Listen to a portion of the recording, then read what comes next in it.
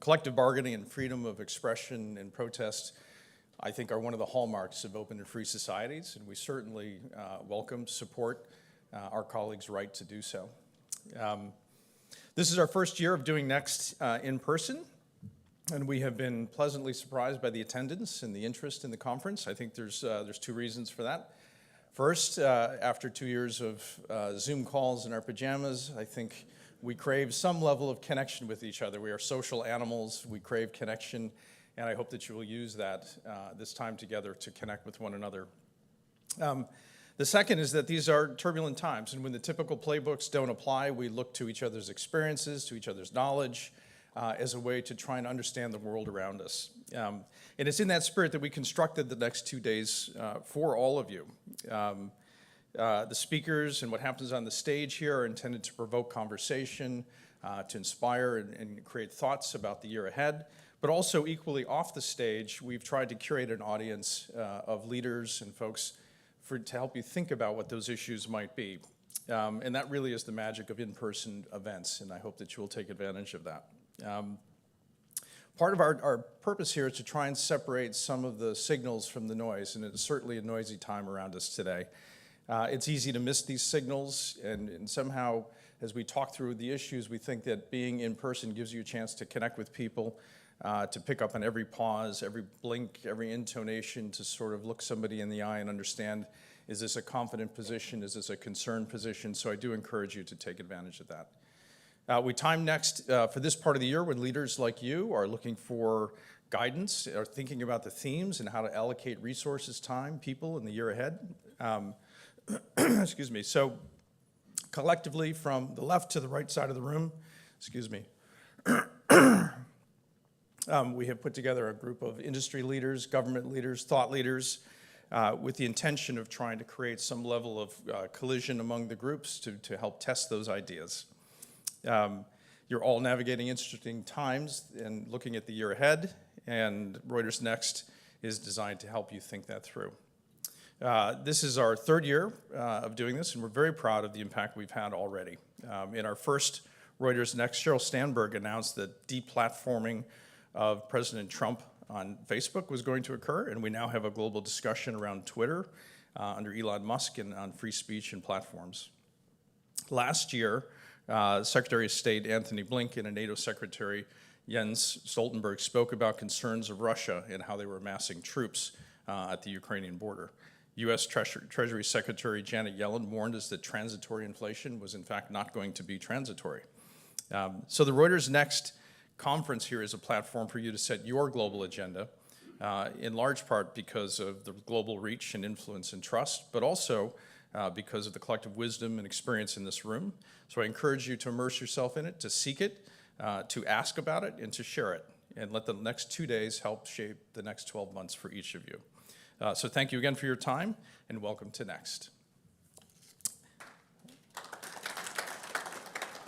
So next on our agenda, please welcome my partner in business, my friend, our editor-in-chief, Alessandra Galoni. Thank you, Paul. Now, first off, a round of applause for the Reuters Next team, because that jingle was just absolutely great. I hadn't seen it yet, and it made me think that next year we are doing a collective mambo to start at this conference. So come with your dancing shoes. Good morning. Thank you for joining us. I'm Alessandra Galoni, editor-in-chief of Reuters. I am thrilled to welcome you to the third year of Reuters Next. This is a summit in which we will imagine and we will shape the future. Of course, predicting the future can be difficult and can be dangerous. This year, Russia was expected to sweep to victory over Ukraine within days. And of course, it didn't happen. Many pundits here in the United States predicted a red wave of Republicans sweeping aside the Democrats in the midterm elections. It never came.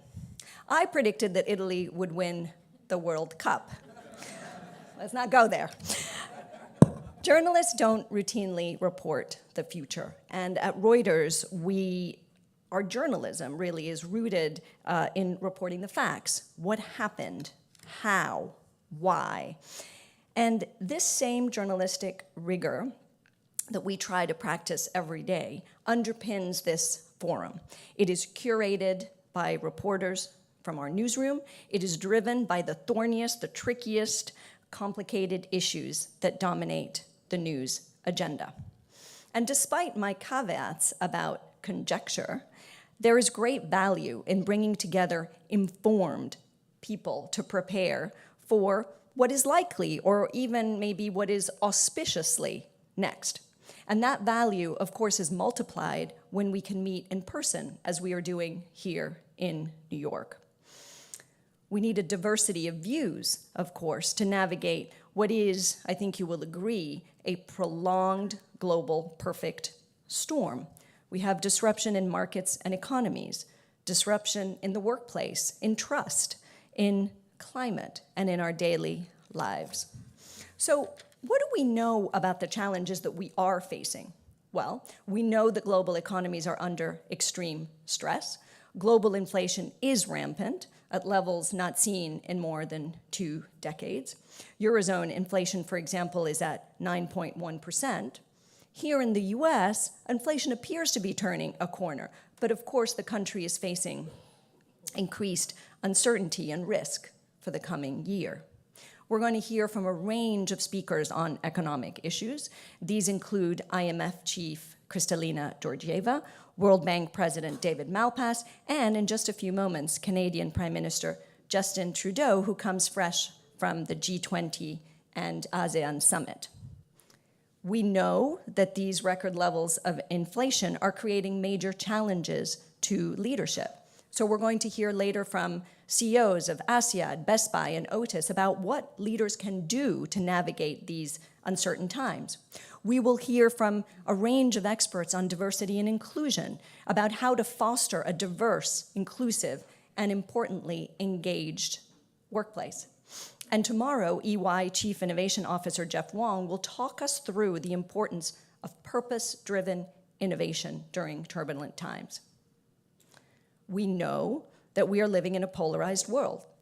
Divisions are appearing among and within countries. Cold wars are being evoked as countries in Europe and beyond align in response to the war in Ukraine. Arguments about NATO membership have resurfaced. We know that in the West, politics and society is divided.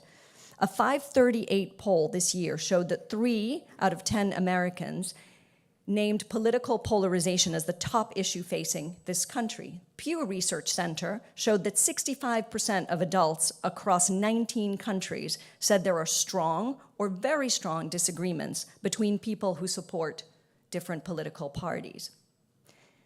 Importantly, the division between rich and poor, of course, as you know, has increased. The latest World Inequality Report shows that the richest 10% of the global population own 76% of all the wealth. And more, a University of Chicago study estimated that, and this is interesting in the context of all of us talking about return to office, 88% of jobs in business and financial operations could be done from home. But that number is only 3% in transportation and 1% in farming, fishery, and forestry. We will hear later today from Moderna CEO Paul Burton and Mayo Clinic President of International, Anton Decker, about how healthcare can be transformed to prioritize equity and sustainability. Tomorrow, we're going to have a Reuters panel.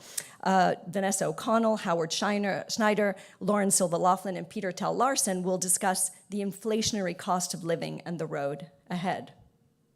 We know that the Earth is warming. The average global surface temperature in October of this year was the 4th highest for Octobers since global records began in 1820. This is according to the National Center for Environmental Information. The past 8 years are on track to be the 8th warmest on record. And what global leaders do now, we know will reverberate for generations. This morning on our global broadcast, because of course you're all here, but we're all globally live, Japan's Vice Minister for Global Environment spoke about the issue. We're going to hear from Nestle's Global Public Affairs Lead for Packaging and Sustainability, and from the American Chemistry Council Senior Director for Global Plastics Policy about the world's first ever treaty to tackle plastic weight. We've convened some of the top leaders in energy who will discuss how technology is being used to meet climate goals. We know that technological disruption is affecting every part of our lives. Blockchain and cryptocurrency, or whatever all those crisis managers are going to rename it soon, have changed the game for financial services. Cloud technology has helped business operate faster and more efficiently. We're going to hear from leading experts on how technology is changing every aspect of our lives. Nasdaq President Adina Friedman is going to discuss how their digital asset business allows them to compete. London Stock Exchange Group David Schwimmer will talk about the increasingly open digital economy, and Morgan Stanley CEO James Gorman is going to provide insight on new technologies shaping finance. So, over the next 48 hours, we're going to have a lot to discuss, and I would really like us to jump into that global perfect storm, because hopefully this will be a moment in which, with chaos around us, we can actually take stock, we can think clearly. And if this forum can inspire outcomes or action, even better. As I mentioned, Reuters Next is driven by the news and by the Reuters newsroom. And it is important here to state that our journalists put trust and neutrality at the heart of everything that they do. We unashamedly and unapologetically fly the flag for strong, independent journalism. We truly believe that it plays a crucial role in upholding democracy, in supporting the free functioning of markets, and in providing the world with credible information to allow the world to make decisions. And here's another thing that we know, and that is that the free press is under huge pressure globally. Regimes around the world are seeking to intimidate and manipulate journalists. Just this year, 63 journalists so far have been killed, and another 64 are missing worldwide. This is according to the Committee to Protect Journalists, which is near here. Over the coming days, you're going to see the core values of Reuters journalists play out on this stage. This means you might hear on stage questions, perspectives you don't necessarily like, or the questions that may challenge the status quo. Our moderators may even fact-check you. And I can assure you that if you make promises here, we at Reuters will hold you accountable for them.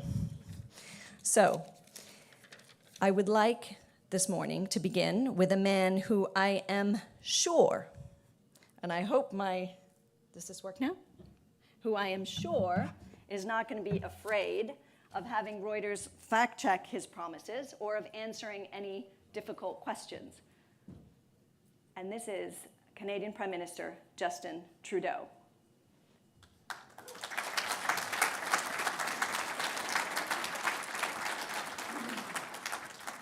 Thank you, Prime Minister Trudeau. I don't know how much you heard of that introduction, but we're going to hold you accountable for everything you say. Oh dear, I didn't hear it, but I'm sure it was lovely.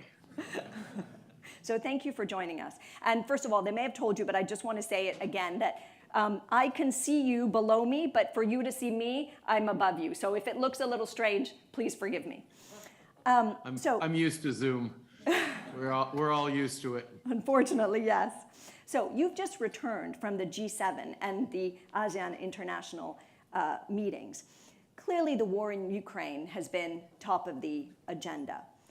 Amid the conflict, which are the most important relationships for Canada and the G7 right now? The ones that are worth nurturing the most? Well, I think the way we engage in partnership with the Global South is hugely important. I mean, the G20 has representatives from every corner of the world, and the significant players in the Global South, whether it was African leaders or South American leaders, or even a range of the Asian leaders that I also met with while we were over there for a number of summits, are going to be essential partners. I mean, they are all affected by the impact of the food insecurity crisis, the energy challenges related to Russia's illegal invasion. But we can't just push at them on that. We have to be there as partners. We have to be there as investors. We have to be there as reliable, engaged interlocutors, not just around development or humanitarian aid, but around economic investments that are going to make a difference. And that those ties of highlighting that even though many of them are loath to full on pick a side as they see it, they also know that what Russia's done and the kinds of challenges that authoritarian states are putting forward means that engaging constructively and reliably with us as interlocutors is really important. So you obviously, raised the relationship with Russia. It is at its lowest ebb in more than 30 years, one can say. Can it have, this relationship, any chance of improving as long as President Putin is in power? I think that's the wrong frame for the question. I think the way we have to be anchored in our approach to this war is to say that it's not just Ukraine under threat, but it's the very values that underpin our democracies, our rules-based order, our secure and open world. And therefore, until Russia sees that it cannot and must not be able to benefit from disrupting that prosperity and stability that has come with peace and order over the past 7 or so decades, there is no place for Russia as a constructive partner to anyone. And what we're focused on now is very much ensuring that our economies, our open, free economies, don't rely on authoritarian leaders like Vladimir Putin for necessary inputs into our citizens' well-beings. And that's a shift that Europe saw very clearly in its reliance on oil, Russian oil and gas, that it's quickly trying to get off.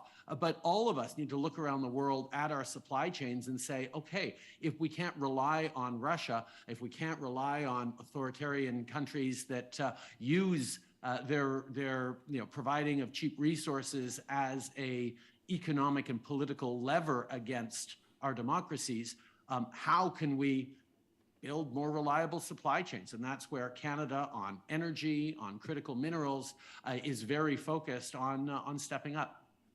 So just on this last point, clearly, as you say, energy security is top of the agenda. Can you give us details on what role Canada can play in satisfying the increased demand for natural gas from elsewhere? Well, certainly in the short term, we know we can help by injecting more oil and gas into global markets, and that's what we're doing. But we see that Europe and other places don't just want to get off Russian oil and gas. They want to try and move beyond oil and gas altogether, as we all do, as we look to decarbonize. And that's where Canada can be an extraordinarily reliable supplier of energy, clean energy, in a net zero world. That's where we're moving towards hydrogen. That's where we're going so aggressively on carbon capture, use and storage to make sure that natural gas can be used in a way that doesn't contribute to climate change.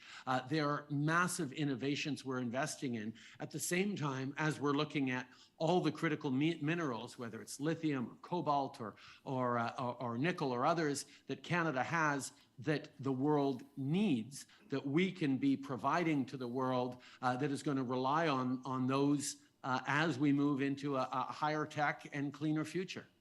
So as you say, Canada is pitching itself as a reliable supplier of key materials, for example, in the EV supply chain, and in part to replace China. So how real, and it sounds like you think it's very real, is friend-shoring, and how is it playing out? And what is the world therefore going to look like in, say, 3 to 5 years? For me, it's not about friends. It's about shared values and responsibilities. Rather than saying to a given partner in the world, oh, you should really buy things from Canada because we're nice to you and we're friendly, what we're saying is, no, you should demand that your companies source lithium or energy from countries that have high environmental standards, that have from countries that respect labor rights, from countries that respect human rights. That's the bar we should hit. And of course, those countries happen to be friends. But if it actually encourages other countries to realize, okay, we cannot continue to sell our natural resources unless we clean up our environmental approach, unless we start paying people decent wages, unless we stop the human rights abuses, that puts pressure on the world to get better in a way that isn't as exclusive as, oh, we'll just trade with our friends. So I think friendshoring is a useful shorthand for all that.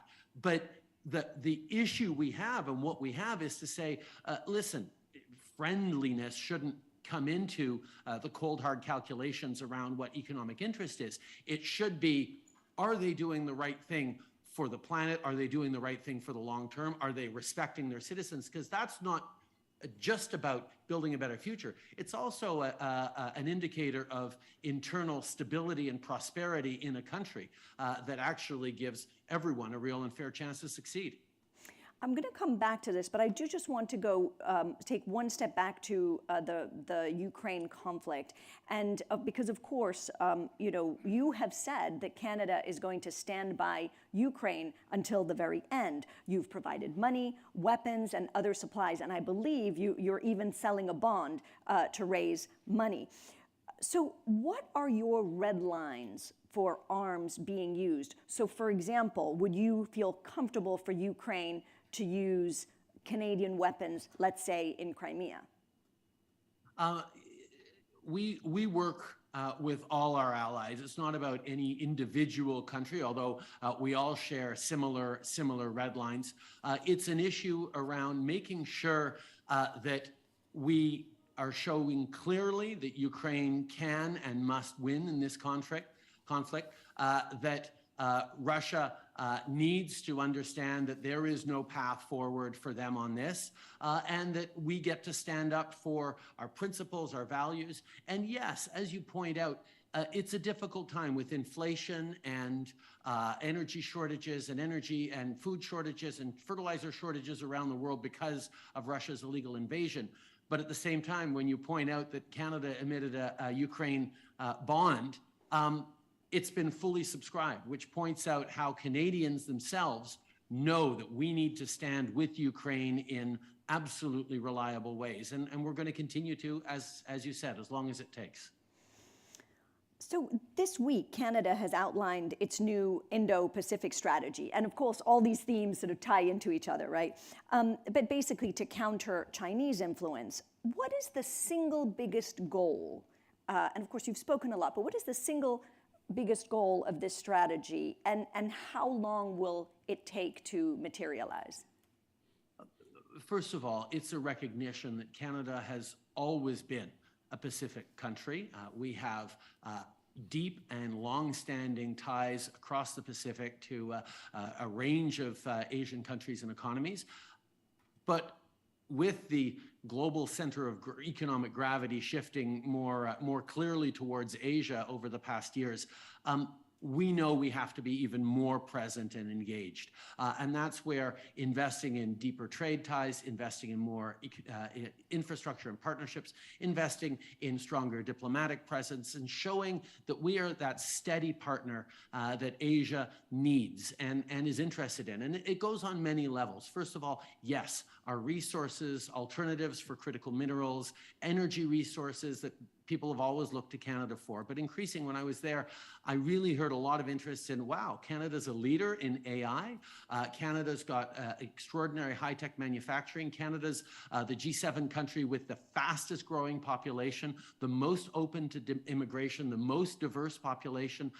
These are the things that are very, very interesting to companies looking to get a foothold in North America, looking to create those ties with a country that remains the only G7 country with a free trade deal with every other G7 country. So as we look to global trade, Canada is well positioned at the center of everything.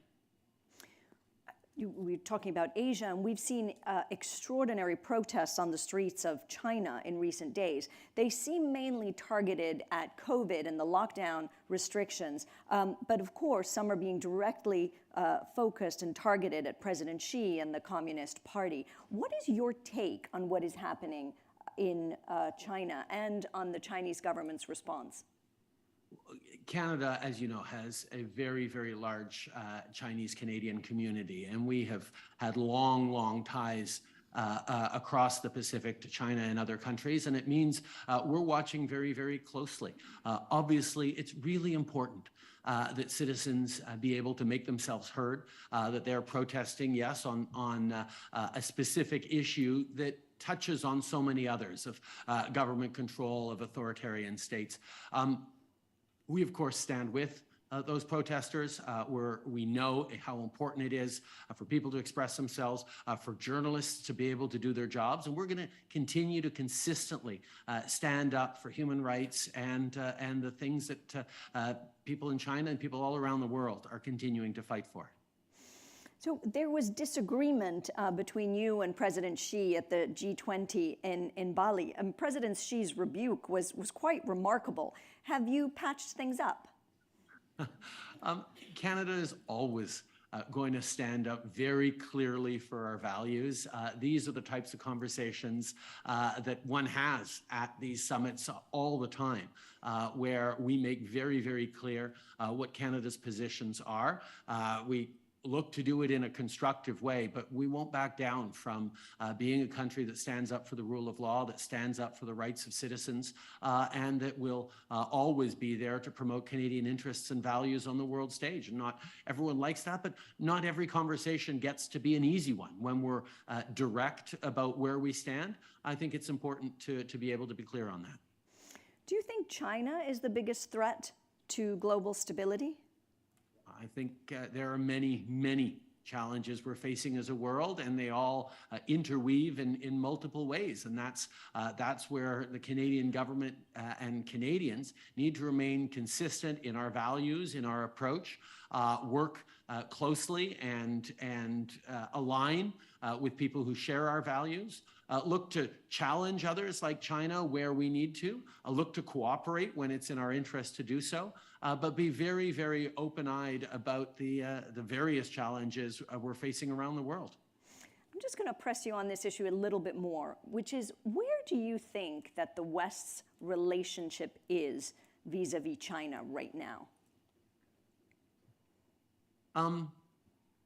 I think there are various degrees of engagement across the West. There's not one single approach, but there is a consistency in understanding that China is an increasingly important global economic power, but it's also an increasingly challenging or disruptive global economic power. And we have to be thoughtful about how we engage in commercial and economic ties that benefit our citizens and can create growth that benefits everyone, while at the same time being consistent that we're going to stand up for our values, for our principles, for the things that our citizens in the West expect us to stand for, not just for our own purposes, but to highlight to people in China who disagree with the regime that there are other ways of doing things and there is a better future possibly ahead. So, of course, we've not only had the G20 and ASEAN, we've had the COP just most recently. And Canada has committed to cutting emissions 40 to 45% below current levels by 2030. But, of course, the oil and gas sector continues to grow in terms of production, in terms of emission. So how does your government square Canada's being a major oil producer and your climate promises? Well, that's been the question for the past 7 years that we've been in government. Canada is one of the top oil and gas producers in the world, and yet over the past 7 years, we've become one of the strongest voices around the world on fighting climate change, including by bringing in one of the strongest broad-based prices on pollution that any country has. And 7 years in, we're really seeing that it's starting to have all those positive impacts. I mean, for example, I just sat down a few months ago with one of our top steel producers in this country, an ArcelorMittal factory in Dofasco, that is making its transition away from coal burning to electric arc, because Canada's grid is 80% clean already, and the market for green steel is climbing rapidly around the world, and it just makes good business sense. But it was also hundreds of millions of dollars in penalties because of the carbon price that they were going to be paying by 2030 if they continued. So we've demonstrated that by putting a price on pollution, by returning it, much of it, to the pockets of hardworking Canadians in a way that leaves them better off, we're both demonstrating the ability to pivot and hit those targets while building an economy that's going to prosper, not just for the coming years, but for the coming decades. We just have a couple minutes left, but of course, the US presidential elections are still 2 years away, but they do loom large after these recent midterms. How concerned are you that America First protectionism will be on the agenda again? I think, the reality is the U.S. Will continue to have these debates. Our approach is going to consistently be, like it was during the previous administration, to demonstrate that the Canadian and U.S. economies are so seamlessly integrated in so many ways that protectionism against Canadian investors or Canadian companies actually ends up hurting U.S. companies and U.S. workers in significant ways. That's the argument we use to successfully renegotiate our NAFTA deal with Donald Trump. That's the argument we continue to put forward when the current administration was talking about made in U.S. Battery supply chains for electric vehicles.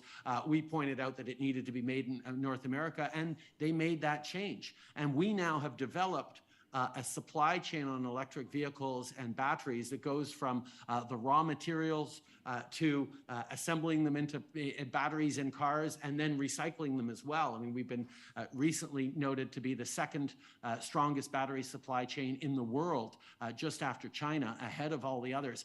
And that's because we've been making those investments in the Canadian expertise, the Canadian resource, the Canadian workers, the Canadian supply chain, as a reliable partner to the world. And that kind of frame is what the U.S., regardless of who the U.S. president is going to need to rely on.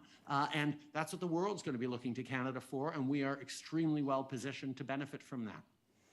So last question for you, and I'm going to ask for a little introspection here. One of the big themes of our conference here today and over the next 48 hours at Reuters Next is leadership, and leadership in turbulent times. What is your best leadership quality?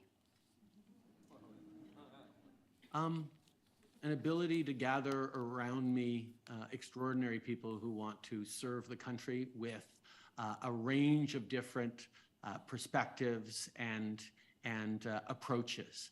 Because a country as diverse as Canada needs to be able to meet people where they are and reassure them where they are. And the big thing we focused on, whether it was during the pandemic or whether it's in the fight against climate change, was reassuring Canadians about the fact that their institutions were there to hear them, to understand them, and to deliver for them. We came out of the pandemic with a stronger fiscal position than just about any other of our peer countries because we did the right investments to be there for small businesses, for families, for workers. We knew that investing in Canadians, giving them confidence in the competence of their institutions was the guarantee that we were going to be able to get through this. And that approach, by having an extraordinary team of people around me to deliver that, has made a huge impact in where Canada can look with optimism through the troubled waters ahead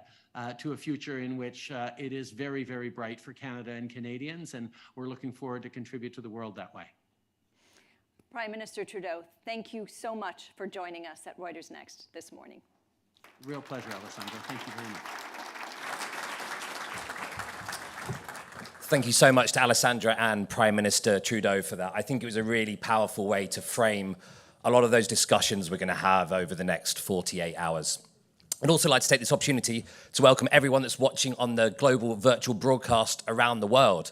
Whilst we're only just kicking things off in New York right now, about an hour in, we actually started at 1 a.m. US time in APAC, broadcasting, moving through EMEA and ending up here. We've had 1.4 million people watching the event already today. So super powerful stuff and a brilliant way to kick off the discussions. And to keep going with our next session, I would like to introduce our Reuters interview with Mike Henry, the Chief Executive Officer of BHP, who'll be in conversation with Jeffrey Goldfarb of Reuters Breaking Views. If you'd like to welcome them to the stage, please.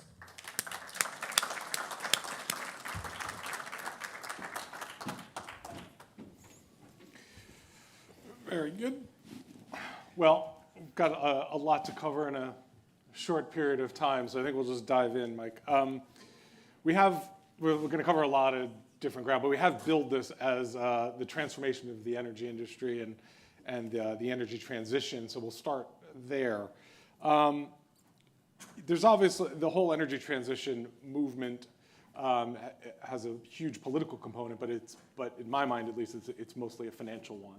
And I wonder if you could talk about over the last year or two how the financial perceptions have changed on the topic. Sure, Jeff. Well, look, it's great to be here today. And because I know not all of the audience are familiar with mining, if you don't mind, I'm just going to start with a little bit about who BHP is, what we do, and please. our relevance to the topic at hand, which is the energy transition. So BHP is the world's largest mining company by market capitalization, $150 billion. And we mine the metals and minerals that are needed to power the global economy, but also absolutely essential to the energy transition. So it's impossible for the world to decarbonize without more copper, without more nickel. As the world's population grows, it's going to need more food.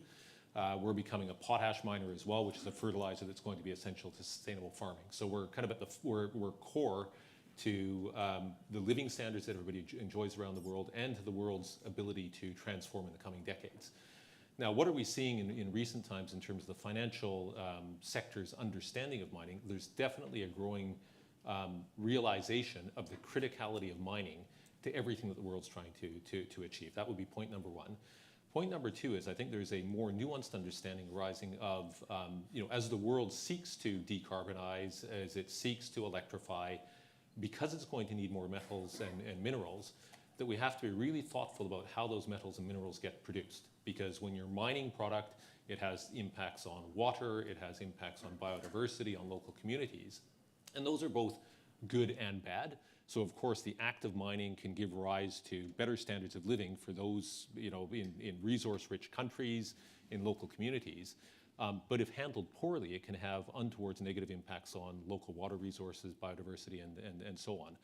And because of that improved understanding, I think there's greater focus on all aspects of ESG. So the real question is, in achieving decarbonization, how do we go about it in a way that protects the environment, protects local communities, and gives rise to greatest possible benefit for all those who depend on and support companies like BHP. And so our conversations with shareholders in BHP, with banks and so on, has become much richer, more nuanced. Everybody's focused on kind of the same broad goals, but how you go about achieving those goals has become more of a feature of those conversations. Yeah, I mean, I think there's a lot of, you saw sort of a groundswell of excitement about energy transition. Yeah.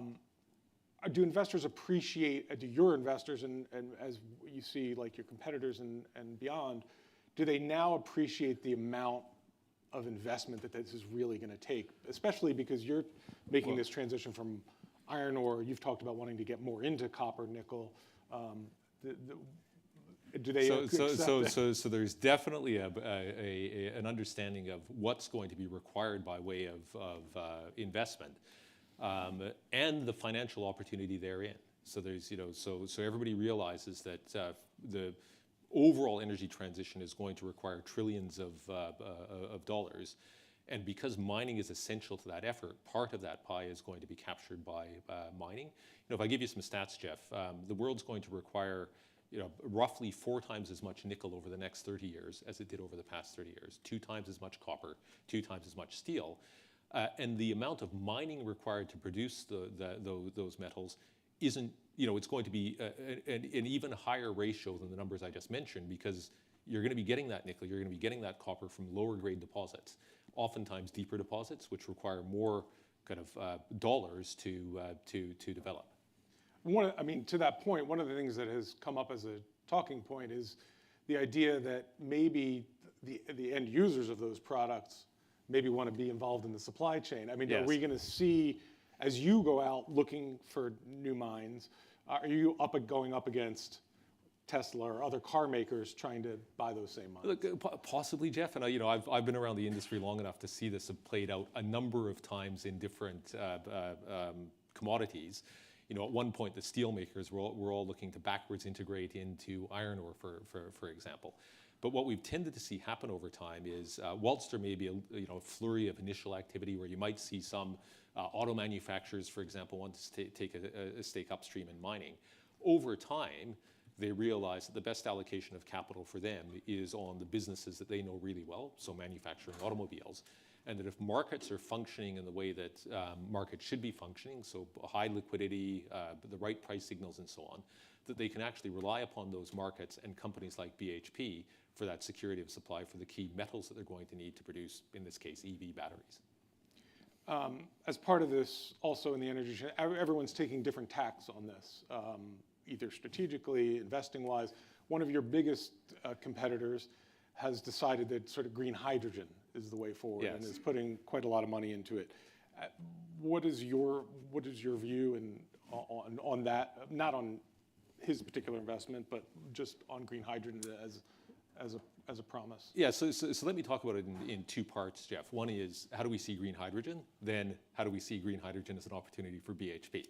So will green hydrogen be an important factor for the world going forward? Yes, absolutely. So green hydrogen will be used in certain industrial applications. We do believe it's going to have a role to play in power, certainly going to have a role to play in steel over the long run. I don't think we're going to see green hydrogen be quite the opportunity that some are touting it to be today, because of the simple physics involved and the economics of, for example, producing green hydrogen and then transporting it around the world and regasifying it. The cost and effort associated with that means that green hydrogen is more likely, for the most part, to be produced and consumed domestically, maybe with a bit of global trade, but not at the levels that some people are, some of the more optimistic projections would have it at.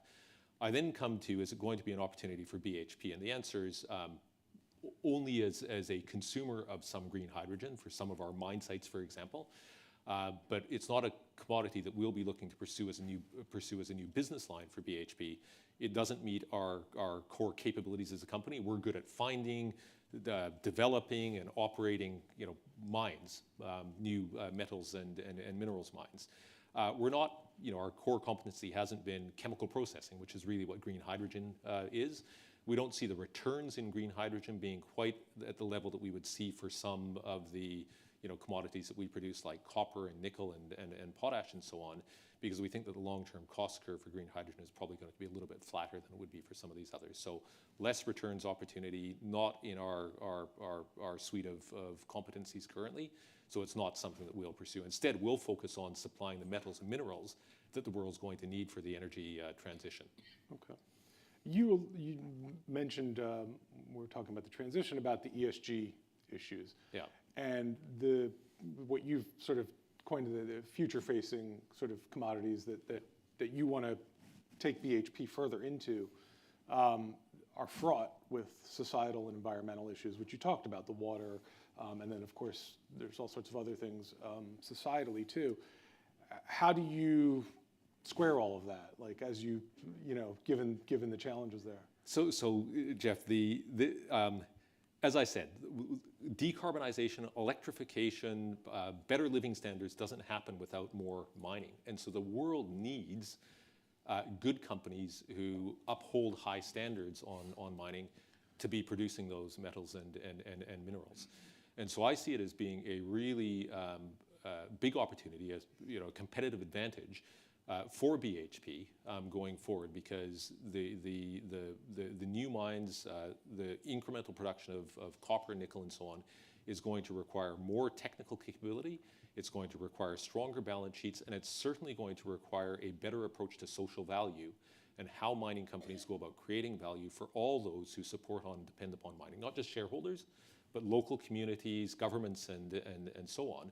And so if a company is able to demonstrate a strong track record of setting the bar higher, meeting those higher standards, I think that that's going to give us better access to resource opportunities. So better access to employees, better access to capital, better access to new deposits, and that's exactly what the world needs more of.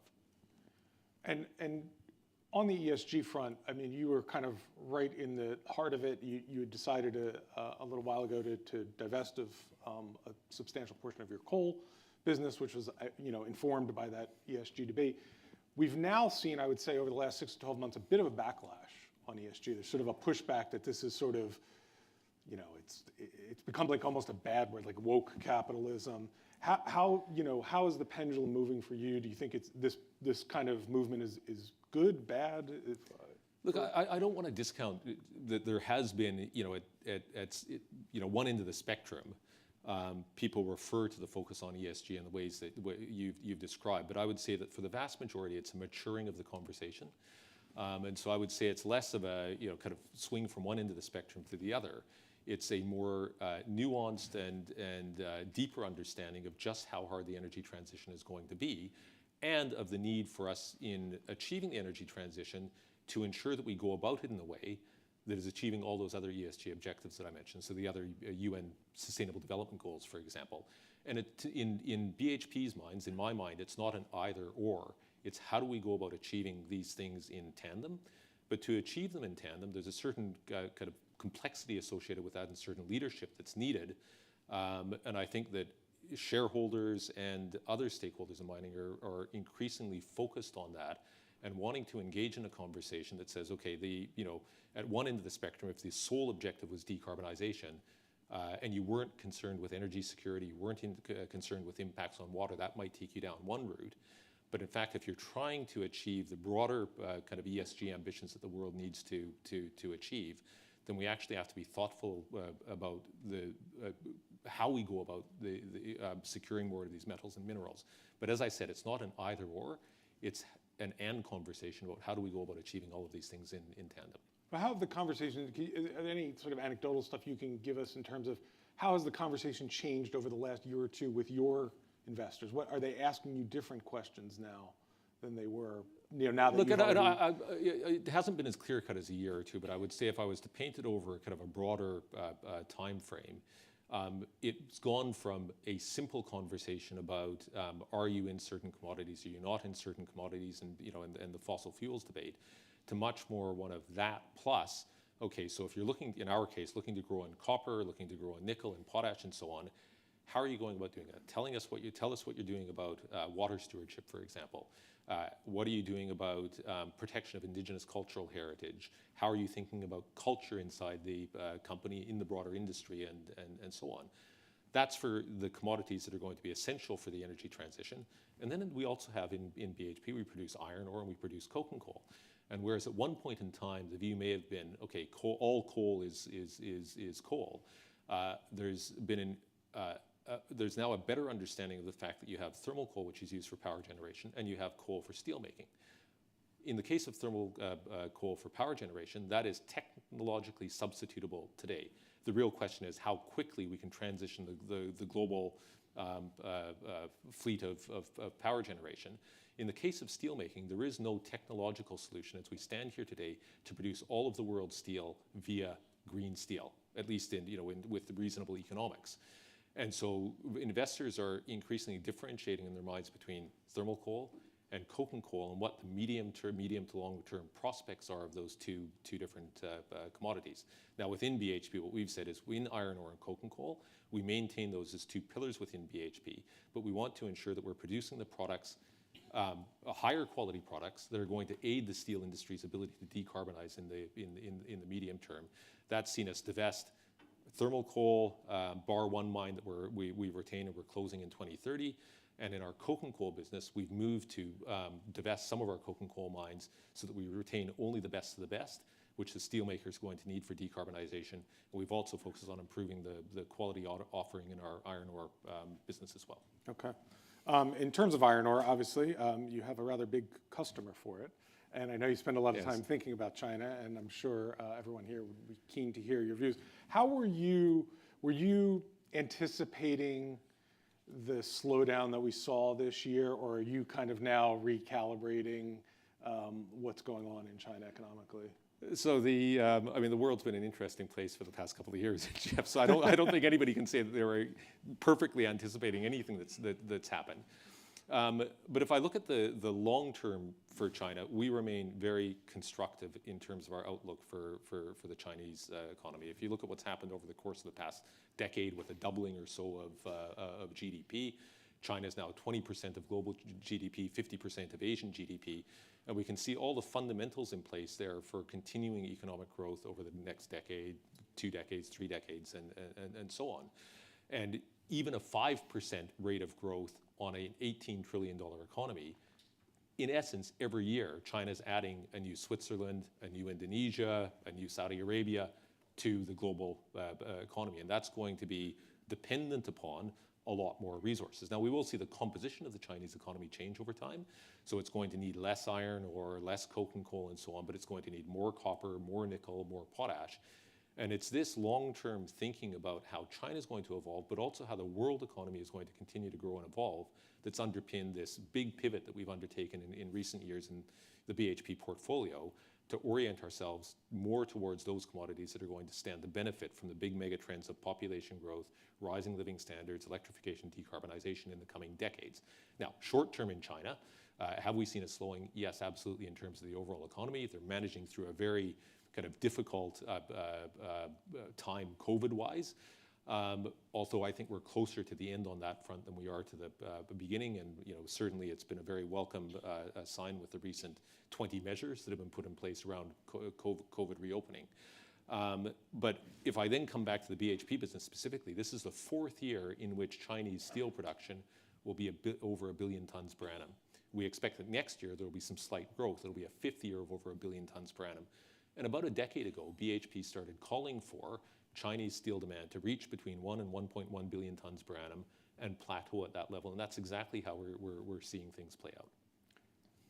How does the decoupling movement affect your views on that growth? Because you're painting a pretty optimistic growth scenario, I think, more than maybe others would say, at least medium term, maybe.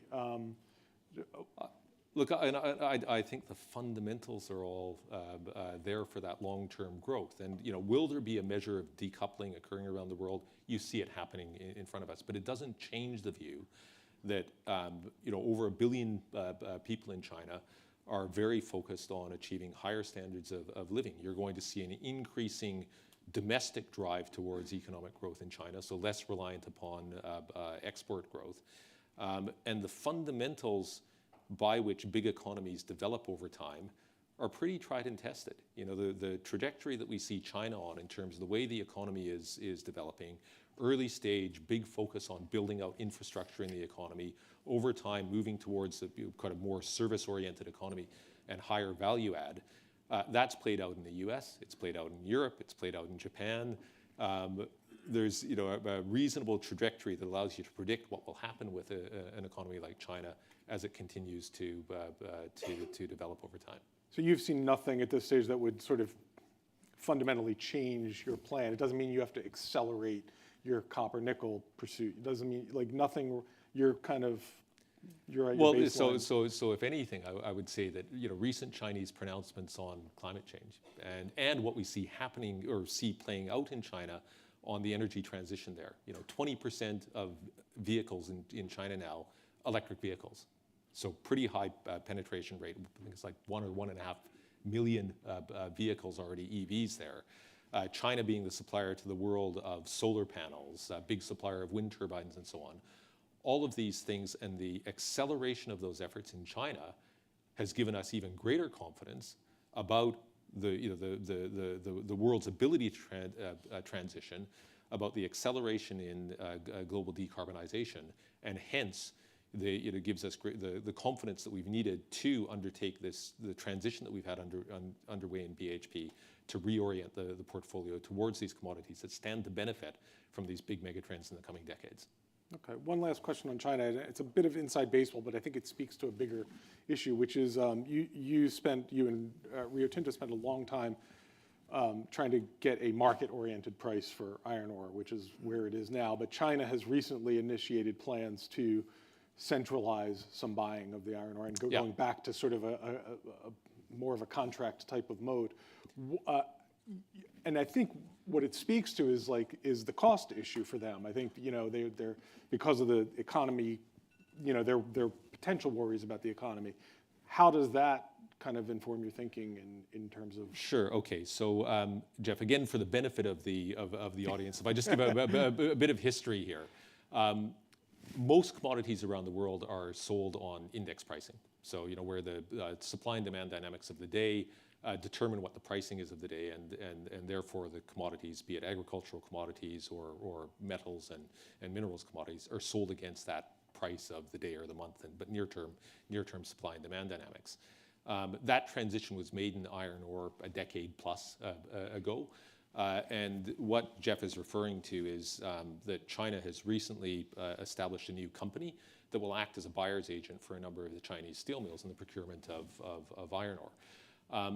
And I will caveat it, Jeff, by saying that it's still relatively early days. So that entity was only recently established. There's been engagement happening between ourselves and that entity and other miners and that entity. We recently entered into a strategic cooperation agreement with them that maps out a series of things that are in our joint interest, like supply chain sustainability and more sustainable iron ore supply chains.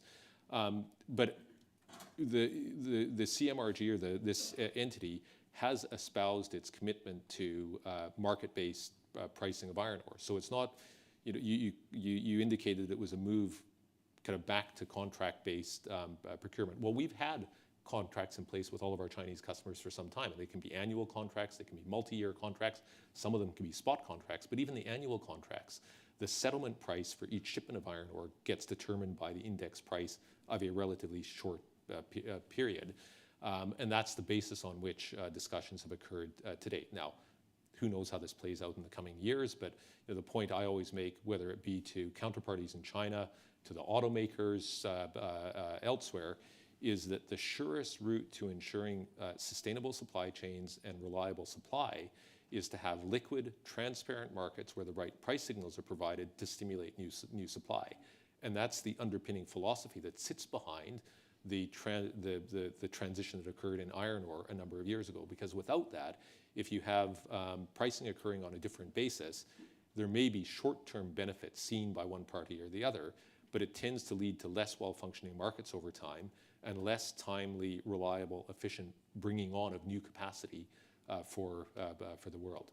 I mean, part of the reaction was to skyrocketing prices. So I want to transition this a bit to the broader inflation question that is happening globally, and how are you looking at that for 2023? Is it changing anything about what your projections are internally, what that means for you, for your business, and for industry at large? Well, so yes, of course. So with whilst our big decisions as a company are made on multi-decade assumptions, they're not made on what's happening with short-term dynamics. Of course, as a management team, we have to be present to what's happening in the short term, because it can impact on demand next year, it can impact on cost of production and so on. Now, what are we seeing with inflation? Of course, it's the inflation and the response to inflation on the part of central banks and so on is beginning to weigh on economic activity in Europe. Pundits now calling for pretty high likelihood of recession, slightly better than even odds being called for a recession in the US. And so that does have impacts on the views around what's going to happen in terms of near-term growth. Although we are seeing continued strong demand for all the commodities that we produce. The other impact it can have, of course, is on our cost of production. And this is a cyclical industry. And so we've seen in previous periods when of higher inflation, costs skyrocket in the mining industry, a number of years ago, knowing that we're in a cyclical industry, we embarked upon an effort to ensure that we're structured in the right way, and we've put in place the right disciplines in BHP to better be able to contain costs in a high inflation environment.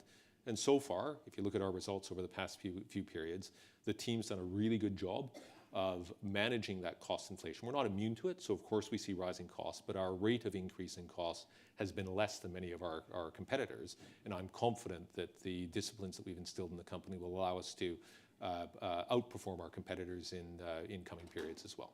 Okay. I just want to ask one last question. I don't want to ask you sort of what keeps you up at night, because I presume at this stage it's mostly jet lag. But I want to ask more about, like, how has your dashboard changed on that in terms of since you became CEO of BHP? And you did it, you stepped in weeks before COVID erupted, which is pretty amazing. And then, and now obviously everything has happened in China. So I want to understand more, like, how it's all rebalanced on your screen for 2023 versus 2020. So it's interesting, Jeff. Shortly after I became CEO, I was speaking at a conference, a big industry conference in Miami. And this was just as COVID was breaking, but it hadn't quite dawned on many people at the time how big a deal it was going to become. But I spoke then about the core areas of focus that we as a company had. It was operational excellence, so becoming the industry's best operator. We'd come off a track record of, perhaps not quite achieving the standards of operational excellence that we aspired to, and I was very committed to ensuring that we did achieve that.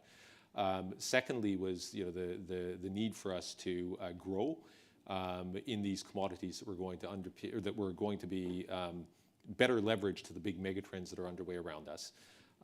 And I also spoke then about the need for greater focus on social value, how we go about creating value for all those who depend upon and support BHP. And finally, I spoke about the uncertainty, the very dynamic nature of the world around us, how uncertain it was. And for us as a company to be more externally oriented, engaged externally, and get better about how we go about incorporating what we were sensing externally back into how we operate as a business. Now, of course, everything that's happened since has put that on steroids. And so we didn't predict at the time that we were going to be in a kind of one-in-a-century pandemic. We didn't predict at the time that you were going to have the Russia-Ukraine war. Of course, these things weren't predicted by anyone, or certainly most people. But all they've done is serve to reinforce the fundamental things that we've been focused on. How do we go about operating safely, focus on people, engaging our people in better ways? How do we go about accelerating our ability to meet the world's needs for more of these commodities? How do we ensure that we do so sustainably, both from an environmental perspective, but also in the way that we engage other stakeholders and create value and opportunities for them? So it's probably an acceleration of what we had spoken about as opposed to anything fundamentally different for the company. Great. Well, listen, I would love to keep this going for much longer, but we have to wrap it up there. Thank you very much. Thank you, Jeff. Thanks very much.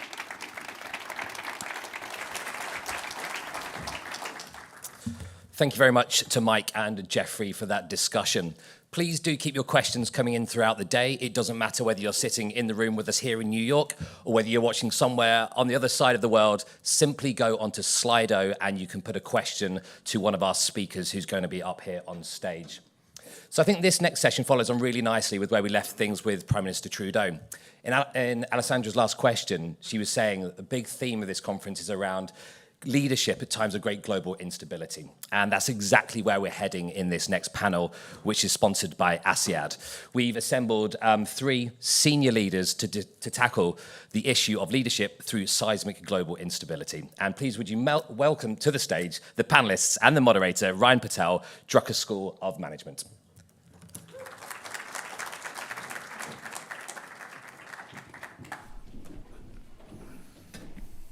How's everybody doing? We're going to be interactive. Let's go. Just to let you know, I'm setting the stage. I'm honored to have these 3 great leaders. Let me introduce you to everybody. Judy Marks to my left, Chair and CEO of Otis. Corey Berry, CEO of Best Buy. And Abdul Rahman Al-Hatmi, Chief Executive Officer of ASEAN. Welcome. Thank you. Great to be here. They're not nervous, but they don't know what I'm going to ask them. But I'm going to tell you what I'm going to do. I'm going to go first round of questions. Kind of, I want them to highlight what I think is important of what they've done in the past. Again, they don't know exactly what I'm saying. In the second part, we're going to talk about that thought leadership that I think we're here to listen to and see what's going forward. So let's see. I'm going to have to start with you, Corey. Have at it. You know, there's this thing called retail, Black Friday sales, Cyber Monday, something kind of big in your industry, billions of dollars being sold. Heard of it? I've heard of it. Okay. Well, you've done a great job with the low inventory compared to other retailers. And what I want to ask you through this kind of global instability, how has the consumer changed? What do you see now, and what do you see moving forward? Yeah, so I'm going to start at the highest level. We definitely see a consumer who's looking for joy, which sounds funny, but after the last couple of years, it's a consumer who's willing to go out of their way to try to find a little bit of joy in their life. So that's one part. But it's against a backdrop of indicators that are as diverse and not correlated as anything I've ever seen in my 23-year career in retail. Right, you still have relatively good consumer balance sheets, you still have a jobs number that's pretty darn good, but on the flip side, you have inflation. And while it might be moderating a bit, it is inflation on the basics: food, fuel, and lodging. But how do you keep your team, because you just said it's very difficult with these variables that's showing these numbers and people don't know. How do you manage your team to ensure that you're all on the same page? Yeah, I'm going to say this flippantly, you don't. You don't tell your team what to do. One of the most wonderful things, one of our core values at Best Buy, it was started more than 55 years ago by our founder, Dick Schultz, is learning from challenge and change. That is the nature of retail. And we've gotten very clear, our purpose at Best Buy is to enrich lives through technology. So if you surround yourself with an incredibly educated, diverse, thoughtful, specialized team with lots of different backgrounds, you know your purpose, you know your values, you unleash your team to get as close as possible to the customer and then make decisions in the moment. And one of the things that I'm passionate about is you start to reward adaptability, not perfection. And the more you can focus on adaptability versus perfection, we're going to get it wrong. Like, I know my forecast is wrong. Don't tell anyone else that. But you try your best, right? But by its nature, you're going to be wrong. And so you're much better served saying we need to move fast and adapt quickly and apologize later and course correct if something goes wrong. But you were, and back to the consumers and back to, Judy, I want to ask you this. I saw something written by you, I want to get it right. A world with 8 billion people and growing.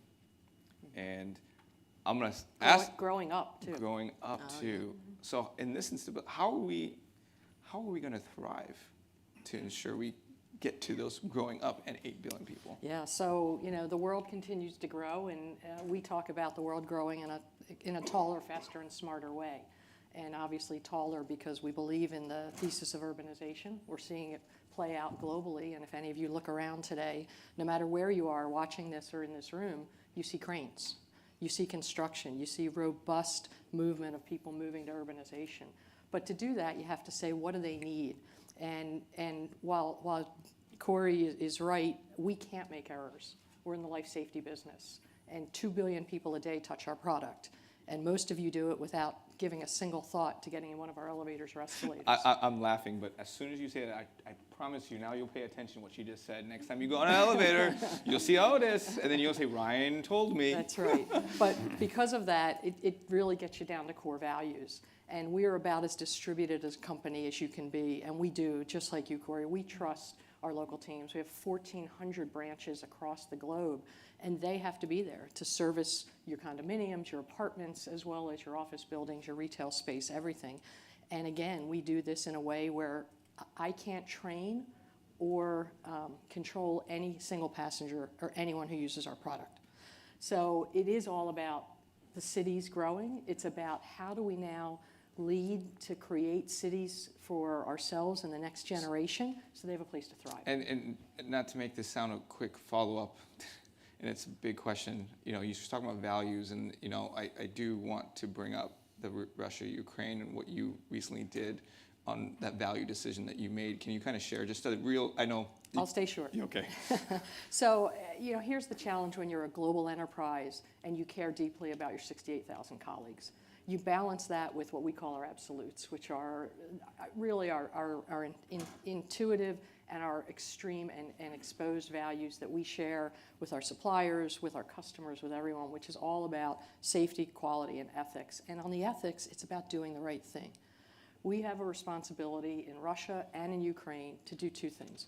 One is take care of the safety of our colleagues and our passengers, and second, to follow the rule of law.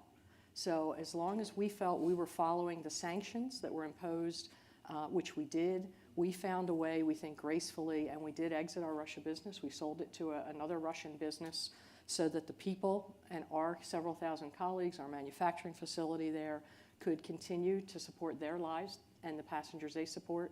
And our Ukraine team, which remains with us, which we have hopefully taken strong care of, whether they stayed in country or left and became part of Otis somewhere else, they know how we care. And the reason it's important, Ryan, really simply is because when you make leadership decisions like this, everyone's watching. Your board's watching, appropriately they're involved. The media is watching, the countries are watching, but most importantly, your other colleagues are watching and saying how you respond in this situation is how they can trust you to respond in future.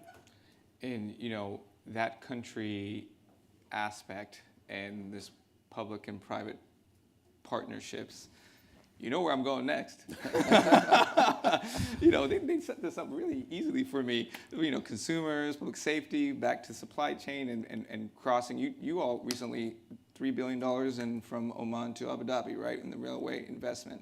I'd love for you to share a little bit about what Judy has kind of said, these decision-making leadership and how you have to work among countries as well. Yeah, I think if COVID taught us something is collaboration and what we call the control tower in supply chain. A lot of countries were shut down. Borders were shut down. Flights, air cargo, air freight was also minimized, only on special charter flights. Sea transport was the only option available. So we are part of the World Economic Forum as well as we worked with the World Economic Forum. How do we establish a supply chain and how do we make sure that actually we're trying to minimize disruption and trying to work together collaboratively. The guys who are competing with each other in terms of the transporters and others, found that actually it's very difficult to just work on their own. So we have to collaborate. And the rail project you mentioned, I think, is a good example of that. I think is a very good example where two countries open their borders and make sure the trade flow, moves between countries. That's one way of making sure the supply chain remains resilient. And what that does, of course, during pandemic, during crisis, it makes sure that the trade flow moves. And also, it also brings costs down and make sure that the whole supply chain is more reliable. And but you also did something which was unique. What I found was the ports that you were managing 24 hours. Yeah. How you're smiling from a people perspective? Yeah, I'll be careful. I'm getting some laughter I'm here. in the US, That's so pretty hard. Careful. Repeat that again. No, but one of the advantages we had in the region was actually our ports were operating 24 hours. There was no single disruption at all to our ports, and that gave us advantage. To be honest, when it came to we're becoming more of a distribution hub in between East and West. A lot of companies moved their boxes from China, for example, and put it in our ports.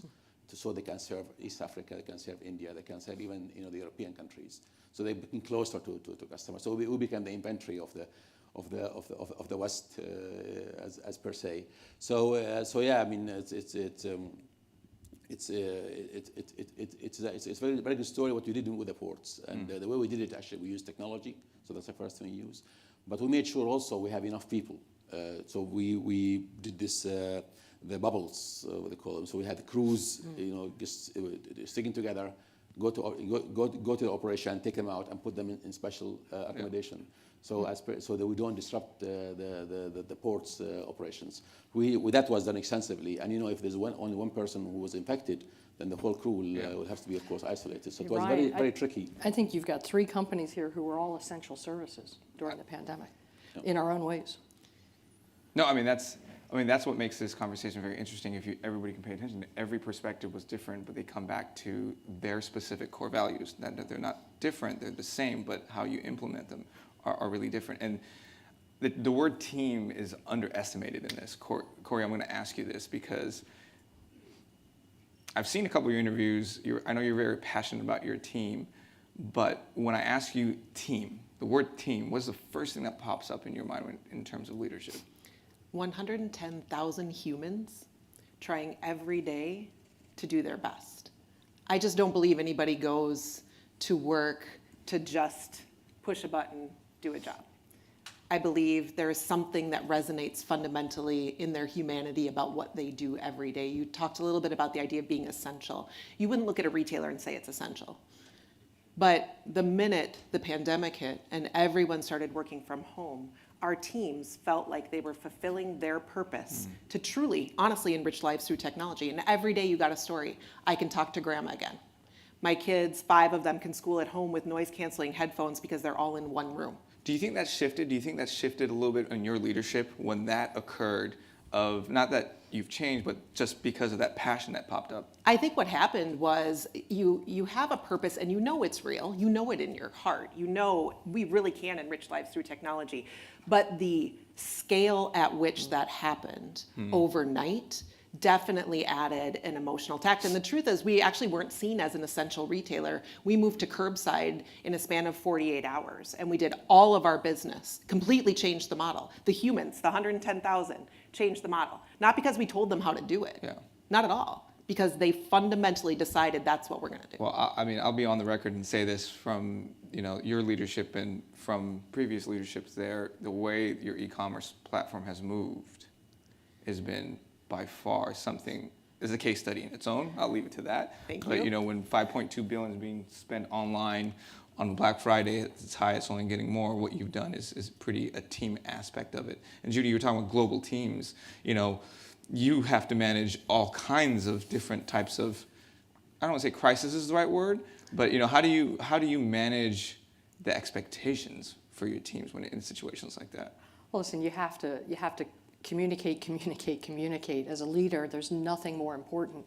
And I think we all had to find different methods to do that once the pandemic hit. We had the additional challenge of we returned to becoming an independent company. We were a spin-off from a conglomerate that happened on April 3rd. Tell this, if you can quickly tell the story of how in that February of last year of you being at the New York Stock Exchange and that was being kind of a roadshow. That was about the last in-person session we had, did an equity roadshow via virtual and literally spun the company on April 3rd virtually. But what we do... Corey's shaking her head right now. I feel for you, deep empathy. But the way you communicate, we started at midnight of that night, and I did a FaceTime live with 16,000 colleagues in China. And what they all did is they created their own app, and they all sat there and they rang a bell on their phones. Oh, that's so cool. And then we moved to Asia Pacific, and then we moved to Europe. But it really is about going back to what holds your company together. Again, for us, it matches my moral compass, but we call it our absolutes. And it's just the ability for everyone, no matter what language, and typically when we send anything out, it's in 22 languages. Yeah. No matter what language you are, no matter where you were raised, no matter even the value of basic values in life in different parts of the world, all coming together with a common culture and a common mission to keep the world moving. I mean, we started in Wuhan. Full disclosure, we maintain hospitals and elevators there, so we saw it early, and then we allowed the power of connection in our team to share those lessons. Yeah. So our China team got on with our Americas team and our Europe team before they got locked down. And now it's kind of come full circle, so it's a little amazing. And yet, the other thing you have to do, though, is be that chief cheerleader at times, that chief person that even when times look dark, as a leader, you've got to raise your team up, Ryan. You've got to tell them, listen, we've been in business 169 years. We've seen about every cycle there is. We will get through this, and we will get out of this. And as a matter of fact, we're going to get prepared to get out of it quicker than our competitors. So when you're down in the bottom at that low point, guess what? I'm going to tell you to accelerate. Do you feel, and real quickly, do you feel that this uncertainty, because it seems like we've been in this word keeps coming for continuous, do you feel like you have to be more of a cheerleader than ever been before? Listen, I think all you're doing is showing the art of what's possible. And people will... But you're paying attention to it more now. Absolutely, and Okay. your colleagues will rally around it and just empower them. Abdul Rahman, I would say when you think about the supply chain and the things that you had to go through with teams and the disruption, I know it's not as much disruption. I mean, there's disruption in your industry as a whole. If you had a message to that specific industry, what was the things that you would share that you would feel from a leadership perspective? Because I can tell you, being on air many times, all hell breaks loose when something breaks the canal and everything goes haywire. So, how do you stay calm and how do you ensure that industry continues to move forward? Well, I would love to use the word plan, but plan was, as we say, it's not easy. I think we realized, of course, in the crisis we had in the pandemic, that our work touches the lives of people. So if we are responsible for security of food supplies, of necessities in the country, so if you don't act fast, if you don't bring everybody around you, and if you don't adopt that aggressiveness in your thinking and entrepreneurship, I think you wouldn't be able to have done it. We bought assets in May in 2020, 3 times the price of they were in 2019. Vessels, ships, trucks, everything, just to make sure that we actually serve our customers and make sure that our reliability stays the same. And we make sure that food is on the table of people, and the shelves in Oman were full all time because we managed to get all the ships to the origin of where the supplies are. Luckily, those ports around us did not shut down. Otherwise, that would have been a problem anyway. Even if you planned that. Wouldn't have So I think entrepreneurship, agility, and also as our colleagues said, we have to have the right people around you. I mean, you need to have the right people around you. They support you and they act with the same speed and they act with the same vision on these issues. All right, so we've got about almost 11 minutes left. I see the questions. I'm gonna tie them into this. This thing I do, unfortunately, has followed me. Now I have to do it everywhere. It's called Ryan's lightning round. They don't know the questions I'm gonna ask them. I'm gonna ask them to answer it in 1 word or 1 sentence. I see smiles. Oh yeah, this is gonna be fun. I have a couple pending and see how well we do as a team. We're gonna. Are you performance managing us? Yes, I am actually, because I don't want the expectations to go too high. So I'm gonna ask you a question, 1 word, 1 sentence, and I'll give you a little. The crowd's pretty nice. I'll give you a little leeway if you want to go a little longer, but I'm gonna read it so I don't get it wrong. And I'm gonna go in this order, so that way you don't look at each other try to buy more time. I know what you guys would do. What is the biggest? Corey's ready. What is the biggest lesson you learned about your leadership in the past few years? I'll say it one more time to give you a second. What is the biggest lesson you've learned about your leadership in the past few years? Resilience. It's okay to ask for help. Entrepreneurship.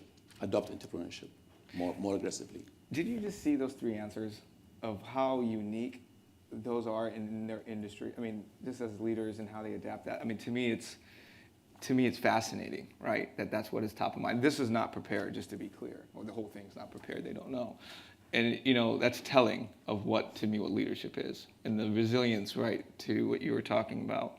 And it's okay because it is, and hard to deal with, and you had to be entrepreneurship. I mean, that's a quality that needed to occur. I didn't know you were going to answer that. I could just stop here and end it, but I'm not going to. What has been a significant change as you as a leader in the last couple of years? Are we doing the same order? Oh, yeah. Sorry. Sorry. That's what happens. You sit next to me. So significant change. So something that you feel that okay, I'll make it even better. This uncertainty, right? Something changed in you. Something changed. 100%. I think it changed in all of us. So there's something that you can share that you feel like this changed me, or it either not necessarily be a better person, but something that you thought of. I think I'll just keep it simple. I think you're now prepared for anything. Anything. Anything.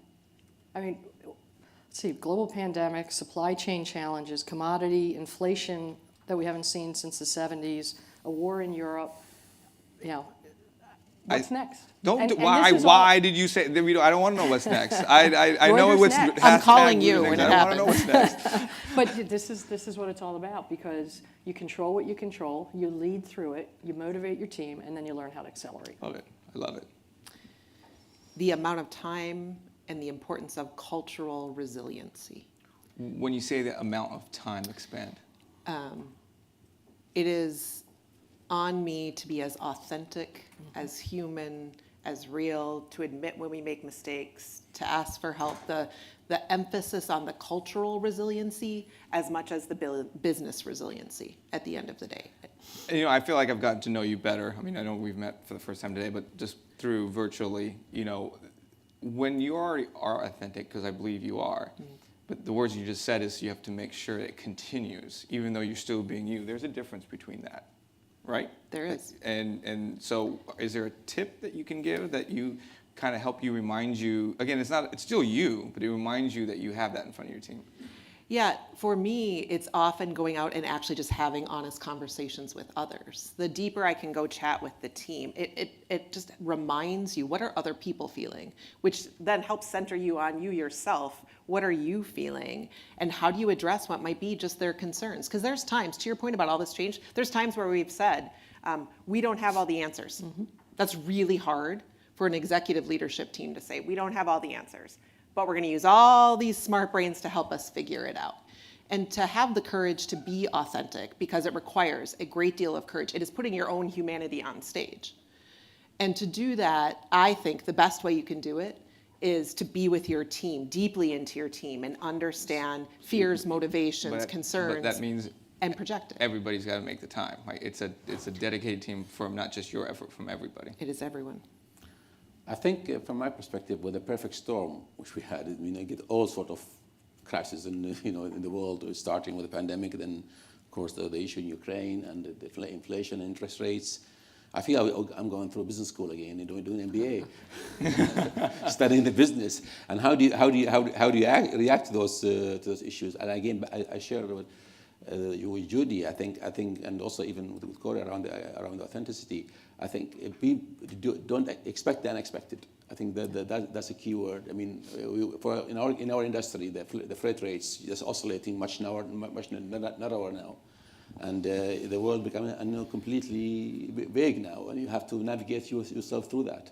That's a skill in itself to be able to navigate through uncertainty, and I think and still making money. So that's one of the learnings, I think, and I still be able to go. I'm going through MBA myself now. You know, I see the couple of questions. I want to tie in one of them. I know it's not a part of the round, but I just like doing it. The word trust comes up, right? How do you maintain consumer trust using technology? But it could be also related. I'm going to tie the question to clients too. So, is there something? Corey, I'll come to you first because I keep going to Judy. Judy's looking at me. Yeah, for me, I'm going to use the consumer lens. We fundamentally believe the consumer is in control.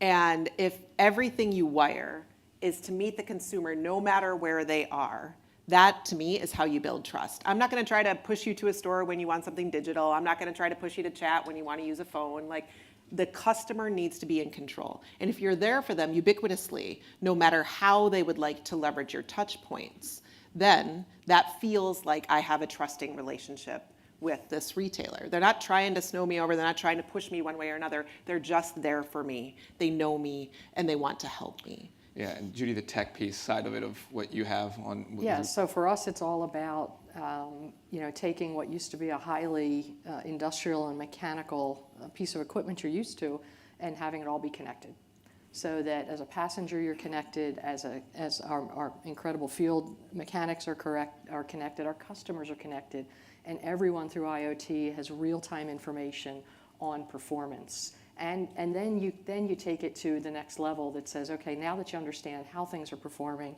you can do prognostics, you can do predictive activities, and you can actually create a better service.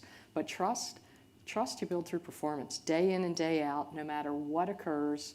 I mean, we're doing 10,000 installations every day somewhere in the world of new product in a hoistway on a construction site. And we're doing 200,000 service calls every day. If I don't trust our incredible workforce to do that autonomously and eliminate the obstacles from them all over in almost 200 countries and territories, that's what builds trust. Everyday delivery, every day. So that was a question from George. So George, thanks for the question. Abdul Rahim, I'm going to ask you another question because it came up through the audience. The the idea of the supply chain demand tools, interest rates, the challenge.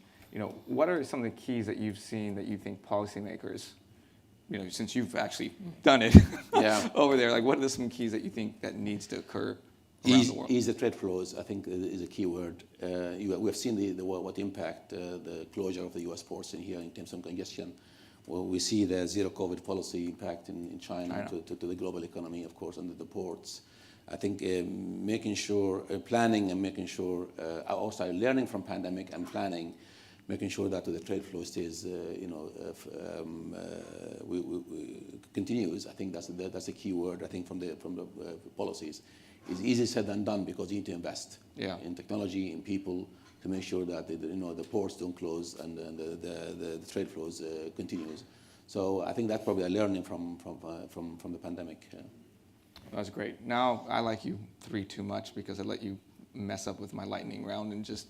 Now we have 2 minutes left, so now just one word, one answer. One word or a sentence. Now I won't let you all expand. How would you characterize your leadership in the face of this instability? Accelerant. Authentic. Resilience. And then, I like this one. This is good. I like this. He likes his own questions. Very proud of himself. I love it. What does leadership mean to you? Responsibility.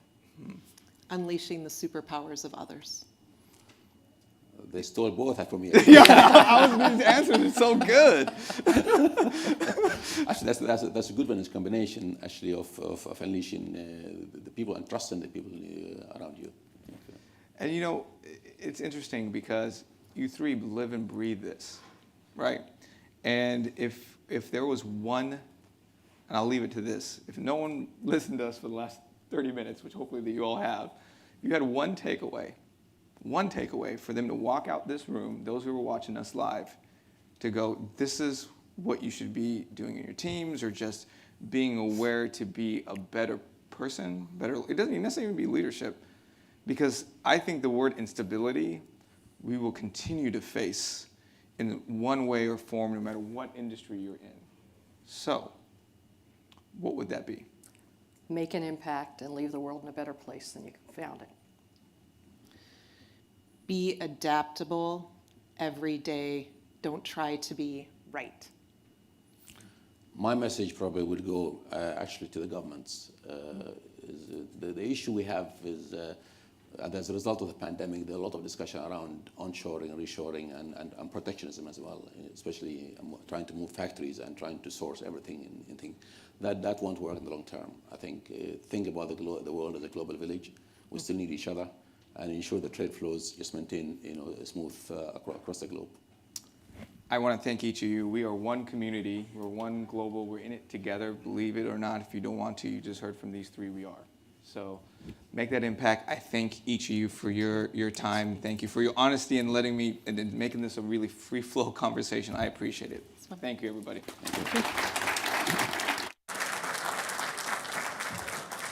Thank you so much to Ryan and the panel. I love the energy from that. It was so good. And it seems like the perfect jumping off point. Go and grab a coffee. You've got 40 minutes, have those conversations, go and really make some new friends out there and continue the discussions we've been having on stage. We'll see you back here in 40 minutes' time. Thank you very much.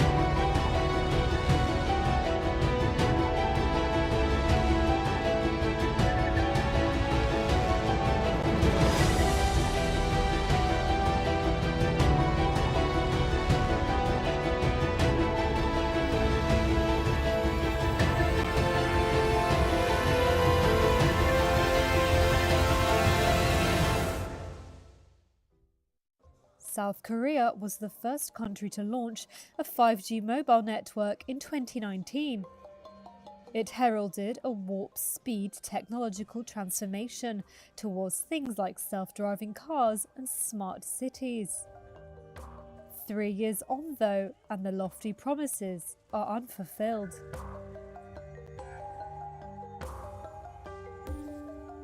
Some 45% of the population of South Korea is now on 5G, one of the highest rates globally. $20 billion spent on network upgrades boosted connection speeds 5-fold over 4G technology. But telecommunications companies have not been willing to invest the estimated $370 billion needed to ramp speeds by 20 times. That's because the demand is not there yet. App makers have yet to roll out services like autonomous driving that would need faster connections.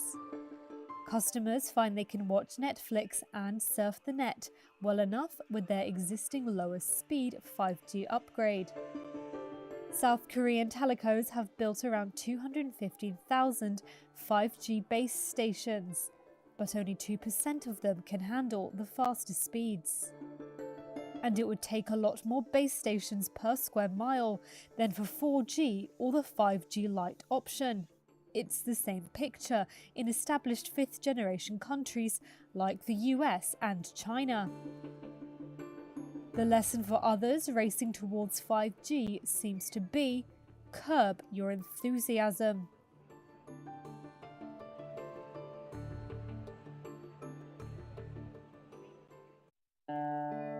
Heat waves across Europe have claimed another kind of victim. The Alps glaciers are melting at a record rate in at least 60 years' worth of record keeping. That's according to data shared exclusively with Reuters.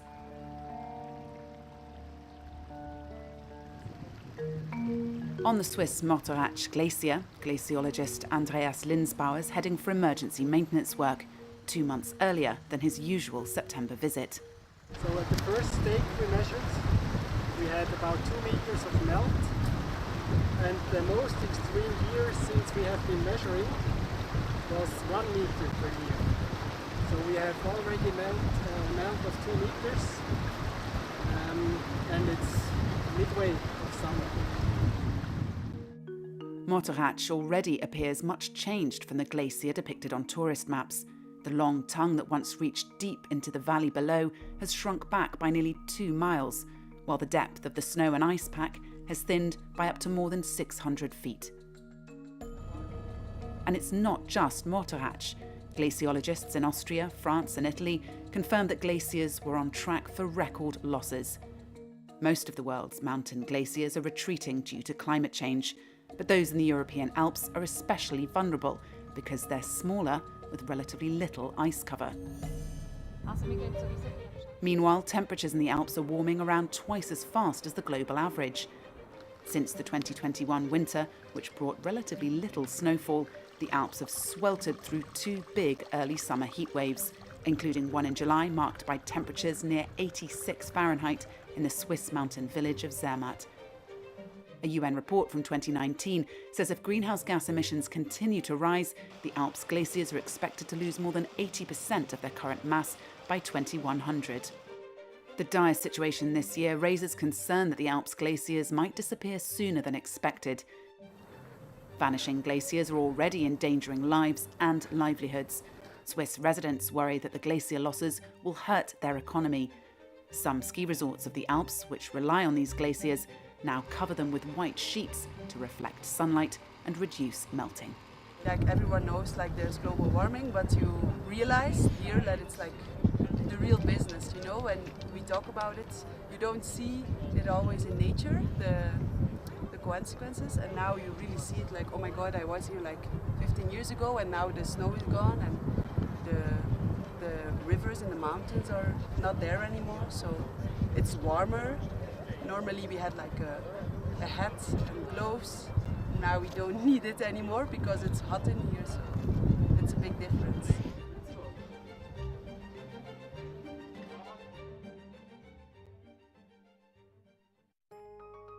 We see collisions happening, we see these debris clouds, it's only going to get worse. We can't ignore this problem, we have to act now. A UK-based mission is set to remove junk from space. Using a giant claw, the CLEAR mission will remove 2 large pieces of space debris from low Earth orbit, in what is the first attempt to ease the dangerously congested space environment. As far as we know, will be the first removal of a real piece of debris from orbit. So we're not taking it with us. We're going to get this kind of 2-meter large old launch adapter and pull it safely down out of the way.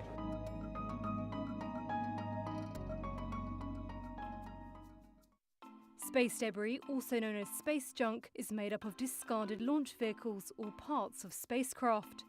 The US Federal Communications Commission says of 10,000 satellites deployed since 1957, more than half are no longer working. These float around in space at tremendous speeds, up to 15,700 miles per hour in low Earth orbit, risking collision with a satellite or space station. That's where ClearSpace comes in. In 2019, the European Space Agency, or ESA, selected ClearSpace to lead the first mission to remove an ESA-owned item from orbit. Here's ClearSpace UK's Managing Director, Rory Holmes. Our systems will be able to remove multiple pieces of space debris. They'll go, grab onto one, pull it down safely out of the way, then go back and get the next one and do the same. So yeah, our systems will remove multiple pieces of debris with each mission.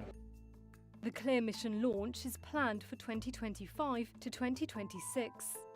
Along with a consortium of companies, ClearSpace hope to remove 2 UK-registered objects that have been inactive for more than 10 years. They all get close to them, navigate close to them, and then attach, grab onto them, give them a big hug with our robotic capabilities, and then pull them down out of the way and let them safely burn up in the atmosphere, and prevent them causing trouble or crashing or interacting with other space objects. Cleaning up debris is expected to be a huge growth area for what's being called in-orbit services.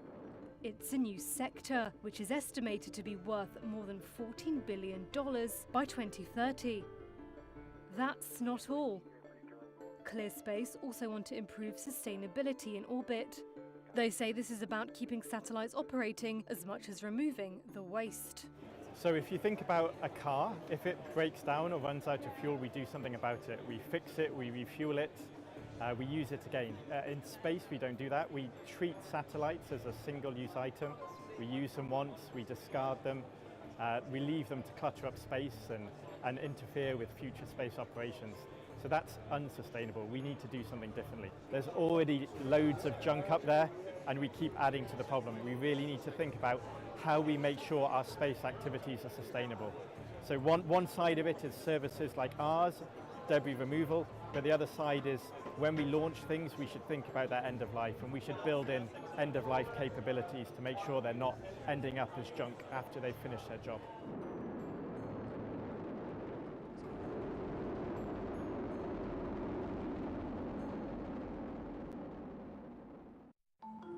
This AI-powered helmet gives firefighters the ability to see through smoke.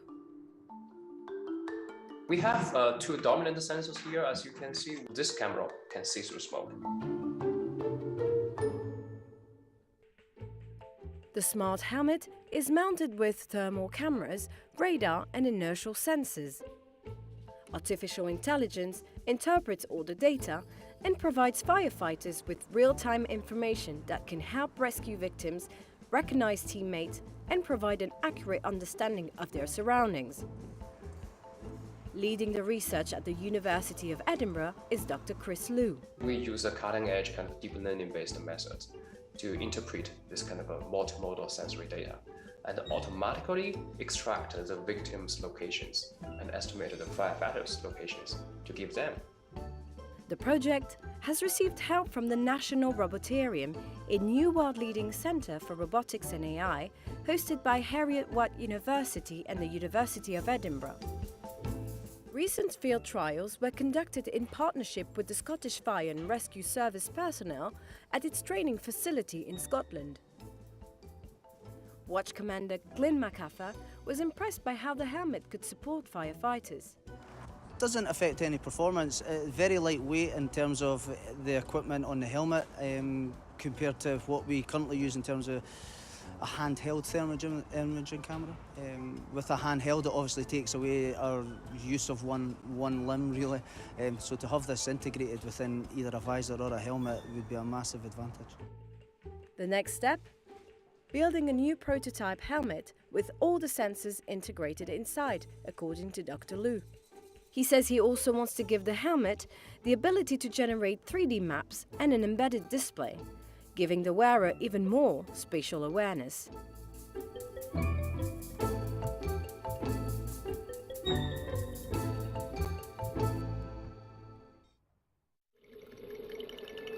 Migrating whales rely on sounds like these to help navigate and hunt.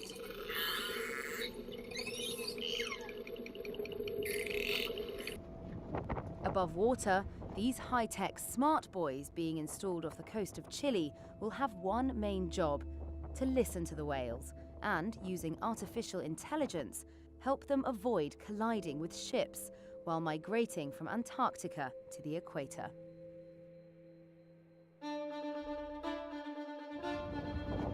This buoy is the first of many planned in the Gulf of Corcovado, some 680 miles south of Chile's capital. The area, full of fjords and islands, is teeming with marine life and has a large number of blue whales, as well as sei and France whales during certain seasons. But the area also faces lots of marine traffic that produces sound pollution that threatens the whales. La tecnología que instalamos ahora en The Blue Boat Initiative nos va a permitir, por una parte, monitorear los océanos, es decir, escuchar todo lo que pase debajo del agua, y una vez que detectemos a ballenas, poder avisar a las embarcaciones a tiempo real de esta presencia y así evitar las colisiones. The buoy works by using software called Listening to the Deep Ocean Environment, or LIDO. It monitors sounds and uses AI to identify sea mammals and their location in real time. It then alerts nearby vessels so they can reduce noise and avoid collisions. The initiative is the result of nearly a decade of studies and development supported by Chile's Environment Ministry. The plan is to cover the Gulf with a minimum of 6 buoys and eventually the entire migratory route of the whales from Antarctica to the equator. The devices also contain various oceanographic sensors to monitor ocean health and the impact of climate change, which is expected to help guide public policy. La capacidad que tenemos de escuchar el mar y no solamente escucharlo, entender sus mensajes, no a nivel filosófico, pero realmente científico, tecnológico. Somos capaces de descifrar las diferentes fuentes acústicas que se producen dentro del agua, combinarlas en un paisaje sonoro coherente, alertar de unos efectos negativos de actividades humanas o de cambio climático para poder actuar y mitigar en caso de que realmente identifiquemos qué problema es para la población.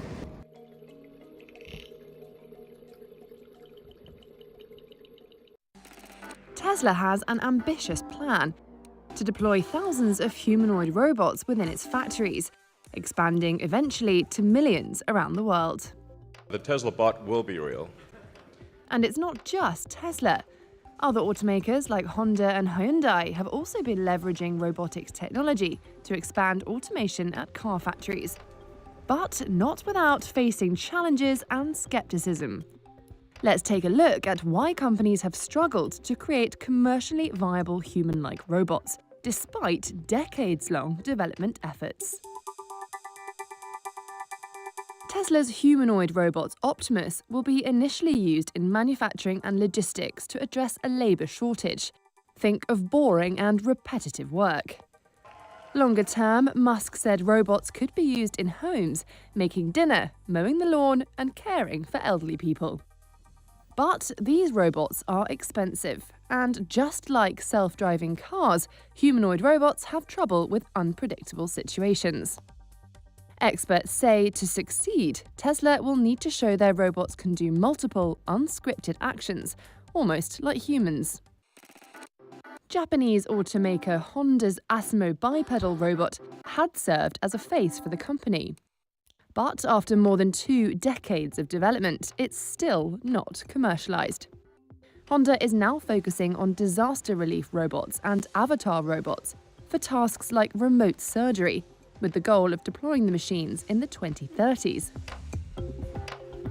Boston Dynamics created a buzz with videos of its humanoid robots running, jumping, backflipping and dancing. But the loss-making US company changed hands several times, with Google, SoftBank and then Hyundai becoming its owner. Boston Dynamics founder Mark Raybert.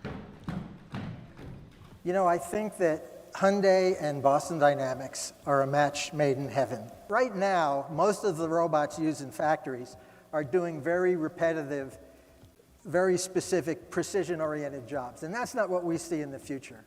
We see a future where robots become much more intelligent, much more useful, really contribute to productivity and safely, and become a part of our everyday lives.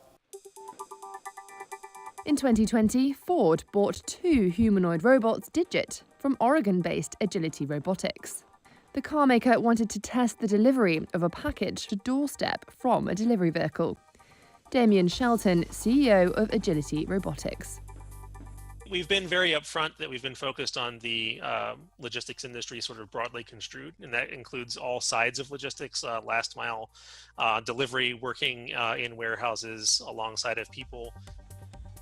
From 2007 to 2012, General Motors and NASA joined hands to develop humanoid robots, R2, for assembly and space exploration. But NASA says they're not under development anymore.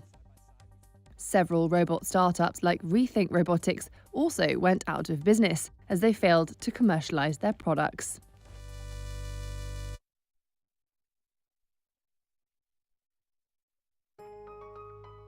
I'm noticing myself that ice isn't as thick as it used to be. Climate change, we're seeing that the temperatures are not as cold as it used to be.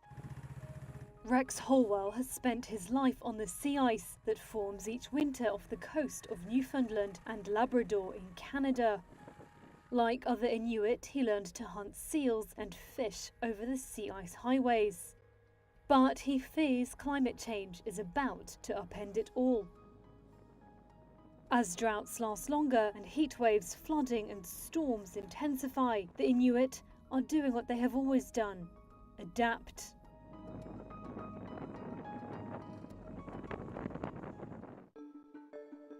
For the past 3 years, Holwell has helped run a sea ice monitoring program for the Inuit called Smart Ice. It pairs traditional Inuit knowledge with modern technology. Data collection buoys and electromagnetic sensors provide real-time measurements of sea ice thickness. Locals can access the information through a website, phone app or Facebook. More than 30 Inuit communities use Smart Ice.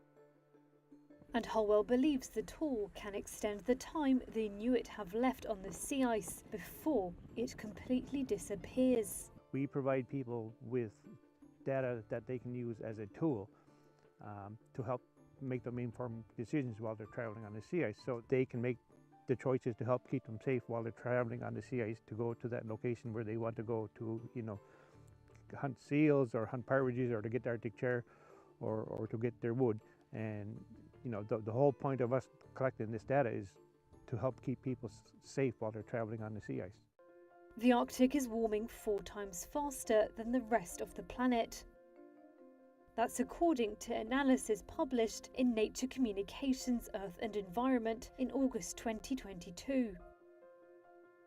Separate modelling by experts shows that as soon as 2035, Arctic sea ice might drop below 400,000 square miles during the summer. Holwell says other communities living on freshwater lakes and rivers in northern Canada have begun asking about smart ice. For now, the focus is on Canada, but he says Sami caribou herders and others in Sweden, Finland, Iceland and England are also interested in the technology. Over in his tiny Inuit town, the effects of climate change are being felt every day. has a huge role in our mental well-being as well, as Inuit people, to be able to go out on the sea ice. And, with climate change happening what it is, it's going to have a huge effect in the future on those generations who can't go out on the sea ice and, practice their traditions and keep their culture alive.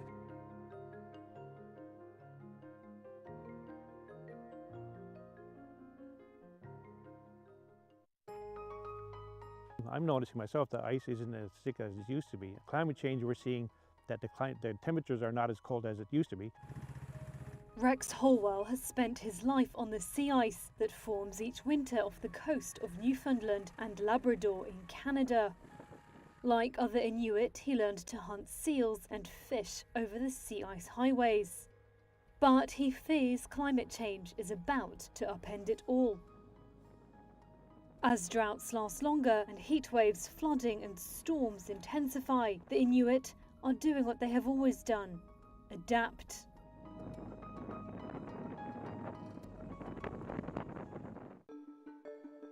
For the past 3 years, Holwell has helped run a sea ice monitoring program for the Inuit called Smart Ice.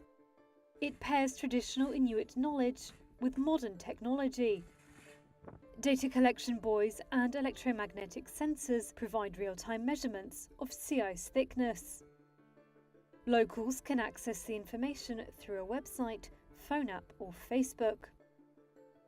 More than 30 Inuit communities use Smart Ice. And Holwell believes the tool can extend the time the Inuit have left on the sea ice before it completely disappears. We provide people with data that they can use as a tool to help make them informed decisions while they're traveling on the sea ice, so they can make the choices to help keep them safe while they're traveling on the sea ice to go to that location where they want to go to, hunt seals or hunt partridges or to get the Arctic char or to get their wood. And the whole point of us collecting this data is to help keep people safe while they're traveling on the sea ice. The Arctic is warming 4 times faster than the rest of the planet. That's according to analysis published in Nature Communications, Earth and Environment in August 2022. Separate modelling by experts shows that as soon as 2035, Arctic sea ice might drop below 400,000 square miles during the summer. Holwell says other communities living on freshwater lakes and rivers in northern Canada have begun asking about Smart Ice. For now, the focus is on Canada, but he says Sami caribou herders and others in Sweden, Finland, Iceland and England are also interested in the technology. Over in his tiny Inuit town, the effects of climate change are being felt every day. Has a huge role in our mental well-being as well, as Inuit people, to be able to go out on the sea ice. And, with climate change happening what it is, it's going to have a huge effect in the future on those generations who can't go out on the sea ice and, practice their traditions and keep their culture alive.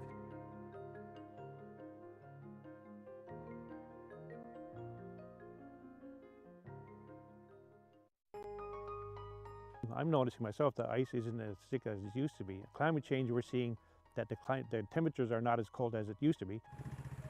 Rex Holwell has spent his life on the sea ice that forms each winter off the coast of Newfoundland and Labrador in Canada. Like other Inuit, he learned to hunt seals and fish over the sea ice highways. But he fears climate change is about to upend it all. As droughts last longer and heat waves, flooding and storms intensify, the Inuit are doing what they have always done: adapt.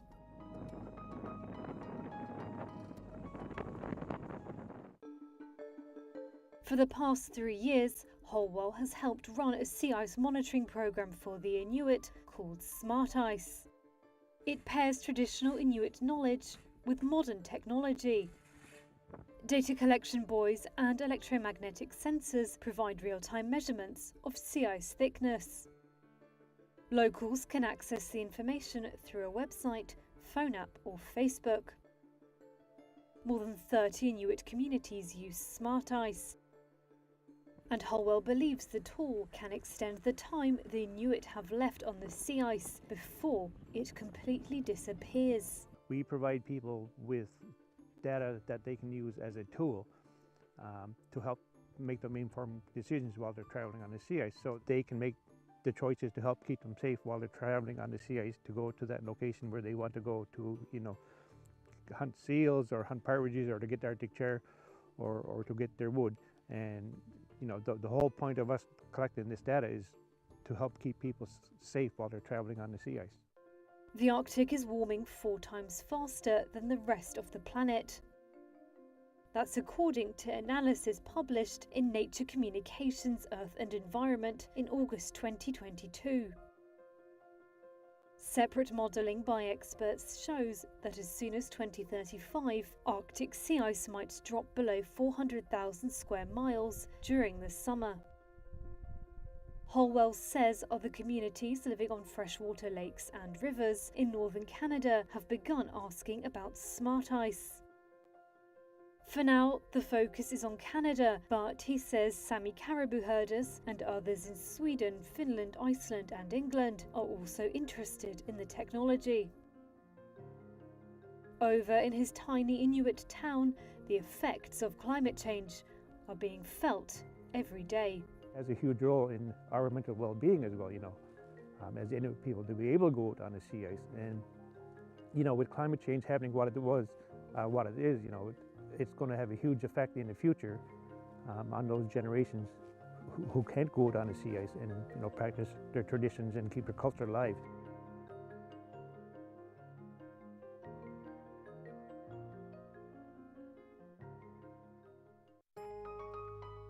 I'm noticing myself that ice isn't as thick as it used to be. Climate change, we're seeing that the temperatures are not as cold as it used to be.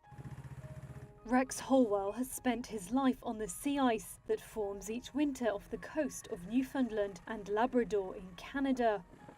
Like other Inuit, he learned to hunt seals and fish over the sea ice highways. But he fears climate change is about to upend it all. As droughts last longer and heat waves, flooding and storms intensify, the Inuit are doing what they have always done: adapt.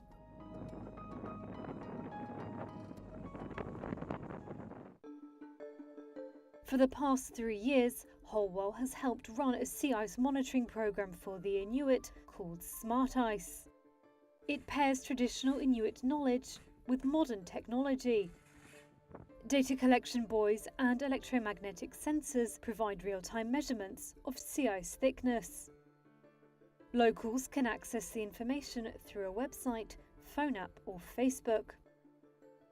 More than 30 Inuit communities use Smart Ice.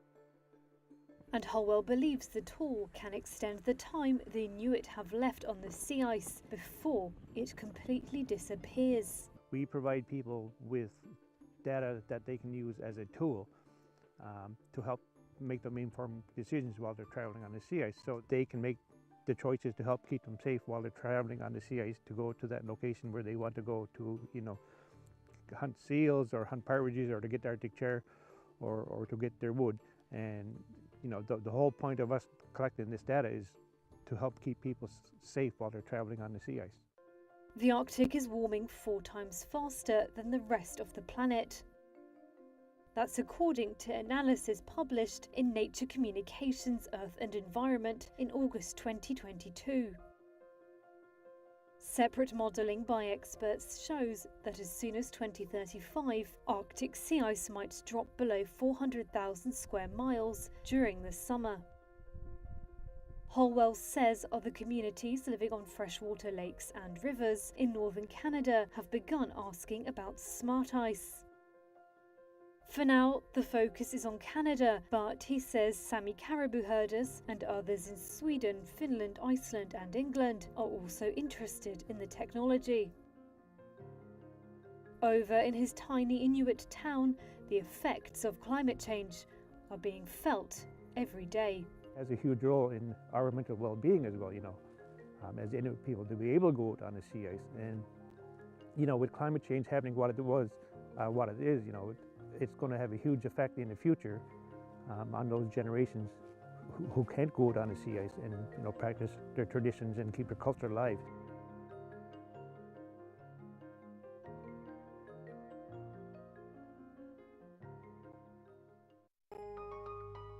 I'm noticing myself that ice isn't as thick as it used to be. Climate change, we're seeing that the temperatures are not as cold as it used to be.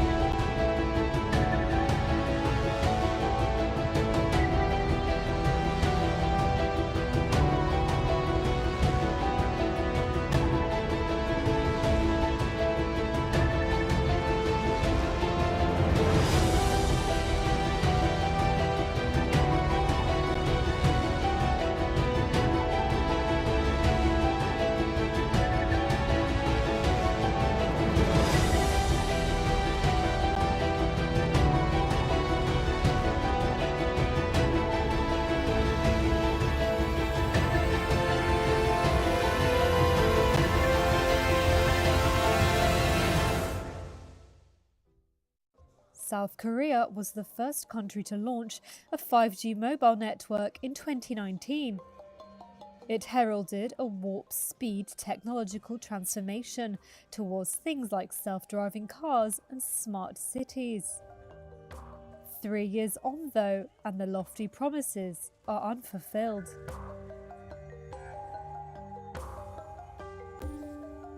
Some 45% of the population of South Korea is now on 5G, one of the highest rates globally. $20 billion spent on network upgrades boosted connection speeds 5-fold over 4G technology. But telecommunications companies have not been willing to invest the estimated $370 billion needed to ramp speeds by 20 times. That's because the demand is not there yet.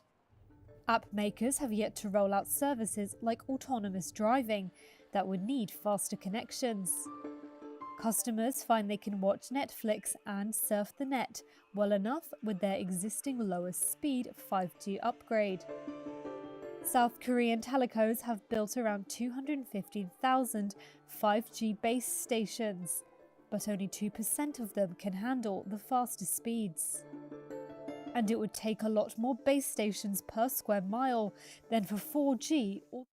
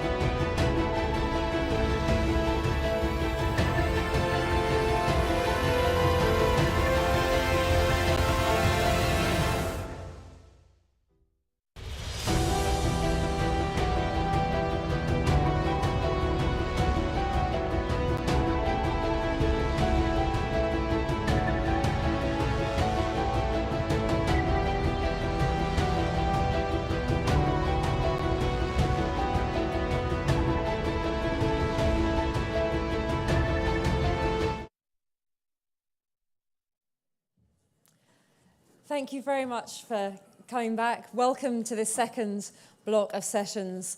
My name is Jane Barrett. I'm the Global Editor for Media News Strategy here at Reuters, and I will be hosting you through these next few hours.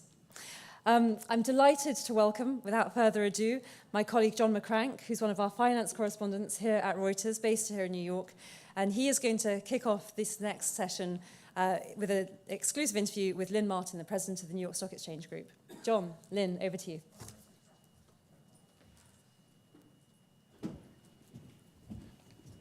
Great. Thanks, Jane. Okay, well, I have the pleasure of talking to Lynn Martin here today. Lynn is the president of the New York Stock Exchange, as well as chair of Intercontinental Exchange Inc.'s ICE Fixed Income and Data Unit. Lynn has a master's degree in statistics from Columbia and undergraduate degrees in computer science and math. I'm a closet nerd.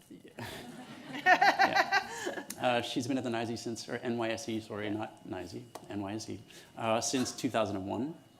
And Lynn, you took the helm of the New York Stock Exchange, took over the helm at the beginning of 2022. We had the pandemic still going on. We had inflation, right? We had rising interest rates, the war in Ukraine, tensions with China. Stepping into this kind of role, how has this kind of changed your leadership style, or has it? What's the experience been like? Yeah, so in other words, it's been a quiet year. Thanks for having me, John. It's a pleasure to be with you today, and pleasure to be with all of you. And as you pointed out, I took the reins on January 3rd. I like to joke that when I was offered the job, middle of 2021, no one told me there'd be a war. No one told me there'd be inflation. No one told me there would be so much economic uncertainty. I think I was on the job for about 2 weeks, and the volatility really started to hit in the middle of January. What it's really taught me about leadership, in some respects, has reinforced something that I always truly believed in, a mantra I always lived by, which is you can never over-communicate. And given all of the uncertainty in the world, we've made a deliberate point at NYSE, given our platform, given our status as the world's largest exchange, the world's largest stock exchange, home to companies that have over 40 trillion in market cap, employ more than 43 million people globally, to be very public and very visible during this time. Mainly because there is a lot of uncertainty and there's a lot of different forces that are impacting markets.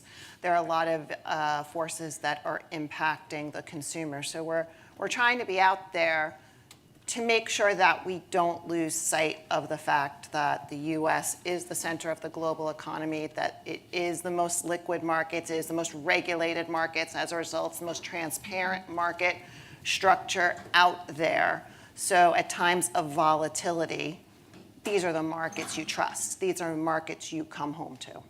And as you mentioned, the world's biggest stock exchange. You have That's right. over 2,400 listed companies, more than 3,000 ETFs listed on the NYSE.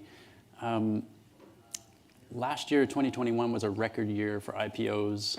The year before was also a record year for IPOs. This year, not so much.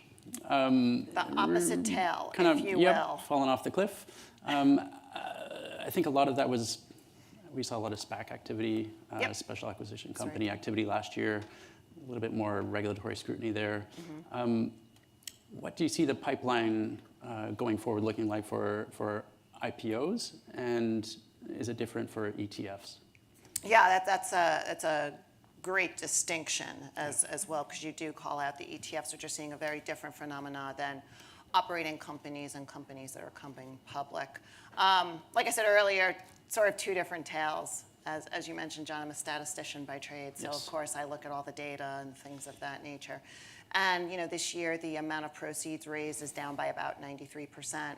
The amount of companies that have come to market this year relative to 2021 is down by 85%. So clearly, it has been a record in the reverse direction in terms of IPOs coming to market. The reason companies aren't coming to market isn't because the public market currency isn't strong. In fact, our pipeline is tremendous. The reason companies aren't coming to market is because of all the volatility in the market. They don't know what they are entering into, either on their IPO day or, importantly, the weeks and months that follow that IPO. A lot of unpredictability at the moment, particularly given the inflation that we mentioned earlier, the interest rate increases, the pace at which the Fed is increasing interest rates is, something that is at levels that haven't been seen, if ever, if not, certainly in recent memory. So companies very much want to go public. They very much want to go public.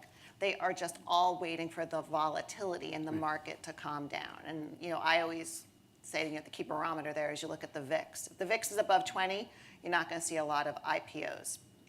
The VIX has been consistently above 30 this year.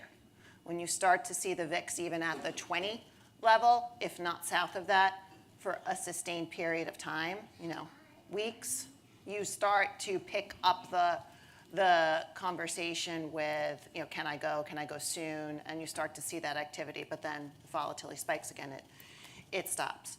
Conversely, though, with ETFs, ETFs, we had a record year last year.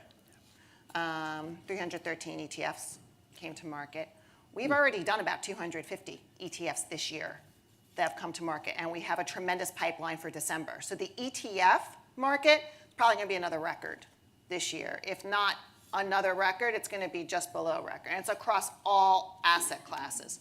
So even though equity ETFs, you would think, have been affected by the market volatility, by the sell-off in the underlying basket of securities, the amount of AUM, the amount of assets that benchmark against those ETFs are only slightly off. They're off by less than 10%. So it means that there's more and more people view ETFs as a very useful way to get exposure in market. And then not to mention, asset classes like fixed income, which actually have gained AUM through this really volatile period. And when you talked earlier about inflation and the economy, do you have a base case that you're working off of looking forward for next year? I mean, do you think, we've heard some people say we expect a soft landing, other people say we expect a recession. It's really hard to say. I, like most people, don't have a crystal ball as to what the economic forecast is going to be for 2023. I can only judge by the data that is observable in the market today. So you have very high interest rates. We all agree that. But you have low unemployment. You have still record low unemployment. Wage inflation is a big area where you have inflation, which that's a challenge for companies to have to manage through. And as public companies, we're all managing through it. But it means that there's more money in the consumer's pocket. So you're starting to see, you saw the travel industries benefit from that over the summer. More recently, you've seen, if you've watched the news, looks like a lot of retailers had good Black Fridays. Some of the retailers had good results that they just recently published. It means there's money in the consumer's hands and people are spending it. So that's generally the sign of a positive. Also, you have a very strong U.S. dollar still, and as opposed to some other challenging periods in financial markets history, you have very strong bank balance sheets. So will there be a recession? Maybe. But there's a lot of solid fundamentals when you actually do look at the economy where it can't be all doom and gloom. And just last thing on the IPOs. One of the things that led to the chill in IPOs this year was the crackdown on companies overseas, largely from China. With on the accounting side. Do you expect to see many Chinese IPOs in 2023? Yeah, the state of play for those of you who aren't in the market there or aren't as familiar with the mechanics is it does seem as though cooler heads are starting to prevail to find a path forward between China's main regulators, the SRC, and the SEC. And the debate there is really around adhering to accounting board standards, PCAOB standards, and having transparent financials. Hopefully there is a path forward there. The auditors, the US auditors, have recently been allowed into the Chinese companies, so we're weighing the results of that, but I view that as a very positive step that happened only in the last couple of months. So I'm hopeful that there is a solid path forward. We continue to talk to China-based companies. We have very high listing standards. So some of the Chinese companies that have IPO'd this year haven't qualified. A good chunk actually haven't qualified for us because of the market cap or the amount of round lot shareholders that we require. We just have a different regulatory standard. So, but those who do qualify continue to engage with us. And sticking with the regulatory side, I wanted to ask you a little bit about, we saw this kind of spectacular collapse of several cryptocurrency companies, the most recent being FTX. It's not the most recent, but the most recent really huge one. I wonder how that affects you, and I'm also wondering if you think that exchanges like FTX, I know that's not based in the US, but cryptocurrency exchanges, should they be regulated the way that stock exchanges like the New York Stock Exchange is regulated? Yeah, in some respects, some of this has, well, it wasn't a surprise to us that the crypto market didn't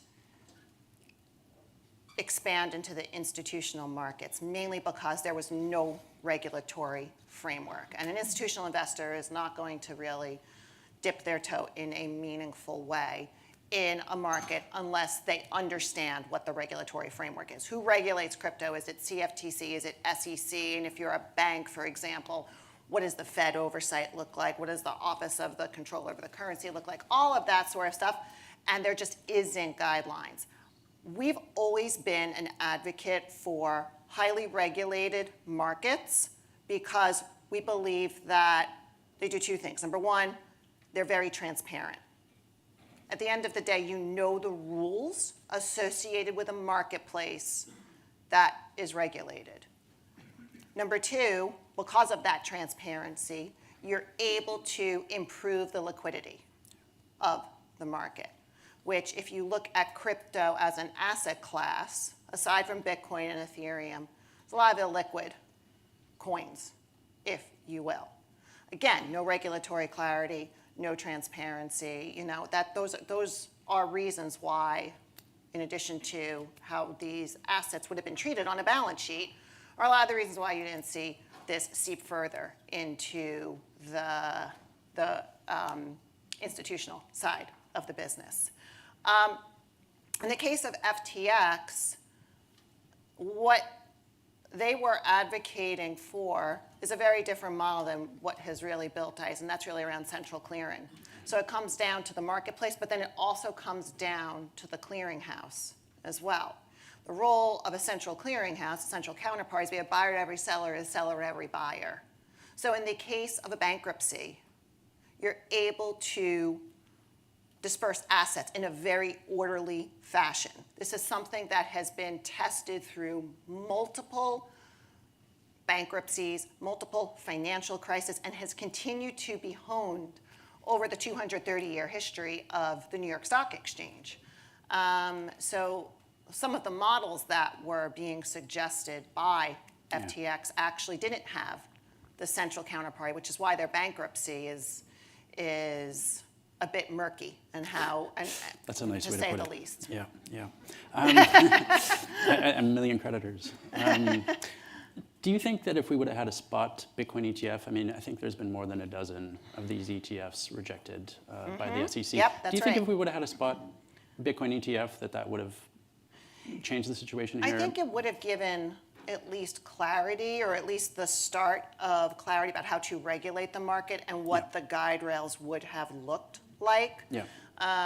You point out that there have been a variety of spot Bitcoin ETFs that have been filed and then rejected by the SEC. And I think that's because the regulators are still trying to figure out how to develop the rules. Do you think we see one next year?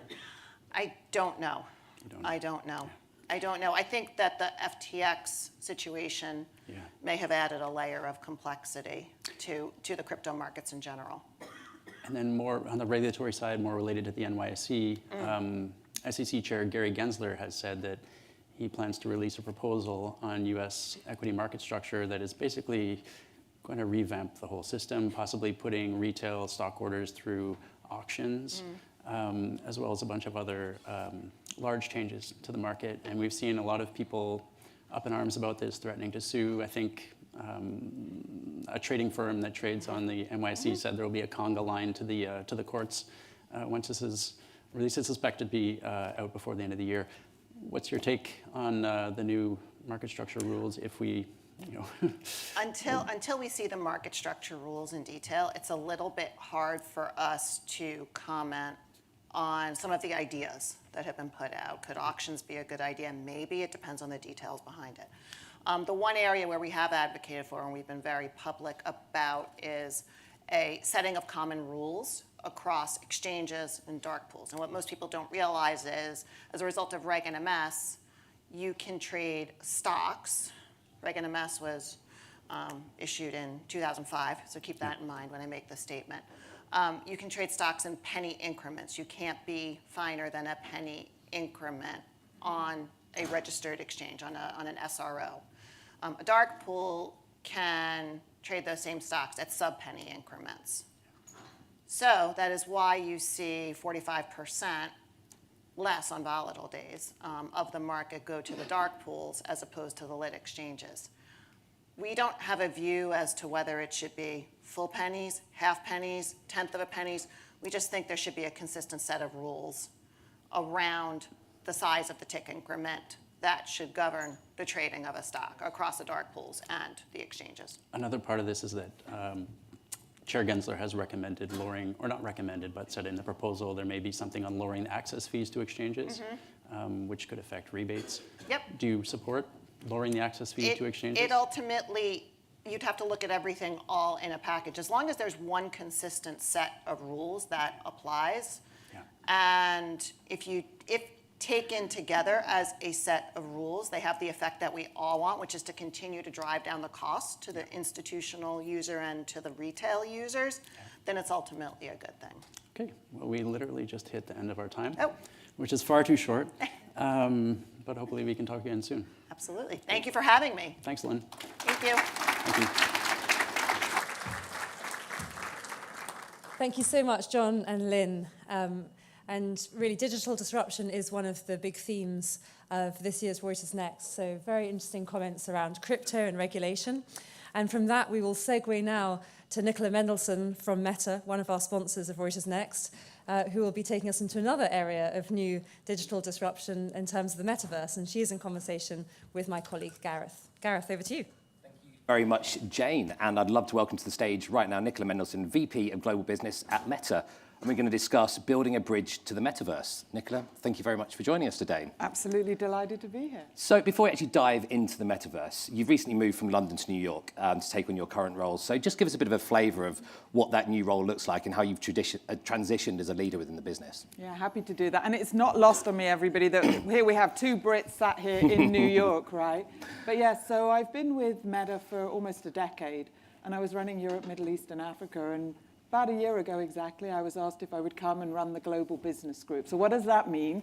I'm the person responsible for working with our partners, working with our advertisers to answer the question, how can we help you grow your business? How can we help you realize, your business goals that you have?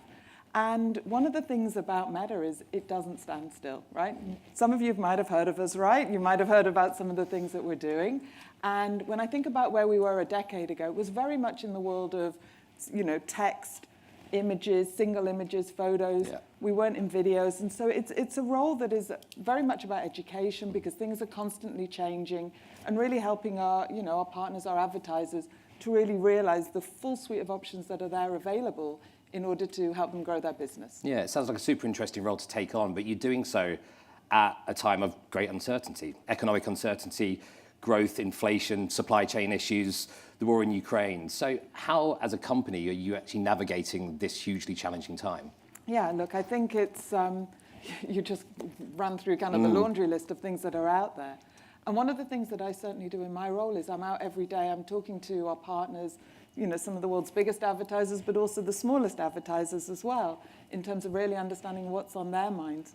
And I think, one of the things that when I think about this, there's actually no one solution in terms of how people are feeling at the moment. So I was with a group of large businesses recently, the owners, and the agreement in the room was that the only certainty was uncertainty. Sure, yeah. Right? But within that, there was actually still a lot of areas of growth. And, Lynn was just talking about that a little bit as well, which is, at the top end of the market, we're still seeing that people have got a pent-up demand for everything that they weren't able to do. So if we think through COVID, a lot of people bought things that could come to their house. Now there's a desire to kind of get out there, travels, you know, on the way up, entertainment, experiences. But you're also seeing a lot of people trading down and doing that. But at the heart, people still, you know, business leaders still have to grow their businesses. So they're still looking to see where they're able to do that and ultimately how we can help them do that. Yeah, so if we sit here at the end of 22, going into 23, many experts are forecasting a recession next year. And even if we do, we're certainly going to see a slowdown and interest rates we haven't seen in years. And you've said you're out there talking to the customers. So we've just had the holiday season as well. What are you hearing from advertisers, and how are they approaching the year ahead right now?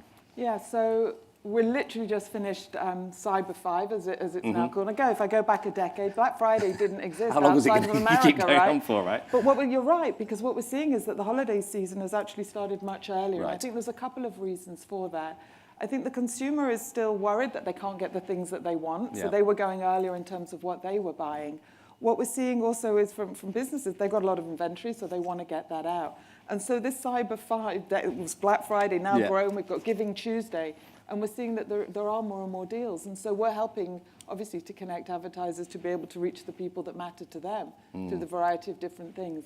I think the outlook going into next year, I think, is still very much around uncertainty. Yeah. And so you have different businesses working on sometimes multiple strategies in order to be able to best address, you know, where they are. But what is definitely clear, it looks like these 5 days have been the biggest Cyber 5 ever.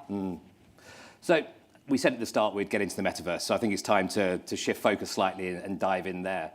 When prepping for this in the office last week, I got talking about the metaverse, and we got talking about the different use cases. People talking about AR, VR, gaming, crypto, NFTs, talking about the future of the internet. So I think my takeaway from that was everyone I spoke to has a slightly different understanding of what is the metaverse. So seeing as though I have you here and a captive audience, can you tell us what you see the metaverse is and how are Meta approaching it? Yeah, so from what is the metaverse? It's the next iteration of the internet. It's an internet that is more immersive, that you can feel that you're inside of rather than just necessarily kind of looking at. But it's not just one thing, and that's why you get lots of different examples, because in many ways it's a whole continuum of different things that brings in AR, VR, mixed reality, and all these different areas. And we're very excited about, you know, we changed the name of the company in terms of where we think that this is moving towards. But we're also very realistic that something of this scale, the evolution of a new computing platform, it happens about every 5 to 10 years and takes time. We think it's still that similar amount of time away, but all the early indicators of where it will go are being created today. So fast forward 10 years out, we think that there will be 1 billion people that are interacting in the metaverse in some way. We think there'll be, you know, hundreds of billions of dollars that are being transacted in different ways from big businesses, small businesses, creators, in so many ways, and we're only just starting and scratching the surface. So from our respect, one of the things that, you know, we've been looking at is the actual hardware here. So the Quest device, and I know this is being kind of streamed, but I'm interested in the room. How many people have actually experienced in some way? Give me a hands up in VR if you have.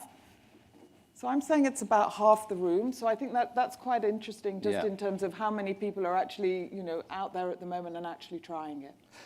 We're talking about here as a singular, we've said the metaverse, not metaverses. So does Meta see it as a single, or is it more a collection of I saw the phrase of the day, the multiverse of metaverses, so to speak? Yeah, I think that's right. No one company is going to own the metaverse. Multiple companies are going to come together, and we're already seeing that they're going to come in different guises. And the beginning of it often is, the gaming world is often very fast, you know, to adopt new technologies, but we're already seeing multiple new ways in that so many different industries are getting in there. We're seeing the gaming industry, we're seeing entertainment's getting in there, fitness. I mean, if you work out in VR, it's a pretty extraordinary, real physical thing, and it sort of messes with you because you're still in your home, but you're like sweating, climbing Machu Picchu or wherever it is.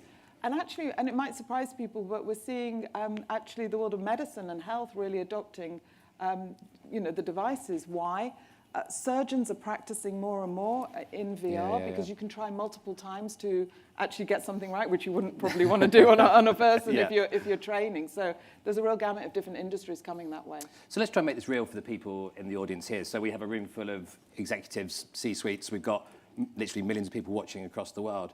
If you're talking to a business today and you're going out and doing this all the time, like, what are you saying about how you need to prepare for this, really, and how should people be thinking about building that metaverse strategy right now? Yeah, so I think there's a number of different ways. We're starting to see different businesses actually create a chief metaverse officer role. And what that means is different things for, obviously, for different companies. But I would say definitely try it. Half of the leading executives in the room haven't even ever tried a device. I would definitely start there. Because actually, until you actually try it, you can't really understand what that immersion is like and what the benefits are. So one of the things that I do, and one of the areas that we think that there's going to be a lot of adoption is in the world of work. Yes. We've just gone through this 2-year hiatus of people working remotely and hybrid and all these different ways, and really crashed a lot of things that would have taken probably another 5 to 10 years to get to. So one of the things that we announced just at our recent conference, Connect, was the Quest Pro, which is our most high-end device. Yeah. We also announced a couple of partnerships with Microsoft and Accenture. So I think, if we think about the work that Microsoft's done in the world of Office and productivity and collaboration, it's been extraordinary over the last decade. So we're working with them about what that means from an immersion perspective. So yeah, we've got Teams already now in there. We've got Office and Word all in there as well. So that's part of it. Accenture actually over the last couple of years have bought over 60,000 different Quest devices they're actually using internally and with their clients in order to help people start to imagine what the different opportunities there. But I was saying to you that I do this every week with my own leadership team, that we actually sit and we go into our workrooms. Yeah. And my leadership team is from all over the world, but you really feel like we're now just having a chat now. That's really interesting, because we've spent our lives on Teams or Zoom or whatever iteration over the past 2 years. I've yet to do one of those meetings in the metaverse yet. So we're going to do that. Let's do that. How does it change? What's the different kind of interaction you're having with someone when it's in the metaverse rather than just being on a Teams call? Yeah, so this is how you do something straight at the camera, right? And you don't get you don't get any nuance. But when you're in Horizon Worlds in the workrooms, you really feel that sense of presence. People can all talk it's like real life. People can talk all at the same time. You don't have to unmute and pause and go backwards and forwards. But you can also have a bit of fun. One of the guys on my team is bald. Nothing wrong with that. So is my husband. The avatar has hair though, right? Magnificent hair, ridiculous, and keeps rocking up with different hairstyles. It's but that's really good fun, right? And then you can have fun with the different orientation of what the office looks like. Sure. So, but we're just starting, and I think when you're actually ideating together and when you're brainstorming, having the ability to have that sense of presence this, nothing better than real life. Want to be really clear. But if you can't do that, and there's also good reasons why not. Look, we're at a conference today with a couple of hundred people, but 1 million people watching. The impact on the planet, and that's something that's really at the heart of what we're thinking about as we're building out, things in VR, is actually it allows much more, a sustainable approach to the world of work as well. So that's something that's very important to us at Meta. That's what I was thinking. Do you see an event like this? We all believe, I think, the power of that personal connection. Do you see these meetings as a replacement for that, or something that lives alongside?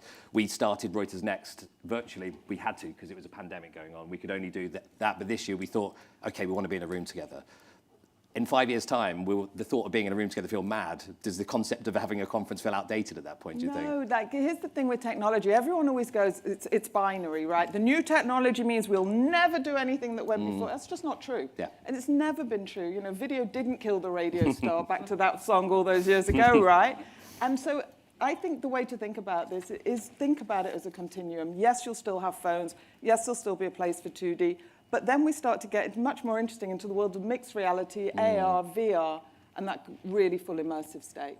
Yeah, and we spent a lot of time talking about the metaverse, and clearly as an organization, if not going all in on it, you've pivoted very much to see this as the future, but you've still got Facebook, Instagram, WhatsApp. So how are you trying to balance that in this opening up a brand new world with still innovating in these areas which are clearly the biggest apps still out there operating right now? Yeah, so I think there's a little bit of misunderstanding about what's going on at the company and where our investments are. Yes, we've set out a vision for the future. And I think especially, the last conversation was just talking about, are we in recession, are we not, et cetera. One of the things that I've always learned in being in business some 30 years now is that the businesses that innovate through difficult times are the ones that hopefully come out stronger, right? Yeah. And there's so many different examples of that. We're doing both. And But the majority of the investments that we're making, actually 82% of the investments that we're making are actually going on the core family of apps and services. I'm not sure if people are aware of that. So what does that mean? So it means we're investing in Facebook, we're investing in Instagram, and we're doing that through things like the really significant investments we're making in artificial intelligence. Why are we doing that? We're doing that for two reasons. One, in order that the people that are coming onto those platforms are being served the very best content that they want to see, so we can get more instinctive about what people want to see. And then the second one is from an advertising perspective, similarly, that people are, that the advertisers are making sure that the ads are continuing to get in front of the very best people that they want so that they get better return. It also means that we're investing more in new products. So I'm really excited about the work that we're doing in video and the work that we're doing in messaging. I mean, messaging is one of our fastest growing product areas that we see. I mean, so that seems quite a simple thing, right? Messaging. Like, where's the real innovation in that space, and where are you really investing to take it to a new level that we're not even considering yet when it comes to that quite basic function we've always had? Yeah, so I love the way you say it's the basic function. It's a foundational, let's say that, rather than basic, sorry. So one of the things that we've always done as a company is to put products out there and let people use them, and once they attract them, then we think about how we monetize them. So we really haven't touched, if I think about things like WhatsApp. WhatsApp, by the way, in the US, this is our fastest growing region for WhatsApp. So more and more people are looking to be able to do that. And I was just in Asia this last month, and it was extraordinary to see the explosion there of how businesses are actually talking to consumers now. And in India, we recently launched with something called GeoMart, where you can literally go into your WhatsApp, do your entire grocery shopping in there. It's like almost going with an app within an app. Pay for it, then you're within the thread that you start to then see when it's coming, and then you go back in again. So that's what I mean by the opportunities there. People love messaging. That's it. Billions of messages are being sent every day, but there's actually, from an advertiser perspective, fantastic whole way that you can now click through and start those threads with consumers. And that's something that consumers want, because we're already seeing that dynamic happening between, literally billions of messages every day. Yeah. To go back to the video piece a little bit as well, I know Reels is something that's super important for the business as well. Can you just tell us a bit more about your plans in that area? Yeah, so Reels is our short form video. We launched it a couple of years ago, and it's our fastest growing content and fastest growing product. We're seeing 140 billion Reels being played every day. 140 billion Reels every single day. And 1 billion of those are being shared, if I just take on Instagram, directly on direct message. So this is a really engaged area. And we're also seeing that we're stealing share from competitors like TikTok as value. So you can smile, but that's something that I think is exciting. And again, what that offers is an opportunity for advertisers now, because now we've brought out an ability for advertisers to come onto Reels now and start to target people through that as well. So I'm really excited to see that. So I don't have too much more time, unfortunately. We could go and talk about this forever, but a couple of quick questions before we finish. One of the real themes of this event is all about leadership, and we discussed at the start that it's leadership in uncertain times. You've moved across the world as part of this as well, taken on a new role. So from what you've learned over, your career, but especially the past 3 years as a leader, what advice do you have for the people watching and the people in the room about how to think about leadership in these very uncertain times? Yeah, so one of the mantras that I use with my team is sometimes it can all feel a little bit overwhelming with that laundry list that you spoke about. But actually think about what you can control. Control what you can control and start there. Don't see the whole thing as a big amorphous mass, kind of break it down in different ways. I also think about the fact that leaders today need to lead with both EQ and IQ. And I think just, one of the things that I do when I start my team meetings, just check in, like just actually ask people how they are, how they're feeling, what are they, what's on their minds. And when you've asked that question, what surprised you about, just by putting that simple thing in, has something surprised you about the answers that you're getting or the different kind of conversations you have just by making that small, simple tweak? I think not anymore. Okay. Because if you create an environment of trust, which, the best performing teams are the teams that come together, that trust one another, feel that, each other has each other back, and there's a very clear vision in terms of where people are going. So no, not anymore. But the more that I think as a leader that you can You know, it used to be a thing, you know, when I started my career, that the leader had to be this strong, all-powerful, perfect person. That's just not real life. And it set unrealistic expectations for people. Yeah. So I think showing vulnerability as a leader, I think, is also something that's important, because it creates a safe space for others to be able to then share how they're feeling. Yeah. And I think that's when you get, you know, the very best out of people, to think that they can do the very best work of their careers at that point. Yeah, and just a final question, because we've only got just over a minute left, is around trust. We've talked about this really exciting new vision for the future. It's kind of things that you find it even hard to imagine today, because it's so different to what we have. And in that, creating this new future, I feel like you need to bring people along with them as well. We know if we think of the internet today, there's many amazing things about it. There's many things we'd like to do differently. So as we build the new future of the internet, let's call it the metaverse, how do you build trust in this and make sure consumers believe in what you're creating? Yeah, I think it's a really important question, and certainly something that we've thought about a lot. So what we've actually done is, and again, this is still 5-10 years out, we think it's really important to take the learnings from kind of Web 2 as we go into Web 3, not make those mistakes, although it will be different. So one of the early things that we've done is actually set about to create a foundation, an XR foundation, where different companies, organizations, members of civil society, governments, etc., can come together and debate what the guardrails should be before this thing is actually fully built and realized, so that we can get ahead. From our side, we've started to build in safety products right from the get-go. Yeah. So there's some amazing products that we've created. Of course, you can block people out if you don't like them on our presences in Horizon Worlds. But the one that I think is particularly clever is it's a physical boundary. So if someone comes too close to you, it grays them out, so they can't get into your space. Now, then you get the question back, which is then people say, well, actually, I wanted to get closer to that person. I wanted to hug them. It's like, okay, now we'll take that feedback and we'll need to do something about it. But it's about being very deliberate from day one in terms of the areas that the products that we're building, and also making sure that when we think about it from a meta perspective, who are the people that are actually building these products, making sure that they're representative of all the people that are going to use them in the future as well. So it's a couple of things that we're thinking about there. Unfortunately, the red light is flashing at us right now. So, Nicola, thank you very much for your time today. Thank you so much. Brilliant. Thank you. Thank you so much, Nicola and Gareth.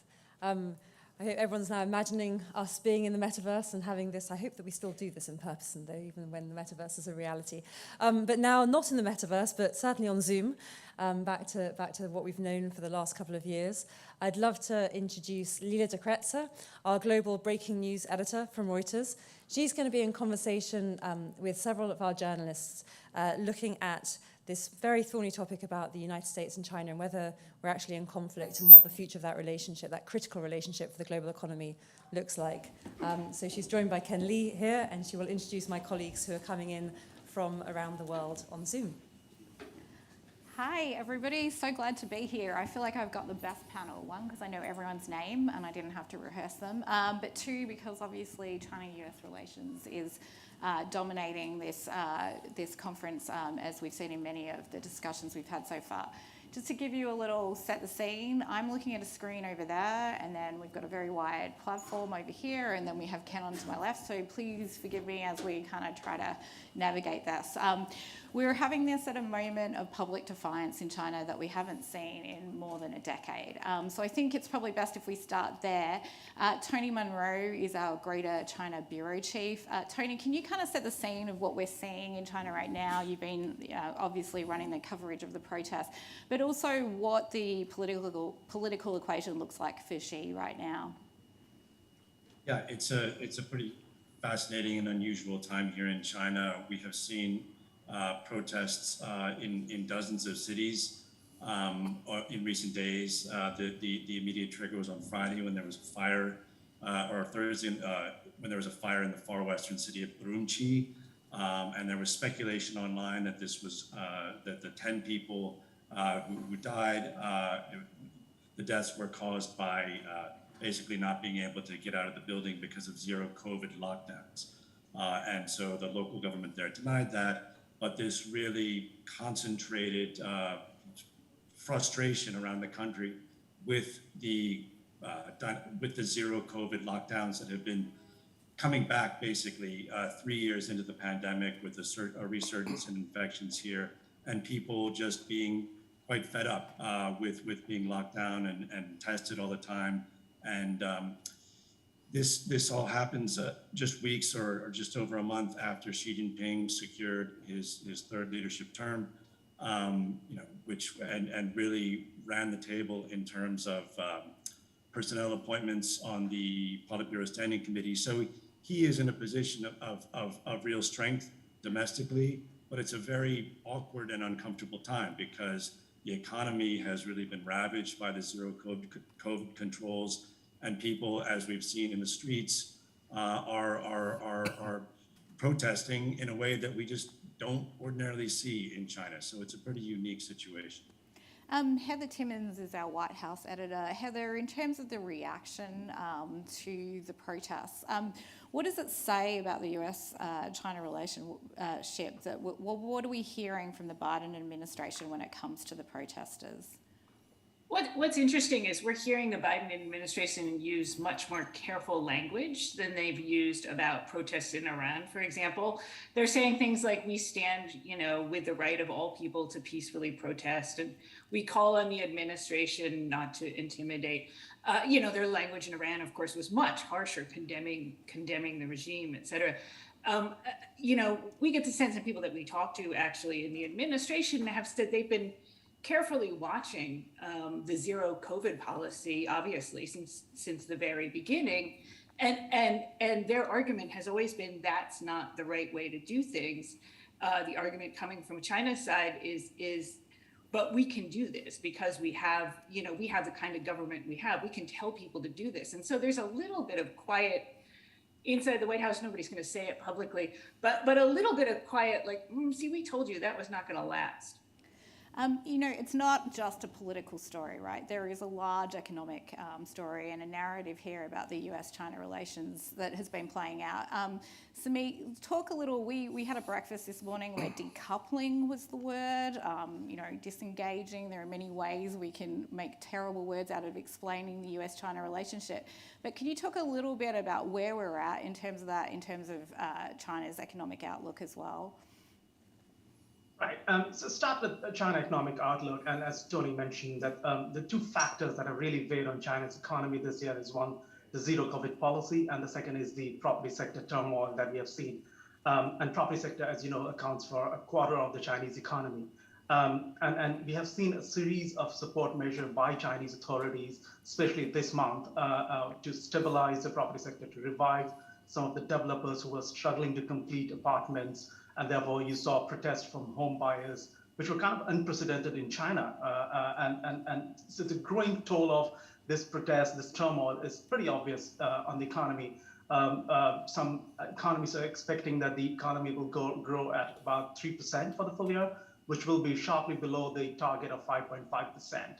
And we have the Economic World Conference mid-next month, where the Chinese leader will basically decide the economic roadmap for next year. So that will be pretty crucial for the markets. That will be pretty crucial, not just for the Chinese market, for the global markets as well.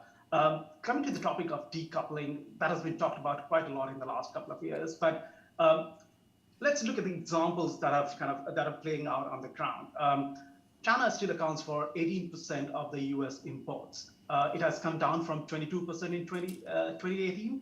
But still 18%. And this is happening despite all the tariffs that got imposed on China, started with when President Trump was in office. So it hasn't slowed down significantly. And if you see some of the examples like China opening up its markets, allowing more US financial firms in particular to expand or set up their businesses in China, that continues. In fact, just last weekend, China gave an approval to a US asset manager to set up his own business in China.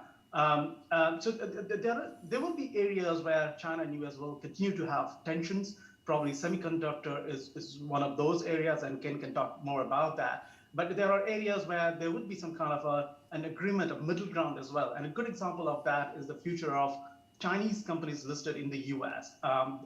Just a few months ago, there was a big risk of more than 200 Chinese companies will get delisted from New York exchanges. And seems like, and both the countries signed an agreement a couple of months ago, and they're working towards that. And looks like that the company will ultimately stay; they won't get delisted. And that would be a good indication that, while they will be continuing to kind of tension on some areas, but they will cooperate or reach at a middle ground on others. So decoupling will continue to be a geopolitical or political tool in the hands of the administrations in both the countries. But I think the economic reality of decoupling probably will not play out in the foreseeable future. Ken Lee is on stage. He's our global technology editor. I mean, talk a little bit about the perspective from companies who are in China. I mean, they cannot afford, surely, to turn their back on the consumer market, or can they? I mean, where does the tension, where are we headed? I'm going to keep my remarks far shorter. In other words, good God, what's going to happen to our iPhones? Obviously, it goes far beyond that. I think the way to frame it is it's a war between the U.S. and China for artificial intelligence supremacy, and from that flows all the other battle fronts. So in AI supremacy, you need three variables, right? And China is very powerful in two of them, and very highly dependent on the rest of the world in one. Algorithm, there are plenty of great engineers in the country. Data, there are reams and reams of, they have access to a lot of data from its users with very different kind of privacy laws than we have in this country, for instance. But where they are dependent on other countries, be they Germany or Taiwan or the US, is in computing power. And that is the lever that the United States is pulling in order to essentially, for years, there have been sanctions and entity lists, or they've tried to, beginning with the Trump administration, just slow them down. But it wasn't until this year, August, September, October, when the United States decided to essentially restrict and ban high-end chips going into AI applications. So it's a very tense situation. Well, let's turn to Tony and Heather on this, because I'm kind of amazed that we've gotten this far before we used the word Taiwan, but we have now gone there. So, are we likely to see a build-up? Is the fear of America losing, semiconductors or China protecting an industry so important to stop any kind of build-up? I mean, we're in a war in Ukraine. Give us your views on that. I guess I would just jump in and say that the Biden administration is very clear that, and you saw that with the Xi-Biden meeting, the last thing that they want to do is to get into any sort of hot conflict over Taiwan and around Taiwan. And you see that Biden comes out and says over and over again, the U.S. point of view, which has always been in conflict, which is that, we respect China's point of view on Taiwan, but also we will support Taiwan, militarily if necessary. And he keeps saying that over and over again. But it's clear that they wanted to de-escalate tensions in Bali. Yeah, and China is well aware of the risks of war over Taiwan, and even the risks of a successful invasion and the blowback that would engender globally. It would also certainly just take pause given the united or unified sort of Western response to what's happened in Ukraine. And China is always very worried and cautious not to be caught up in sanctions. And its support for Russia has only gone so far that it does not bring sanctions upon China itself. So China is very wary of, or aware rather, of the costs and the risks of what a conflict in Taiwan would entail.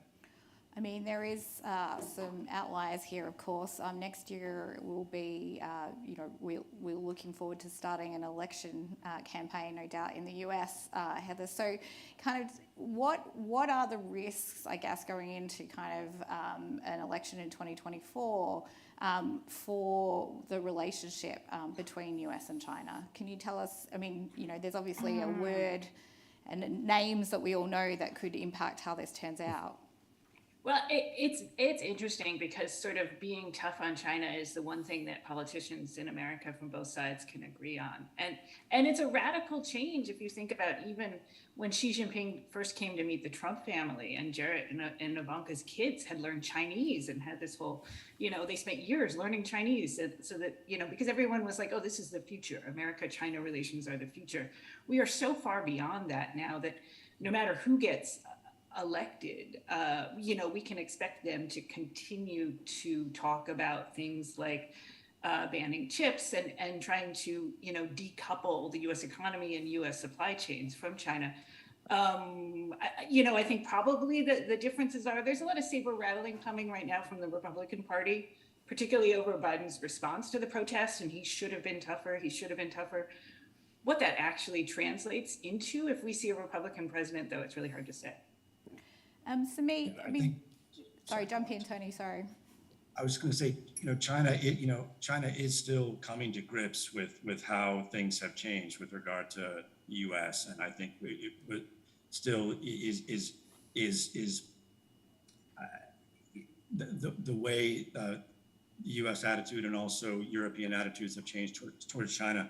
I think took it by surprise. And even though it's been several years since, for example, the curbs from the U.S. that really crippled Huawei, for example, which have reinforced to China the need to build up self-sufficiency in technology, especially on the chip side, as Ken said.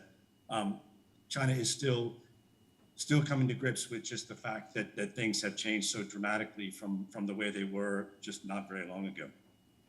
And do you think that's the extension of, Tony, we were sitting next to each other when we saw Xi and Putin declare their new friendship. And, now fast forward to where we are.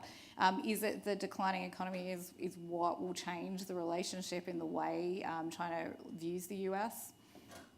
Well, I think, China's view is that the West, or the U.S. in particular, is trying to contain it. So China is not looking to make things difficult for itself. It's as far as China is concerned, it is reacting to change from the U.S. side. Samit, talk to us a little bit about the rest of the world, right? Like these are two superpowers that essentially their relationship is affecting others.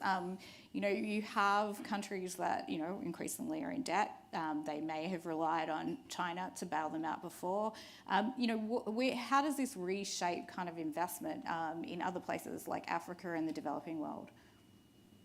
Yeah, so and one good example of that, how China is going to pursue its Belt and Road ambition, which was the vehicle it rode on to get into the new markets. And it has not been the focus for the last 1 year as China is grappling with its own economic challenges. I think the developing world would be very, very cautious of getting cheap debt from China, given the examples that we have seen recently. Sri Lanka is a good example of that. While China has used its financial muscles earlier to get into the country, build infrastructure, but given the economic challenges it's facing in its own country at this point in time, it needs to invest billions of dollars in the infrastructure sector to revive the economy. I don't think it has the financial muscle anymore, or it's a priority anymore to spend billions of dollars in Africa or elsewhere as part of the Belt and Road projects, or the diplomacy push by using its financial muscles. Is that an opportunity, Heather, for the Biden administration? I mean, is this a time for the US to sort of keep driving that wedge between China and the rest of the world? Yeah, I mean, they're certainly trying to do it, albeit distracted by a whole bunch of other things. We saw it in the Philippines with Kamala visiting there, and some of the agreements that we have with the new Marcos administration there, that they are trying to sort of elbow their way in. There definitely is and has been a focus on Africa investment. How much time and energy the administration really has to spend on that, given all the other things it's juggling, whether it's inflation or Ukraine, it's hard to see what that focus is going to be. We heard earlier, the Canadian president was saying that the focus is on reshoring North American production. How realistic is that? I mean, can Apple afford to, turn its back on the China equation right now? So we're back to the good God, what's going to happen to our iPhones? Really, that's what really matters. Decades. I mean, they're building fabs here, but are we willing to pay 2x the price of an iPhone? No, and that's what we're looking at. So, the horizon is far longer than we think in terms of. I mean, it's easy to talk about decoupling, but really, the economics don't work out. Well, let's throw it forward a little. I know we can't speculate, but there is talk of China opening up, and obviously, the focus right now is very much on lockdown. But looking forward to 2023, Tony, Samit, can you sort of give us the latest on what we know about any plans to reopen? What we know, unfortunately, is very little. We have seen just today a couple of cities take very, very cautious measures towards easing some lockdowns. A lot of what's been happening is very much at the local level lately. The big challenge is that China's population is not sufficiently vaccinated. And if China were to throw open the doors today, there would be widespread infection because and illness and death and swamping of the medical system, because there is just not the level of herd immunity that is needed. And the irony is, of course, that zero COVID was quite successful for a year and a half. We did not have much COVID here in China, and so things were pretty normal in that regard. And people's vaccinations are not that up to date, and vaccination rates, especially among the elderly, are not as high as they need to be. So that is what really experts say needs to happen. And so people look at the political calendar and also the seasonal calendar after the winter and say, well, March or April, which would be after the annual session of Parliament, that's the time when China can begin to open up.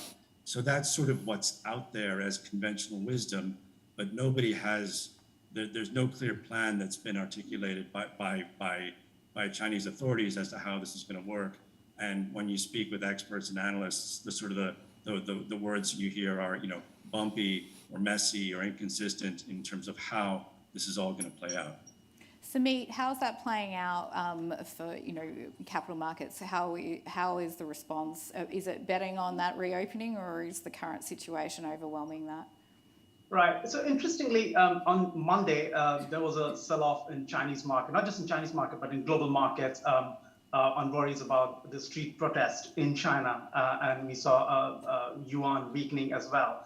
But we saw the market stabilizing the very next day, and it has stabilized in the last 2 days. And that's mainly happening because investors now realize that because of the protest, China may exit zero COVID policy earlier than expected. And that's where I kind of disagree with Tony a little bit. I don't think the Chinese policymakers will wait until March and April to start unwinding some of the restrictions. I think it can happen much earlier, because if you compare with what's happening in the property sector, we have seen a slew of support measures this month itself. And that happened just a month after the party congress, where she kind of spoke about opening up, making economic recovery the priority. So I think the Chinese authorities or the regulators realize that they need to move faster than they have in the past. And I don't think they are waiting for any kind of trigger, any kind of big calendar event to start doing that. But what we've been seeing is there has been, China is responsive to these things, and they do hear the complaints, and they do announce things. And a couple of weeks ago, they announced these 20 new measures that do ease things a little bit. It's 2 days shorter in quarantine, that kind of thing. But it's very incremental stuff so far, and it is seen to be doing something, and it does make a difference to some extent in terms of making zero COVID less inconvenient, less onerous. But the real question is whether, what people really want to know is, right, when is full opening? When can people travel around? When can people go in and out of the country? as they wish? When do they not have to live in sort of fear of lockdown, which is the way things are right now? And I guess the big question too is when China opens up, or if it does open up early next year, I mean, does that return its economy back to the powerhouse it was, or is this still going to be priority number one for the US to kind of to make sure that they're negotiating with a weaker China? I mean, Smeet, do you want to go first on that one? Yeah, so three factors that have weighed on the economy. One is exports have slowed down. And second, the domestic manufacturing, manufacturing facilities have been shut down, and the poor consumer sentiment. So while the first factor, the slowing exports, that will continue to be determined by the geopolitical tensions and what's happening with the US. The other two factors is it can be controlled by the regulators. Reviving of consumer sentiment. We are seeing that there's a bit of revival in the property sector, and as and when China announces exit from the zero COVID policy, probably there will be the sentiment will improve further. So and this month, a central bank advisor said that the target for economic growth next year will not be less than 5.5%. So I think, and there's a lot of support measures coming in. There's a lot of liquidity that's getting pumped into the economy. So while it will take time to play out, probably the next couple of quarters will continue to be sluggish. But I think investors are basically betting on a revival from the second half of next year. Oh, I'm so happy we've got a question that hits on the topic that we were getting very excited about when we were preparing for this panel. So our question is about the Belt and One Road initiative, but also about a successor to Xi. So I'm going to open with you, Tony, because I want to say, I know you were very clear about this when we were preparing. Yeah, so in terms of a successor, there was no successor identified by any traditional standard when the Politburo Standing Committee was introduced last month. So the read on that would be that Xi Jinping expects to serve this third term and beyond. So there's just nobody on the horizon that is a known quantity who has been identified in any way as a successor. And I think that's what I mean. It's not there. Can the protest movement grow strong enough to put pressure on that? The Chinese government has quite a solid grip in terms of security, public security, in terms of the internet. There are consequences that protesters can face, as we've been reporting the last couple of days. So there are a lot of deterrents in terms of trying to keep these protests, keep a lid on these protests. And the fact is also that Xi Jinping is in a very strong position.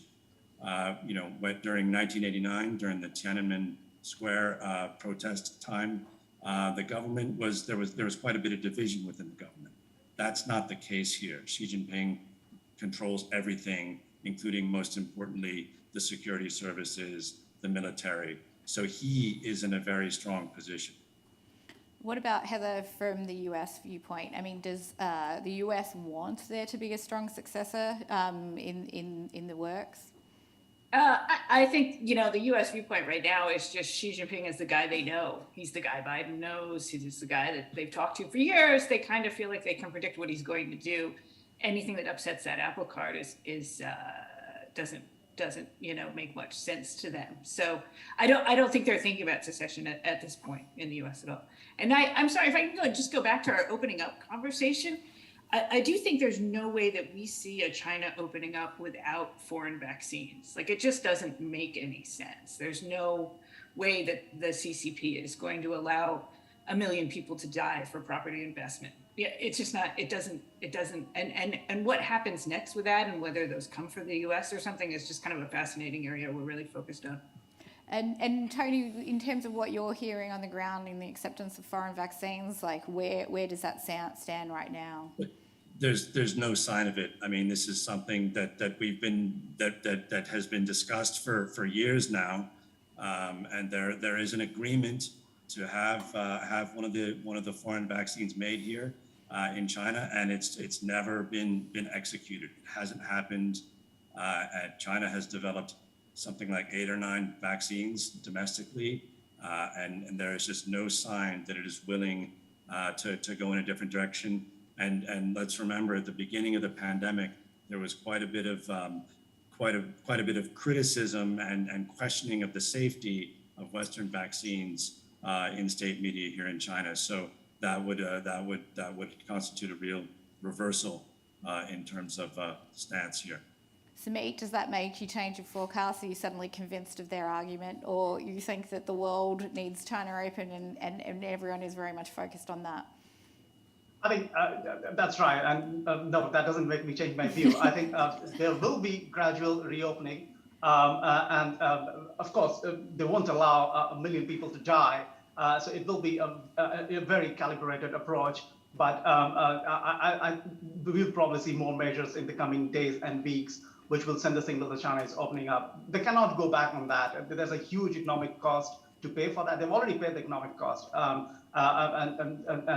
There will be certain measures which will kind of, well, the main thing is to revive the consumer sentiment, right? And the protests have highlighted that. People are not going to accept it. And the measures that have been announced after the protest in some provinces, that makes it clear that there will be gradual reopening, but there will be reopening for sure. Can we throw it back to you for our iPhones are saved? No. Yeah. All right. They got to get back in the factories, or get back in, and it looks like, the policy's lifting in the key plant in Zhengzhou. So there's some promising news there. Yeah. Well, thanks so much, guys. I hope we gave you some insight into how we're planning our coverage at Reuters. Thanks heaps for joining us. I know it's the middle of the night for you guys over there too, so very, very much thank you very much. Thanks a lot. Thank you. Thank you so much. So yes, a bit of an insight into some of the debates that we have in the Reuters newsroom every day in terms of how we're covering some of these big and seminal topics. I'm delighted to say that you've made it to lunch. Well done. Thanks, James. We have now got... Fantastic. Thank you so much, everyone. We're still hearing Charlotte. Thank you. I thought we better fight before we get on camera. That was weird. Okay. They're not going to lunch. Tony and Samit are going to bed because it's like 1 o'clock in the morning where they are. But thank you very much to them. We've got lunch now. We will be back in this room at 2 p.m. So I hope that you have some great conversations and continue some of the debates that we've been having this morning over your lunch. Thank you very much.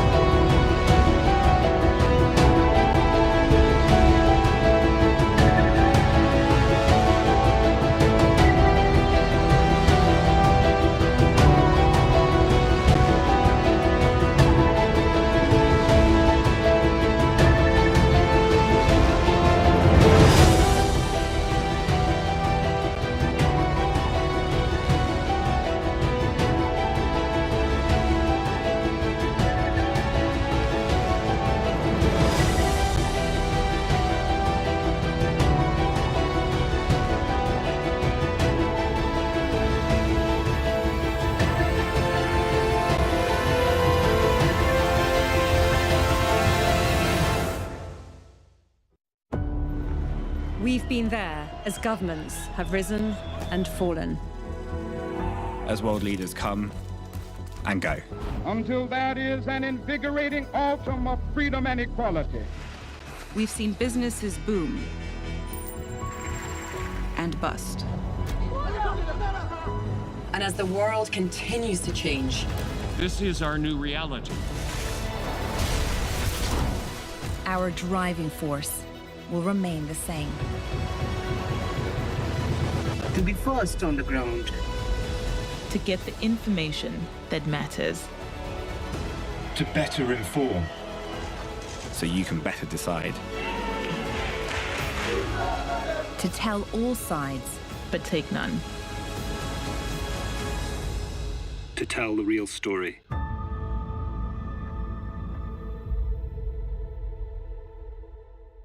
Tesla has an ambitious plan to deploy thousands of humanoid robots within its factories, expanding eventually to millions around the world. The Tesla bot will be real. And it's not just Tesla.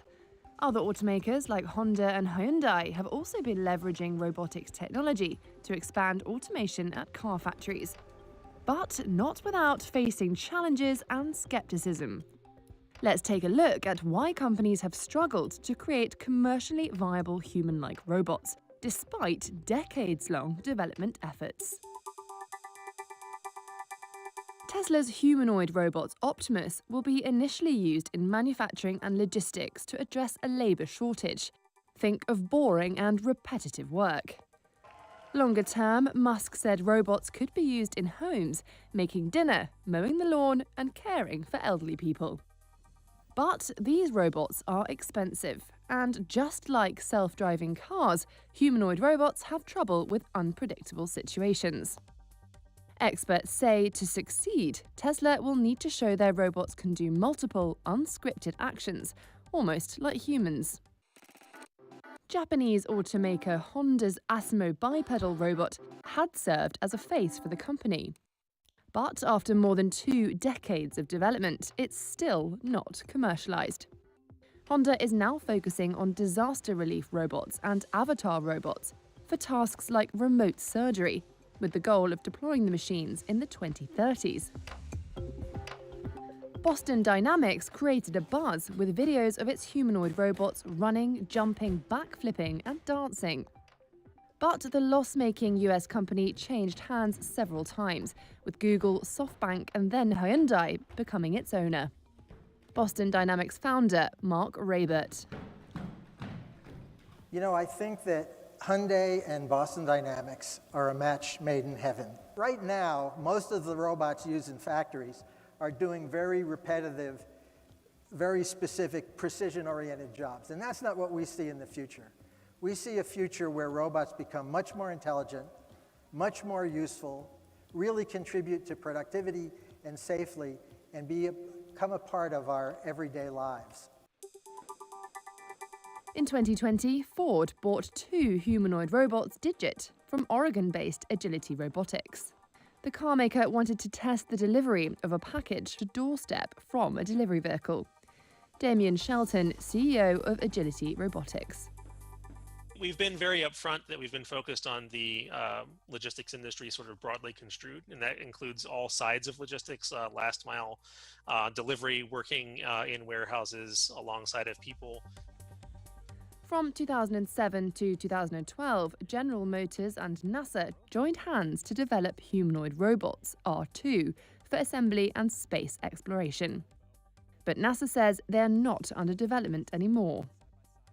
Several robot startups like Rethink Robotics also went out of business as they failed to commercialize their products.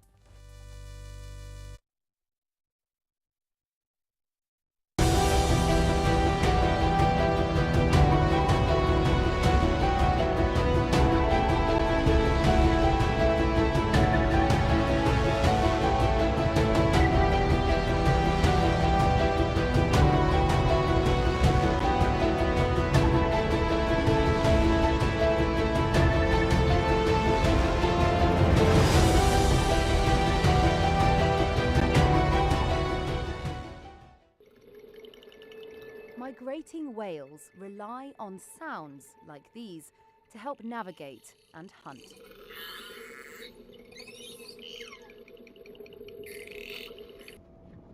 Above water, these high-tech smart buoys being installed off the coast of Chile will have one main job: to listen to the whales and, using artificial intelligence, help them avoid colliding with ships while migrating from Antarctica to the equator.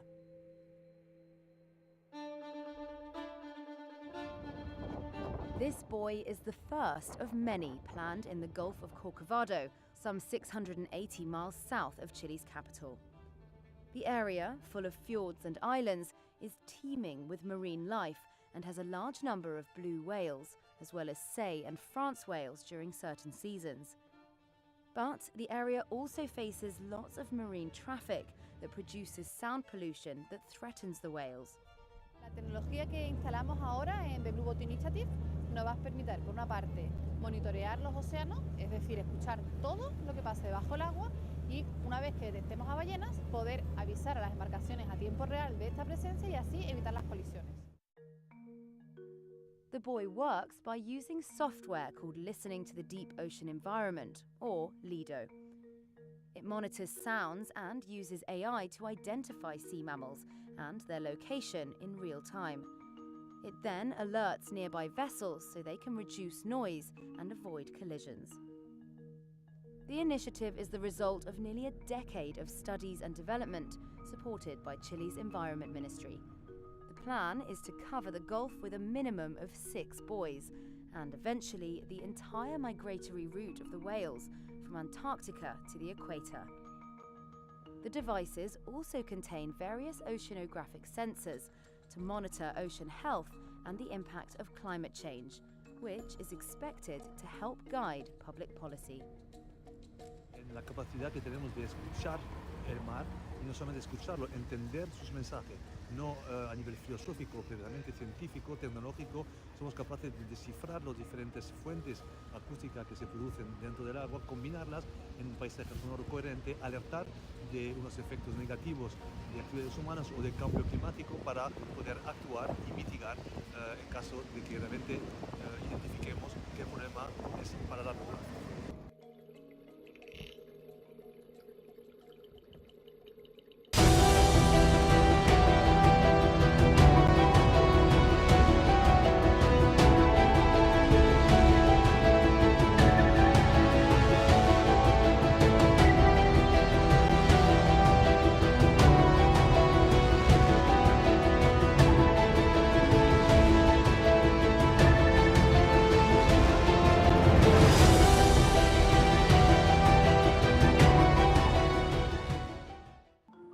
This AI-powered helmet gives firefighters the ability to see through smoke.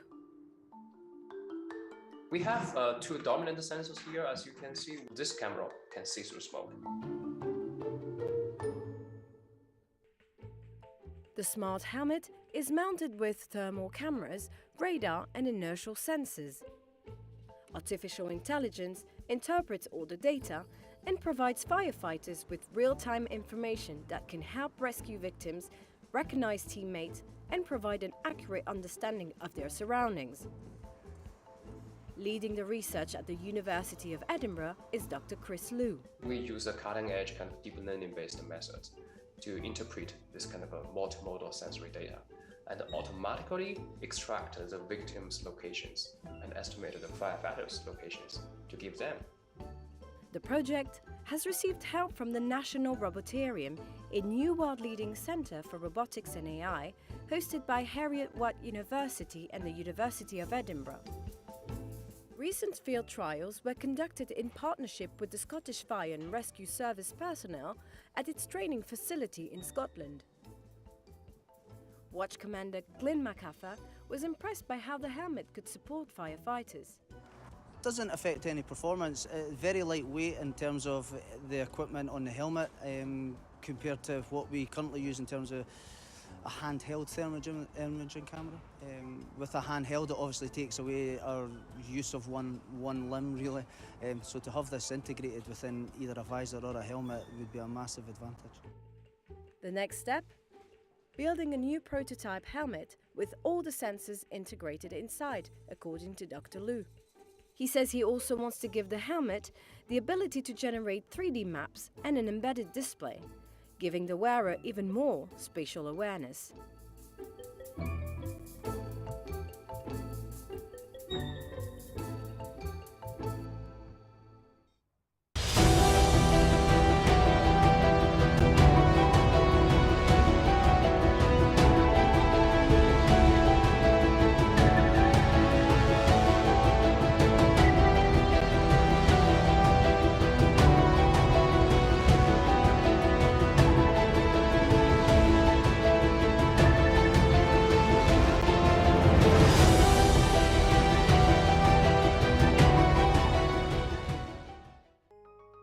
We see collisions happening, we see these debris clouds, it's only going to get worse.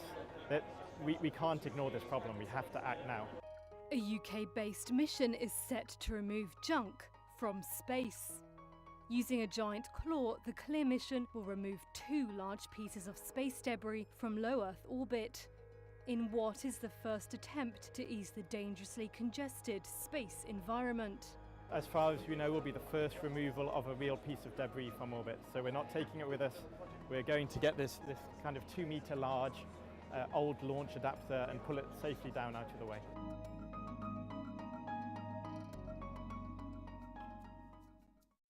Space debris, also known as space junk, is made up of discarded launch vehicles or parts of spacecraft.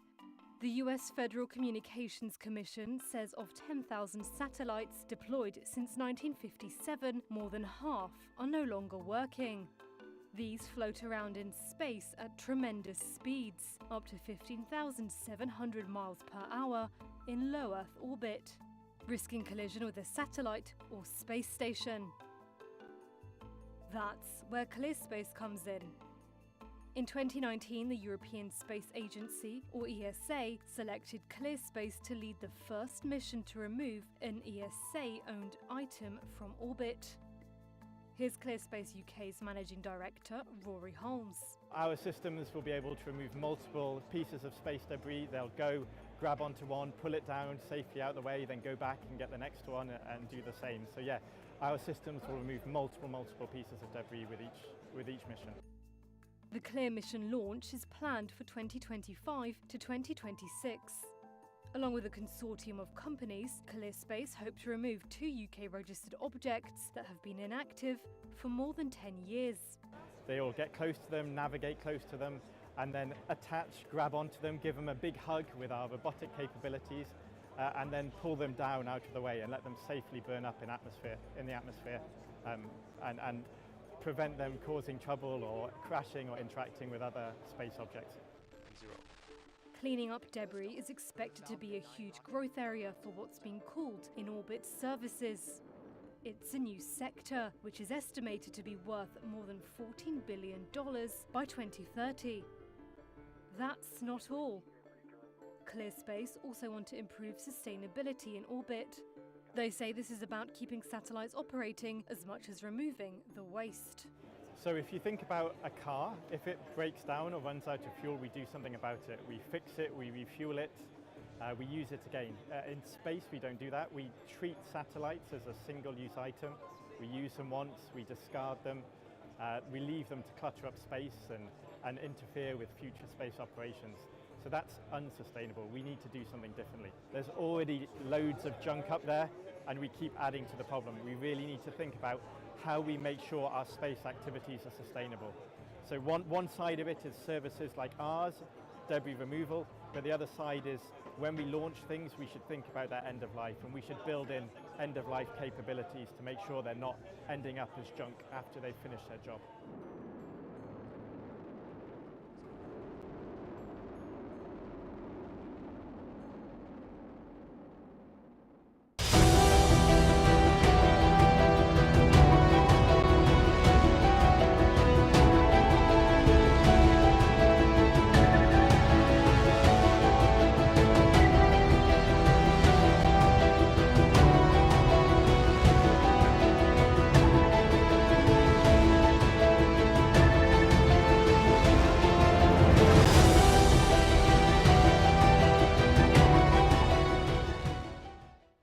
South Korea was the first country to launch a 5G mobile network in 2019.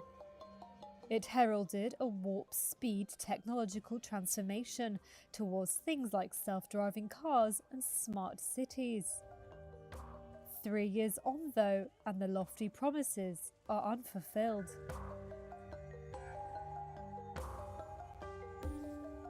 Some 45% of the population of South Korea is now on 5G, one of the highest rates globally. $20 billion spent on network upgrades boosted connection speeds 5-fold over 4G technology. But telecommunications companies have not been willing to invest the estimated $370 billion needed to ramp speeds by 20 times.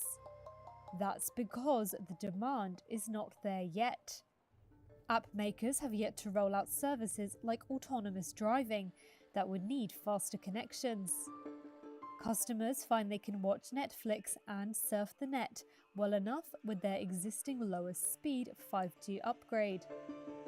South Korean telecos have built around 215,000 5G base stations, but only 2% of them can handle the faster speeds. And it would take a lot more base stations per square mile than for 4G or the 5G Lite option.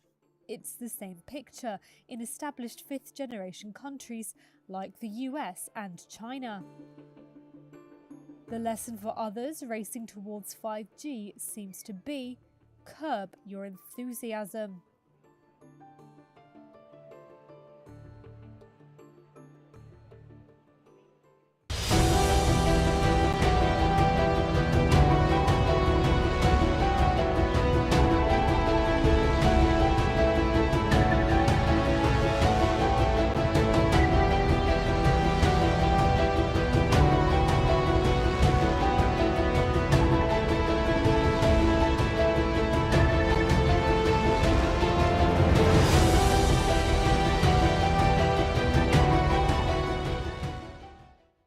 Nigerian ride-hailing app HerRide employs exclusively women drivers.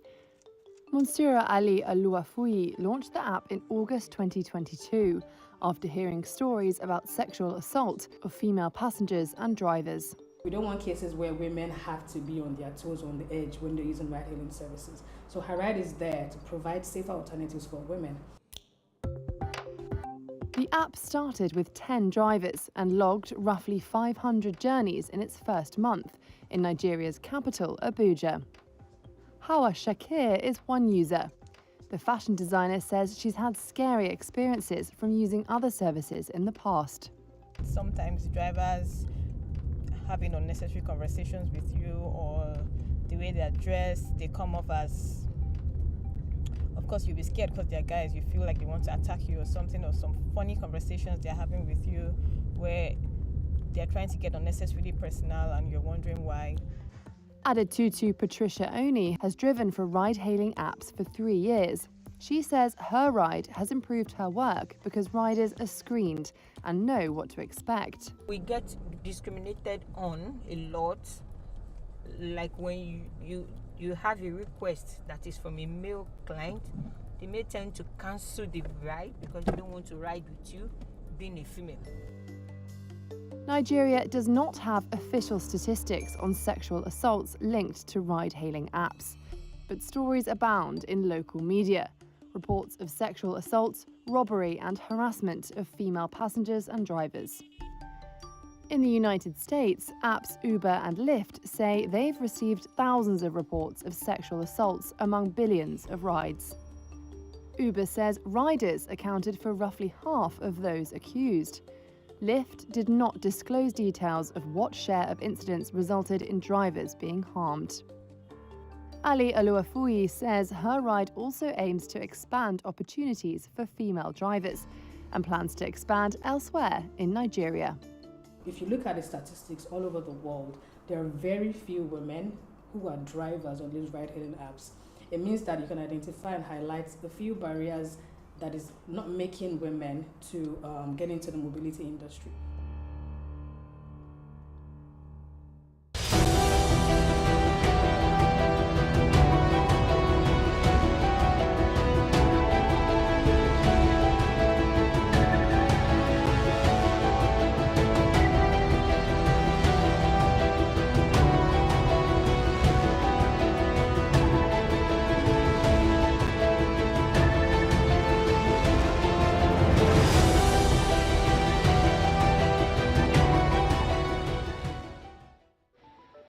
is Samantha Cristoforetti, the first European female commander of the International Space Station.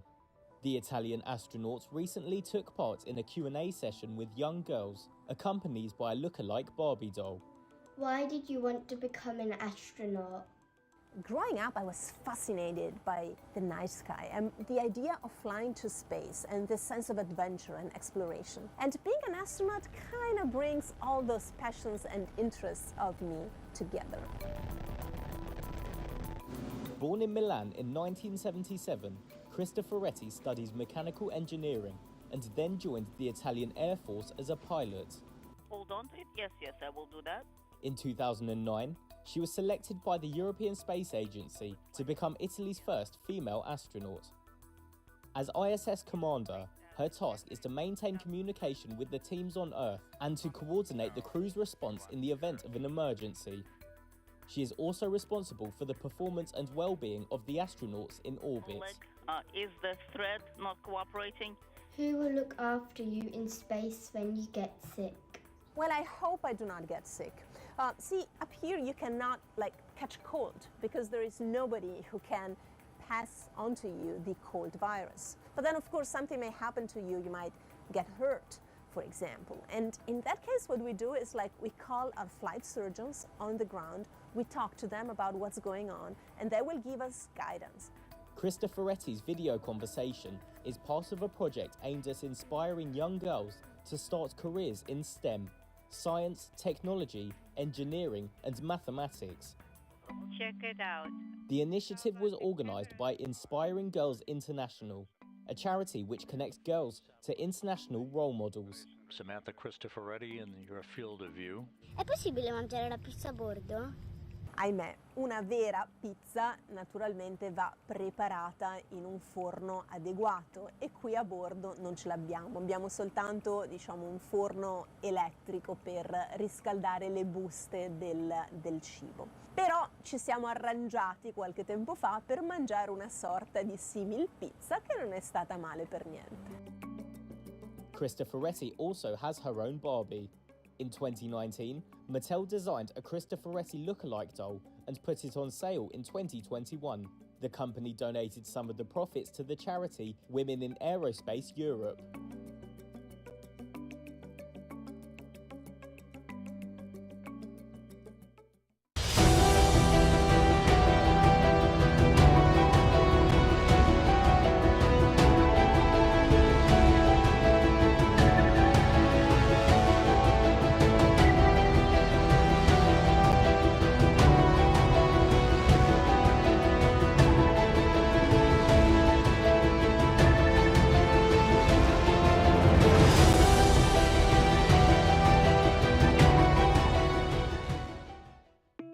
Switzerland has recorded the worst melt rate of its glaciers since monitoring began more than 100 years ago. It was really shocking and surprising to see how much melting actually can occur. Swiss glaciers lost 6% of their volume in 2022, far exceeding the record set in 2003. That's according to a new study by the Swiss Glacier Monitoring Network, GLAMOS. More than half of the glaciers in the Alps are in Switzerland, where temperatures are rising by around twice the global average. The mountains there lost about 0.7 cubic miles of ice in summer 2022. The heavy losses are the result of exceptionally low winter snowfall combined with back-to-back heat waves. The melt was so extreme that bare rock that had remained buried for millennia re-emerged at one site. Other small ice caps all but vanished. Matthias Huss is the head of GLAMOS. The results for the Swiss glaciers of 22 are really worrying. We've lost as much ice as never before since measurements started more than 100 years ago. We've lost an enormous quantity of ice, much more than the previous record of 2003. If greenhouse gas emissions continue to rise, the Alps glaciers are expected to lose more than 80% of their current mass by 2100. Many will disappear regardless of whatever emissions action is taken now, thanks to global warming baked in by past emissions. That's according to a 2019 report by the UN Intergovernmental Panel on Climate Change. We knew with climate scenarios that this situation would come at least somewhere in the future, and realizing that the future is already right here, right now, this was maybe the most surprising or shocking experience of this summer.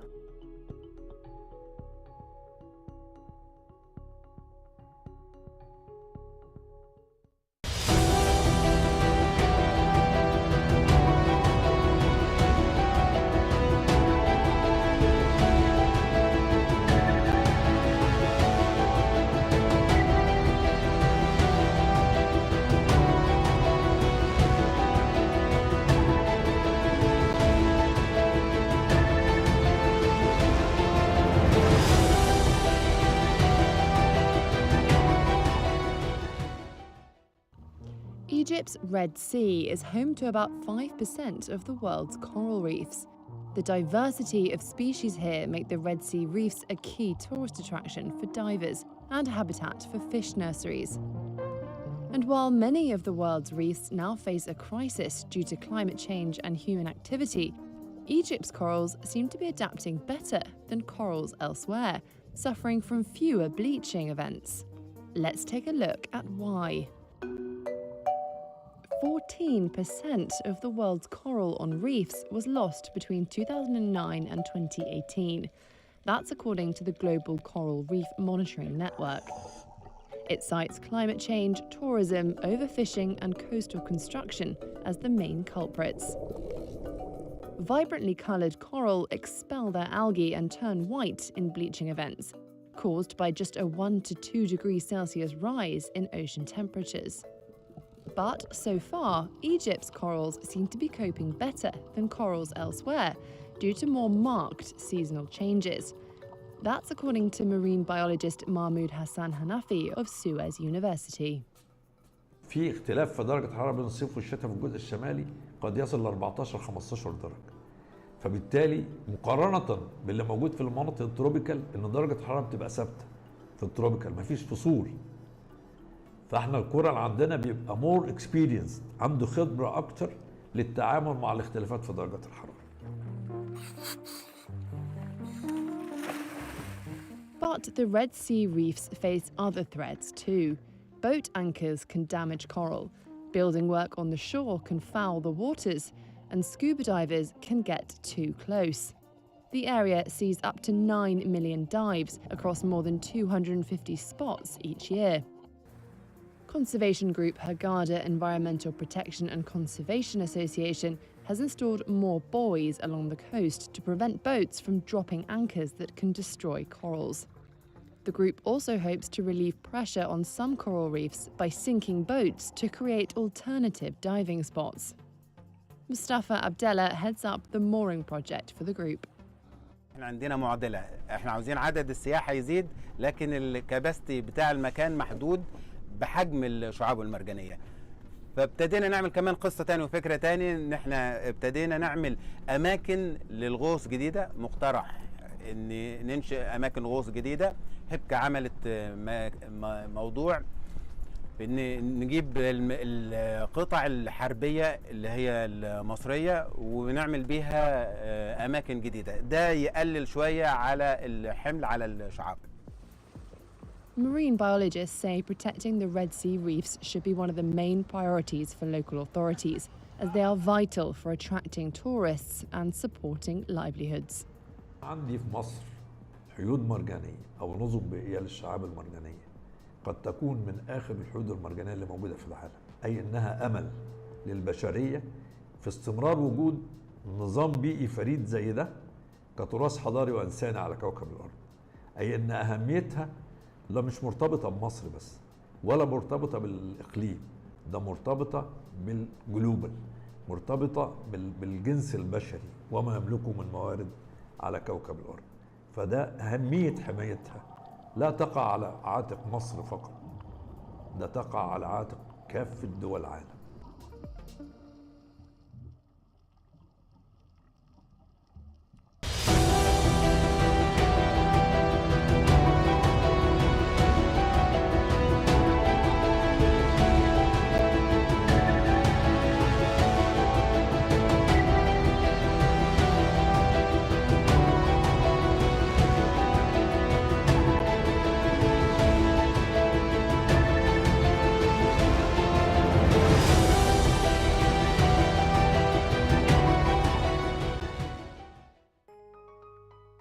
I'm noticing myself that ice isn't as thick as it used to be. Climate change, we're seeing that the temperatures are not as cold as it used to be.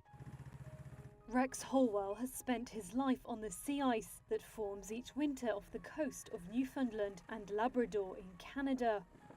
Like other Inuit, he learned to hunt seals and fish over the sea ice highways. But he fears climate change is about to upend it all. As droughts last longer and heat waves, flooding and storms intensify, the Inuit are doing what they have always done: adapt.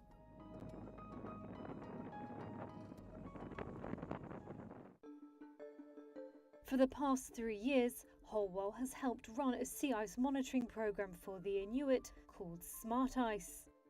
It pairs traditional Inuit knowledge with modern technology. Data collection buoys and electromagnetic sensors provide real-time measurements of sea ice thickness. Locals can access the information through a website, phone app or Facebook. More than 30 Inuit communities use Smart Ice. And Holwell believes the tool can extend the time the Inuit have left on the sea ice before it completely disappears. We provide people with data that they can use as a tool to help make them informed decisions while they're traveling on the sea ice, so they can make the choices to help keep them safe while they're traveling on the sea ice, to go to that location where they want to go to, hunt seals or hunt partridges or to get the Arctic char or to get their wood. And the whole point of us collecting this data is to help keep people safe while they're traveling on the sea ice. The Arctic is warming 4 times faster than the rest of the planet. That's according to analysis published in Nature Communications, Earth and Environment in August 2022. Separate modelling by experts shows that as soon as 2035, Arctic sea ice might drop below 400,000 square miles during the summer. Holwell says other communities living on freshwater lakes and rivers in northern Canada have begun asking about Smart Ice. For now, the focus is on Canada, but he says Sami caribou herders and others in Sweden, Finland, Iceland and England are also interested in the technology. Over in his tiny Inuit town, the effects of climate change are being felt every day. Has a huge role in our mental well-being as well, as Inuit people, to be able to go out on the sea ice. And, with climate change happening what it is, it's going to have a huge effect in the future on those generations who can't go out on the sea ice and, practice their traditions and keep their culture alive.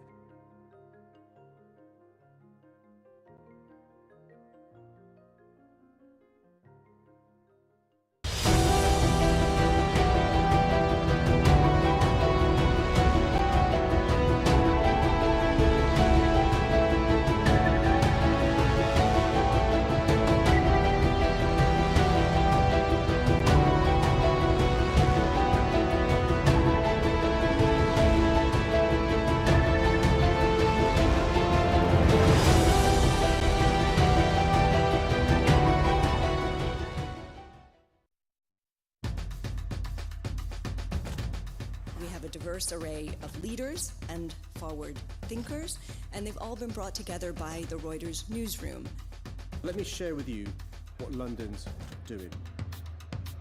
We're so delighted to be able to be transparent with our live journalism on the stream, showing Reuters Next, Reuters Impact, Reuters Momentum to audiences all around the world.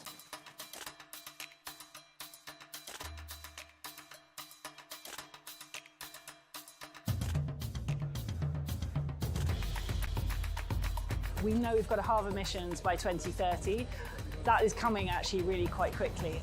What we need is more awareness. And how do you get awareness? Is teaming up with partners.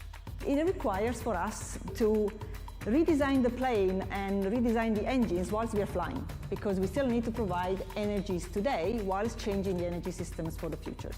Hello everyone, welcome to the Reuters studio here at the Reuters Impact event in London. What I love about Reuters Impact is that it's just a great convening place where we have conversations, be it on a panel session, on the stage, but the really great stuff takes place in and around that space where we get to learn together. It's been full of energy. It's been really interesting to hear so many different voices talk about the same topic from so many different points of view. I have met amazing decision makers, interesting people, and I think it's just a great platform here and an amazing event. And at the end of the day, it's people who are going to drive the change. We're fighting for better governance there. You also need to improve your governance. Business as usual of looking at the issues in silos is no longer an option.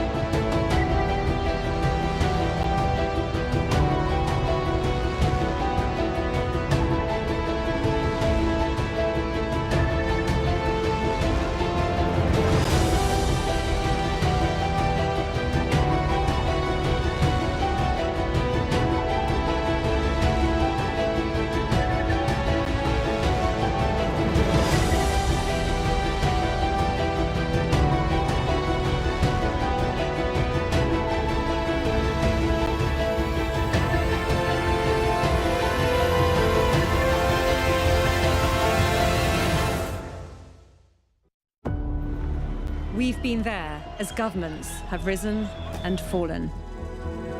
As world leaders come and go. Until that is an invigorating autumn of freedom and equality. We've seen businesses boom and bust.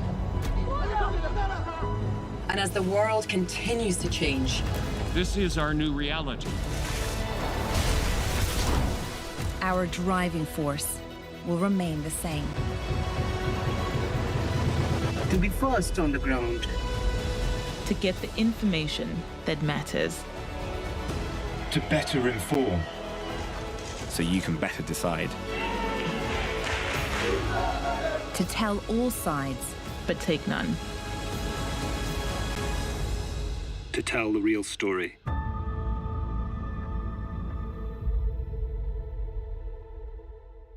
Tesla has an ambitious plan to deploy thousands of humanoid robots within its factories, expanding eventually to millions around the world. The Tesla bot will be real. And it's not just Tesla. Other automakers like Honda and Hyundai have also been leveraging robotics technology to expand automation at car factories. But not without facing challenges and skepticism. Let's take a look at why companies have struggled to create commercially viable human-like robots, despite decades-long development efforts. Tesla's humanoid robot Optimus will be initially used in manufacturing and logistics to address a labour shortage.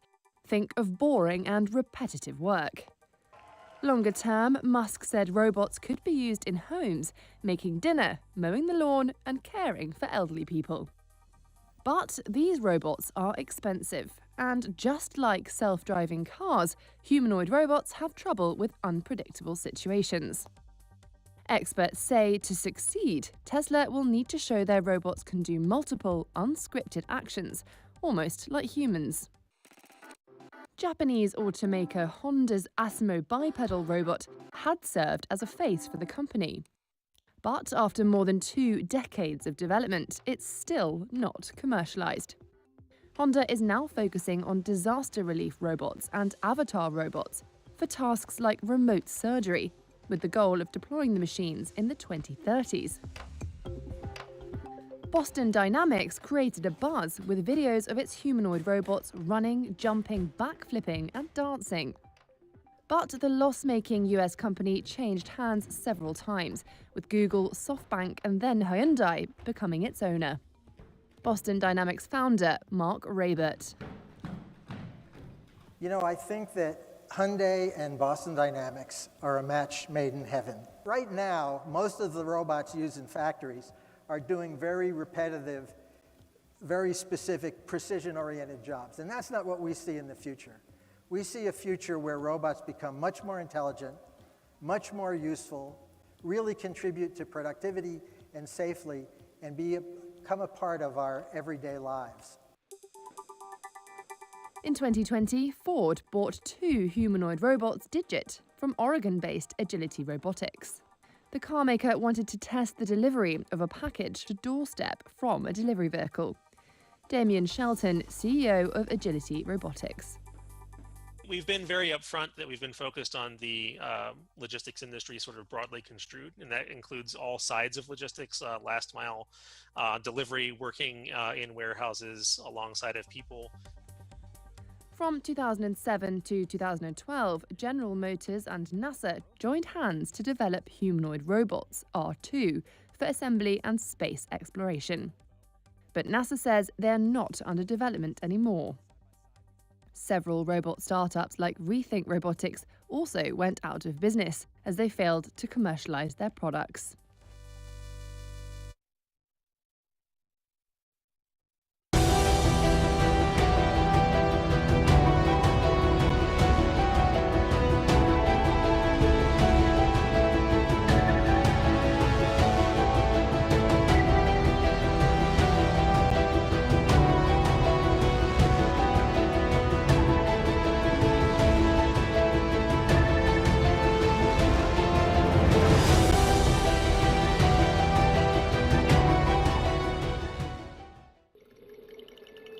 Migrating whales rely on sounds like these to help navigate and hunt.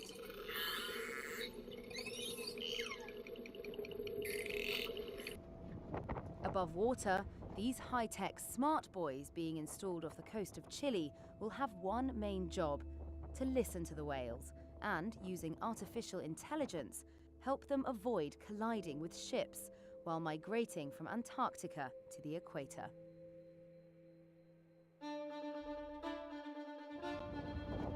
This buoy is the first of many planned in the Gulf of Corcovado, some 680 miles south of Chile's capital. The area, full of fjords and islands, is teeming with marine life and has a large number of blue whales, as well as sei and France whales during certain seasons.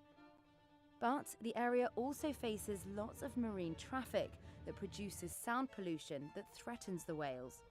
La tecnología que instalamos ahora en The Blue Boat Initiative nos va a permitir, por una parte, monitorear los océanos, es decir, escuchar todo lo que pase debajo del agua, y una vez que detectemos a ballenas, poder avisar a las embarcaciones a tiempo real de esta presencia y así evitar las colisiones. The buoy works by using software called Listening to the Deep Ocean Environment, or LIDO. It monitors sounds and uses AI to identify sea mammals and their location in real time. It then alerts nearby vessels so they can reduce noise and avoid collisions. The initiative is the result of nearly a decade of studies and development supported by Chile's Environment Ministry. The plan is to cover the Gulf with a minimum of 6 buoys and eventually the entire migratory route of the whales from Antarctica to the equator. The devices also contain various oceanographic sensors to monitor ocean health and the impact of climate change, which is expected to help guide public policy. La capacidad que tenemos de escuchar el mar y no solamente escucharlo, entender sus mensajes, no a nivel filosófico, pero realmente científico, tecnológico. Somos capaces de descifrar las diferentes fuentes acústicas que se producen dentro del agua, combinarlas en un paisaje sonoro coherente, alertar de unos efectos negativos de actividades humanas o de cambio climático para poder actuar y mitigar en caso de que realmente identifiquemos que el problema es para la población.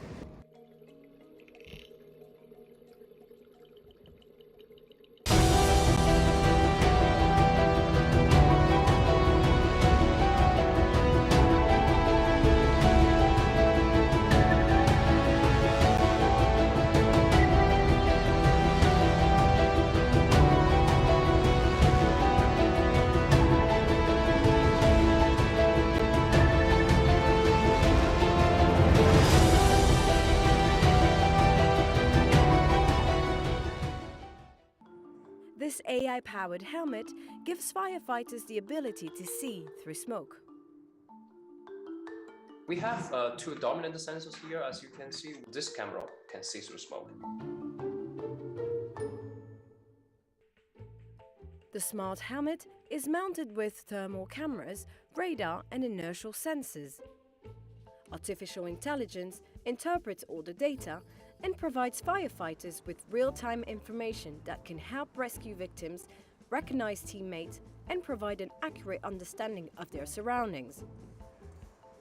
Leading the research at the University of Edinburgh is Dr. Chris Liu. We use a cutting-edge kind of deep learning-based method to interpret this kind of a multimodal sensory data and automatically extract the victims' locations and estimate the firefighters' locations to give them.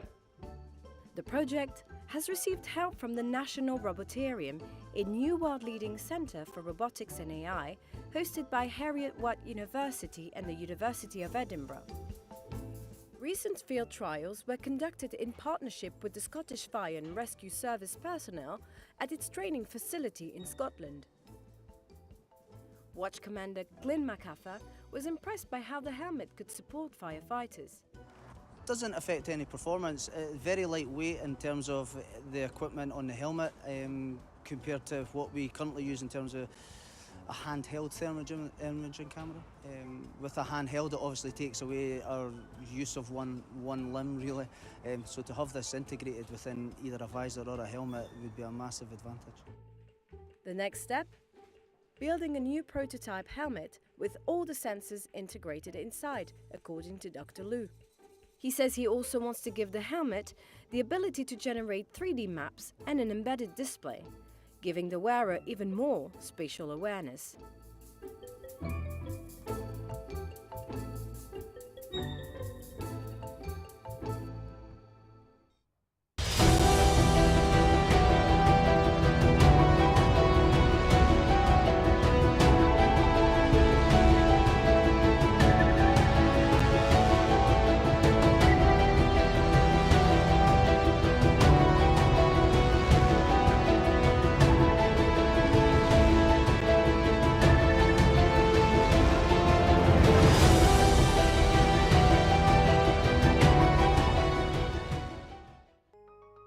We see collisions happening, we see these debris clouds, it's only going to get worse. We can't ignore this problem, we have to act now. A UK-based mission is set to remove junk from space. Using a giant claw, the CLEAR mission will remove 2 large pieces of space debris from low Earth orbit, in what is the first attempt to ease the dangerously congested space environment. As far as we know, will be the first removal of a real piece of debris from orbit. So we're not taking it with us. We're going to get this kind of 2-meter large old launch adapter and pull it safely down out of the way.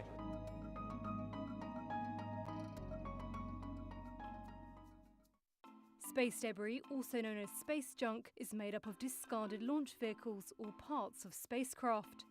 The US Federal Communications Commission says of 10,000 satellites deployed since 1957, more than half are no longer working. These float around in space at tremendous speeds, up to 15,700 miles per hour in low Earth orbit, risking collision with a satellite or space station. That's where ClearSpace comes in. In 2019, the European Space Agency, or ESA, selected ClearSpace to lead the first mission to remove an ESA-owned item from orbit. Here's ClearSpace UK's Managing Director, Rory Holmes. Our systems will be able to remove multiple pieces of space debris. They'll go, grab onto one, pull it down safely out the way, then go back and get the next one and do the same. So yeah, our systems will remove multiple pieces of debris with each mission. The CLEAR mission launch is planned for 2025 to 2026. Along with a consortium of companies, ClearSpace hope to remove 2 UK-registered objects that have been inactive for more than 10 years.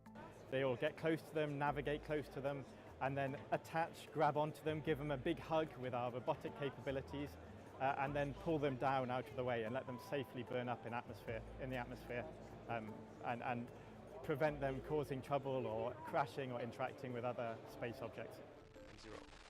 cleaning up debris is expected to be a huge growth area for what's being called in-orbit services.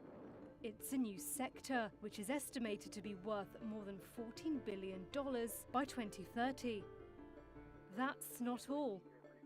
ClearSpace also want to improve sustainability in orbit. They say this is about keeping satellites operating as much as removing the waste. So if you think about a car, if it breaks down or runs out of fuel, we do something about it. We fix it, we refuel it, we use it again. In space, we don't do that. We treat satellites as a single-use item. We use them once, we discard them, we leave them to clutter up space and interfere with future space operations. So that's unsustainable. We need to do something differently. There's already loads of junk up there, and we keep adding to the problem. We really need to think about how we make sure our space activities are sustainable. So one side of it is services like ours, debris removal, but the other side is when we launch things, we should think about that end of life, and we should build in end of life capabilities to make sure they're not ending up as junk after they've finished their job.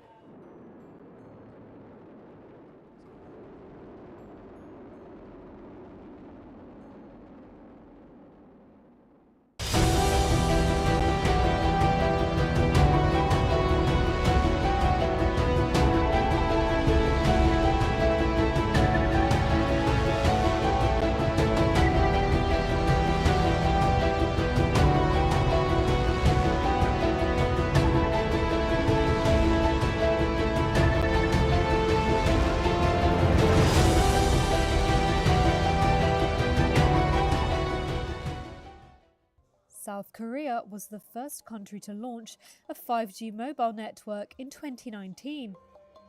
It heralded a warp speed technological transformation towards things like self-driving cars and smart cities.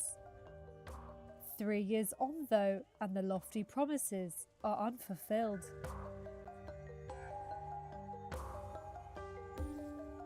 Some 45% of the population of South Korea is now on 5G, one of the highest rates globally. $20 billion spent on network upgrades boosted connection speeds 5-fold over 4G technology. But telecommunications companies have not been willing to invest the estimated $370 billion needed to ramp speeds by 20 times. That's because the demand is not there yet. App makers have yet to roll out services like autonomous driving that would need faster connections. Customers find they can watch Netflix and surf the net well enough with their existing lowest speed 5G upgrade. South Korean telecos have built around 215,000 5G base stations, but only 2% of them can handle the faster speeds. And it would take a lot more base stations per square mile than for 4G or the 5G Lite option. It's the same picture in established fifth-generation countries like the US and China. The lesson for others racing towards 5G seems to be curb your enthusiasm.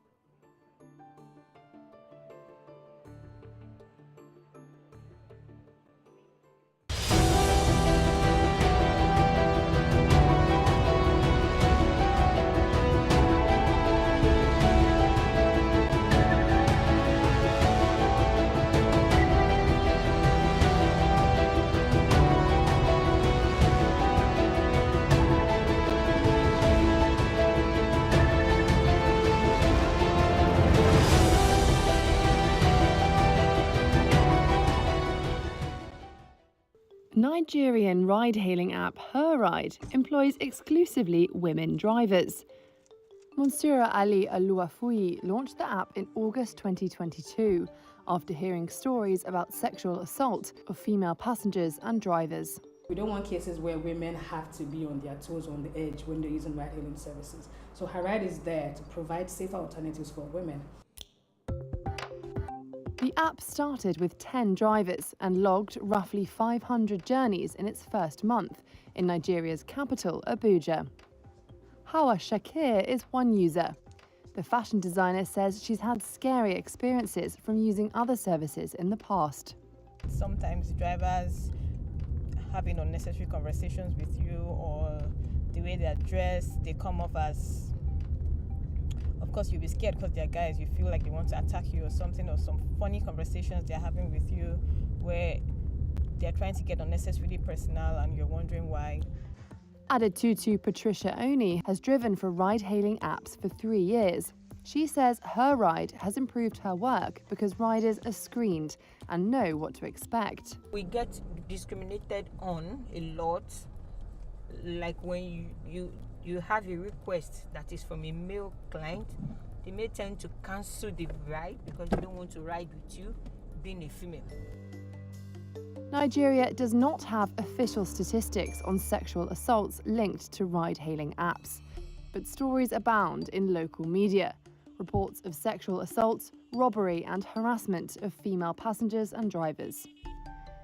In the United States, apps Uber and Lyft say they've received thousands of reports of sexual assaults among billions of rides.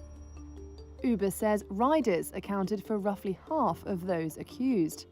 Lyft did not disclose details of what share of incidents resulted in drivers being harmed. Ali Aluafuyi says her ride also aims to expand opportunities for female drivers and plans to expand elsewhere in Nigeria. If you look at the statistics all over the world, there are very few women who are drivers on these ride-hailing apps. It means that you can identify and highlight the few barriers that is not making women to get into the mobility industry.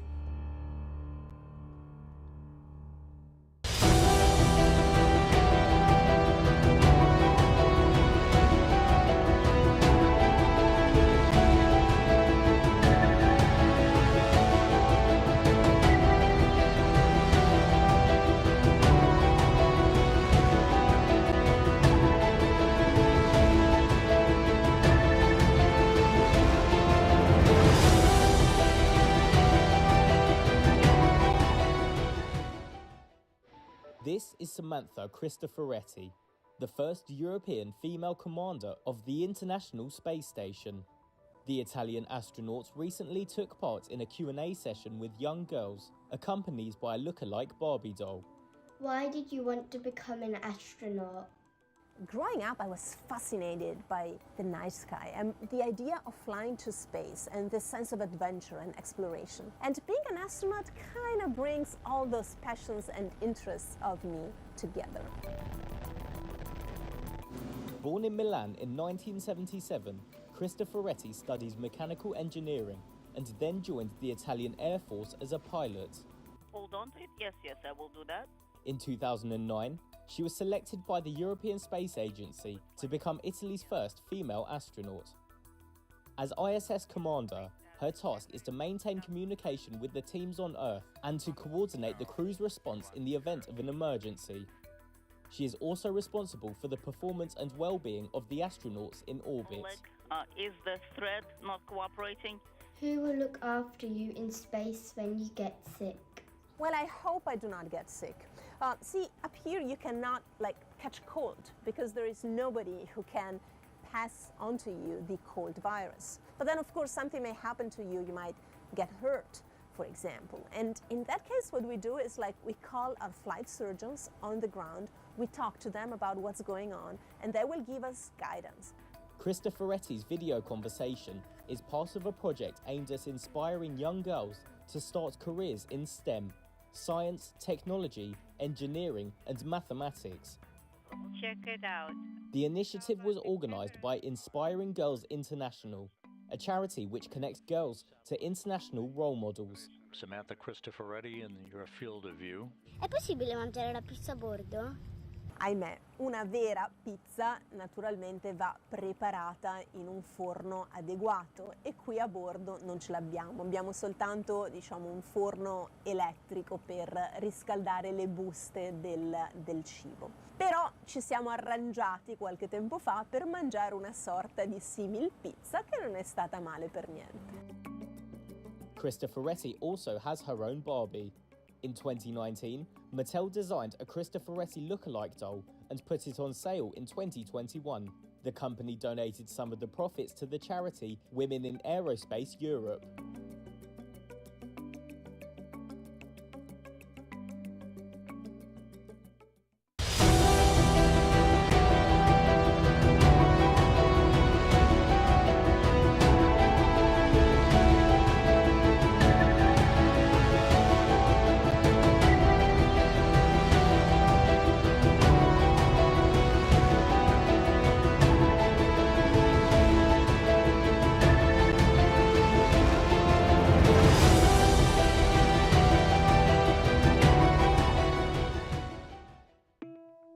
Switzerland has recorded the worst melt rate of its glaciers since monitoring began more than 100 years ago. It was really shocking and surprising to see how much melting actually can occur. Swiss glaciers lost 6% of their volume in 2022, far exceeding the record set in 2003. That's according to a new study by the Swiss Glacier Monitoring Network, GLAMOS. More than half of the glaciers in the Alps are in Switzerland, where temperatures are rising by around twice the global average. The mountains there lost about 0.7 cubic miles of ice in summer 2022. The heavy losses are the result of exceptionally low winter snowfall combined with back-to-back heat waves. The melt was so extreme that bare rock that had remained buried for millennia re-emerged at one site. Other small ice caps all but vanished. Matthias Huss is the head of GLAMOS. The results for the Swiss glaciers of 22 are really worrying. We've lost as much ice as never before since measurements started more than 100 years ago. We've lost an enormous quantity of ice, much more than the previous record of 2003. If greenhouse gas emissions continue to rise, the Alps glaciers are expected to lose more than 80% of their current mass by 2100. Many will disappear regardless of whatever emissions action is taken now, thanks to global warming baked in by past emissions. That's according to a 2019 report by the UN Intergovernmental Panel on Climate Change. We knew with climate scenarios that this situation would come at least somewhere in the future, and realizing that the future is already right here, right now, this was maybe the most surprising or shocking experience of this summer.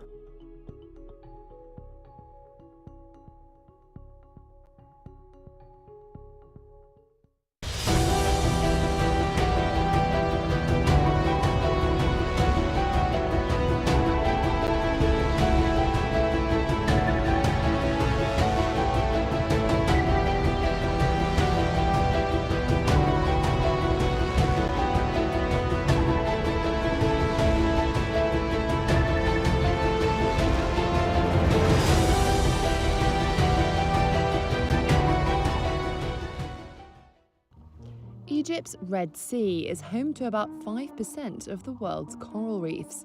The diversity of species here make the Red Sea reefs a key tourist attraction for divers and habitat for fish nurseries.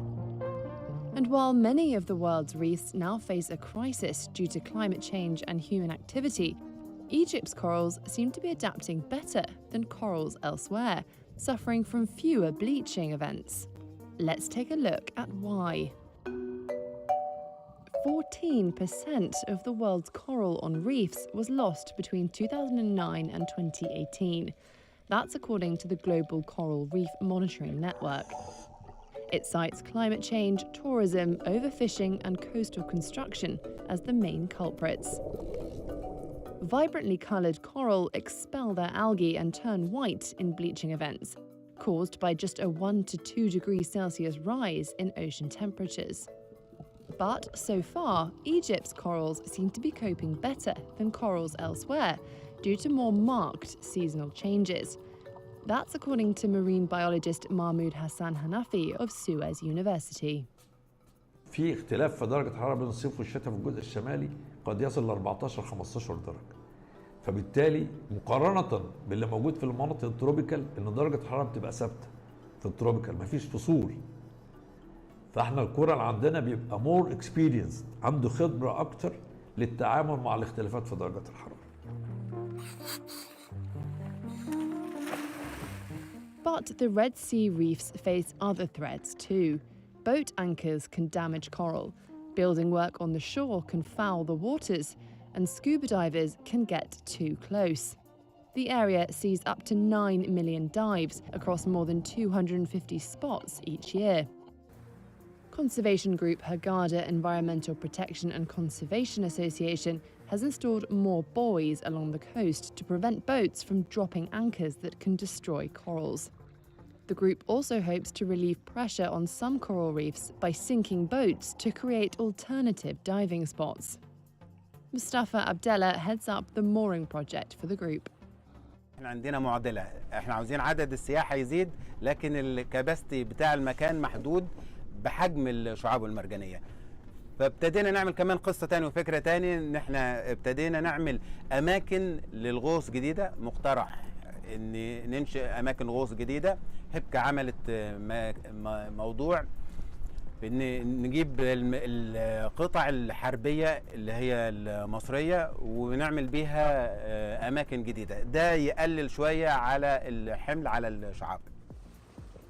Marine biologists say protecting the Red Sea reefs should be one of the main priorities for local authorities, as they are vital for attracting tourists and supporting livelihoods.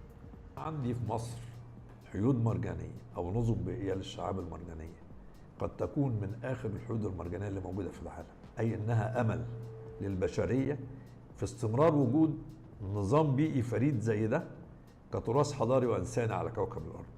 أي أن أهميتها لا مش مرتبطة بمصر بس ولا مرتبطة بالإقليم، ده مرتبطة بالجلوبال، مرتبطة بالجنس البشري وما يملكه من موارد على كوكب الأرض. فده أهمية حمايتها لا تقع على عاتق مصر فقط، ده تقع على عاتق كافة دول العالم.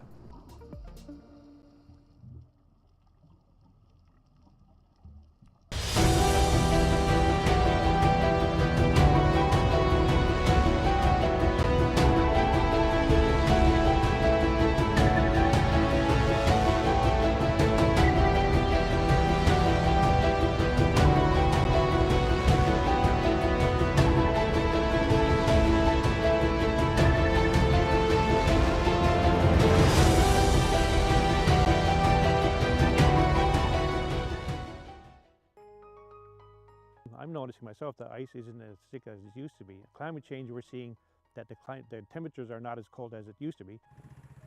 Rex Holwell has spent his life on the sea ice that forms each winter off the coast of Newfoundland and Labrador in Canada.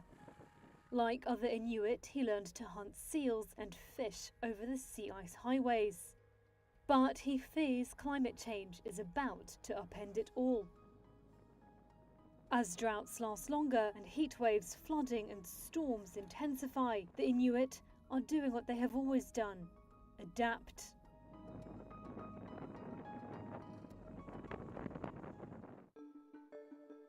For the past 3 years, Holwell has helped run a sea ice monitoring program for the Inuit called Smart Ice. It pairs traditional Inuit knowledge with modern technology. Data collection buoys and electromagnetic sensors provide real-time measurements of sea ice thickness. Locals can access the information through a website, phone app or Facebook. More than 30 Inuit communities use Smart Ice. And Holwell believes the tool can extend the time the Inuit have left on the sea ice before it completely disappears. We provide people with data that they can use as a tool to help make them informed decisions while they're traveling on the sea ice, so they can make the choices to help keep them safe while they're traveling on the sea ice, to go to that location where they want to go to, hunt seals or hunt partridges or to get the Arctic char or to get their wood. And the whole point of us collecting this data is to help keep people safe while they're traveling on the sea ice. The Arctic is warming 4 times faster than the rest of the planet. That's according to analysis published in Nature Communications, Earth and Environment in August 2022.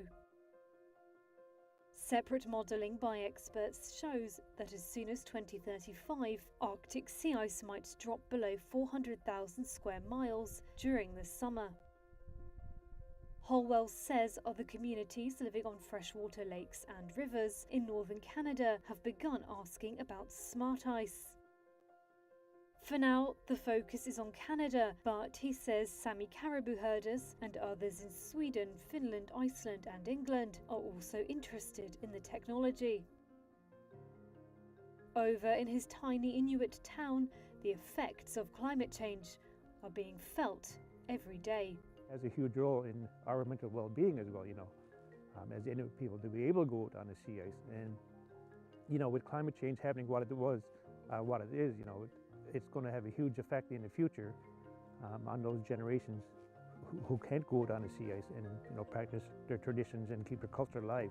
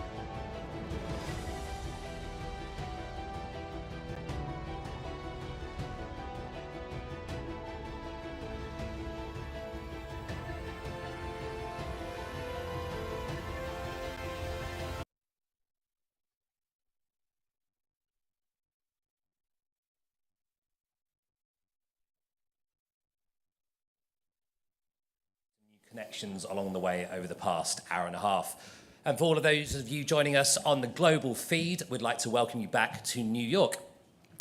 For our first session back, we're going to, I think, widen the focus a little bit. And we're going to take a look at the crucial issue of international aid. And I'd like to pass you over to your moderator, Reuters editor-at-large, Axel Threlfall.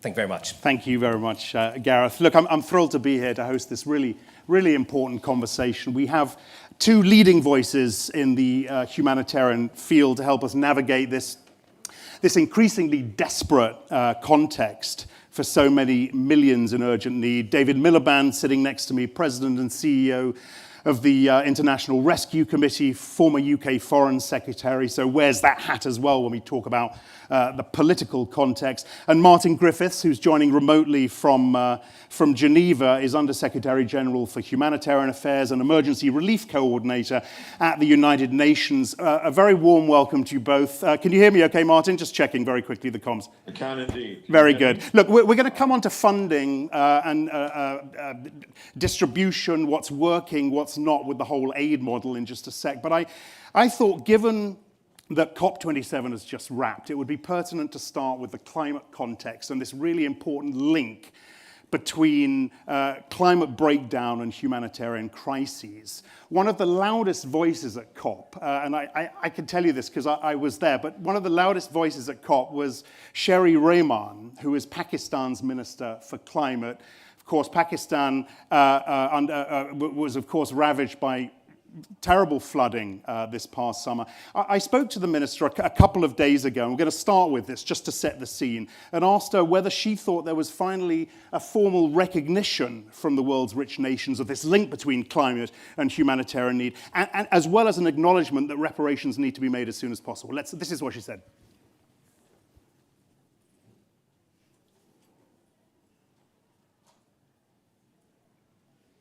I think there was, because I was on my feet every day stumping for what we call climate justice. Again, not a new term, nor nothing that is not unknown to the entire COP system. It pivots on a bargain between the global north and the south, at least from the Paris Agreement. And look, we are less than 1%. Our carbon footprint is less than 1%. We're a very low emitter. For various reasons, and we are, it seems, taking the brunt. We were the ground zero of accelerated impact. So yes, this was made very clear. I was also playing a series of videos on all the forums I was on, which actually directly brought home a postcard from the edge of complete vulnerability. So people actually saw the human suffering, the tragedy on the ground, the catastrophe was quite clear. And the link between, climate justice and what we are going through, the intersect of lack of finances and, the sheer spread of human tragedy was quite clear. All right, so look, we're going to hear from more from the minister in just a moment. But so the link was made, the message was clearer, a loss and damage, an agreement to set up a loss and damage fund was there. Martin, let me kick it off with you. You were also at COP. You made your own impassioned pitch for climate justice there. How long, Martin, before anything meaningful is delivered? Before we actually see money on the table, would you say? Thanks very much, Axel. I was actually quite shocked. It was the first COP I'd been to. David knows much more about this subject than I do. I was quite shocked by a number of things. One is, I think the humanitarian community is a bit late to this party, and we need to be much more organized and much more collective in our attempt to get climate justice happening, just as the minister has said. Number two, I'm astonished by the opacity of how climate promises do or don't turn into climate delivery in terms of funding. I think Dave has just been to the Horn of Africa. I have recently too. I didn't see a penny of climate adaptation money going into Somali communities, which desperately need help for alternative livelihoods. So I was quite surprised by that. So I think you're right, Axel. I would agree that what we need to see is, number one, priorities for climate funding which actually take into account the direct evidence of people impacted by them. We tried to do that in other communities. It should be the case in climate. Number two, climate promises being transparent in where the money goes. And number three, how it's dispersed, and that we should get the money out of the door a lot quicker. I think it would be quite striking how in the Horn of Africa, which desperately needs adaptation or loss and damage money now, in Ethiopia, in Somalia, let's see a fast track of some of that money going straight to those communities that we see firsthand. All right. And look, I'm not confident, but I think it's the right thing. And we'll come back to Somalia in particular in just a moment. But so Martin says you've just got back from the Horn. Was there anything there, anything in COP, anything from when we hear the minister from Pakistan and the optimism, it seems, on the back of this fund, anything that gives you hope? Well, if you look at the statistics, you'll get depressed. And if you talk to the people, then you have hope. And so obviously when you meet people who are in the face of the climate crisis, paying the price of the climate crisis today, their tales are of extraordinary suffering, but they're also of determination and of resilience. I just want to pick up what Martin has said, because I think he's spoken very bluntly and well, but broaden the lens a bit. I would say, he said the humanitarians haven't done a good enough job of working on the climate side. I think he's absolutely right, but I'd broaden it as follows. The climate movement and the humanitarian movement have actually done a terrible job at working together in three critical areas. Area number one is the mapping of risks. The drought, the floods in Pakistan, the drought in East Africa, the mapping of risks at a regional level, but also at a micro level. We can do a much, much better job. Secondly, investment in innovation for climate resilience. We know that early warning systems for farmers, that renewed seed strength can make a difference, especially in subsistence agriculture.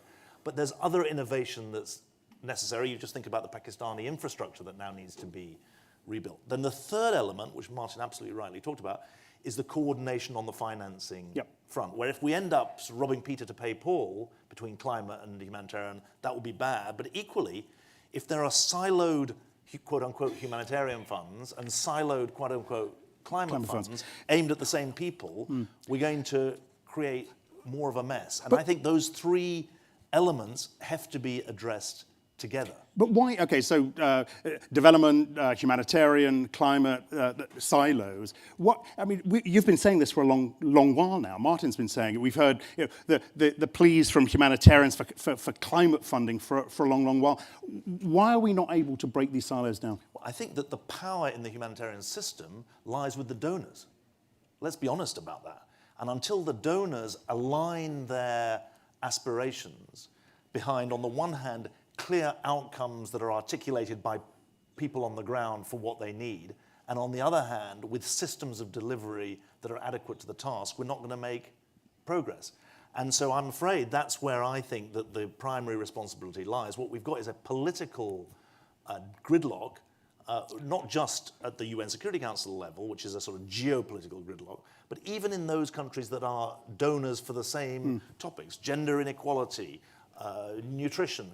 The alignment of donor effort is not there. And so you've got a dispersal where there needs to be focus. And I do want to commend what Martin, the focus Martin has given on this East Africa crisis, because it brings together conflict, climate, but also the after effects of COVID and of the Ukraine war, which is impacting on food and energy prices. And if we can't, I mean, we were talking before, and it'd be interesting to know Martin's perspective on the following point.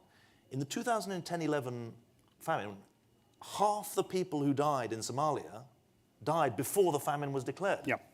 So for all of those who are asking when is famine going to be declared, the bigger question is, why aren't we taking action now? Right. Well, because we know that the deaths are going to be the deaths are starting now because IRC staff in Mogadishu or elsewhere in Somalia are reporting it to us. All right, well, look, you've opened a can here for a news organisation. Let's put the question to Martin. I know the IPC are there who come up with the data and report back on whether a famine can be declared or not, and I think they've just been back there. Martin, has famine started in Somalia?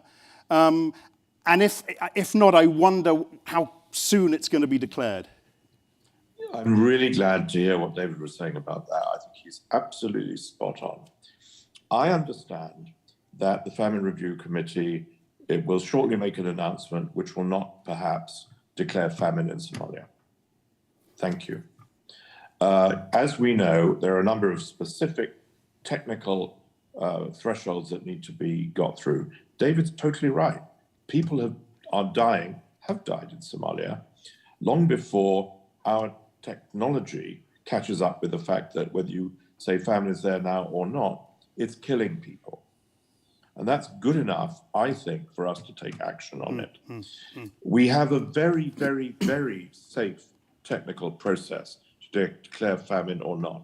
It needs indicators like in Somalia, David mentioned the issue of conflict, from hard to reach areas, for example, areas under the control of Shabab. It's not easy to get this data. It shouldn't surprise us that a highly technical process can't necessarily produce the answers that actually the people of Somalia need. Now, and David's statistic about 2010-11 is shocking and is surely present now. So we can assume that in Somalia and soon in Ethiopia, where the numbers will be much worse, and David was there too, people are dying already of hunger and starvation, and they are moving. David talked about IRC looking after them as they get to the places that they move to.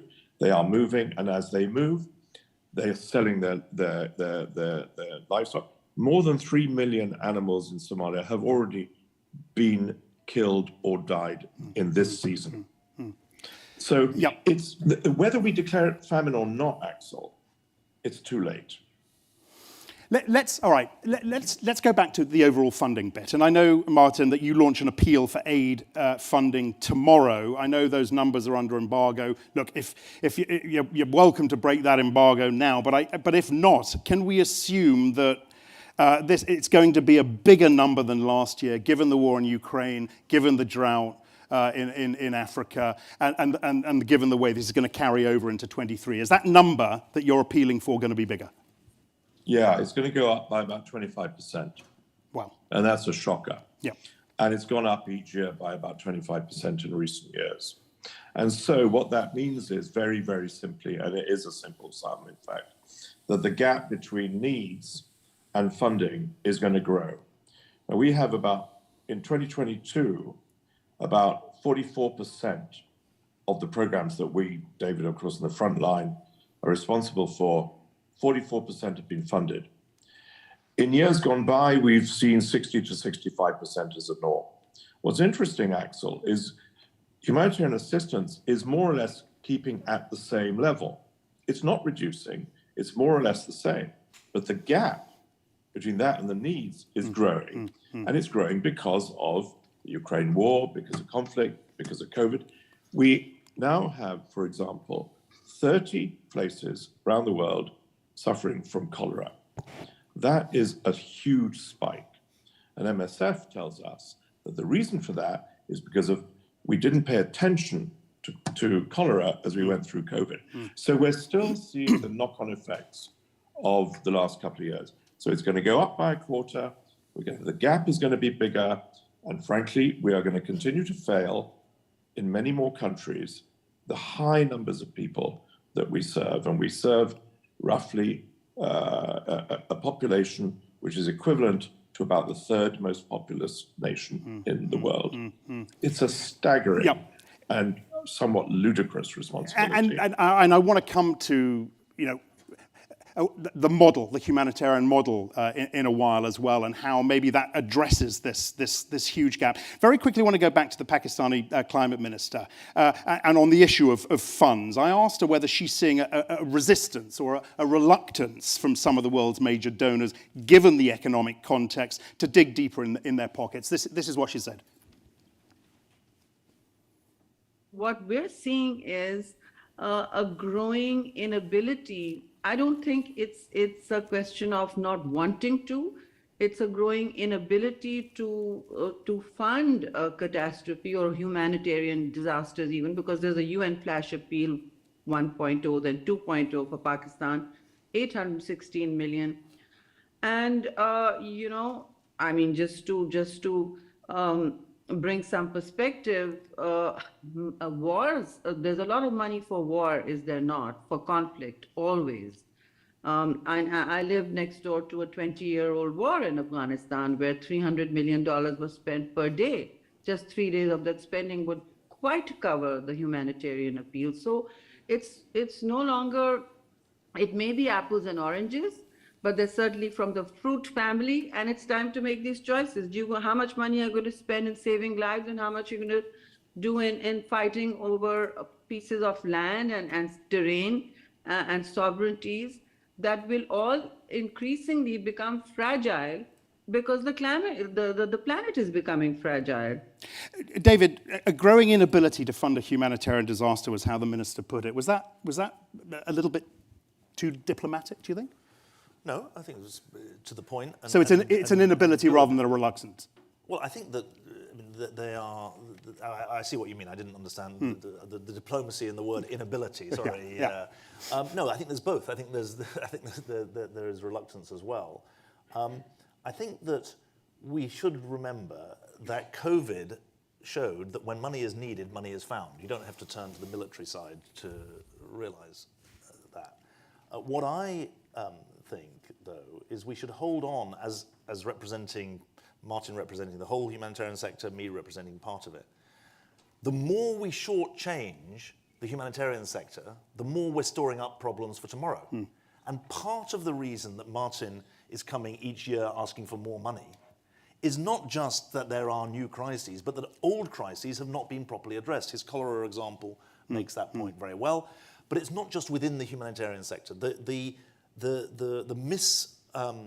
mistakes, the policy mistakes, not the military mistakes, but the economic policy mistakes in respect of Afghanistan are loading humanitarian costs that Martin and his colleagues have to tabulate and then pick up. Because that has been if you like, an economic policy failure that's fed into the humanitarian end. And what I see is that when you fail to address humanitarian crises, you end up storing up more problems for tomorrow. And that's the vicious circle that I think we have to talk about breaking the cycle rather than chasing the cycle. Martin, what are the conversations you're having with governments? I mean, apologies if this sounds naive, this question. How do we get... I look at the numbers. I look at what China and Russia, the P5 members of the UN, give compared to nations in Africa, some of the least economies in Africa. How do we get big economies to give more to the humanitarian system of the UN?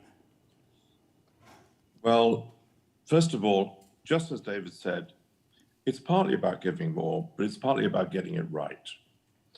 What we are dealing with is the consequence of people getting it wrong. And Afghanistan is, as is Syria in a different way, the poster boy for this. What's happened in Afghanistan is that because there is a huge reluctance on the member states who don't want to give money that goes anywhere near the Taliban, we haven't had this kind of structural assistance that would run a health sector, an education sector, an electricity sector. It's all been said, no, don't worry, we're not going to do development funding, but we'll protect humanitarian and we'll ask you to do the miracles. Well, by the way, that's bad for the humanitarian community and it's bad for the basic services for people, just as David has said. So the humanitarians are the sort of the placebo, if you like, for a lack of addressing a key issue. There are people who suffer from those who rule them, and they suffer twice, because we are reluctant to preserve the gains that were made in those societies over time. That's the Pakistan story too, because we will only give it humanitarian assistance. Well, by the way, Axel, humanitarian assistance does some things very well, and it does some things not at all well. And being a support for structural services is not something we do well. So when member states say to David and I, don't worry, we're going to protect humanitarian funding, but by the way, development funding and other funding is going to go by. Well, that's not good news for us. That is really bad news for the world that we serve. That makes humanitarians key advocates for maintaining structural support for people, even when they're ruled by people we don't like. We can find ways to make that work, even in development circles. David, just looking at this a slightly different way and wearing, I guess, your ex-politics hat in the UK, how can the case for development aid in general be made better in rich countries? How can the policymakers make that case better to the people? Well, I think that I mean, I'm coming from a country, I live and work in the US, but I'm obviously a Brit. You can tell from my accent I wasn't born in Brooklyn. And the UK is a poster child for the reduction of aid. I mean, the current development minister in the UK, Andrew Mitchell, said that the UK used to be an aid superpower, and it's now no longer that. It's cut by a third, really. The absent without leave, I think, is the way I heard you describe the UK. What's the way to counter that? One, aid is about solutions, it's not about suffering. And I think that it's very, very important, and we take this responsibility very seriously as an NGO, that if you go to the IRC website, what you see is what we can do, not just what's wrong. And I think that's very important. Secondly, less voices of people like me and more voices of people who are our clients and our staff around the world. They are the most powerful advocates. Third, be good at what you do. And we hang our hat at the International Rescue Committee on investing in evidence-based programs and invest in ensuring that every single program person working for a program is working towards some deliverable outcomes for people. In other words, sustainable interventions. I think those are some of the building blocks, but frankly, it's about politics in the end. And when there's broken politics, whether in the countries that we're working in or on the countries that we depend on donations from, you're going to lose the argument. I also think it's important to say that, and you were hinting at this earlier, responsibilities need to be fairly shared. There are countries that have done spectacularly well out of the consequences of the Ukraine war, and there are countries that are suffering the consequences of the Ukraine war. The burden of paying for the global public goods needs to be properly shared. You know, to the point, you know, and maybe this is the shift in the model, Martin, that's required, a rethink in the current model. Allowing local communities to tell humanitarians what it is they need, how they need that. The question I have, Martin, is, you know, this will be a big change for the humanitarian system. Can you do this? Can you lean in and listen like this? Is this massive system really nimble enough, adaptable enough to play that lean in and listen role and let things happen on the ground? I think that's a massively important question, Axel. It's the central preoccupation, I think, of the next turn of the wheel for humanitarian. You know, David's right. Now, IRC is a frontline organization. It devotes its entire effort to the front line, and the front line for IRC is the community views. That experience we have to make common to all our agencies. And by the way, we all know that in the humanitarian agencies writ large, that isn't as common as it should be. There are problems. There are problems like this. Humanitarian timeframes are much quicker than is usually easy to provide for a good, relevant, honest conversation in which the power dynamic changes with the people you serve. Number two, humanitarian agencies have to be more a la carte.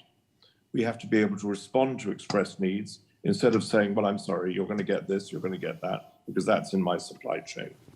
Number three, you were talking earlier, both David and you, about working with development actors. You know, if you're going to go to a community, they're not going to know, quite rightly, and nor would you and me, the difference between humanitarian and development. We have to go together. If we want to make that work, we have to look at it as a whole. This challenge, Axel, which is now the very top of the priorities, is a fundamental one.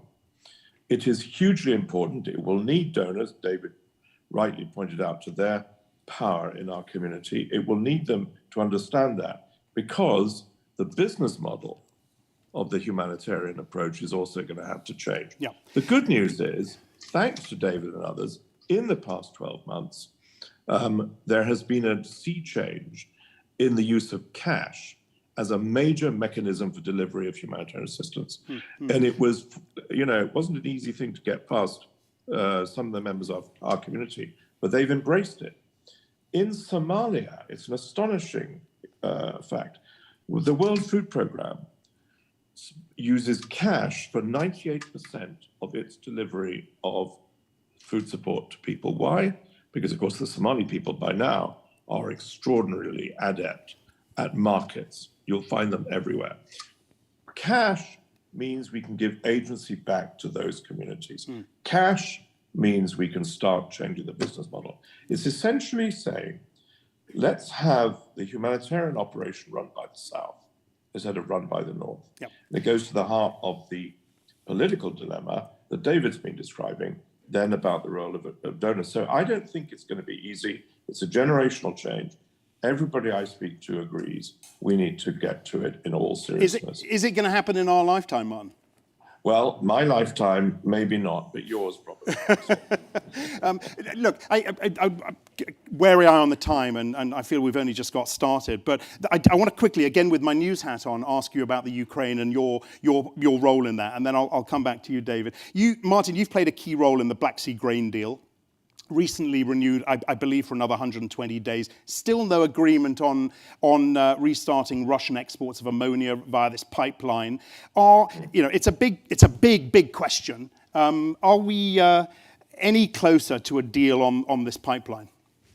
Yeah, I think we're quite close. We're edging towards it this week. I think both sides, and we, the UN, also recognize the value of it. It's essential. As we're told by our people in the food security industry, if we don't do fertilizers now, we'll have a food availability problem in a year. So it's hugely important, almost more important than grain. Everybody understands that. The operation of that ammonia pipeline from Russia through Ukraine to the ports of Odessa is well understood. It's not difficult. It can be started within a week or two. I think we'll get there.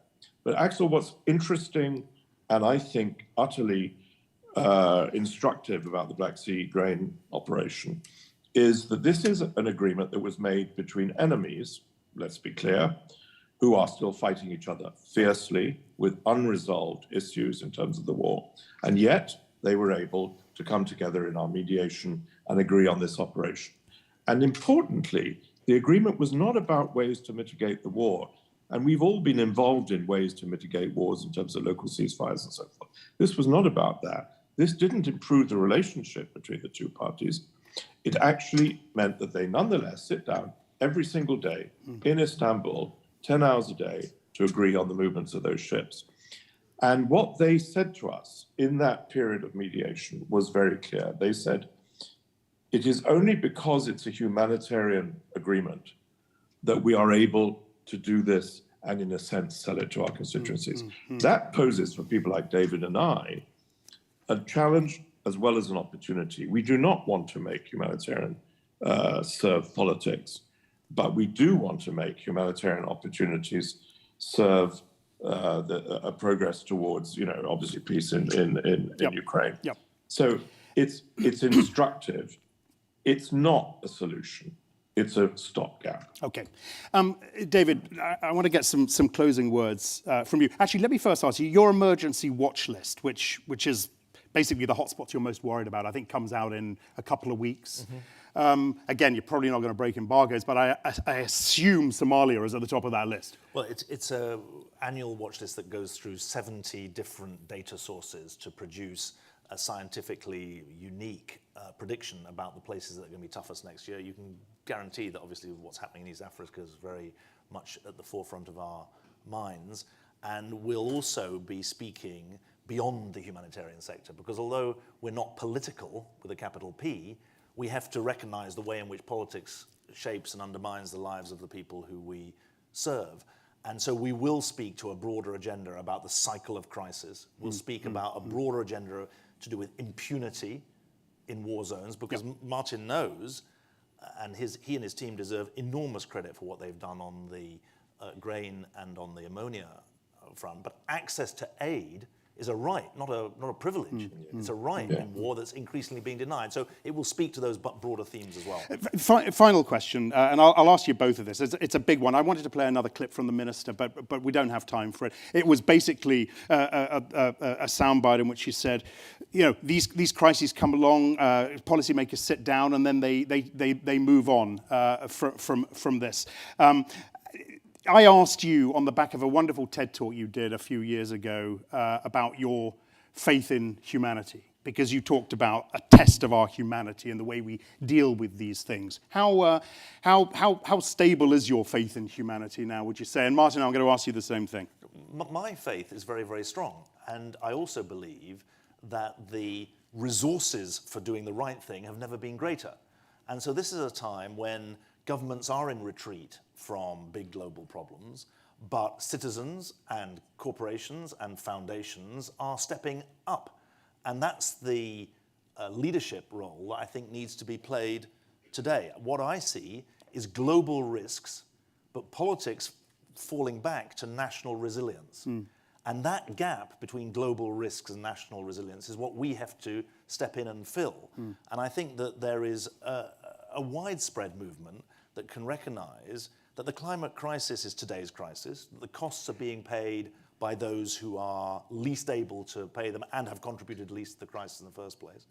And on the back of the health pandemic that's recently existed, this threat of global risks is not about our grandchildren, it's about today. And that's why I think there's a hunger out there for real solutions. And that's what we focus on. And what we've got to be, I think, is impatient with the structures and systems, and in some cases, the actors who hold things back. Martin, same to you. I mean, I've sensed, and I think I'm right in saying this, a pessimism over the last 25 minutes or so, chatting with you about some of these things. When you look at the deal, the fund deal out of COP, when you look at the fact that things are moving forward, and the IPC may declare a famine in Somalia, and you look at the fact that people are thinking about changing the system, does it help your faith in humanity overall? I've never found the faith in humanity to be under threat. And I think it's tested and not found wanting at a time when the world is as angry as it is at the moment. The privilege of being in David's position and with his frontline workers in the International Rescue Committee and in a sense mine, is that you actually see humanity at work. You see the humanity that stretches way across nationalities, way across gender, way across interests of different kind, and you see how it bonds us. I just referred to the way in which two enemies, Russia and Ukraine, were able to agree on a deal that helps the global good, the global commons, as David said. We see that every single day in different ways. It has never been found wanting. It is a matter of understanding it, and as David just has pointed out, I agree, and leveraging that. There's no absence of it. Yep. Precisely because we are actually all the same in the way we want certain things. One of the things that is absolutely manifest from talking to communities who suffer and are poor and have climate shocks is they're exactly like you and me. All right. In what they want. Yep. And the simplest and most important of things are those which bind us. And I don't doubt it for a minute. I'm not pessimistic. On that, we will end it, Martin. Look, really, really super to get both of you together to talk to us about these extremely important issues. Thank you, Martin, for your candor. Thank you, David, for yours too. Martin Griffiths, David Miliband. Thank you very much. Incredibly thought-provoking panel to kick things off for the afternoon at Reuters Next. For our next panel, we're going to turn our attention to diversity and inclusion with a session sponsored by the Project Management Institute. It's titled Talent in Flux, Fostering Diverse, Inclusive and Engaged Workplaces. Welcoming the panelists with your moderator, Laurie Llewellyn, the Managing Director at CDP.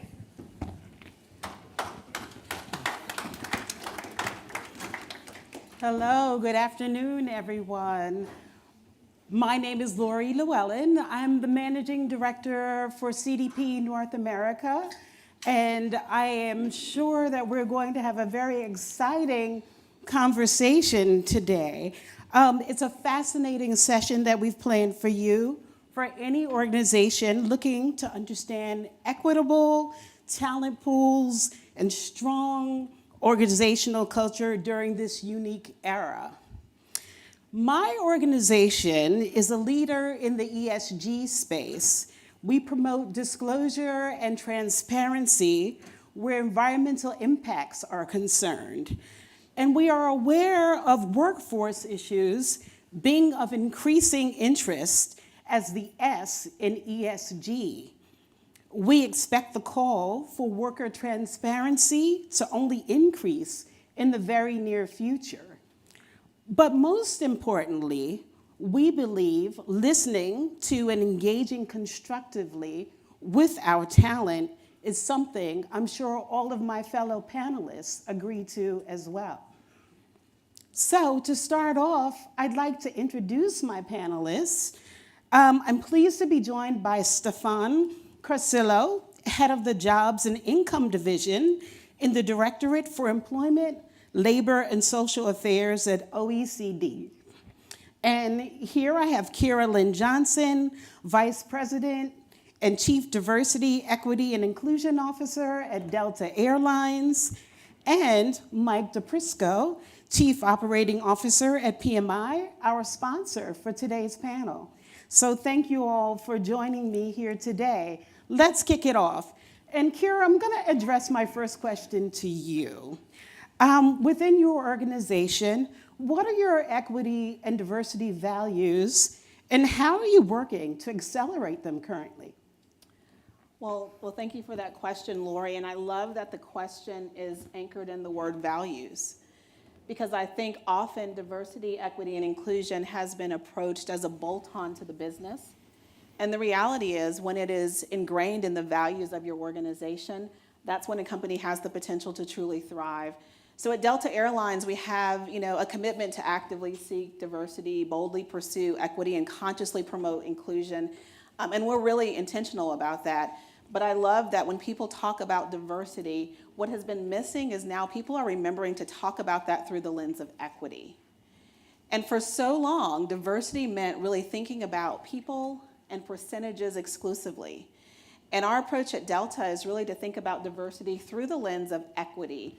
So if you think about it, we're probably one of the most diverse organizations of a company our size. But our opportunity is in the area of equity, because equity is where you unlock career pathing, it's where you unlock earning potential. So we approach diversity through the lens of equity, meaning we want to see that same level of diversity at every level of our company. That includes sharing in our successes at every level of our company. That includes an inclusive environment at every level of our company.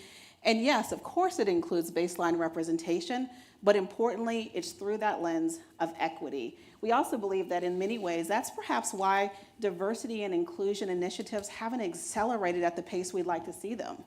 But I really think if companies begin to tap into the potential that equity brings to their structure, equity meaning not that you can just stop at equality, but you have to think about what different groups need to be successful in today's workforce.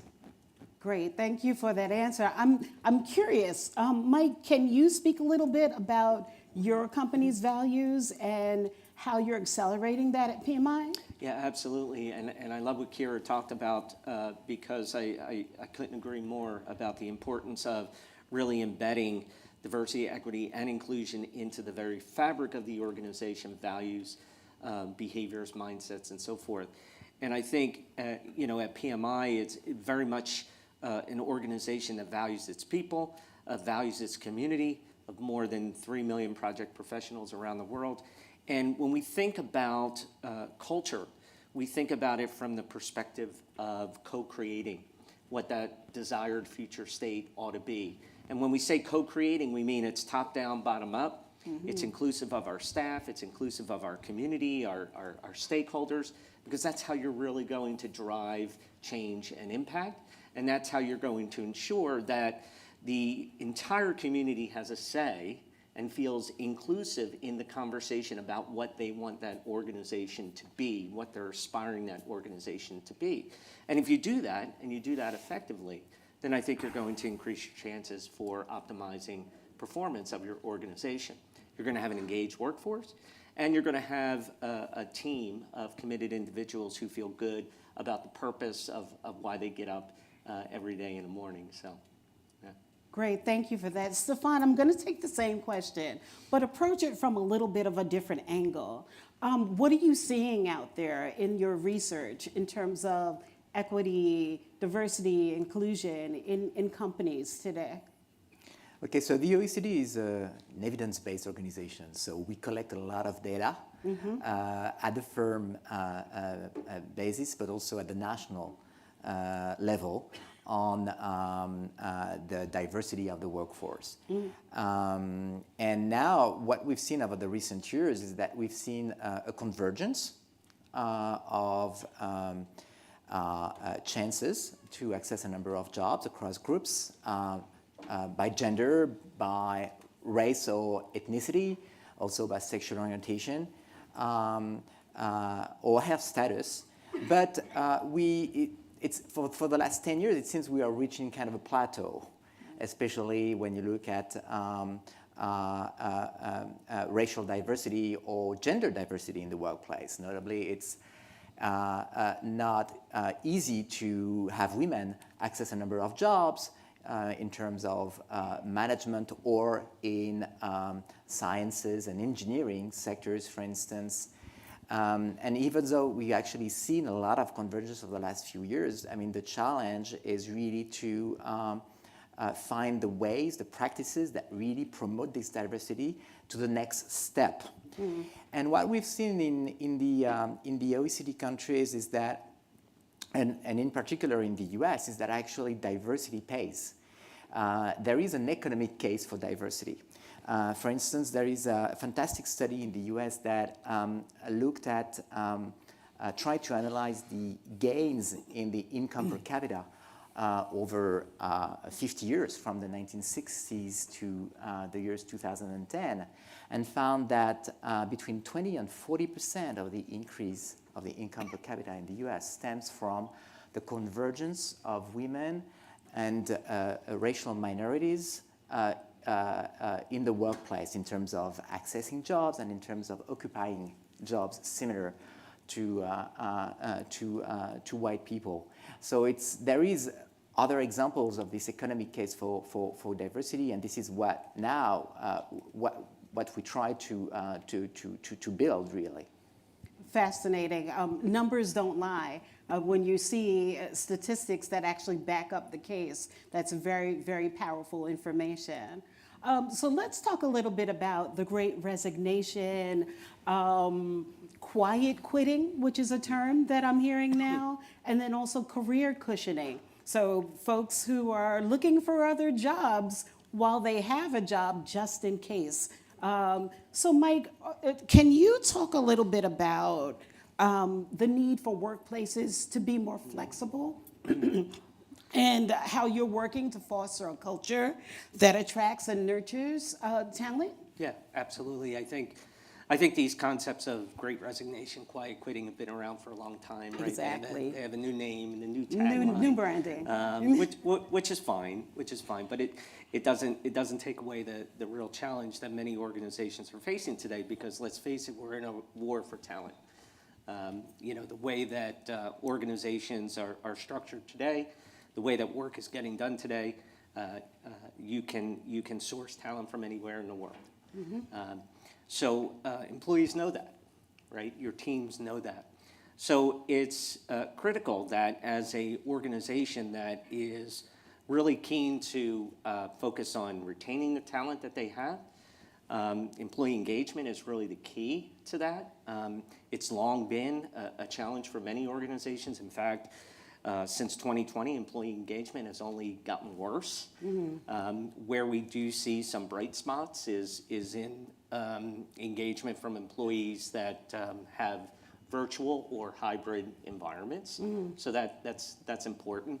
But I think the engagement puzzle is really about piecing together and stitching together what's the purpose of your organization and making sure that your teams and your people really are connecting with that purpose and not losing sight of that purpose, because that's what gets them up every day. That's what motivates them to come to work, your purpose. And then, are their roles and responsibilities clearly defined? Do they know what success looks like for them? Making sure that's key. And then finally, are you walking the talk in terms of investing in their professional development, in their career journey? Are you creating opportunities for them to upskill and reskill if the situation warrants? And I think there are some of the,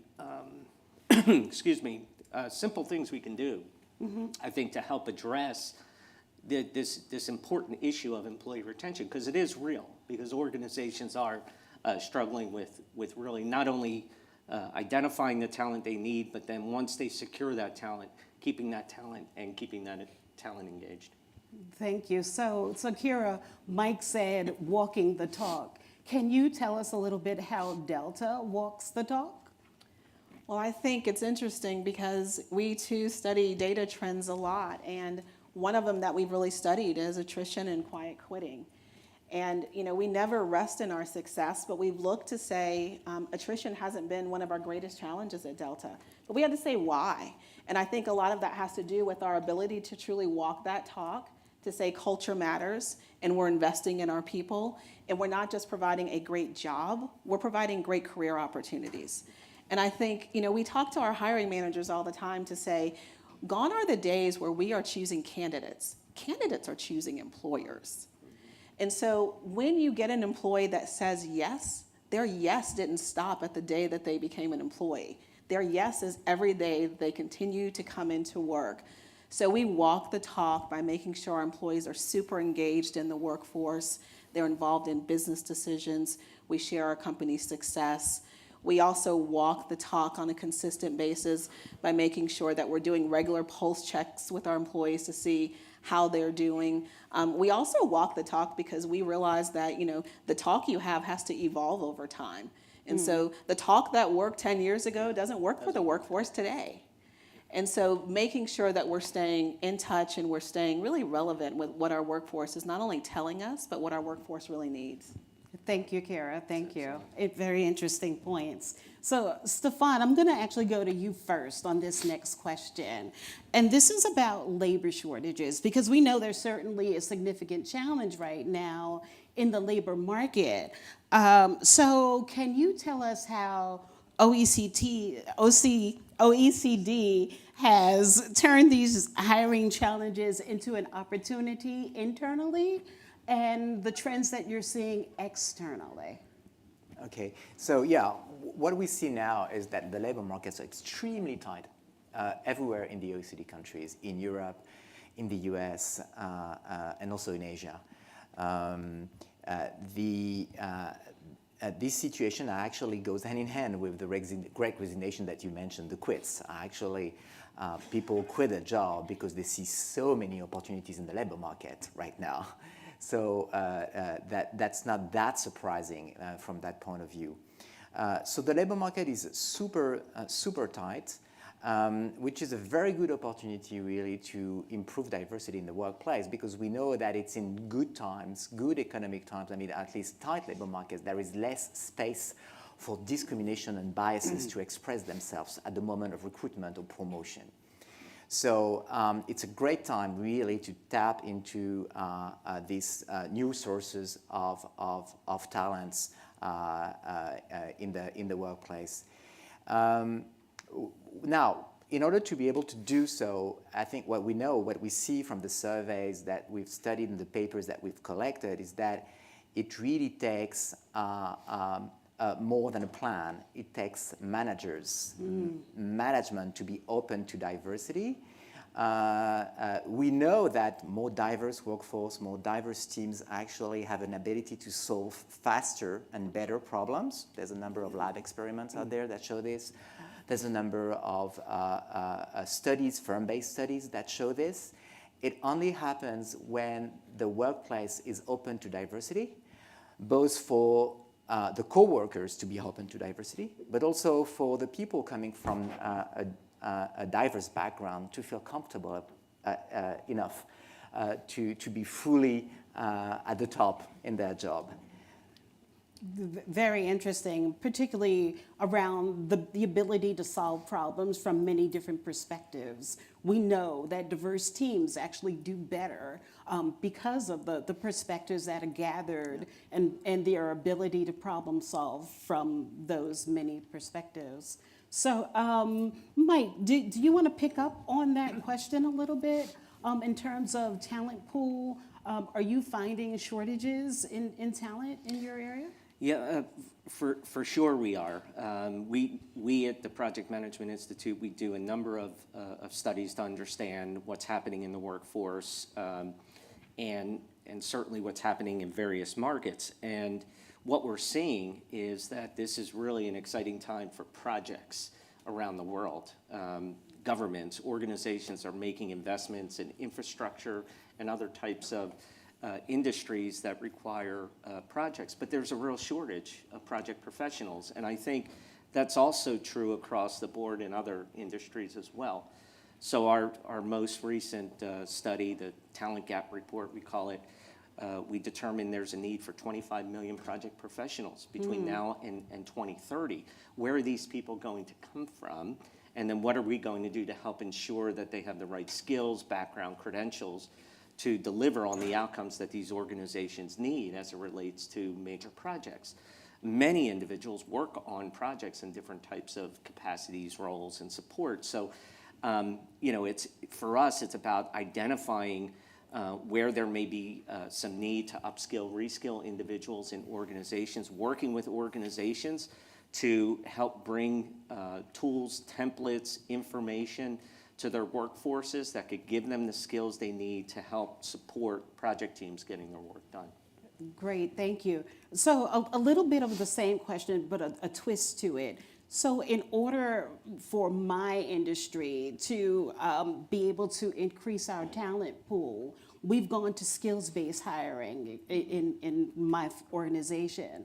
So Kira, I think Delta has done the same thing. Do you want to talk about that a little bit?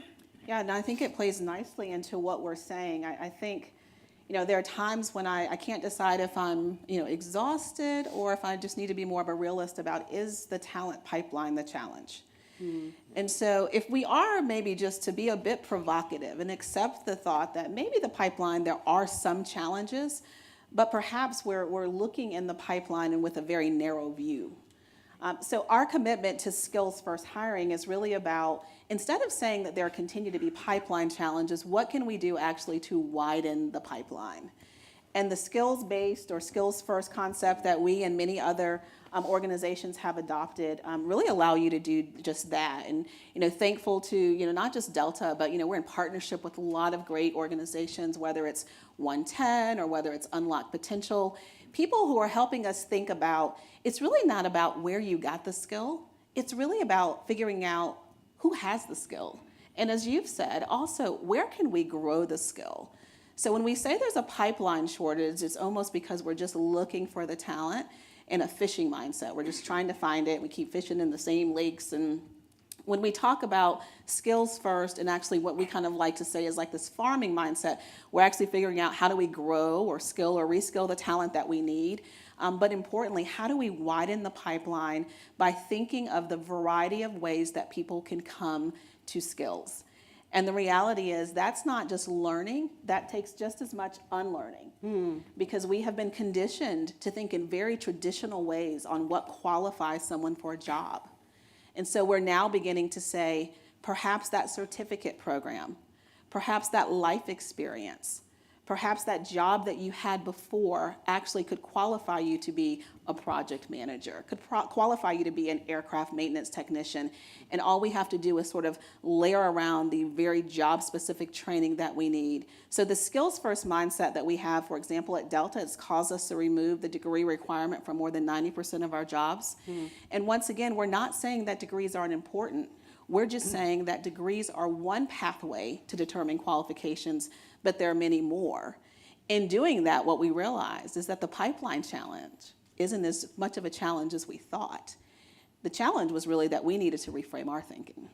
Very, very, very interesting and very powerful. Stefan, I see you nodding. Did you want to comment on that? Yes, because what we know is that a number of the obstacles to diversity happen not only in the labor market, but before the labor market, in the education system.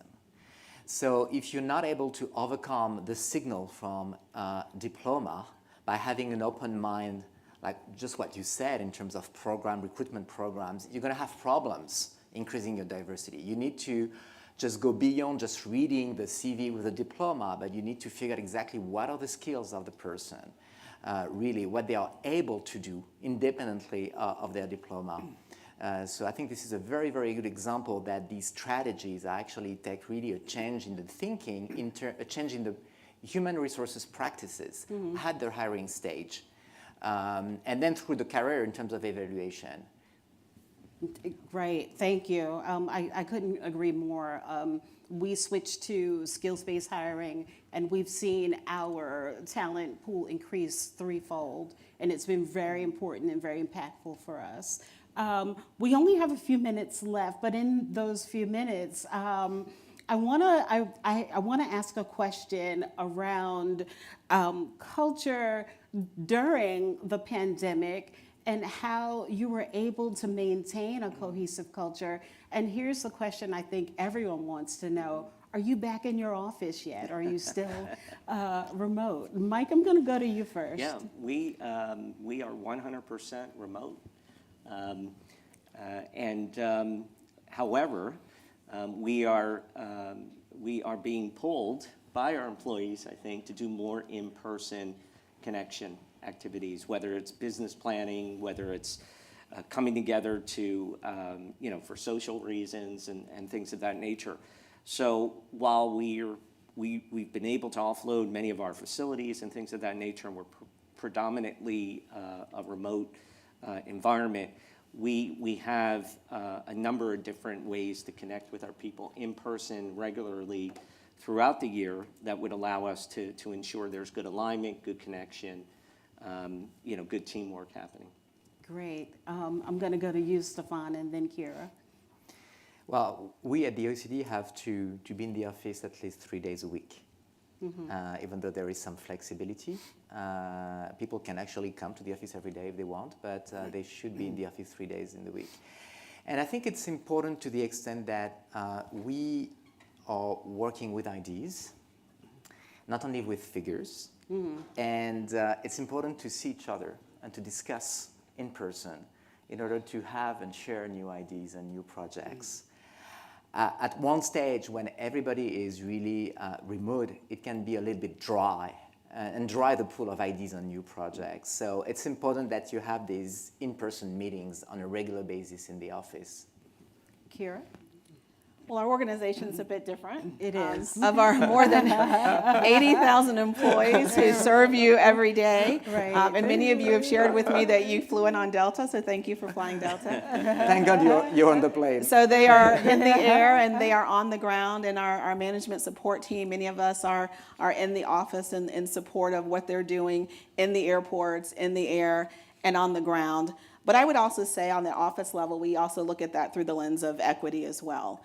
Once again, equality doesn't work. We have to look at every job, and we have to think about what makes sense for that job. So there are some jobs where it actually makes as much sense for them to be more remote or more virtual, and there are some jobs that it makes a lot more sense for them to be in the office. So really gone are the days where a policy would really set that precedent for us. We really look across our organization, and we trust our leadership team to really do what makes sense based on what you do in support of our more than 80,000 employees who serve our customer every day. Wonderful, thank you. In our last minute, I'm gonna ask each of you to tell me what's the next big thing that you're working on. I'll start with you, Kira. So many exciting things. I would say the next big thing that I'm most excited about working on is not as much of a tactic, it's really more of a mindset. We really believe that solving what you understand and solving what you see is really important to actually accelerating the diversity, equity, and inclusion journey. So we are really focused on solving systemic issues. That simply means making sure that we don't think all of the D, E, and I solutions are in people, but a lot of the change we have to make is in systems, in structures, and in policies. And so in 2023 and beyond, we're really committed to, as we like to say, turning over stones and making sure that we're not just creating a sense of belonging and a diverse workforce, but we're really looking at our systems and policies internally, but also those that actually pour into the external environment to really drive systemic change within our organization, but importantly across society. Thank you for that. Mike, you're next. Yeah, sure. What I think about day to day, I think what much of our leadership team thinks about is how can we help individuals have the skills they need to help organizations deliver the next big projects that need to be delivered to ensure that our societies are operating efficiently, when you think about some of the biggest problems of the world, whether it's climate, whether it's clean drinking water, whether it's food security and things of that nature, many of these issues are going to be solved through projects and programs. So it feels really good that we're in a position where we can help ensure that those individuals that are going to be working on those projects and programs are qualified to do so and can do so in a way that ensures that the value that is envisioned for the project actually becomes a reality. Great, thank you. And Stefan? Well, the next big thing in the area of diversity is that we're going to try to collect data on minorities in a similar manner across countries, which is a challenge. I mean, the US has a lot of data on races, for instance. It doesn't happen in the other countries. It's extremely heterogeneous. So we're going to try to collect this data in a comparable manner in order to measure the situation of these groups in the labor market and beyond, and identify where the problems are. Wonderful. Well, I thank all of you for this conversation, and we hope that you got something out of it, and thank you very much. Thank you.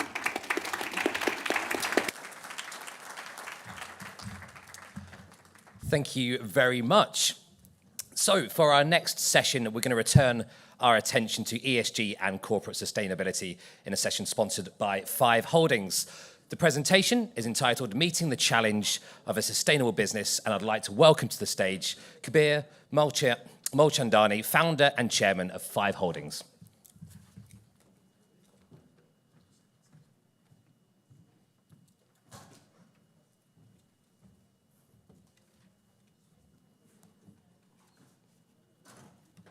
Thank you very much for the introduction, and I would like to take this quick opportunity to thank Reuters NEXT as well as for providing us this platform for us to talk a little bit about our sustainability goals and what we are doing in terms of our transition to net zero. A little bit about an introduction about our portfolio. So we're a real estate and hospitality company that owns, builds, and operates high-energy entertainment hotels. And when I show you our brand film, what you will see is something that appears, well, far from sustainable. But what the data will show, and this is the premise of what we're trying to show, is that the data will show that it is one of the most sustainable hotels in the world. And what we are trying to achieve is sustainability without compromise. So guest experience, high octane, but still performing at the highest levels of energy efficiency. And this is just a preview into the presentation that I'm about to give. I'm sorry that... Now, we are a business that grew out of Dubai, so I thought it's appropriate that we talk a little bit about Dubai's diverse hospitality offering. If you just look at the number of hotel rooms, and this is something that's intrigued me, is that it now compares in size to some of the biggest cities in the world, like New York, like Las Vegas and Miami. But if you look at the images, you can see it's kind of a merger between the 3 cities. So you have this incredible urban, high-density feel, like New York. You have, like Miami, the megas, the 3,000 key properties, which you can get lost in for days or months. And then you have sort of the beach vibe of Miami. And the Dubai offering actually provides all 3. So this is the video.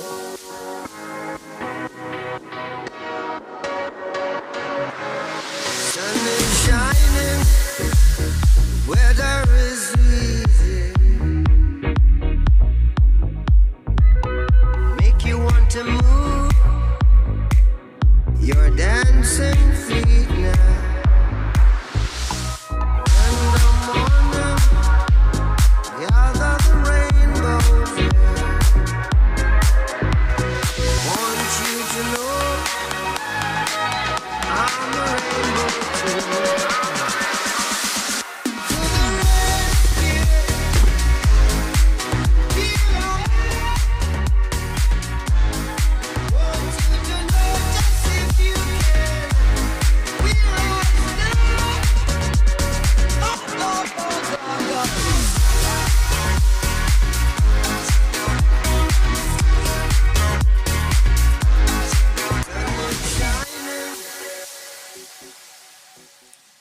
actually a little scared to put that up, to be frank. But it clearly works with consumers. And don't worry, I'm going to come on to the sustainability bit real quick.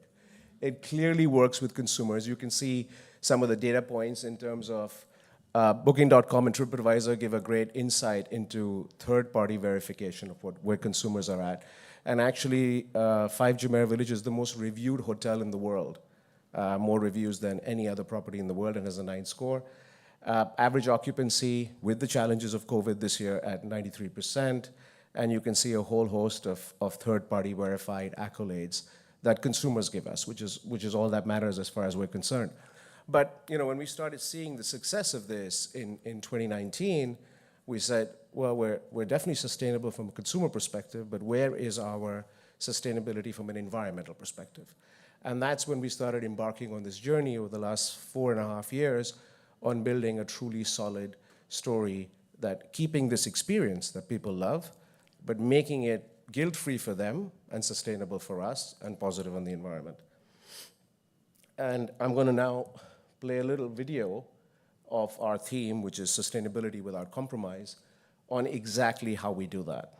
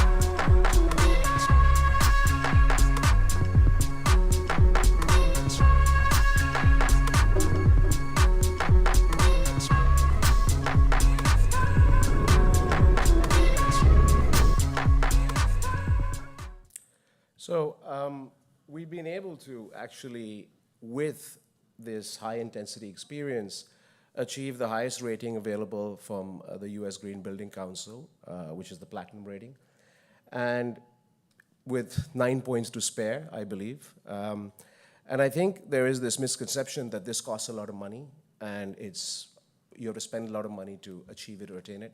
Actually, it was just 4 years of time, love, care, and attention. It was done in-house by our engineering team and led by our Chief Operational Financial Officer, Jay, and I'd really like to thank Jay, Arun, and Rashid who put this all together.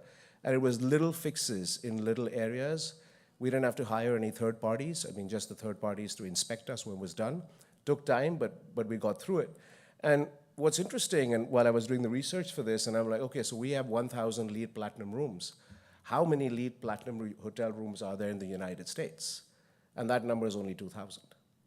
By next year, we're already applied for our LEED Platinum rating for our property in Zurich. It's actually our most efficient. And with the property we're opening next year, we will have 1,700 LEED Platinum rooms. But again, the commitment for us is we can do this and we can keep building LEED Platinum. But I also want to talk about some of the other important ratings we've achieved, which is from Spire. We are now, from what I've been informed, the smartest Spire hotel in the world. And Spire is a great benchmark for us because it deals with the sustainability aspects in terms of energy efficiency, but more importantly, it incorporates it's a much more holistic assessment, which goes into safety, well-being, cybersecurity, and connectivity. So it has a stronger aspect of the social impact on how we actually live in the spaces. And no sustainability story can be complete without the people who build that story. And if you look at some of the accolades the team has achieved in terms of whether it's financial or satisfaction of where they work, it's quite impressive for a 5-year-old brand. And I think from our perspective, it's happy employees, happy hospitality.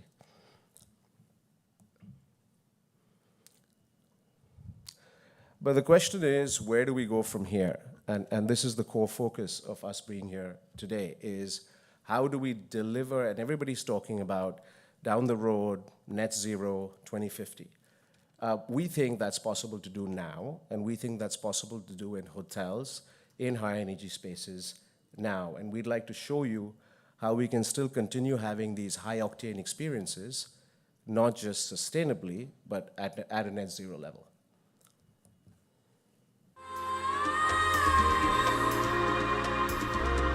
Listen, little son,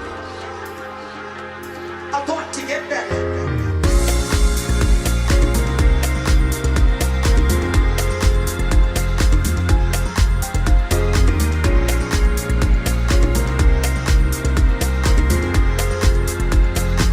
I want to get better.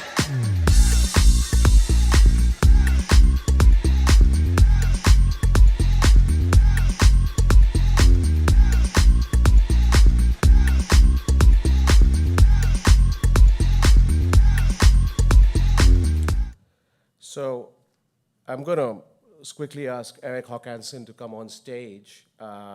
He is the design director and principal at AE7, a global architectural practice who helped us work on this. But before that, I'd just like to talk about how we would stack up, just to give a comparative point in terms of how much solar energy this building would generate compared to anything that's out there globally right now.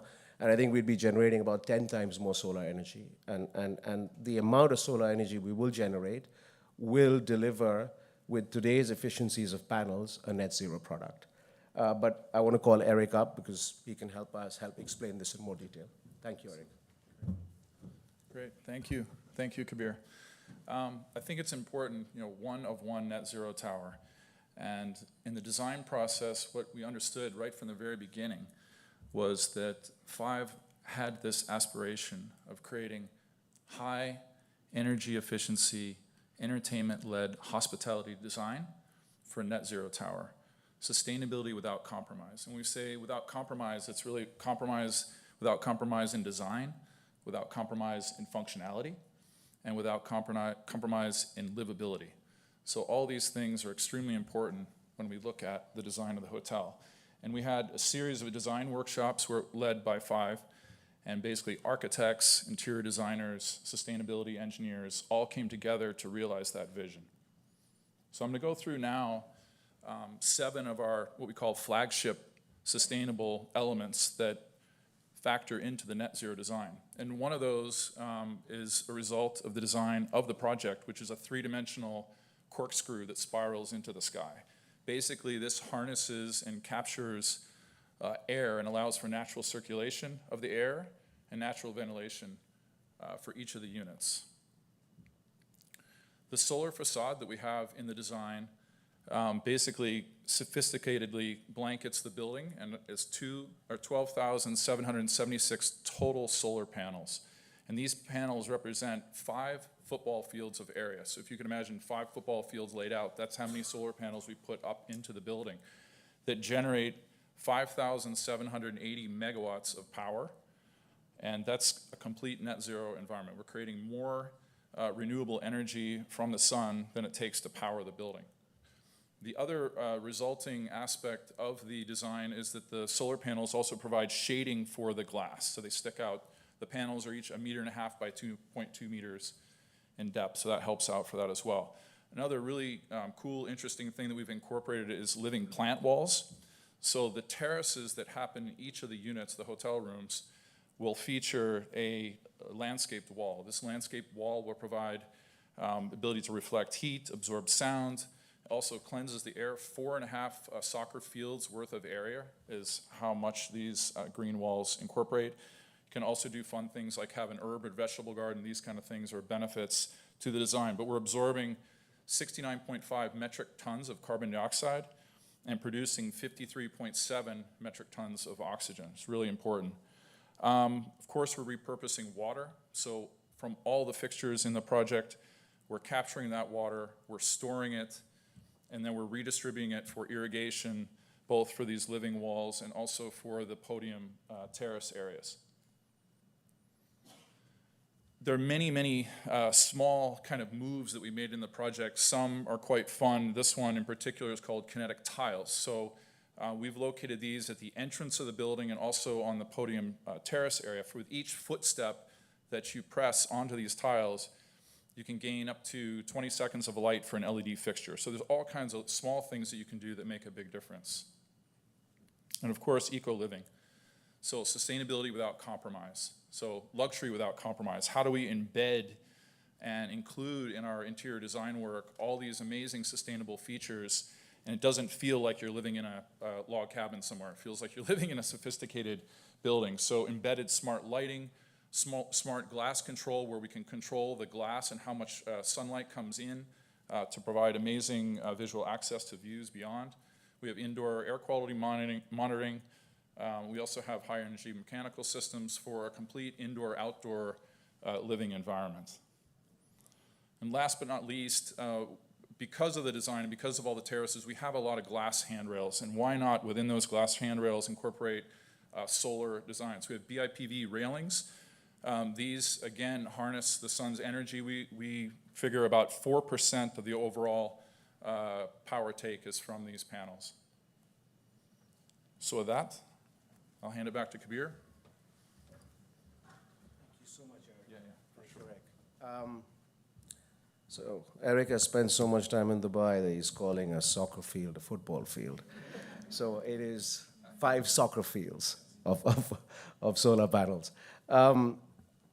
So I'd like to just talk a little bit about how we did this design, because the thing is, this looks, in my view at least, pretty impressive. But the question is this a pie in the sky, or can this be built, and can it be built now? And we've actually designed this and built it absent the solar panels. So this was designed internally by Nabil, our CEO of real estate development, and it was designed to optimize views, greenery, water, and airflow. And while we were building it, I saw all this surface area that was available. And with solar panels, it's actually quite simple math. It's about how much surface area you have to the ratio of internal area. Now, this is easy to do in a 2-story house, but when you start building towers in dense areas, you just don't have the surface area because all you have is one roof. And there's no way one roof can give you enough solar energy to power a full building. But with the way this building was designed, you've got surface areas everywhere, and you can incorporate it into the design and hit the target of being net zero now. So for us, this is really a plug-and-play exercise. This building actually is also copyrighted in 168 countries. It won some really cool awards at MIPIM and at the CTBUH. But for us now, this is what we want to do with it.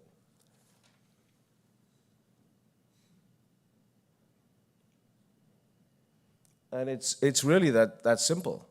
It is already built, existing, designed. We've made all the mistakes we've had to make while building it. We hope not to make them again. But the biggest challenge of real estate development is we're in the prototype business. Every time we build something, it's the first time we're building it, and it's a disaster. And you work through it, and that's why projects always take longer than expected and always cost more than expected. But now that we've done this, We're just adding the solar panels onto it. We're actually, on the existing building, fixing the solar canopy up right now. That work has begun, so we understand it piece by piece. So when we actually go out to build it, it's achievable and doable. So this could be plugged and played in any reasonably warm climate, which has some sun.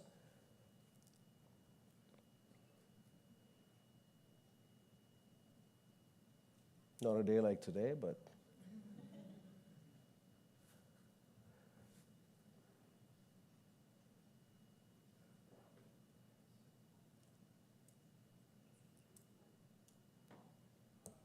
now, what's super important with these things is the economics and whether this is something that would actually work and be commercially viable, because you can't have the sustainability without commercial viability. That just doesn't work. So if you look at the numbers, it's proven buildability. We've built it. It's proven cost efficiency. We built it at $250 a foot on sellable area, which is, at least in my view, inexpensive. Yes, it will cost a lot more in New York, but if it costs $750 a foot, it's still workable. It has a proven net zero model attached to it. And we've shown you a little bit about the proven consumer demand. Customers like it, so it's much easier to build something you know that people will want to use. And eligibility for green financing, where at the LEED gold level, all projects become green financeable, and this would be much higher than even LEED platinum.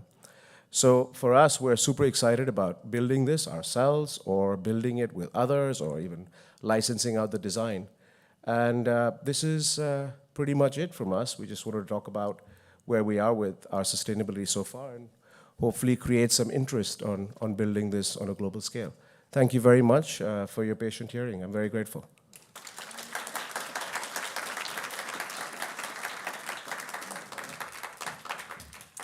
Thank you very much for that presentation. We're going to take a very short break, about 25 minutes now. Then we're going to be back here to hear from the likes of Nasdaq, Moderna, and EY in the afternoon session. So go and grab yourself a coffee. See you back here at 3:20.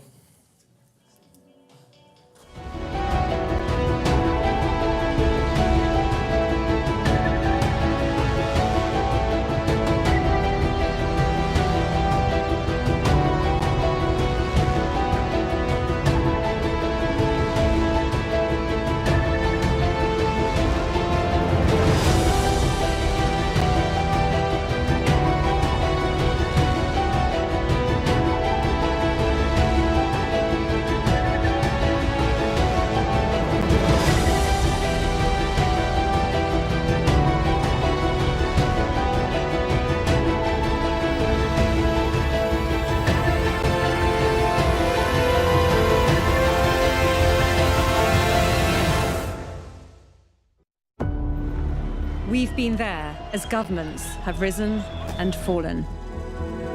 As world leaders come and go.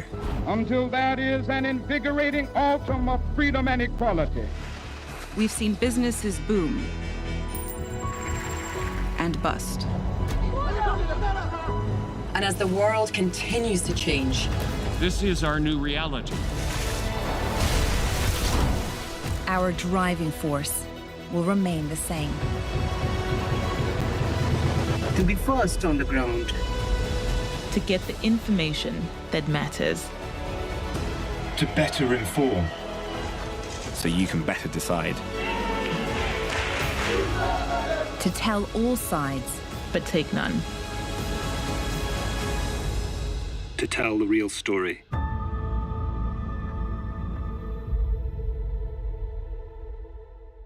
Tesla has an ambitious plan to deploy thousands of humanoid robots within its factories, expanding eventually to millions around the world.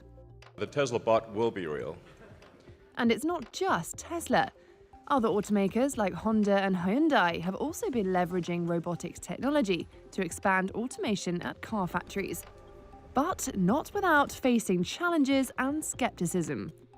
Let's take a look at why companies have struggled to create commercially viable human-like robots, despite decades-long development efforts.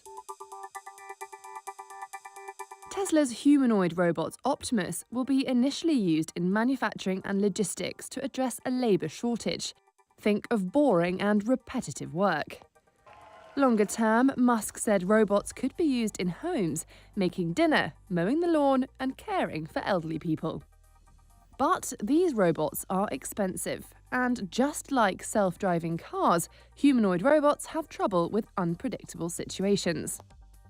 Experts say to succeed, Tesla will need to show their robots can do multiple, unscripted actions, almost like humans. Japanese automaker Honda's Asimo bipedal robot had served as a face for the company.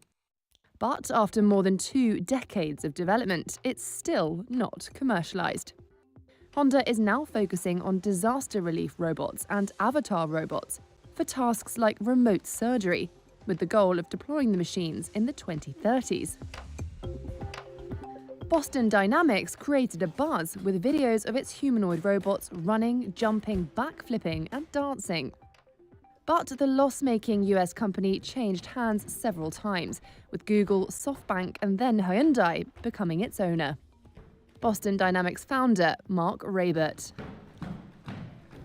You know, I think that Hyundai and Boston Dynamics are a match made in heaven. Right now, most of the robots used in factories are doing very repetitive, very specific, precision-oriented jobs. And that's not what we see in the future.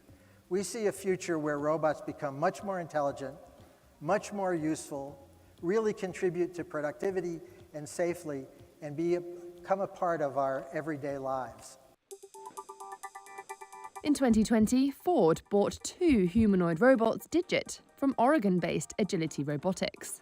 The carmaker wanted to test the delivery of a package to doorstep from a delivery vehicle. Damien Shelton, CEO of Agility Robotics. We've been very upfront that we've been focused on the logistics industry sort of broadly construed, and that includes all sides of logistics, last mile delivery, working in warehouses alongside of people. From 2007 to 2012, General Motors and NASA joined hands to develop humanoid robots, R2, for assembly and space exploration. But NASA says they're not under development anymore. Several robot startups like Rethink Robotics also went out of business as they failed to commercialize their products.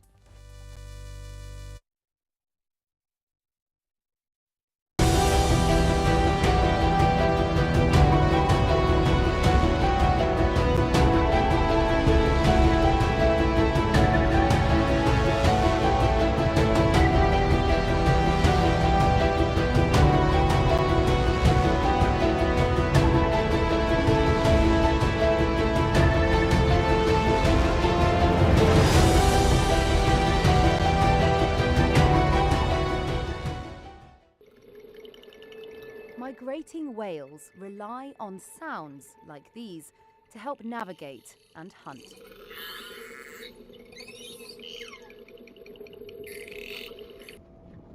Above water, these high-tech smart buoys being installed off the coast of Chile will have one main job: to listen to the whales and, using artificial intelligence, help them avoid colliding with ships while migrating from Antarctica to the equator.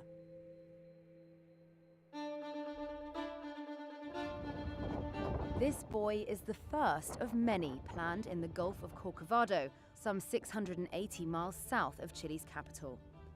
The area, full of fjords and islands, is teeming with marine life and has a large number of blue whales, as well as sei and France whales during certain seasons. But the area also faces lots of marine traffic that produces sound pollution that threatens the whales. La tecnología que instalamos ahora en The Blue Boat Initiative nos va a permitir, por una parte, monitorear los océanos, es decir, escuchar todo lo que pase debajo del agua, y una vez que detectemos a ballenas, poder avisar a las embarcaciones a tiempo real de esta presencia y así evitar las colisiones. The buoy works by using software called Listening to the Deep Ocean Environment, or LIDO. It monitors sounds and uses AI to identify sea mammals and their location in real time. It then alerts nearby vessels so they can reduce noise and avoid collisions. The initiative is the result of nearly a decade of studies and development, supported by Chile's Environment Ministry. The plan is to cover the Gulf with a minimum of 6 buoys, and eventually the entire migratory route of the whales from Antarctica to the equator. The devices also contain various oceanographic sensors to monitor ocean health and the impact of climate change, which is expected to help guide public policy. En la capacidad que tenemos de escuchar el mar y no solamente escucharlo, entender sus mensajes, no a nivel filosófico, pero realmente científico, tecnológico, somos capaces de descifrar las diferentes fuentes acústicas que se producen dentro del agua, combinarlas en un paisaje sonoro coherente, alertar de unos efectos negativos de actividades humanas o de cambio climático para poder actuar y mitigar en caso de que realmente identifiquemos que el problema es para largo plazo.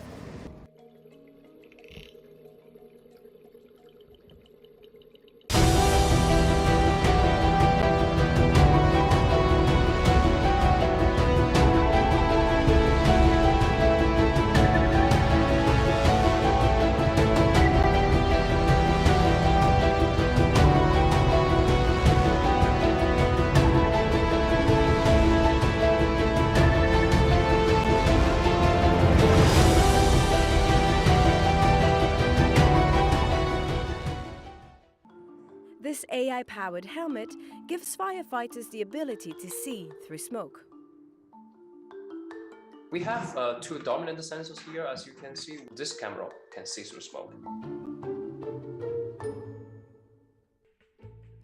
The smart helmet is mounted with thermal cameras, radar and inertial sensors. Artificial intelligence interprets all the data and provides firefighters with real-time information that can help rescue victims, recognize teammates, and provide an accurate understanding of their surroundings. Leading the research at the University of Edinburgh is Dr. Chris Liu. We use a cutting-edge kind of deep learning-based methods to interpret this kind of a multimodal sensory data and automatically extract the victims' locations and estimate the firefighters' locations to give them. The project has received help from the National Robotarium, a new world-leading centre for robotics and AI, hosted by Heriot-Watt University and the University of Edinburgh. Recent field trials were conducted in partnership with the Scottish Fire and Rescue Service personnel at its training facility in Scotland. Watch Commander Glyn MacAffer was impressed by how the helmet could support firefighters. Doesn't affect any performance. Very lightweight in terms of the equipment on the helmet compared to what we currently use in terms of a handheld thermal imaging camera. With a handheld, it obviously takes away our use of one limb, really. So to have this integrated within either a visor or a helmet would be a massive advantage. The next step? Building a new prototype helmet with all the sensors integrated inside, according to Dr. Liu. He says he also wants to give the helmet the ability to generate 3D maps and an embedded display, giving the wearer even more spatial awareness.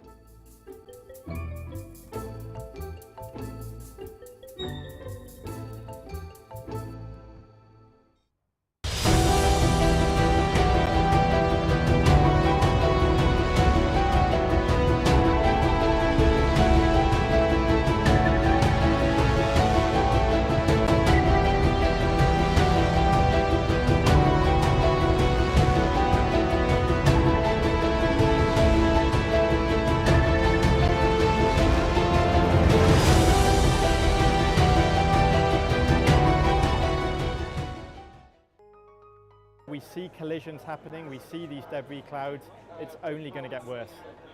We can't ignore this problem, we have to act now. A UK-based mission is set to remove junk from space. Using a giant claw, the CLEAR mission will remove 2 large pieces of space debris from low Earth orbit, in what is the first attempt to ease the dangerously congested space environment. As far as we know, will be the first removal of a real piece of debris from orbit. So we're not taking it with us. We're going to get this kind of 2-meter large old launch adapter and pull it safely down out of the way.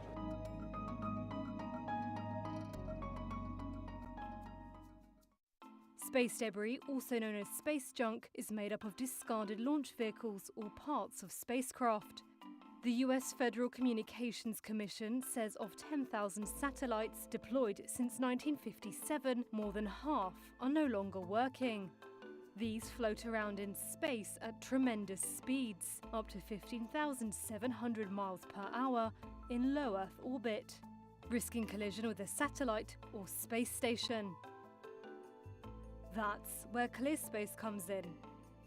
In 2019, the European Space Agency, or ESA, selected ClearSpace to lead the first mission to remove an ESA-owned item from orbit. Here's ClearSpace UK's Managing Director, Rory Holmes. Our systems will be able to remove multiple pieces of space debris. They'll go, grab onto one, pull it down safely out the way, then go back and get the next one and do the same. So yeah, our systems will remove multiple pieces of debris with each mission.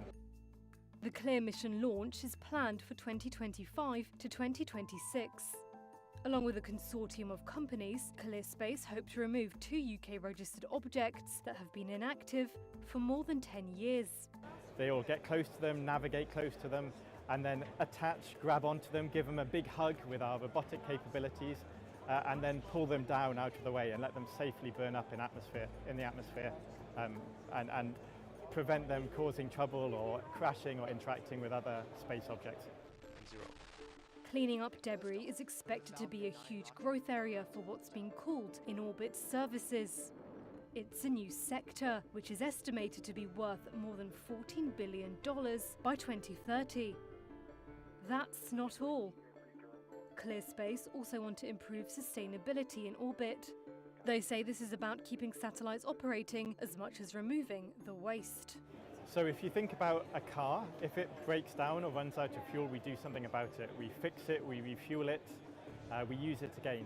In space, we don't do that. We treat satellites as a single-use item. We use them once, we discard them, we leave them to clutter up space and interfere with future space operations. So that's unsustainable. We need to do something differently. There's already loads of junk up there, and we keep adding to the problem. We really need to think about how we make sure our space activities are sustainable. So one side of it is services like ours, debris removal, but the other side is when we launch things, we should think about that end of life, and we should build in end of life capabilities to make sure they're not ending up as junk after they've finished their job.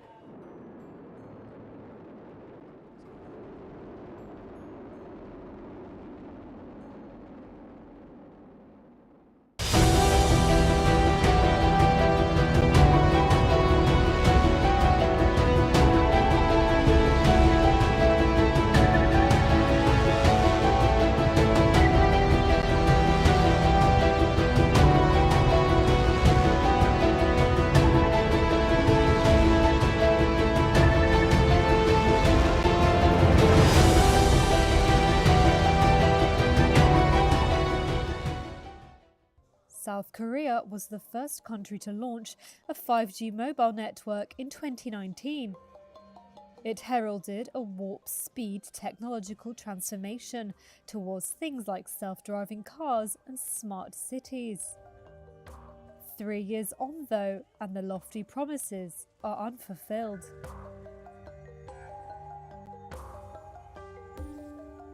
Some 45% of the population of South Korea is now on 5G, one of the highest rates globally. $20 billion spent on network upgrades boosted connection speeds 5-fold over 4G technology. But telecommunications companies have not been willing to invest the estimated $370 billion needed to ramp speeds by 20 times. That's because the demand is not there yet. App makers have yet to roll out services like autonomous driving that would need faster connections. Customers find they can watch Netflix and surf the net well enough with their existing lower speed 5G upgrade. South Korean telecos have built around 215,000 5G base stations, but only 2% of them can handle the faster speeds. And it would take a lot more base stations per square mile than for 4G or the 5G Lite option. It's the same picture in established fifth-generation countries like the US and China. The lesson for others racing towards 5G seems to be curb your enthusiasm.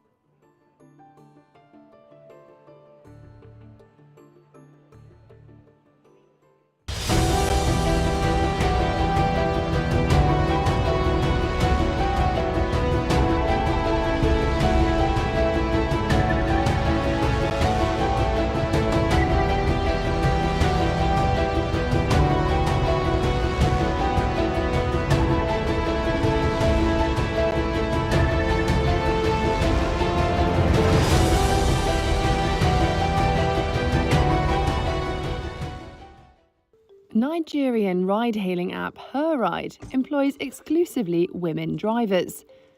Monsura Ali Aluafuyi launched the app in August 2022 after hearing stories about sexual assault of female passengers and drivers. We don't want cases where women have to be on their toes, on the edge when they're using ride-hailing services. So HerRide is there to provide safer alternatives for women. The app started with 10 drivers and logged roughly 500 journeys in its first month in Nigeria's capital, Abuja. Hawa Shakir is one user. The fashion designer says she's had scary experiences from using other services in the past. Sometimes drivers having unnecessary conversations with you, or the way they're dressed, they come off as, of course you'll be scared because they're guys, you feel like they want to attack you or something, or some funny conversations they're having with you where they're trying to get unnecessarily personal and you're wondering why.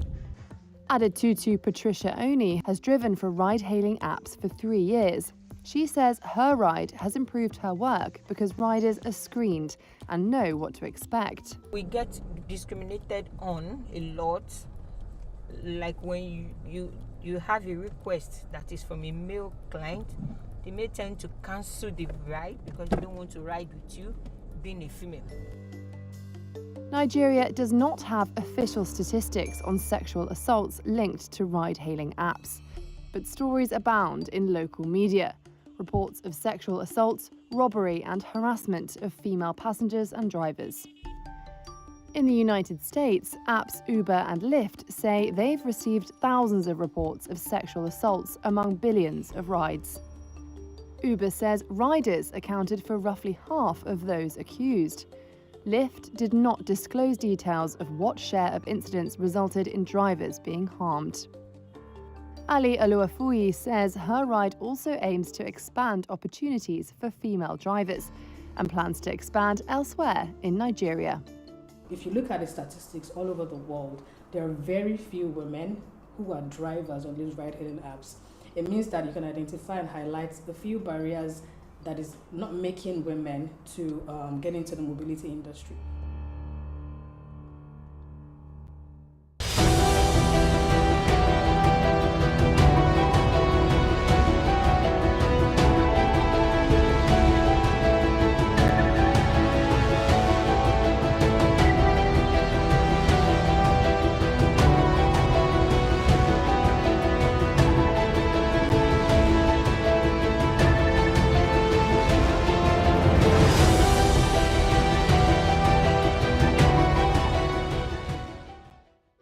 This is Samantha Cristoforetti, the first European female commander of the International Space Station.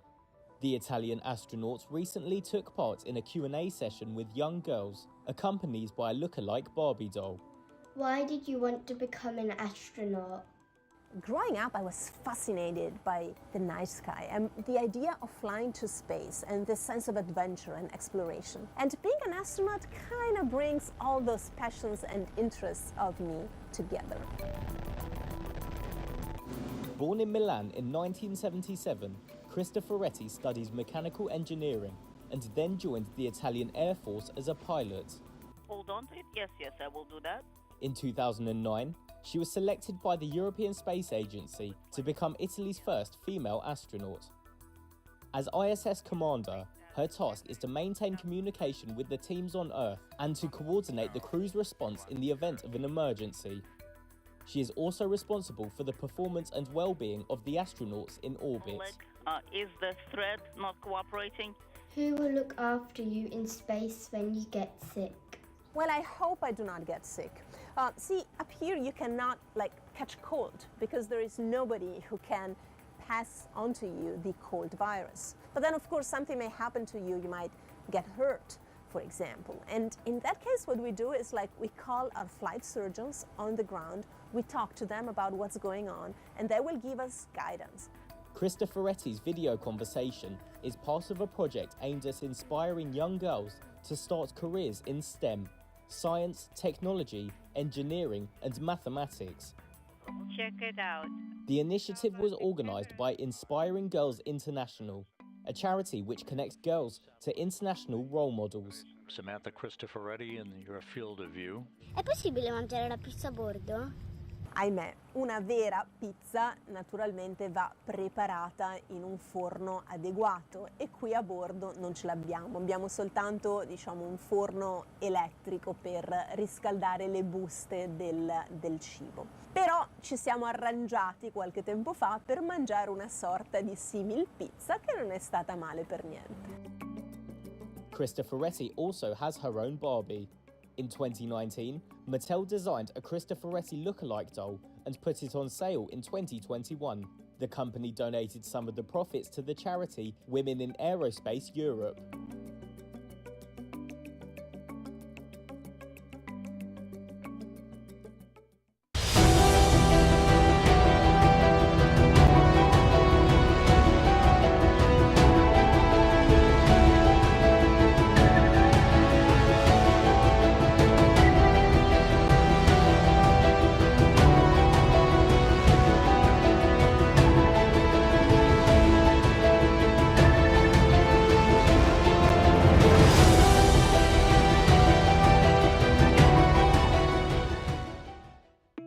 Switzerland has recorded the worst melt rate of its glaciers since monitoring began more than 100 years ago. It was really shocking and surprising to see how much melting actually can occur.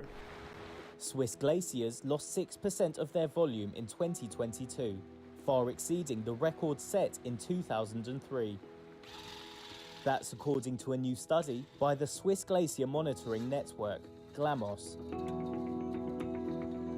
More than half of the glaciers in the Alps are in Switzerland, where temperatures are rising by around twice the global average. The mountains there lost about 0.7 cubic miles of ice in summer 2022. The heavy losses are the result of exceptionally low winter snowfall combined with back-to-back heat waves.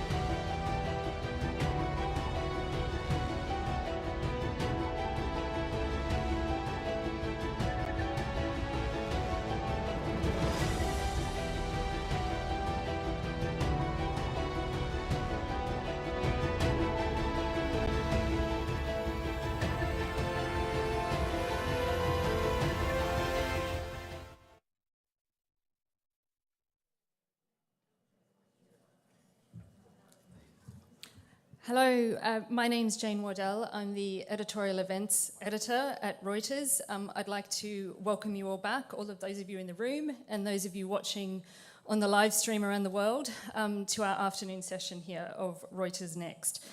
We have another packed group of sessions coming up.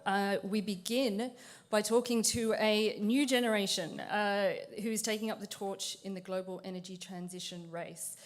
So I would like to welcome to the stage my colleague, Leila Kearney, who is our US energy correspondent, and she will introduce her panelists from Pani Energy, Electric Fish, and Blip Energy.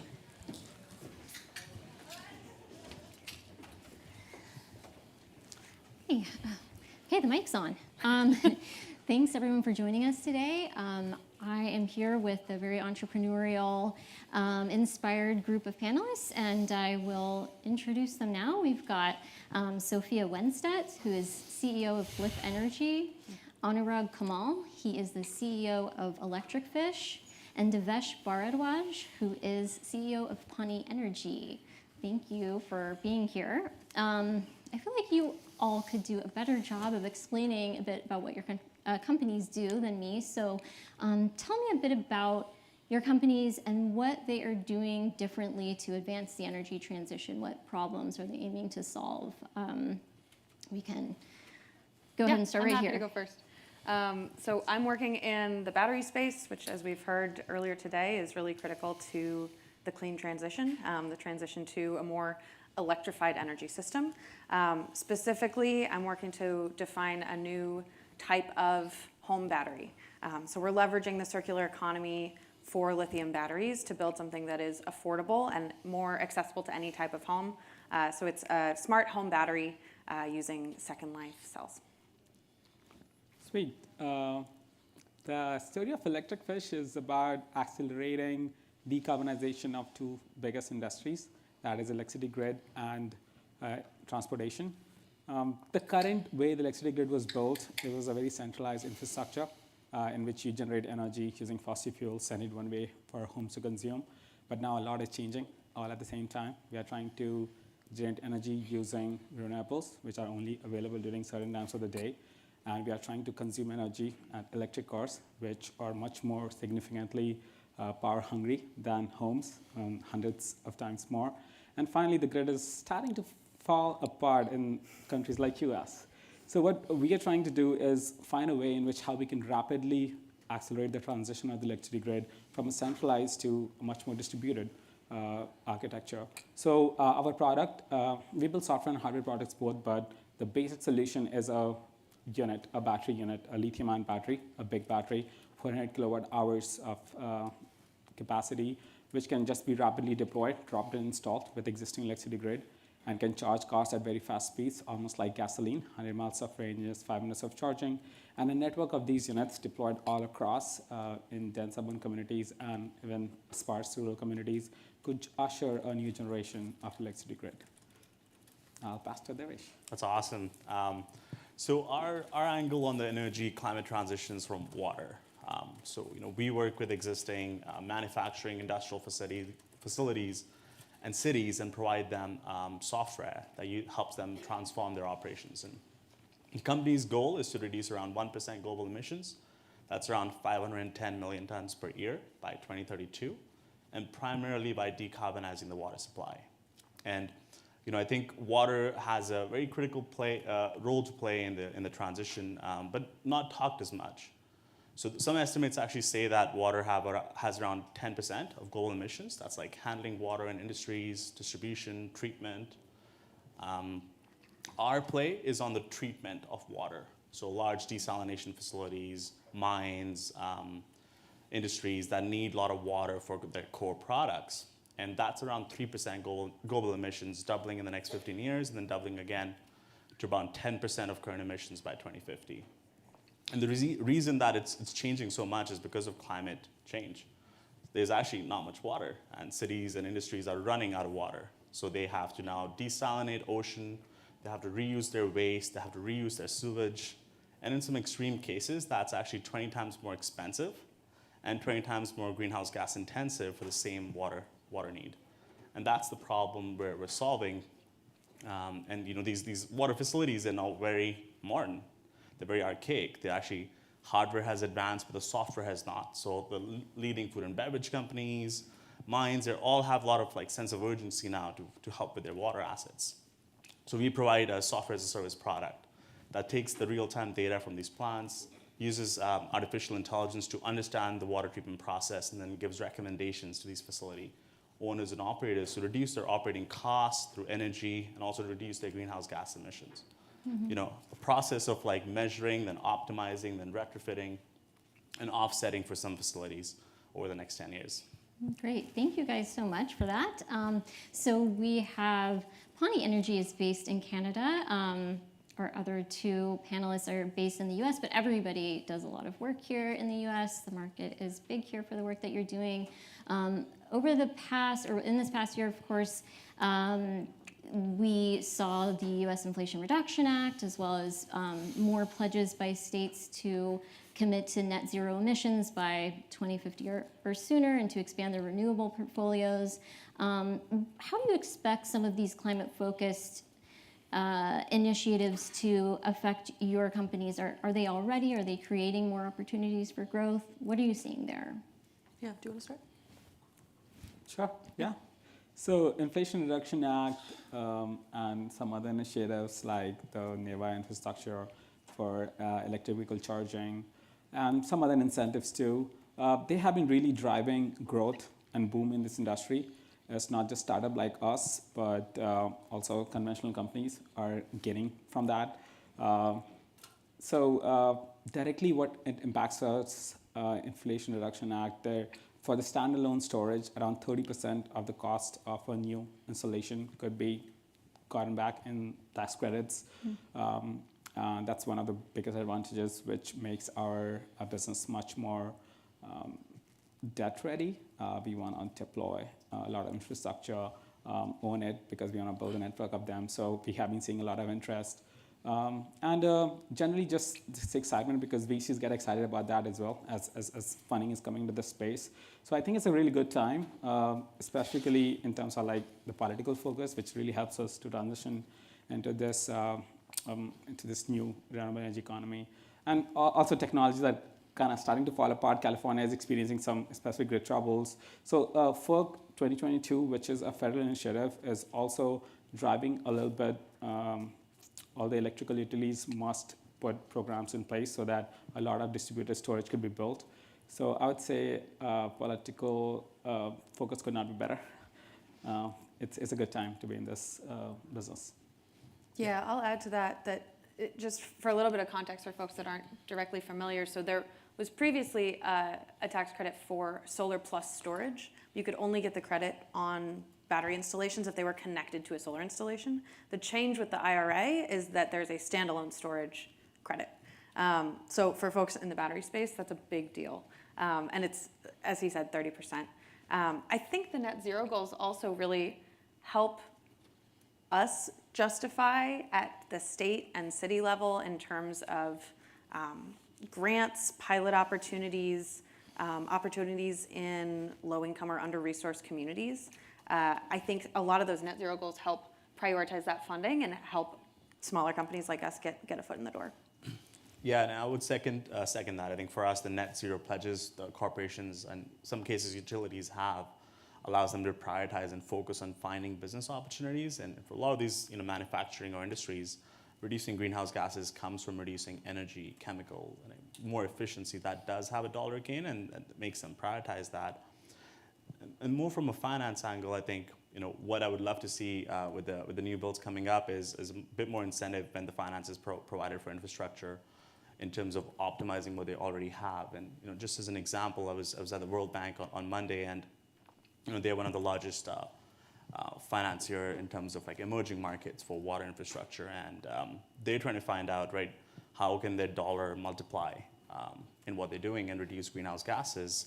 So for example, if they're putting $20 million to a utility to improve their capacity because there's more population, there's more population intensification, more houses are getting connected with water, they're wondering, can they instead just take $5 million and make the existing asset, retrofit that, make it do more? So now instead of just they multiply their spend by 4. And I think that exists in all assets right now, private and public. So a bit more incentive towards that would greatly help efforts like ours. Okay, great. It's good to think about. I'm bringing it kind of back to the U.S., although we're going to go broader soon. But I mentioned more net zero pledges and stuff like that. But also, you have had more politicization this year of renewable energy with Texas, for instance, kind of cracking down a bit on ESG, even though that state has a ton of renewables, as we know.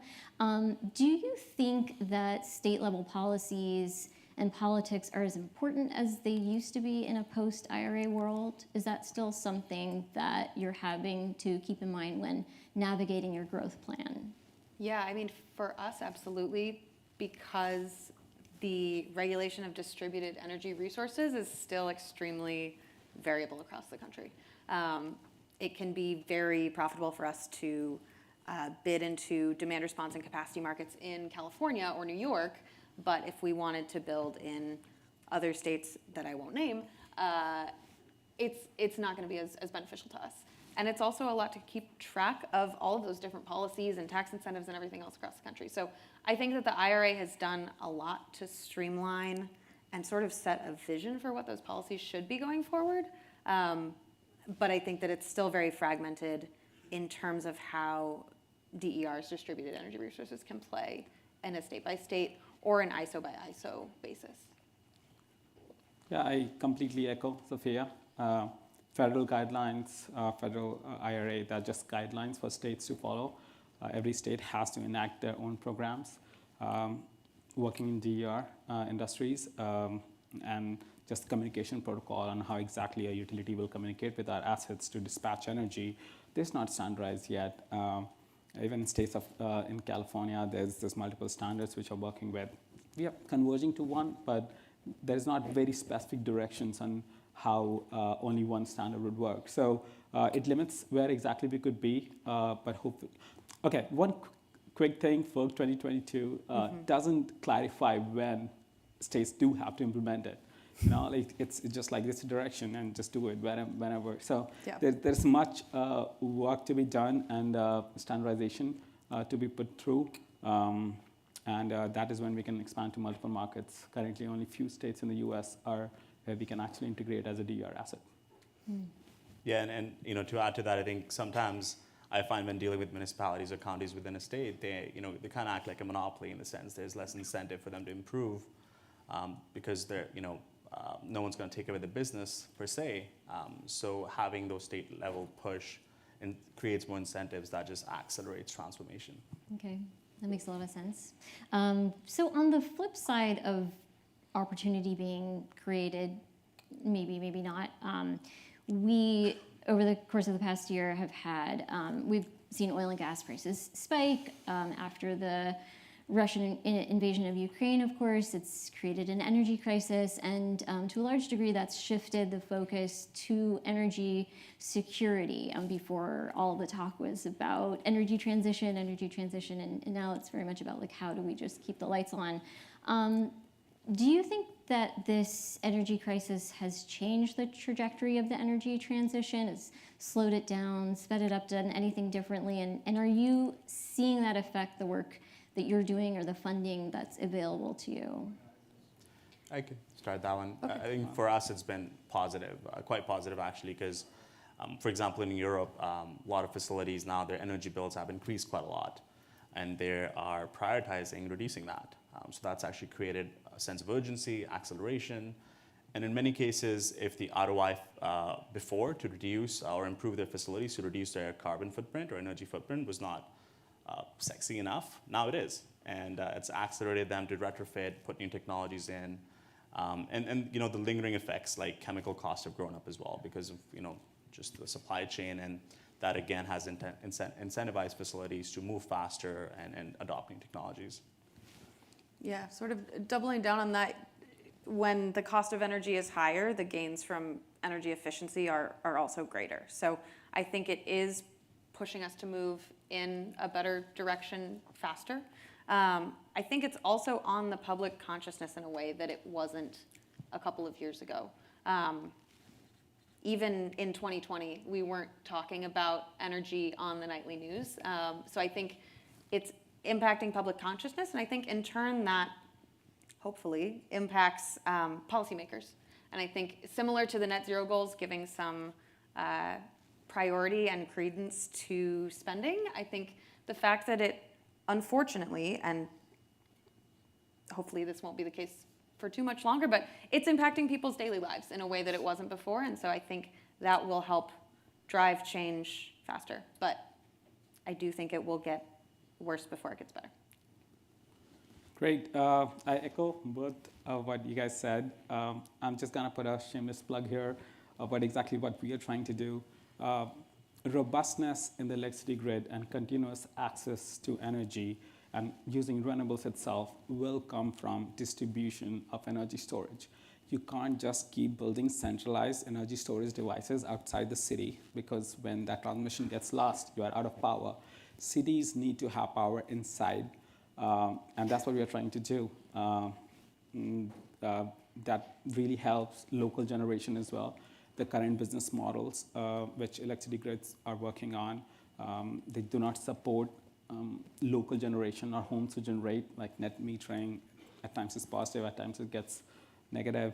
So I would say that I'm not sure if it's going to get worse before it gets better or not. It's generally who exactly is perceiving this crisis in a different way. At times it's the same problem. You look in a different direction. You're like, oh, let's buy diesel generators. But why? You need to have renewable resources and try to do it in that direction. So public consciousness is a big deal, and we'll see how that unfolds. Okay. Yeah. Well, you mentioned localized generation and that type of thing. I'm curious where you see there's a lot of excitement and interest in climate-focused energy startups. And with that, there comes a lot of growth and proliferation. I'm curious where you see in the next 5 to 10 years this landscape being. Do you see consolidation? Do you see companies like yours merging together, merging with bigger legacy operations, or staying local? And why do you think whatever path it is the most advantageous? It's a multi-part question. So one thing that I have been seeing working in the battery space and the Second Life battery space specifically, which I'll just give a little bit of color on. So many batteries are still perfectly good for stationary uses when they're sent to recycling or to landfill. Only about 5% of batteries in the US right now are recycled. So part of the goal of the circular economy for batteries is to make more out of what we already have. That's one area that I hope we're going to move towards, and a trend that I would like to see continue. But one thing we're seeing is automotive, like larger automotive manufacturers acquiring battery repurposers or battery life cycle management companies. So I think batteries are going to continue to be a huge part of it. I think battery life cycle management, health monitoring, those are all very key to my specific industry, but I think that they're also going to continue to be really important. And one thing we were just talking about earlier in terms of the industry as a whole is that there's a lot more young, mid, and late career people who are looking for a purpose-driven path. So the good news for us is that the talent pool for coming to work at climate tech startups or large companies, I think, is really robust, and we're seeing a lot of folks that want to get involved, and that's really encouraging and going to be important for us to succeed. And I think, for us, what we found is there is more capital than there ever has been before in venture. There's more smart capital, if I may, as well, that really understands the first principles of, what do we need to do to decarbonize, to transition, and what will be sustainably transitioning. So I think that's a good thing. I mean, I'm sure all of us are kind of questioning how the market volatility will affect that over the next couple of years. But in terms of like how, for our space, what we're noticing in like the infrastructure, utility, water space, or industrial space, every company is turning around and trying to be a sustainable company. Existing incumbents are trying to help end customers. I don't know if, it starts with Marcom. I hope it eventually comes down to real measurable improvement, but that is happening. And I think a lot of startups who are solving problems, they'll probably end up selling too early because it's people don't know what it is sometimes to after a company has 50 people, 100 people, it's different than what they thought. But I think a lot of founders that truly starting companies to solve this problem, they'll keep on fighting because I think it's a long journey, right? I think like for us, when we come across anyone looking for an exit strategy, talking to us, the question we ask, does that de-risk or accelerate our goal of reducing 1% global emissions? And more often than not, it will always be a no. I haven't come across truly some companies that are incumbents that actually are responsible for a lot of the emissions will go out and change their whole business model to change the sector fully. I think it's a very slow process. So I think the more founders and startups and investors that are promoting that, helping them taking long-term risks, I think will come out the most bigger market caps with the most equity shifted towards them. Cool. For me, we do not have a clear answer how everything will consolidate. If I did, I would tell my investors, and then it'd be great for us to raise more and more capital. I think specifically for a company like us who are trying to actually build a network and operate it, there could be multiple ways we could exit, and it would be different in different states or in different countries. I think one of the possible exits is a state-owned exit, in which, because what we're trying to build is critical to safety of individuals, is continuous access to electricity, which everybody's very dependent on. So if a state could operate such an asset, that'd be great. But then at times it's creating much bigger monopoly. So it could be the case that some private companies fight for it. Different states will have different kind of exits. But yeah, this is going to, the electricity grid industry, currently the way it exists, it will double its market cap because the transportation, the oil and gas, which is it's also almost similar size, is just gonna be eaten up. They just merge. I wouldn't say eat up, but these two will just merge into a single industry, providing transportation fuel as well as electricity to individuals. So there's, we'll see how consolidation unfolds.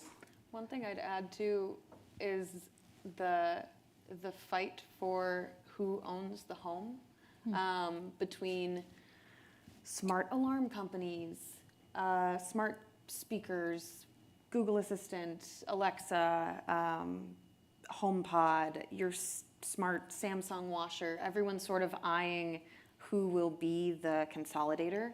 And in the future where every home is a node on the smart grid, who will receive the signal from the utility that says, don't run your washer right now because it's 95 degrees and everyone has their air conditioning on?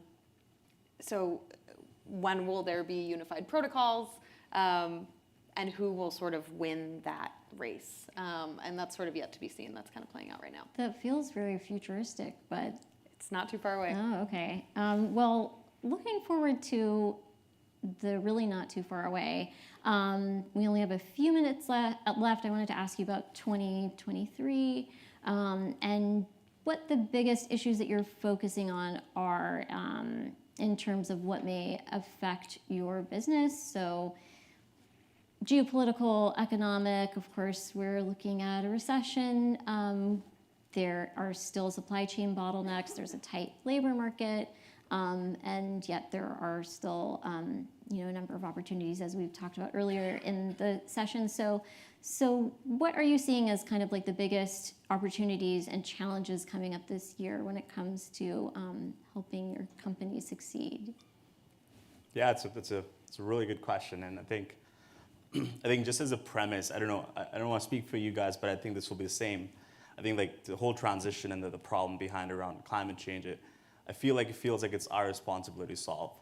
We're not part of the whole revolution and the increase in emissions, although I don't think it's a productive conversation to point fingers unless you're making a loss and damage fund and you're gonna put it to work.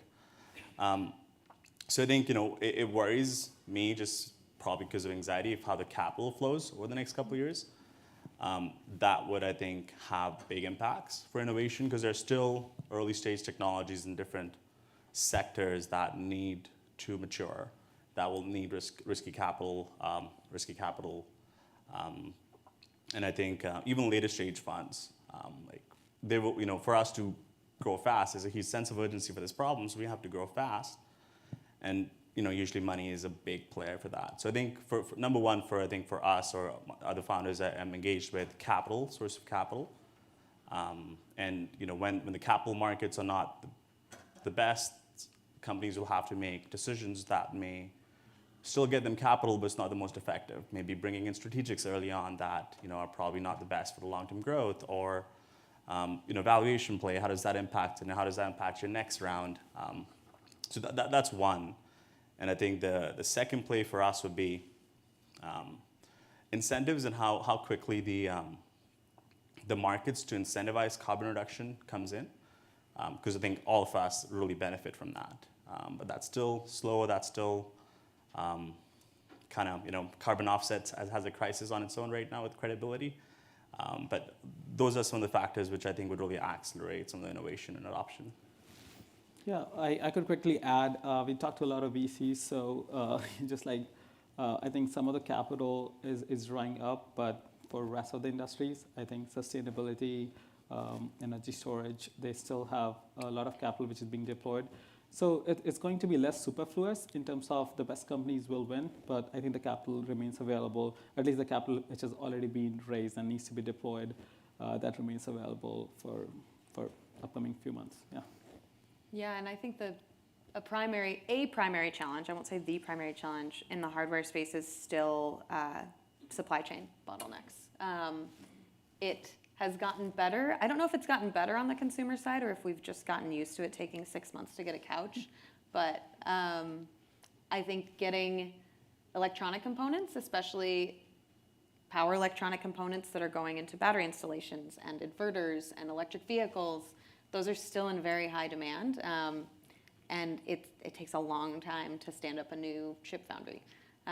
So I think that's one challenge that I hope will ease in 2023, but is still something that a lot of hard tech founders I speak with are still dealing with.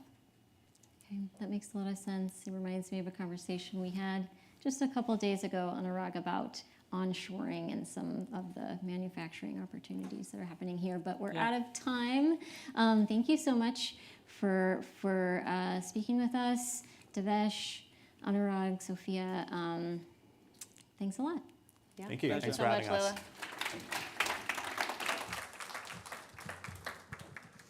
Thank you. As somebody who recently had solar panels put on the roof of my house in Australia, that was a very interesting listen. Watching the solar panels generate fluctuating levels of energy during the day has become a replacement entertainment for Netflix for me. A rogue cloud can ruin my day, really. Moving swiftly on, I'd like to introduce to the stage my colleague John Foley, the US editor of Reuters Breaking Views, and he is speaking with Nasdaq President Adina Friedman.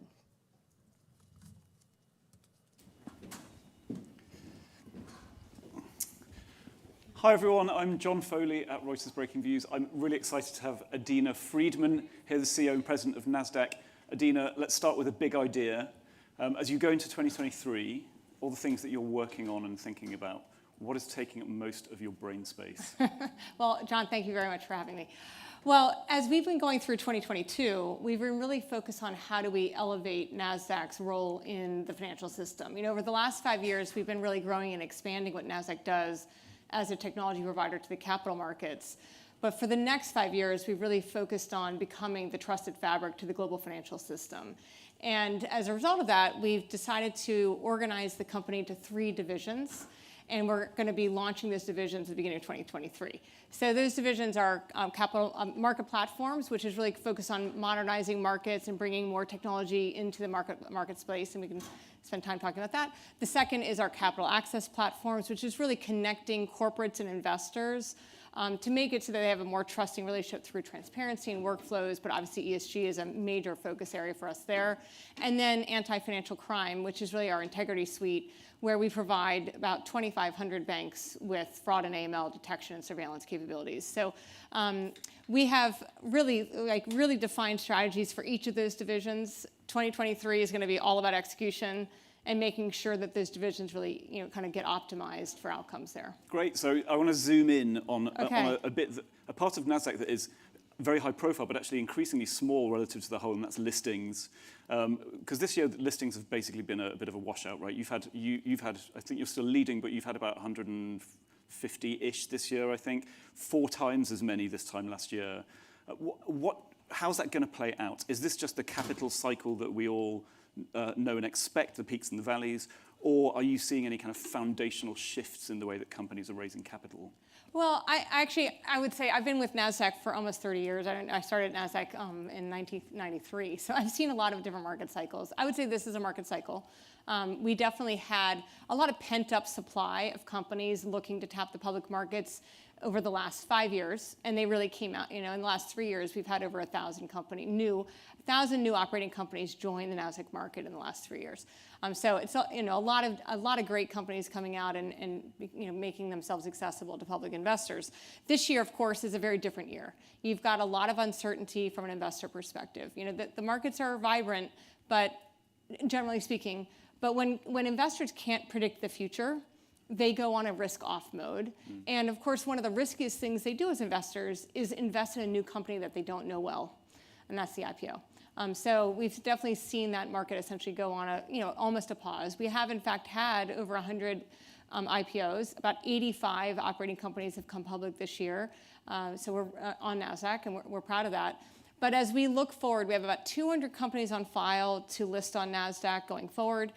That's a little lower than we've seen in the last few years. We've been between 250 and 300. But I would expect that the capital markets will remain quiet for at least the first half of 23. Why is that, of course? Because the Fed still is not done with what they need to do to kind of get inflation under control. That makes it very difficult for investors to predict the environment that they're operating in. How do you do a forward forecast on a business when you don't even know what interest rates are going to be? So I think that we would expect or hopeful that the second half of 23 kind of becomes an opportunity for companies to get out.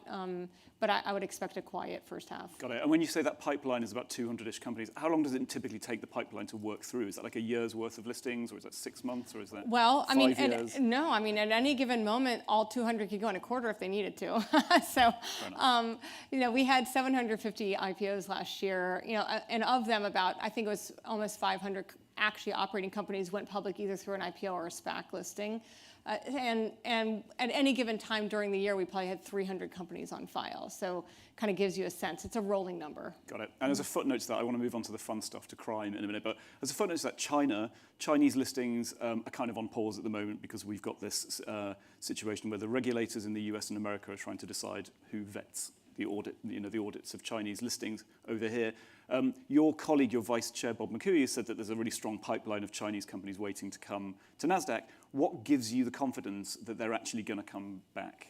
Well, I have to say, I think that there's a lot of factors that go into those decisions. But there is a lot of demand from Chinese companies to want to tap into global investors. And it's a great opportunity for them to bring dollars back into their country, to invest in their country, to grow their businesses, and to succeed. It also creates equity currency that they can use to attract and retain employees using a global equity. So there's a lot of benefits to Chinese companies to list on the global markets. I think that at the same time, they obviously have to navigate their own regulatory environment. And then from the auditor perspective, we actually are seeing some progress there. We're reading the news just like you are, but the news we're reading is, or maybe you're writing it, but the news that we're reading is that the US regulators and the Chinese regulators have been trying to find a solution, and that they're in process on that, and they're working together. And now with, I think, a set of auditors potentially in Hong Kong working through it. So we're hopeful, but we don't know yet. So Bob said that in a good year, in an ideal year, you might get 50 Chinese companies coming to the US, not just to NASDAQ. Do you think we'll ever get to that 50? I would say over what period of time, right? So I'm an optimist. And I also believe that the markets are global, capital flows are global, the economy is global.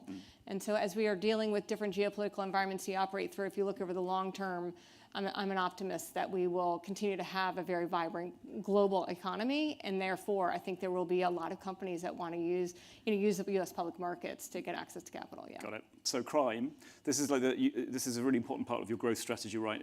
You've given it its own division. The anti-financial crime is one of your three pillars. You've said that you think it can grow at about 20%, maybe more than 20% a year. So I think if everyone agrees that financial crime is bad, and it would be good if we had less of it, what makes Nasdaq well suited to pick up that mission? Sure. Well, I think first of all, let's frame the problem. So it's about $4 trillion is laundered through the financial system globally every year. I mean, it's an enormous problem. And when you look at the technology solutions that are being brought to bear to help banks manage through that ecosystem is growing at double digits, at least 15 to 20% a year. So it's a really growing need from the banks.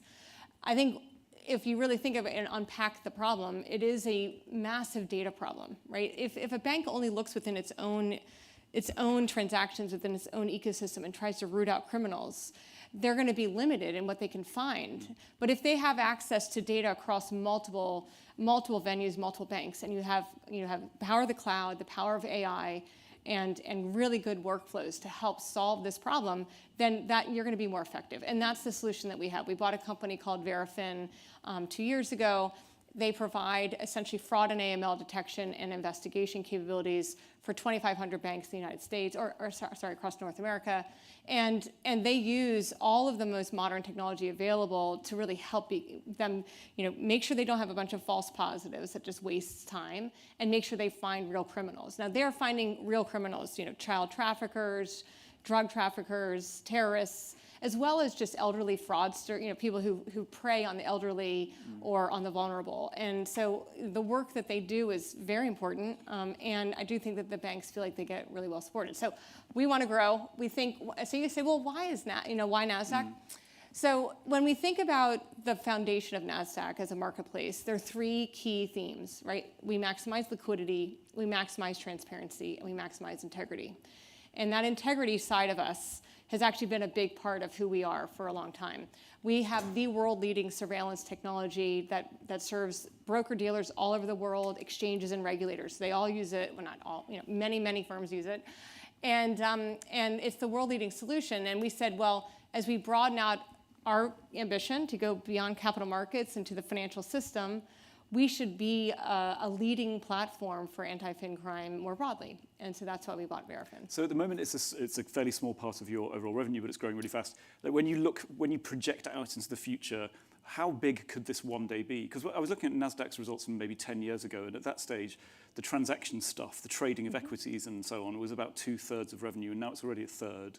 How do you see financial crime? Will that be 1/3 of your, how big can it get? I mean, certainly we have ambitions for it to become, a key pillar of, a key financial pillar to Nasdaq's success. I'd like to see it become a $1 billion revenue business. Now, that's not something that happens overnight, and that happens through broad execution of a strategy over many years. But we definitely see it as a huge opportunity for us. So that's about 3 times bigger than it is today, right? Roughly? Yes. Yeah. So on the subject of integrity, I have to talk to you about crypto. It's you don't necessarily talk about crypto. You talk about digital assets at Nasdaq, and you launched your own digital assets strategy a couple of months ago, I think, starting with custody, looking after customers' digital stuff. And I think you're launching next year, aren't you, with the custody? So we're sitting in the middle of a sort of ridiculous situation, this kind of maelstrom of, this crypto hellscape, the collapse of FTX, billions of dollars has been lost. Politicians are very nervous, and they're right to be. How does all of this affect your plans? The timing, the sequencing, your view of the final destination? Yeah, well, we've been developing our strategy around digital assets for some time. So the first thing I would say is we have been involved in this space in crypto, so specifically cryptocurrencies, for several years. We provide trading technology, clearing and settlement technology, and surveillance technology to crypto markets. We provide surveillance technology to broker-dealers, and we've actually launched our anti-fin crime solution for banks as well. We also have a crypto index that has products underneath it. And so we have been engaged in the space, but we haven't chosen to dive in as a market operator yet. And so earlier in the fall, we've made the decision that we do want to get engaged as an operator, but we're going to be focused on a couple things. What are the key pain points that the industry faces? How can we be a solution to that, and why can we win? Where do we think we can win? Now, that was all before a lot of the controversy hit. And so now I actually feel like, if anything, our solutions are needed even more, and that there's more urgency to getting industrial-grade custody solutions, institutional-grade liquidity solutions in the market, and frankly, solutions that have hyper-resiliency, scalability, accessibility, security, and integrity. And those are the foundations of good markets, good market structure, good markets. I think we have proven over the last 50 years that we're very capable of that. And now, if anything, this is a time where investors are really looking for those solutions. So we're excited to be able to launch this. We are going through the regulatory process with the New York DFS for our custody solution, which is kind of phase one. Safekeeping cryptocurrencies is a foundational element, and let's get there. We have a next-gen version of what we're launching something different than what the market has today. Let's start with that, and then start to build on the liquidity capabilities that we know and we can do very well as well. Has the New York State regime is obviously one of the better, one of the more detailed ones. It's some of the stable coins use it already. Have your expectations changed about how long that process will take to get that regulatory approval? We have been very engaged with the New York DFS. They are very detailed, which is great. Like we believe in strong regulation, so we think that that's a foundation to good markets. So it's actually been great to see the level of engagement, the kinds of questions, the expertise that they bring. But of course, as they're managing through the aftermath of what's happened recently, it could be that they slow down their process, but we don't know yet. Right now we're anticipating we're moving forward with the anticipation of launching the first half of next year. And will you slow down the process after you've done that as you roll into new products, do you think, as a result of we're launching with Bitcoin and Ethereum. We're not going to go beyond that. I think that to launch, we're not going to go beyond that. Over time, we would look to, in a responsible way, think about what other kinds of cryptocurrencies, other digital assets we'd bring onto the platform. But we also want to understand the regulatory landscape and how that might evolve as we think about going beyond those two core currencies. So, because on the regulatory side, the regulation of crypto here is kind of next to nil almost, right? And I'd love to know how you think about that, because on one hand, you can argue that the reason, big institutions, all the names we know and trust and bank with, have basically avoided crypto, and that's precisely why retail investors have gone to some of the less well-lit parts of the crypto space. On the other hand, it's good that there's no regulation and the institutions not involved, because it means there's a big clear divide between the crypto meltdown and the orthodox financial system. That we're not worried about what happens to JP Morgan and BlackRock and Nasdaq. So do you think the regulators have created a problem by being hesitant or slow, or have they prevented one? I think there's shades of gray there. So I have to say, I think that it's not as binary as that. I think that I think the SEC has come out with pretty strong statements over the last several years to try to give out the warnings and to kind of talk about the regulatory framework that they believe should exist.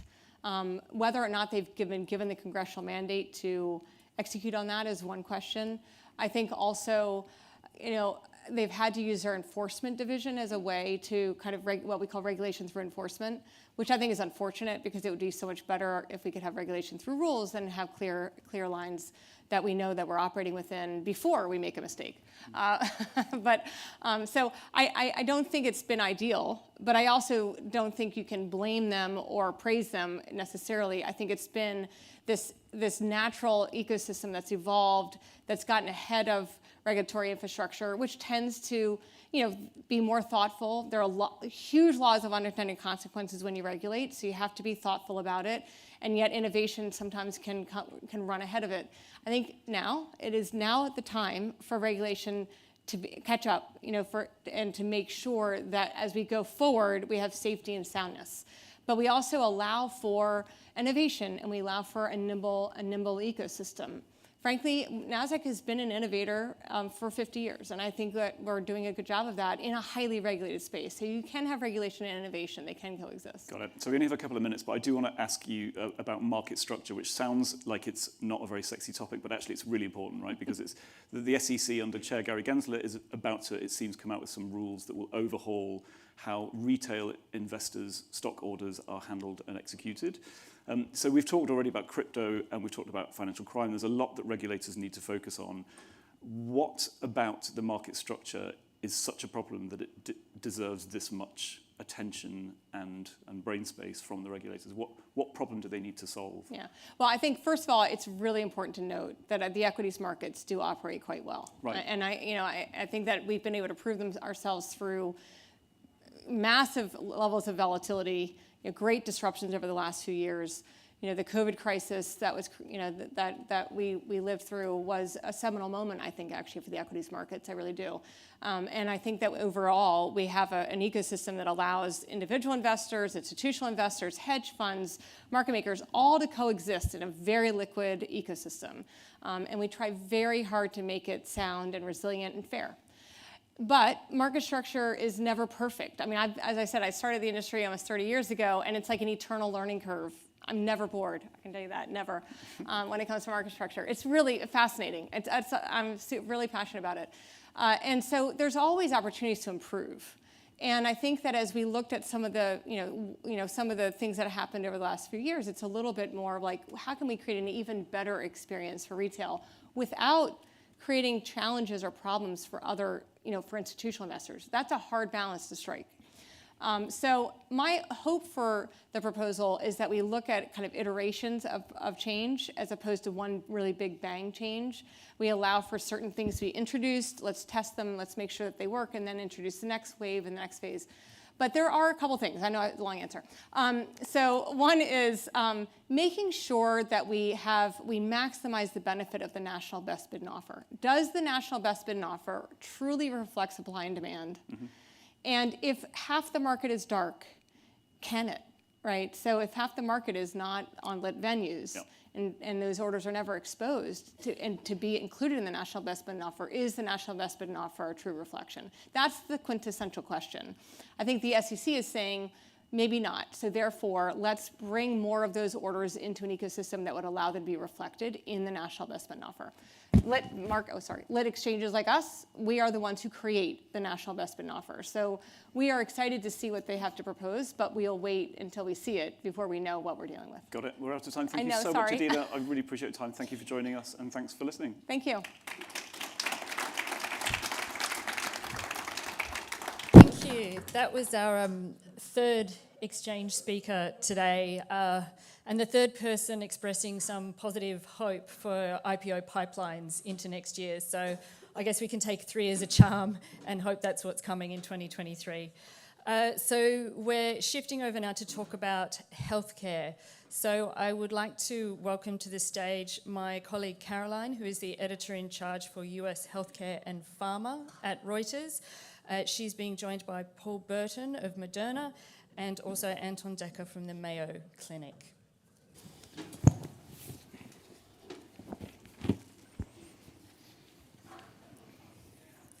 Hi, I'm Caroline Humer. I'm the U.S. editor for Health and Pharma, and this afternoon I've been joined by Dr. Paul Burton on the end. He is the Chief Medical Officer at Moderna. They're one of the top makers of messenger RNA-based vaccines. You've probably heard of them. We also have today Dr. Anton Decker, President of International at the Mayo Clinic, one of the world's top healthcare providers, renowned for its cardiology care. Welcome, Dr. Decker and Dr. Burton. Thank you. So I'm excited to get started on our discussion today. Sorry, I feel like I'm a little off over there, but I do see you.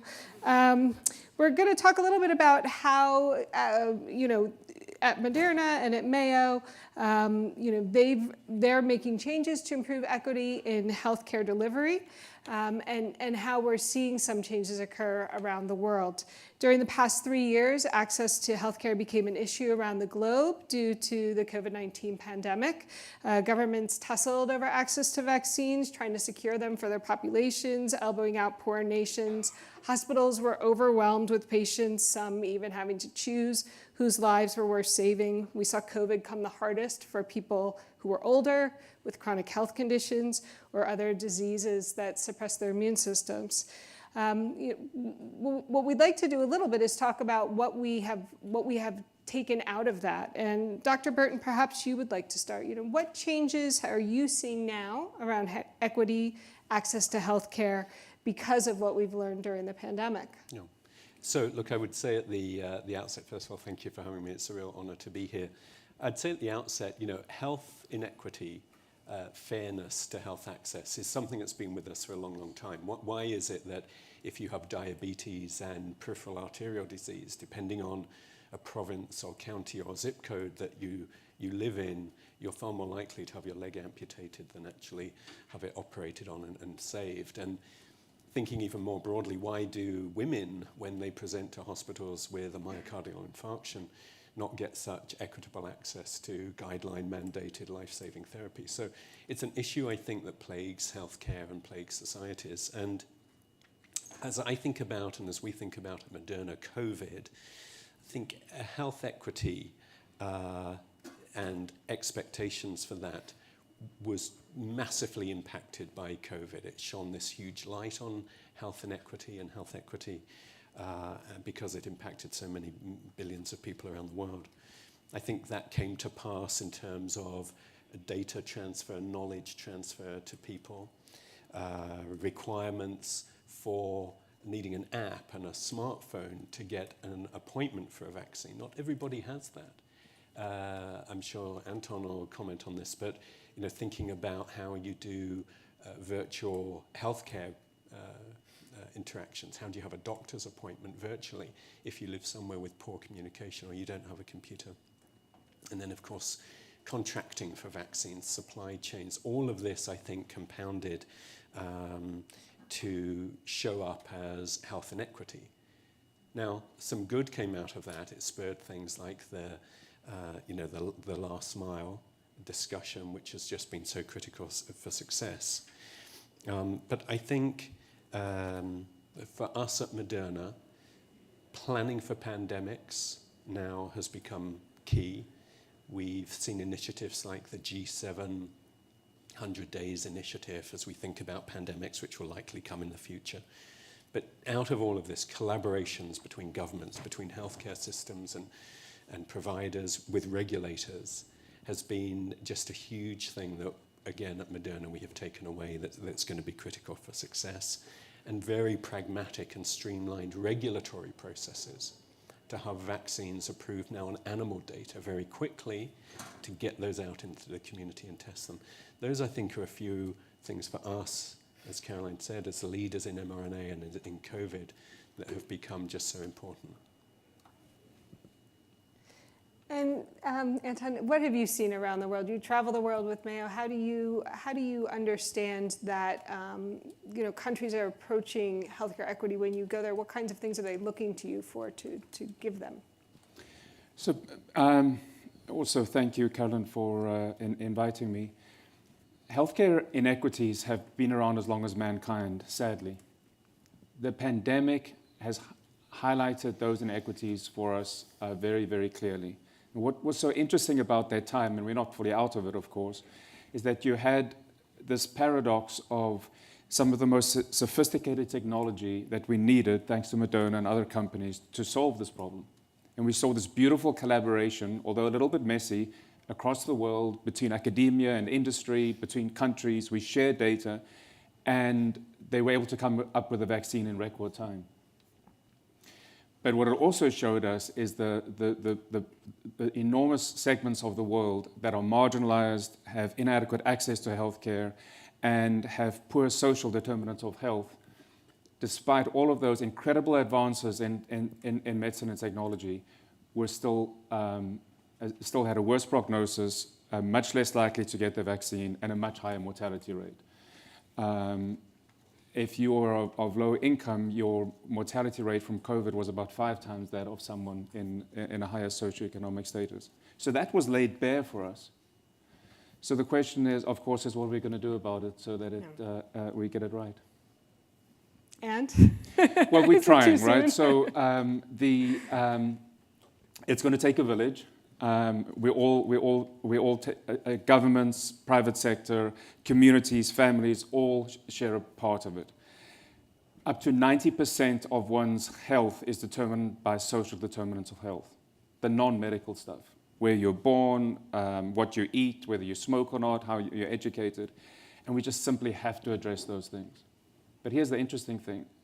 At the same time, we can't stop with the very advanced technology, and if you, the Mayo Clinic of the world, we have to maintain the momentum of curing very complex chronic diseases. 75% of deaths are related to chronic diseases. And lower income people are also going to get those chronic diseases. So we kind of have to address both, and it's going to take a village. So one of the things that came out during the pandemic was a lot of use of telehealth, and I wonder, when we talk about sort of trying to get access to people in rural areas, has that something that has come from the pandemic that has stuck that we might see going forward, or having doctors use digital means to give second opinions, to go into other hospitals in areas where you haven't seen them before? Yeah, absolutely. So I still see patients, and in the space of 3 years, I cannot believe how the technology has advanced. You'll remember doing a Zoom equivalent meeting 3 years ago. It was interrupted, broken, you could hardly see anything on the side of the screen. And due to the pandemic, all of that, including telehealth, has really been revolutionized. So to some degree, it has provided access for many more people to healthcare, but it's not the full story. It's good, it's here to stay, and it's making us think differently. It's also challenging the payment mechanisms of healthcare. But those very patients still need access to technology to access telehealth. And then there's only so much you can do with telehealth. You're still going to have to see a patient and treat them. But it's an enormous advance, and it's one of the good things that came out of the pandemic. So I also wanted to talk a little bit about, vaccine hesitancy and early on, and how we move forward with that. At Moderna right now, you're working on a bunch of different vaccines. And one of the things that came out of the pandemic was that there is this vaccine hesitancy.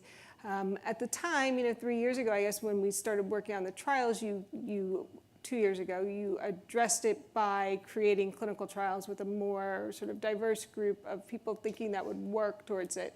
It did, but here we are. So I wonder if you could talk a little bit about how that work is continuing, if it is, and whether or not it can get at the vaccine hesitancy, which going forward does create some barriers to access when people won't go and be protected. Yes. I mean, vaccine hesitancy clearly is real. COVID apathy, I think, fuels hesitancy, so it's kind of a product of the two. The fact that today we have really highly effective, updated vaccines in a background of a virus that has mutated to become more infectious than measles, and we only have, 35 million Americans perhaps actually having taken a booster. There's clearly hesitancy. I think, Anton said this, some good things came out of the pandemic. Data transparency, data sharing, quickly sharing, high quality data was one of them. And early on in the pandemic, when we were doing at Moderna our phase 3 trial, the COVE study, we recognized that to get good uptake, to get real acceptance, you need to have representation of all sorts of people from different communities.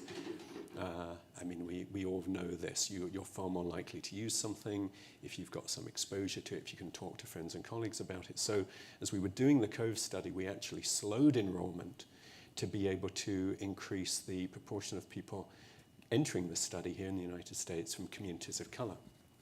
And it was a 35,000 person study.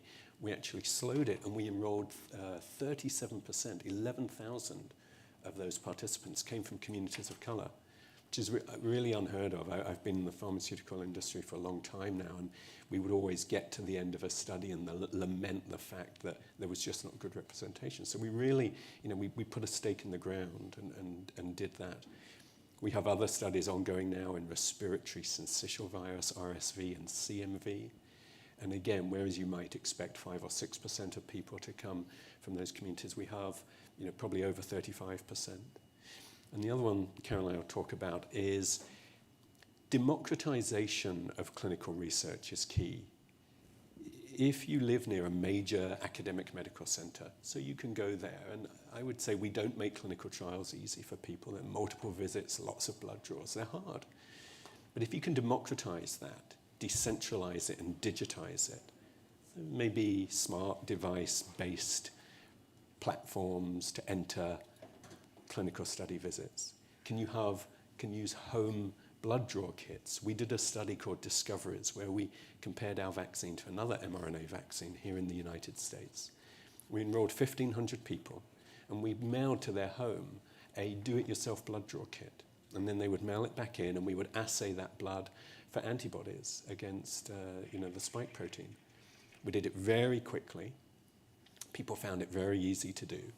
I think studies like that kind of methodology, will democratize research built on that foundation and commitment to really diverse inclusion of people.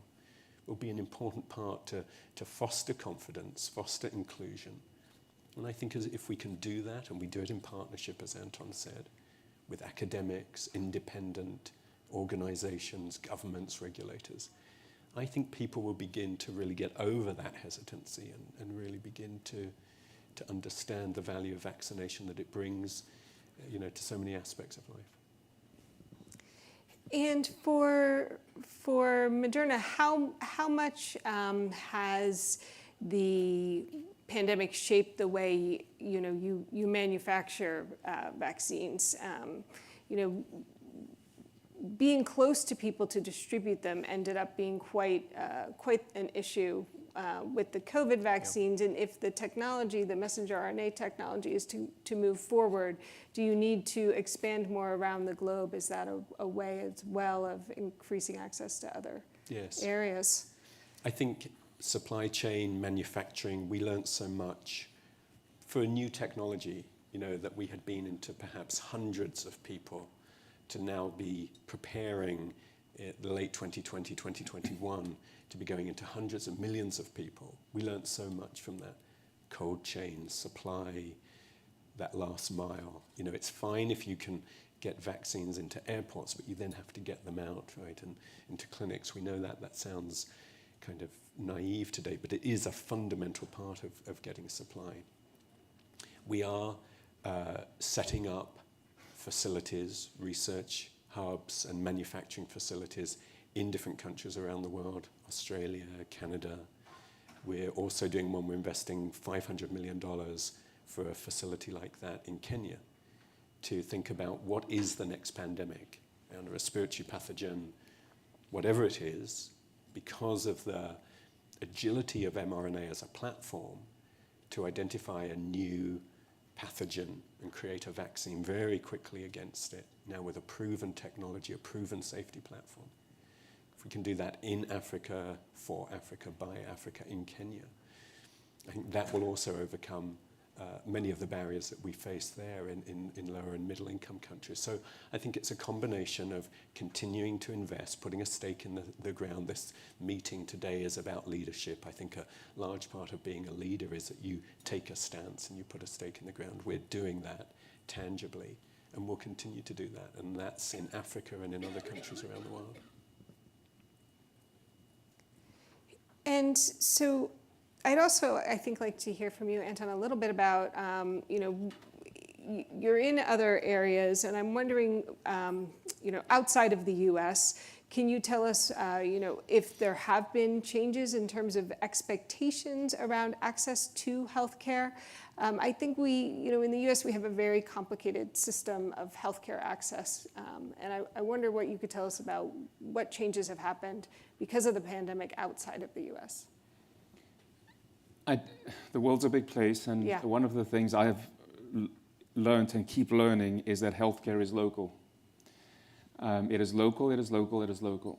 And so you're going to get a different flavor literally in every country, and within a country and within cities you're going to get a different flavor.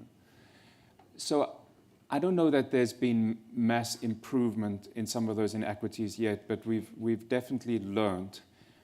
One of the reasons why we learned is rather sad, in that the people like me and you with access to these things were affected by the people who didn't have access, because the virus could continue to multiply and mutate and then come back to haunt us.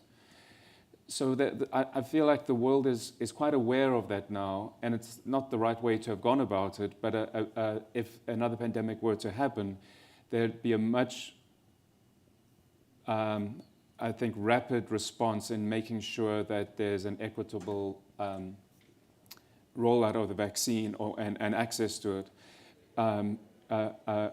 Sadly, for somewhat selfish reasons, for people who do have access, because it will come back to affect them.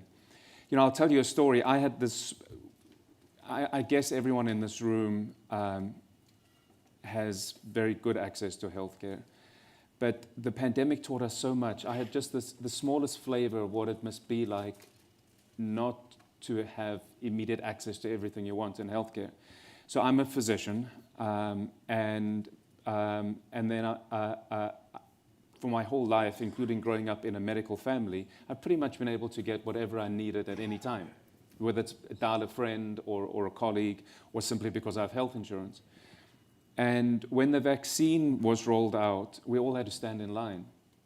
And it was an interesting experience for me and my family. So first we had to wait to see when we would get it. Then I got it because I was seeing patients, but I couldn't get it for my family. And there was literally nothing I could do to get them in front of the line, and neither would I.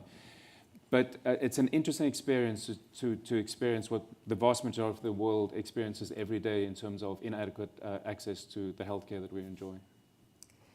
One thing that I've been wondering about is how the current sort of global economic situation could affect access to healthcare going forward. If you look back to 3 years ago, the world was in a much different place economically. There was a lot of money to be spent, and a lot of people stepped up. Do you anticipate that the economy as it stands could put us in a much different position going forward? I mean, if we look now, even in the US, where we're trying to get money together to put into next generation vaccines, that they haven't been able to do that at a national level. Could this expand globally? Is it another worry for us going forward? So your question is as the global economy takes a dip, I think that makes sense, and Paul would have a better opinion than I do.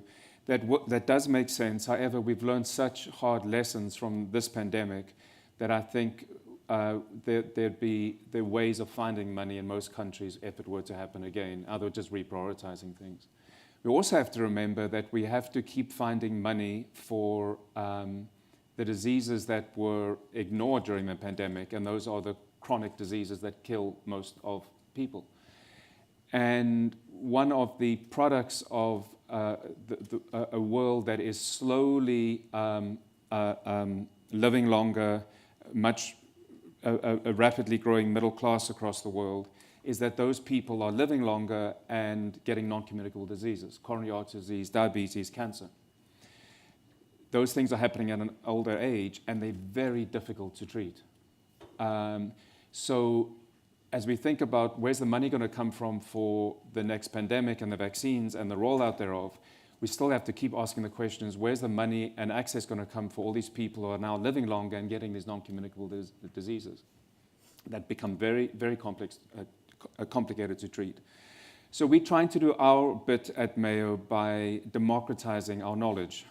We've rolled out something called the Mayo Clinic platform that essentially invites and wants industry, governments, countries, healthcare organizations to tap into that knowledge, share data, to take what we do, I think, very well at Mayo, the care of very complex diseases, closer to patients all over the world.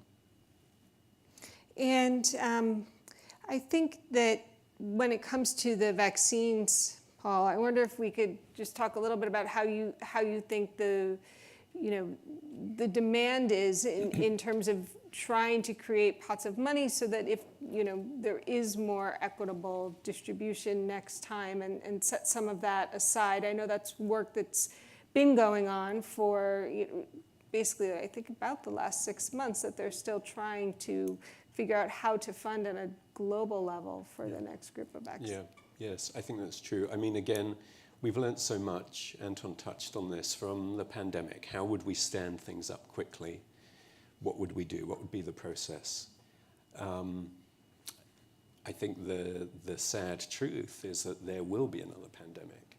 Talking recently with Peter Marks from FDA, Florian Kramer, other people who are very expert in this area, I think generally the feeling is that there will be something. And the way that even COVID now has evolved, you touched on the fragile geopolitical situation that we're going into.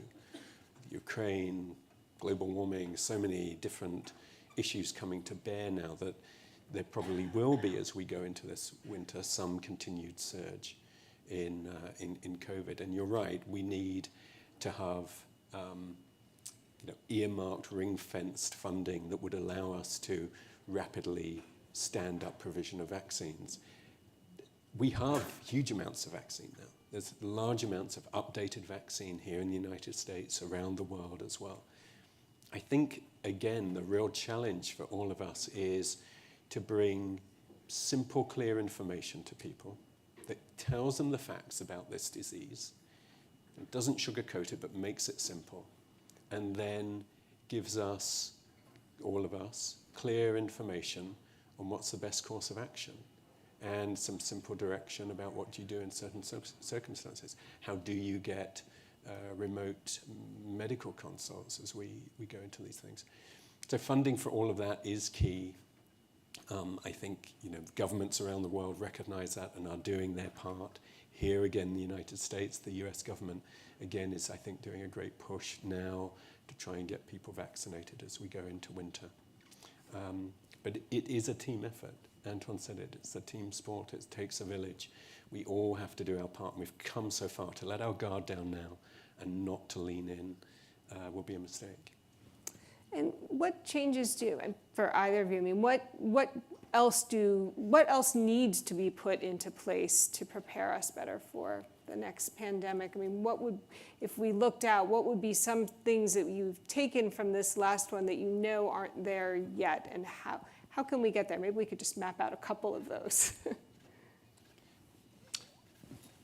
Well, right, so the pandemic was awful, but there were some incredible learnings. We learned that we can, and I'll list these learnings so that we don't lose them, because human beings like forgetting things quickly.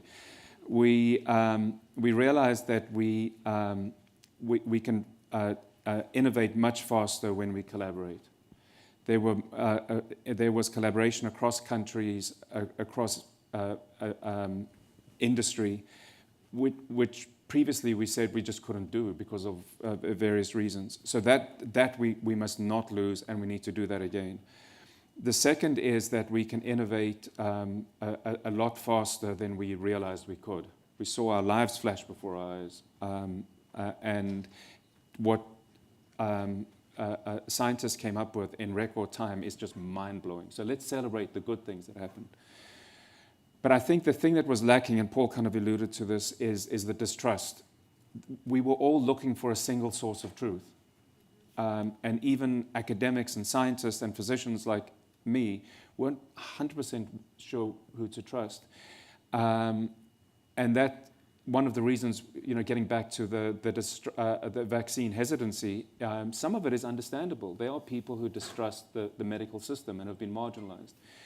So, building on what Paul said, if we can get on top of that very early on with a trusted source of truth, I think that will go a heck of a long way. Because we lost a big window there, opportunity when people weren't adequately vaccinated in the time that could have saved many lives.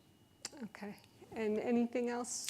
No, look, I agree with everything Anton said. I would say for our part at Moderna, again, we are, we're leaders in mRNA and COVID. We have a huge commitment to global public health. We're going after the priority pathogens.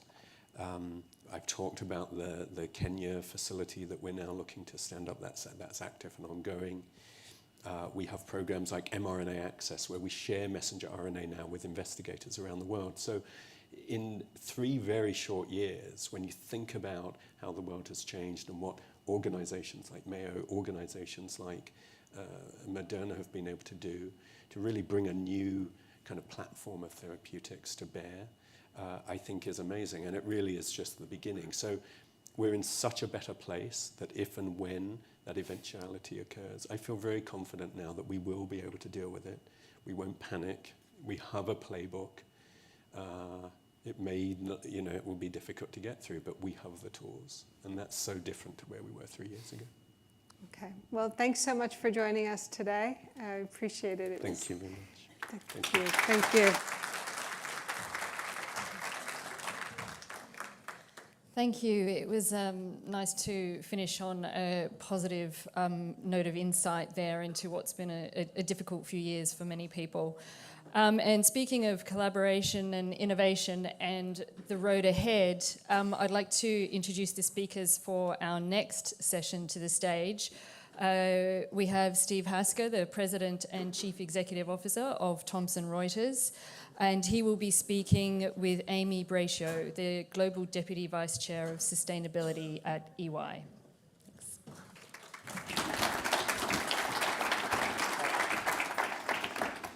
Great, thank you, and good afternoon, everyone. So Amy and I are going to do this informally. We're just going to have a discussion from our respective standpoints with regard to sustainability. By way of introduction, Amy leads all of EY's global sustainability efforts, so she is truly an expert, and I'll try to keep up and share a few thoughts along the way. Amy, you're just back from COP. In Sharm el-Sheikh in Egypt. We've all read various sort of articles and reports, including some fine journalistic work from Reuters about COP. But what are your impressions? What are the big takeaways? Yeah, thank you. It was my first time attending COP, and from an emotional standpoint, there are some things that really jump out. I mean, the sense of urgency about the pace at which we all need to move around driving change was really important in coming out.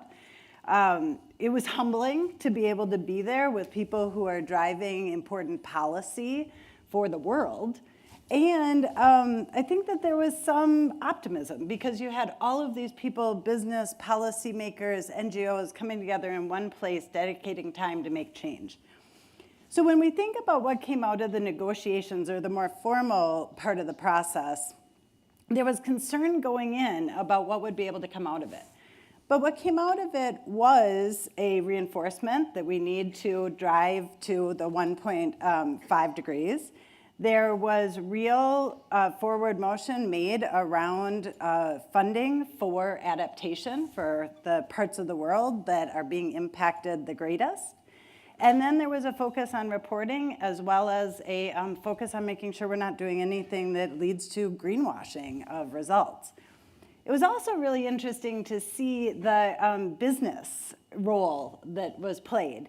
And so I think that started out at COP26 and was even taken forward at COP27. And you had this sense of urgency and a sense of collaboration that came out from the business world. And then also a focus on innovation, data, and collaboration. So all things that drove a sense that change can happen. A couple of questions from that, Amy. Firstly, where do we sit with regard to the 1.5 degrees? I mean, I've read various things to say we're heading towards 2.5, not 1.5. Let's stop kidding ourselves. Others to say, no, this is that sort of reinforcement, that's where we're going to get to. Would you be prepared to handicap where we're headed toward? Well, I think some of the greatest minds in the world are focused on that, so I won't pretend to be one of them. But I mean, I think the concern is there that we won't hit the 1.5 and that maybe 1.7 is more realistic, or even 2.5, which is not a scenario that we want to leave our children with.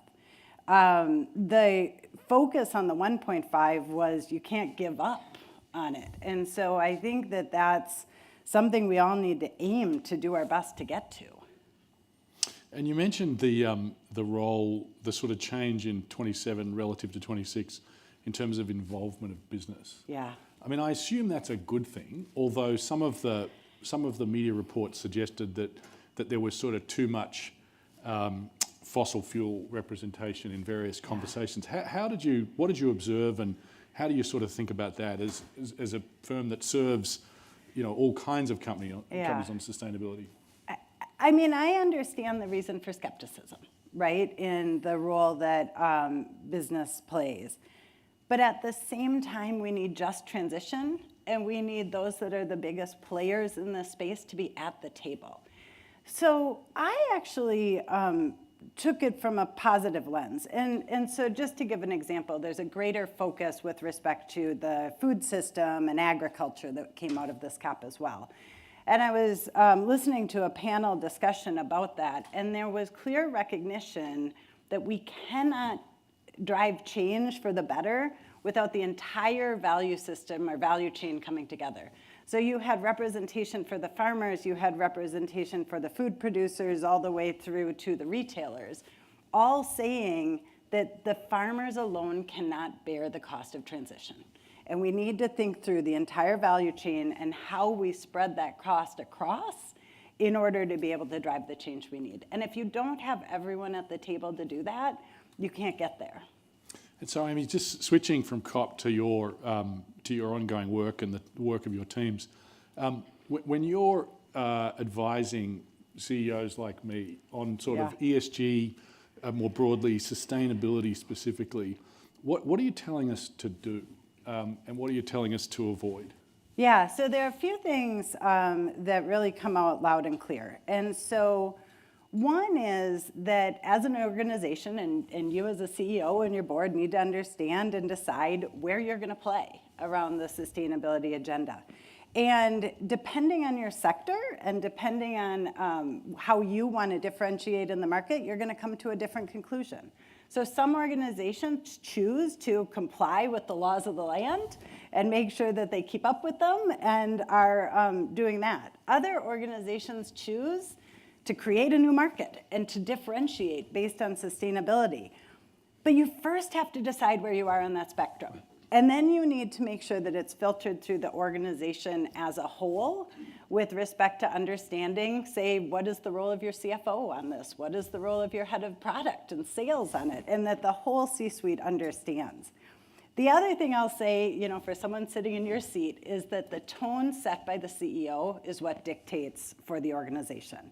And so when I'm recruiting people to help us help our clients, the first question they ask is, how committed is your CEO? And we're proud to be able to say very committed.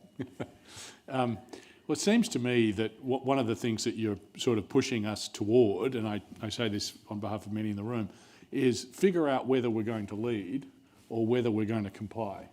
Yeah. Right? And I don't mean to sort of denigrate just complying, but it seems to me that one of the things we need to figure out is can we lead short, where can we lead and how do we get to that versus we're just going to comply with the rules and regulations as they evolve. Is that a fair sort of starting point for most of us? I think it's a very fair starting point. And then the other thing you need to think about are what are the skills that you need in order to achieve your ambition. And so some of that is going to be you need to upskill and hire in different capabilities than you have today. And some of it is going to be looking at the people you've got on your team and what additional skills do you need to give them in order to be able to deliver against your ambition. The other thing that came out of COP is collaborate, collaborate, collaborate. And so you need to think about who are the partners that you need in order to bring to life your ambition. And so we recently did a survey of about 500 chief sustainability officers or similar titles. And what we found was that the organizations that were really considered pace setters, or those that were driving the boldest actions, at least half of them were teaming outside already to achieve that ambition. And where are we in terms of the regulatory landscape? So in other words, as we sit here today, toward the end of 2022, do we have 30 to 40% of the sort of regulations that are going to come out of states and federal here in the United States, out of Brussels, or is it a much lower, a much higher number? How would you sort of describe that? So the pace of regulation is increasing significantly. And when you look around the world, you see regulation coming from all different regions. So I was just in India. They are leading with respect to what's required from a regulatory disclosure standpoint. You have laws in Germany related to human rights. You've got laws coming out of Asia-Pacific. And then here at home, we've got the SEC proposal with respect to their rules, as well as the Inflation Reduction Act that came out. That is one of the challenges that organizations have, especially those that operate globally, is how do they keep up? And so this is one where I mentioned collaborate. And so an example I'll share is how our organizations are teaming. In that we feel like at EY, we're a huge global organization, so we have a commitment with respect to what we need to do to change our behavior and do our part. But then we also have to help our clients, and our clients are looking to us to help them on their transition journey. So we're excited about the partnership we have with Thomson Reuters to be able to bring together our professional services with data and technology to give that greater visibility into the policy landscape, as well as greater visibility into the value chain and the service providers organizations work with. Yeah, I mean, it seems to me that there's some uncertainty as to how the regulatory sort of frameworks will evolve and to what degree there'll be consistency across geographies.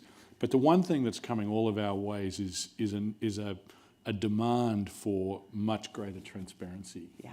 And I think the implication for us, at least at Thomson Reuters, we've put out a social impact report for the last number of years, which sort of talks about our targets, where we're at against our targets, where we're short, where we're fulfilling. So we feel pretty good about our starting position. But I think the demands on all of us to be more transparent will go up. And that then, in my mind, says, okay, we need to do this sort of internal due diligence. Yeah. And I think all companies need to sort of undertake that to much better understand actually where they are, so that when those regulations crystallise, they're sort of well prepared and not scampering to get on top of it. Is that fair? That's very fair. I do think that there is a call for harmonization in the reporting. And so in an ideal world, we would have frameworks around the world that would give what are the metrics you report, and we'd have greater comparability than what we have today. But what I would encourage organizations to do is, one, understand what's coming at you from a regulatory standpoint, so you know what you're going to have to report, make sure you have the data, make sure that you're confident in the numbers that you're going to have to report and the information. But then also step back. I mean, many organizations have put out more voluntary reporting like you're talking about. But where are you vulnerable, right? Are there areas across the sustainability agenda? I think there are some areas where we're all incredibly proud to put out our numbers, and then there are some areas where you need to step back and think, what do we need to do more of? And it's those areas where you feel vulnerable that you really need to focus. Yeah, and it was those two vulnerabilities that our team sort of focused on in this partnership. So the first was supply chain risk assessment and a diagnostic tool around that, because an issue like forced labour can all but bring a company down. Yeah. If there's forced labour in the supply chain and any level of management is not aware of it, well, if they are aware of it, there's a separate problem. But if it's there and they're not aware of it, that will become clear over time. And so this is one of the sort of diagnostics. And the other one, of course, was to do with green taxes. Where are the regulations at? What obligations do they create? What incentives and credits do they potentially avail companies to? So it's very much along the lines of those of that transparency and that sort of due diligence or diagnostic work. Yeah, and forced labor is such a great example because when you think about sustainability, whether it's things like human rights topics or your carbon impact, more and more, we're all being assessed against our entire value chain. And so, and oftentimes it's not, the problem isn't coming from your major suppliers, it's coming from your supplier's suppliers. And so how do you have the ability to hone in on where you have risks in that supply chain and then the information you need to be able to make rapid decisions?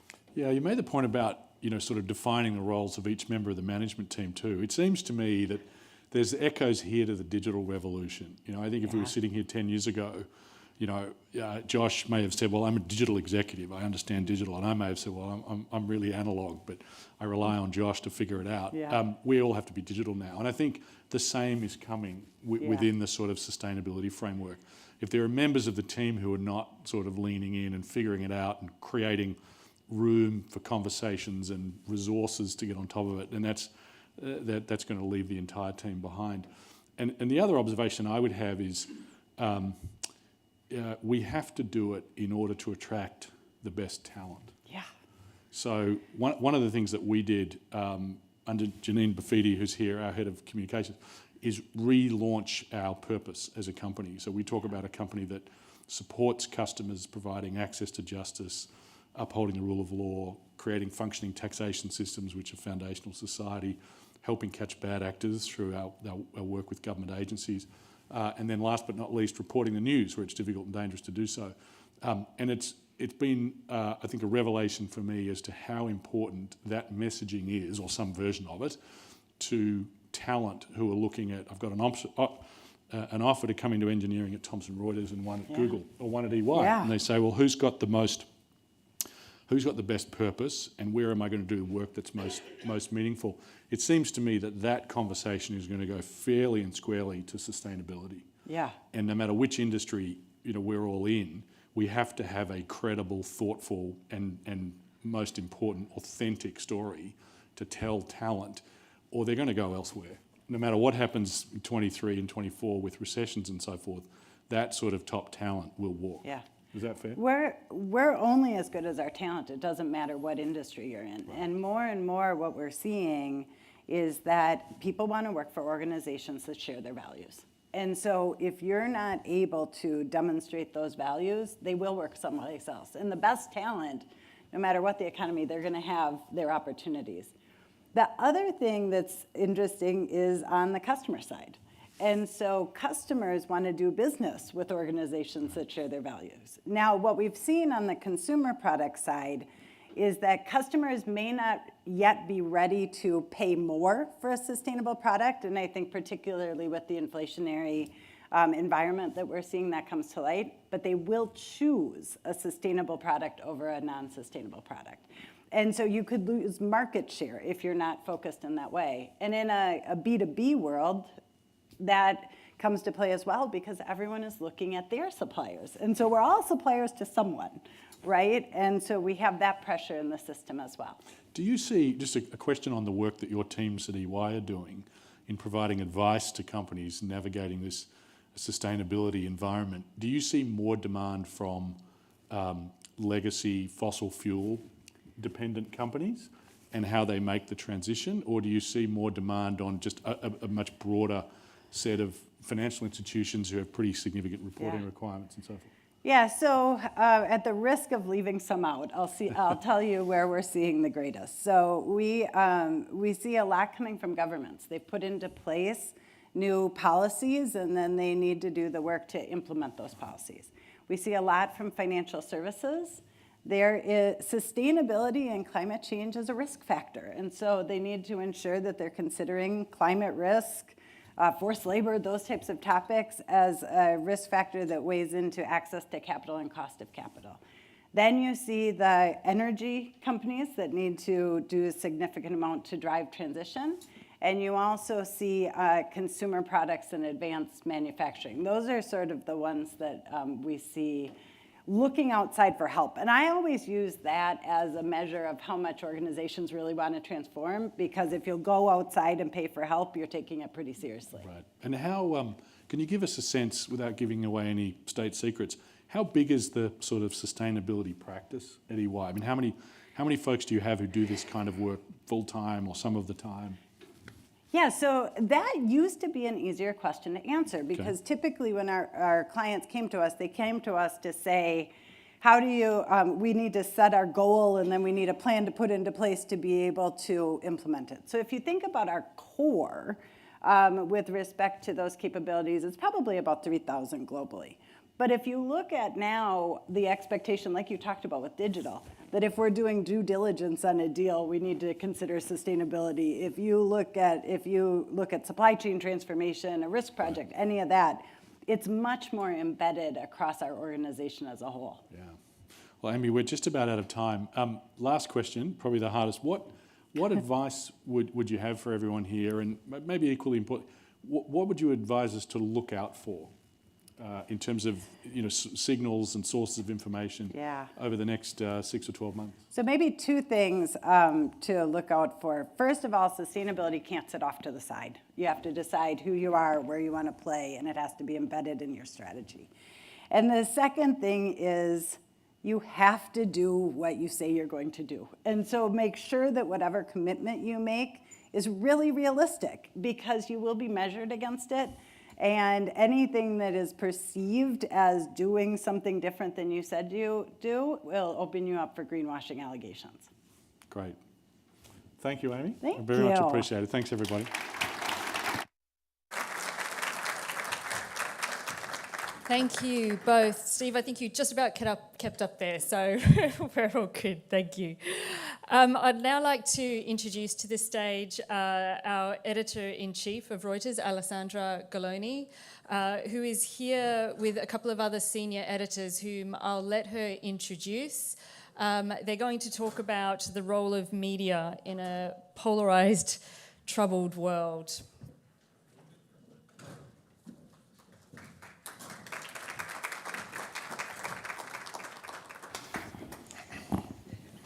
Hello again. So, first of all, I realize this is the last panel of the day, and I'm going to ask a little bit of energy from this group, and not just from the panelists, but from the audience. So, look, we thought we would make this panel a little bit different because we've been hearing a lot from leaders, executive managers of different industries around the world. And I should say to the panelists that this group is a small part of the sort of global audience of around 1 million, Josh, that is actually listening to us virtually. And we thought we would sort of end the day by giving all of you a little bit of insight into the world of journalism and talk a little bit about some of the same issues that you face in your industries. So, but the first thing I'd like to do is ask all of you a few questions, and that is, I'd like all of you to take a moment and to think about stories that have been written about you and about your companies. Have a think about when we did that, when you had stories that were viewed or written or aired about you or your companies. And now I want a show of hands. How many of you feel that those stories about you or your companies reflected the truth? Show of hands.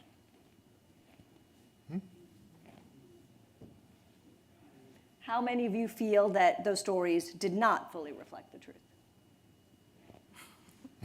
Somebody's not voting here, so I need all of you to put your hands up. Some people voted twice. So. Somebody voted twice. Okay, middle ground. And how many of you feel that that experience of stories being written about you or your companies has shaped the way that you think about the media and think about journalists? Okay, and now we're going to speed it up. How many of you think that journalism is a force for good? Okay, and for those of you who do pay for news, how many of you, I'm going to give you a either or, would you do one first? The question is how many of you pay for news and how many pay for opinion? How many pay for news? How many pay for opinion? And this you can vote twice, because obviously. I don't believe this crew too much, that everybody's paying for news and not for opinion. But anyway, the reason I wanted to start with this is that it gives us insight into the way that our audiences are thinking about us and the sorts of what our audiences are thinking. So I want to start with a question, and I'm going to start with Melissa. A lot during today, we've talked a lot about polarization of societies, polarization of politics, and the question I have is, do you think that it is our business models, and the business models, especially recently, that have developed in the media, that are actually aggravating that polarization? Because in order to go and get new audiences, we are having to understand those audiences, and that actually perhaps the boogeyman for us is not fake news that is causing polarization, but our own business models that are forcing us to polarize towards certain audiences. I think underlying that, if I can make sure that I'm understanding this, is a question around, are we as news organizations polarizing ourselves more in our identity as news brands? And I don't think that that's correct, if that's where you're sort of leading me. I think that we live in an environment where you see a massive loss of trust in institutions since the 70s, in companies, in government, in journalism. And I think that we as news organizations have taken a while to catch up to that loss of trust and think about how to rebuild trust with our audiences by owning a sense of identity. This is maybe a little bit of a sort of opposite opinion about news and opinion. I think that is an experience that news people think audiences understand. But in fact, audiences experience the news and opinion oftentimes as interchangeable items. And I think that what we need to realize is that we need to be more honest about who we are as publications, how we do our journalism, how we report, what biases we bring to the story as whatever journalist you are, and think less about whether we are causing polarization or if we are actually creating a relationship to our audience and a service for our audience. And I don't think we've done that fast enough. I think that we have lived in a past where there was a newspaper where you had a bold headline that said opinions and a bold headline that said news, and that doesn't exist in a very muddled internet app world anymore. And so I think that we need to change how we present ourselves, do our work, and do our journalism. It's not just the business model at all. Jelani, you were vehemently nodding. Yeah, but because I think that there's a really an important point, and especially about the loss of trust part of it. In the United States, we have this dynamic, people have lost trust in lots of institutions, but they haven't lost trust in them uniformly. And so people distrust Congress, but even if you didn't vote for your particular representative, you tend to trust that person more than you trust the kind of generic Congress itself. There's also, in this country specifically, a very long history of distrust of powerful institutions, anonymous powerful institutions, going back to the days of coal, iron, the banks. If you're talking about Grapes of Wrath and John Steinbeck, in talking about how people saw the banks as these terrible forces in people's lives, they likely didn't see their local branch bank that way. They saw the large conglomerate that way. And so the distrust for us as media has gone hand in hand with the cratering of the local outlets where people would actually have trust. Do they trust the New York Times? Not to beat up on the New York Times. But they're less likely to simply because the New York Times is not familiar. It's not in their community. It's not in their neighborhood. So it's easy for them to think of, if we say CNN or NBC News or some other large entity, as being antithetical to their life, antithetical to their values, et cetera. And I think that what we're dealing with in terms of that polarization is a byproduct of that. I mean, Joe, clearly there are parts of the US, but there are parts of the world that are badly served by the, or not served at all by the media. So is there a role that an organization, that a newsroom such as yours can play in that? You know, you can't be everywhere. Serving underserved audiences, it's a real consideration. You know, honestly, as a national and international news organization, the prospect of sort of doing what Jelani is describing and being significantly more relevant in local communities everywhere is, in theory, something we'd love to do. In practice, is we have real obstacles to doing it. I mean, I think we are, and Melissa mentioned this, but I think we are looking for ways that we can be more relevant and service-oriented to a much wider range of audiences around the country and the world, you know, through different kinds of sort of journalistically or journalism adjacent, you know, kind of services like COVID trackers, you know, like storm tracking, you know, services that in the old days your hometown newspaper might once have provided to you, and you didn't have another resource, you know, before the internet for getting that kind of information. Now you can provide that in a localized or geo-targeted or personalized way at some degree of scale for audiences in many different places. Even election results, you know, election night has become a bigger kind of local opportunity for us recently. You know, having real-time result pages and doing scraping of county level election data and making it relevant to people everywhere is a way that you can extend the brand in a way that doesn't involve the same kind of, you know, polarized interpretation of an opinion article or an analysis article, but actually as a service to readers. So I think there are ways at scale that we can begin to do it. I don't think, though, realistically, we're going to be able to replace your old hometown newspaper with something that feels like it plays the same role in people's lives, and that is a challenge for us. I mean, the public service that you talk about, I mean, all of us would agree that fundamentally you would need to have a level of neutrality to deliver that, right? So COVID, there's a fact over how many people died in COVID. There are facts about vaccines and COVID. But many of our audiences, you know, sophisticated, less sophisticated audiences would say that actually neutrality is overrated. Yeah, I mean, I think data presents a service which is, you know, can be, when used constructively, can play a role. That I don't think neutrality is exactly the right word. I think that utility and service is a right word. It's not perceived as necessarily having an agenda. It is perceived as something that can help you. If you live in a place where there are wildfires and you have a wildfire tracker and you have the availability of, you know, kind of real-time mapping connected with that, that's not a partisan intent. You know, it's not a neutral intent either. We're very actively, we monitor this because there's more wildfires in the area of climate change, and you know, it's a journalistic mission to raise awareness for that. So but I think it's presented or received as something which is a journalistic service.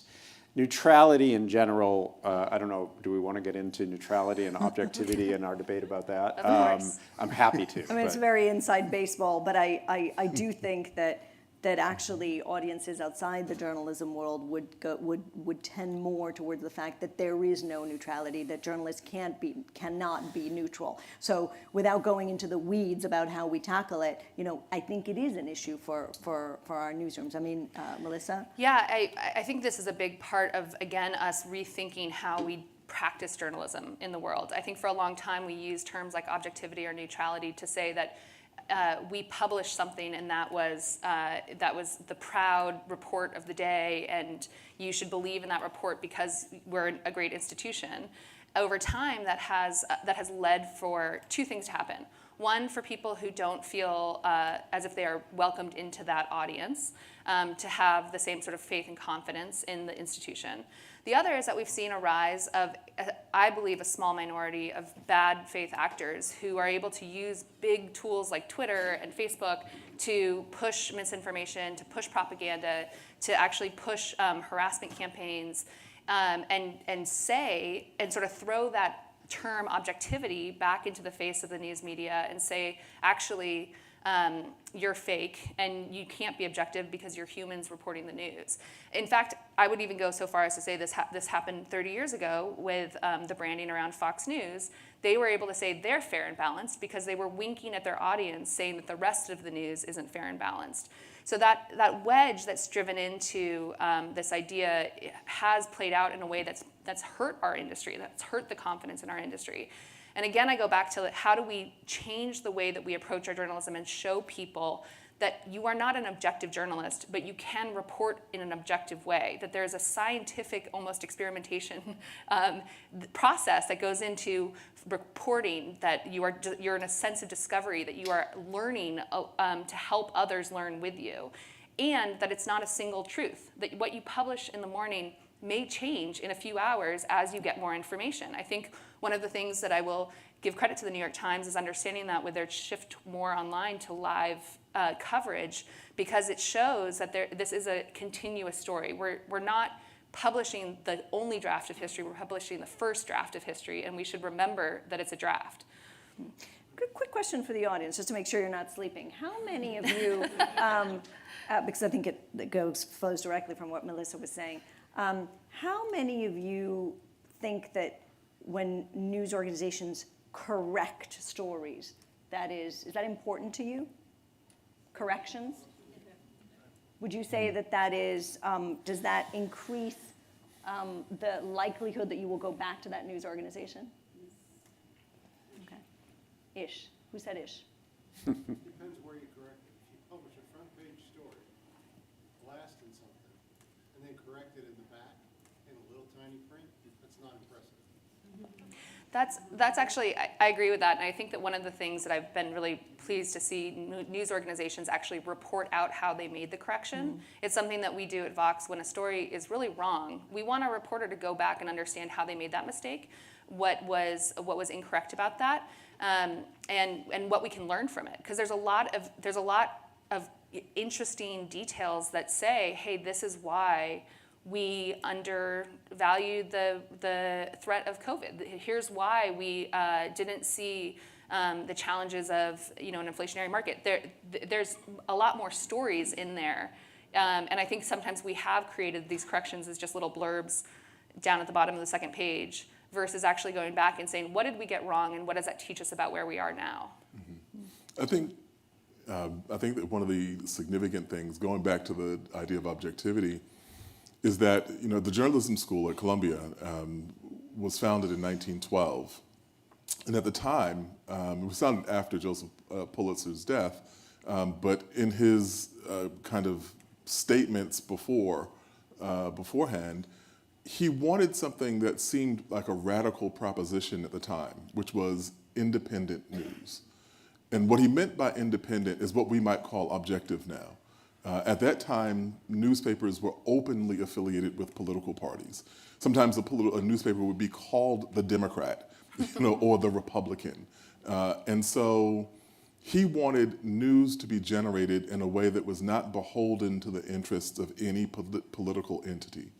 And that was revolutionary at the time. Then when we got a little further into the 20th century, the objectivity terminology came about with the idea that we should proceed in such a way that if Joe does a story, I could theoretically go out and report that same story and find the same sorts of conclusions. And if Melissa did a story, if I did a story, Melissa could do the same thing. Because we are disinterested, we are being guided by facts, and we are scrupulously trying to ferret out the mythologies, the untruths, and in pursuit of the most factual report that we can actually give our readers. That is it. It doesn't mean that we're the voice of God. At some point it morphed into this kind of Cronkitean, all-knowing sage voice from above, which it was never meant to be. And when we get critiqued on that, I think it's a really justifiable criticism. So by the way, I mean, the U.S. is quite particular in in what you described, because of course in many other countries that are represented here, at this summit, exactly when you buy the paper what political view is, and not just in the opinion pages, but that particular news story is being told through the lens of a certain political party or political bent. And yet in those newspapers around the world, they do great. They can, they do also do great journalism. So, but you raised a point, Jelani, which I wanted to ask you, which is how important is it for a reporter who is covering a story, or a news organization that is covering a story, or team of reporters, to understand, to have the lived experience of the story, of the people of the story that they're covering, because it gets to the issue a little bit of that you were saying. In other words, if I write a story and you write a story and it's the same facts, but we might actually attack it in a different way. So I have a response to this that you will appreciate, being a person from Queens. We're both from Queens. We're both from Queens. Raise your hand if you've ever been to Queens. Raise your hand if you've ever gotten lost in Queens. Should be the same number of people. Because Queens was devised by a madman. There's no logic, there's no pattern, you just feel your way around and pray that you get to your destination. And so when I talk with my students about this, I say, if you give me a story in Queens, I am going to find my way there more easily than you will, because I know Queens. I will not confuse 114th Road with 114th Street.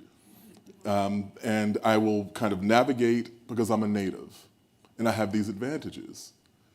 But you also have access to a GPS.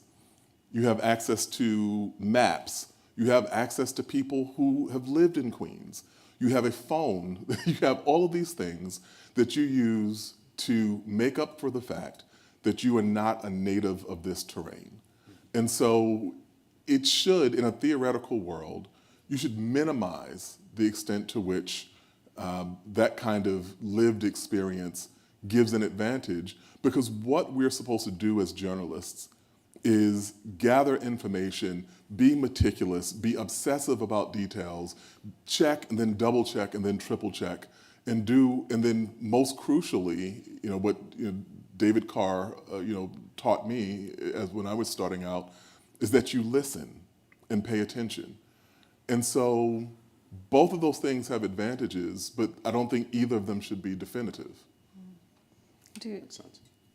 Yeah, I would just, both what Jelani and Melissa said resonated, and in particular, I think the emphasis on objectivity or neutrality in general as a objective for journalism, in my view, is somewhat misunderstood. Even the origins of it are somewhat misunderstood, because I think that there are partisan news organizations which don't profess to be objective, and there are nonpartisan news organizations. But even the nonpartisan news organizations are not necessarily claiming some sort of perfect abstract standard of objectivity for every individual piece of journalism that they produce. Most of us produce opinion journalism, we produce analytical journalism, we also produce news stories that are evolving quickly. The commitment, even in opinion journalism, for a high-quality news organization, in my view, is not to a perfectly objective piece that everybody would read and consider a purely neutral piece of journalism. It is to a process, or to a rigor for reporting and research and information gathering that Jelani was describing, that challenges your own hypotheses, that has an open mind, that approaches subjects with a degree of empathy, and that has to a larger extent than is true historically, especially in the Walter Cronkite era, real transparency about what you're learning, how your conclusions evolve, how new information affects your understanding of the events. you may reach conclusions, and those conclusions, and in good journalism often should aim to reach conclusions, in my view. And not everybody in this room should agree with every conclusion that every decent piece of journalism reaches.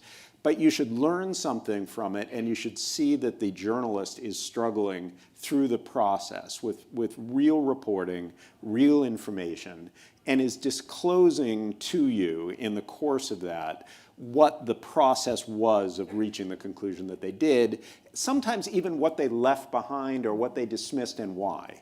And I think good opinion journalism and good news journalism actually has that in common. And it's a little bit different from saying that's not objective. The process should be objective. And just to add to that, and disclosing what was not able to be found. Yes. Right, and what the journalist tried but wasn't able. How many of you feel that when you engage with stories, how many feel that that process that Joe has described has actually been practiced? Does that resonate with all of you, with some of you? Not so many, huh? Okay, We have more convincing to do. You have more convincing to do. Okay, But I would point to just an example. I mean, there are many from multiple news organizations, but in my view, there's an opinion columnist at the New York Times named Ezra Klein. And Ezra, to me, is a pretty young journalist. He's still in his 30s, but he's actually, and of course, Melissa knows him because he was very involved with the Vox world.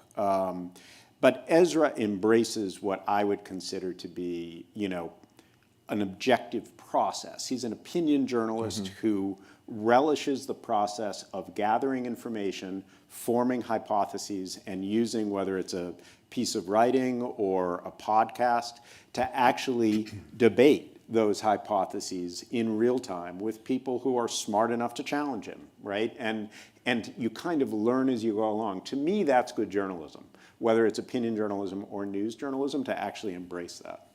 Can I echo that really quickly? I teach opinion writing at Columbia, and this is one of the things that I tell my students, that people think that opinion writing means that you're not reporting. But no, you still have to report. You have to still go through all of those processes. And to the point about Ezra, he's an example that I use, because Ezra has done that with me. He's called me to challenge ideas that he had. Like, I'm thinking this, what do you think about this? And we'll kind of go back and forth on these things.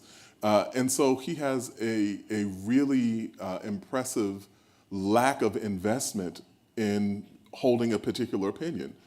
If that opinion doesn't hold water, then he kind of dismisses it and moves on to the next thing, which I think is an incredible asset in that arena. And one other last thing I'll say really quickly is that the thing that I think connects a lot of these dynamics that we're talking about is the fact that we have not done a very good job of conveying to the public what we actually do as journalists, like how it works, what our process is. Sometimes you see this now, but I'm a big booster for the idea that every major piece should have a hyperlink, how this story was reported.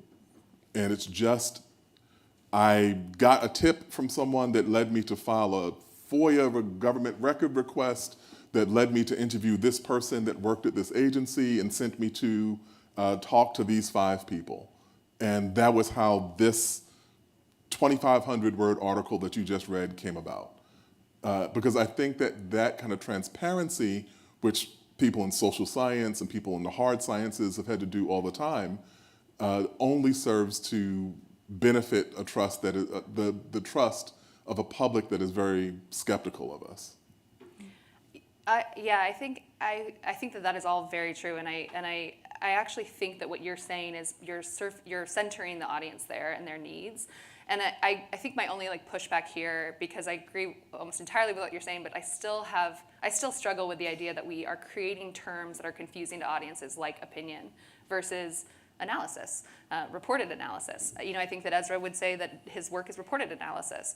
I think that what we need to do in journalism, and what I think is a critical need, the lack of trust is one problem, but the Reuters Digital Foundation just put out a report that showed people are actually exhausted and absolving from reading the news because they find it anxiety-inducing, that they find it hopeless.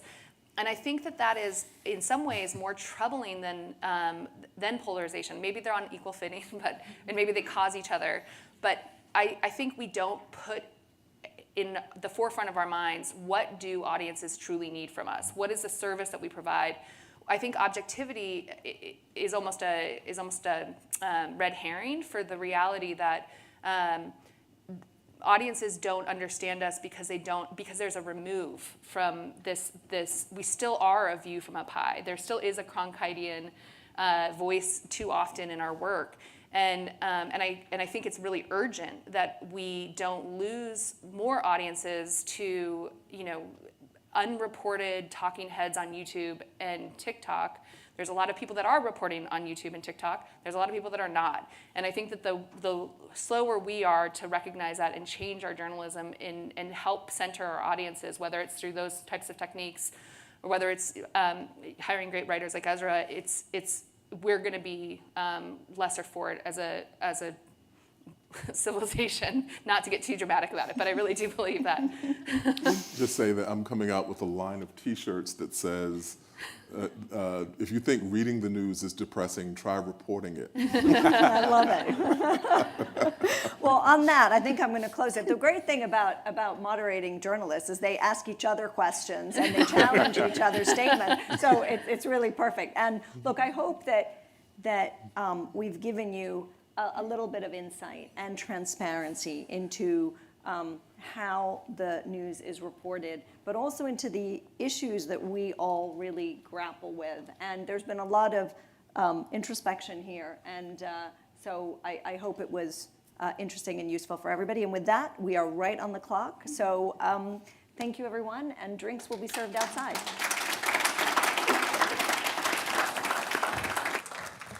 So that's a wrap for day one at Reuters Next. The summit actually started 17 hours ago, broadcasting in the APAC region, and we were breaking news with the first story of the day with the Korean central bank governor. Since then, we've moved through EMEA and into New York. And if you're watching on Reuters.com, I'd like to say thank you very much for joining us.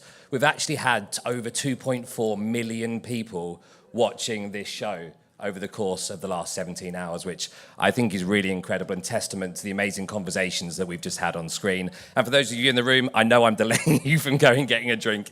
You've deserved it. Thank you for sticking out to the bitter end and joining us on our first ever in-person day at Reuters Next. We'll do it all again tomorrow. See you later.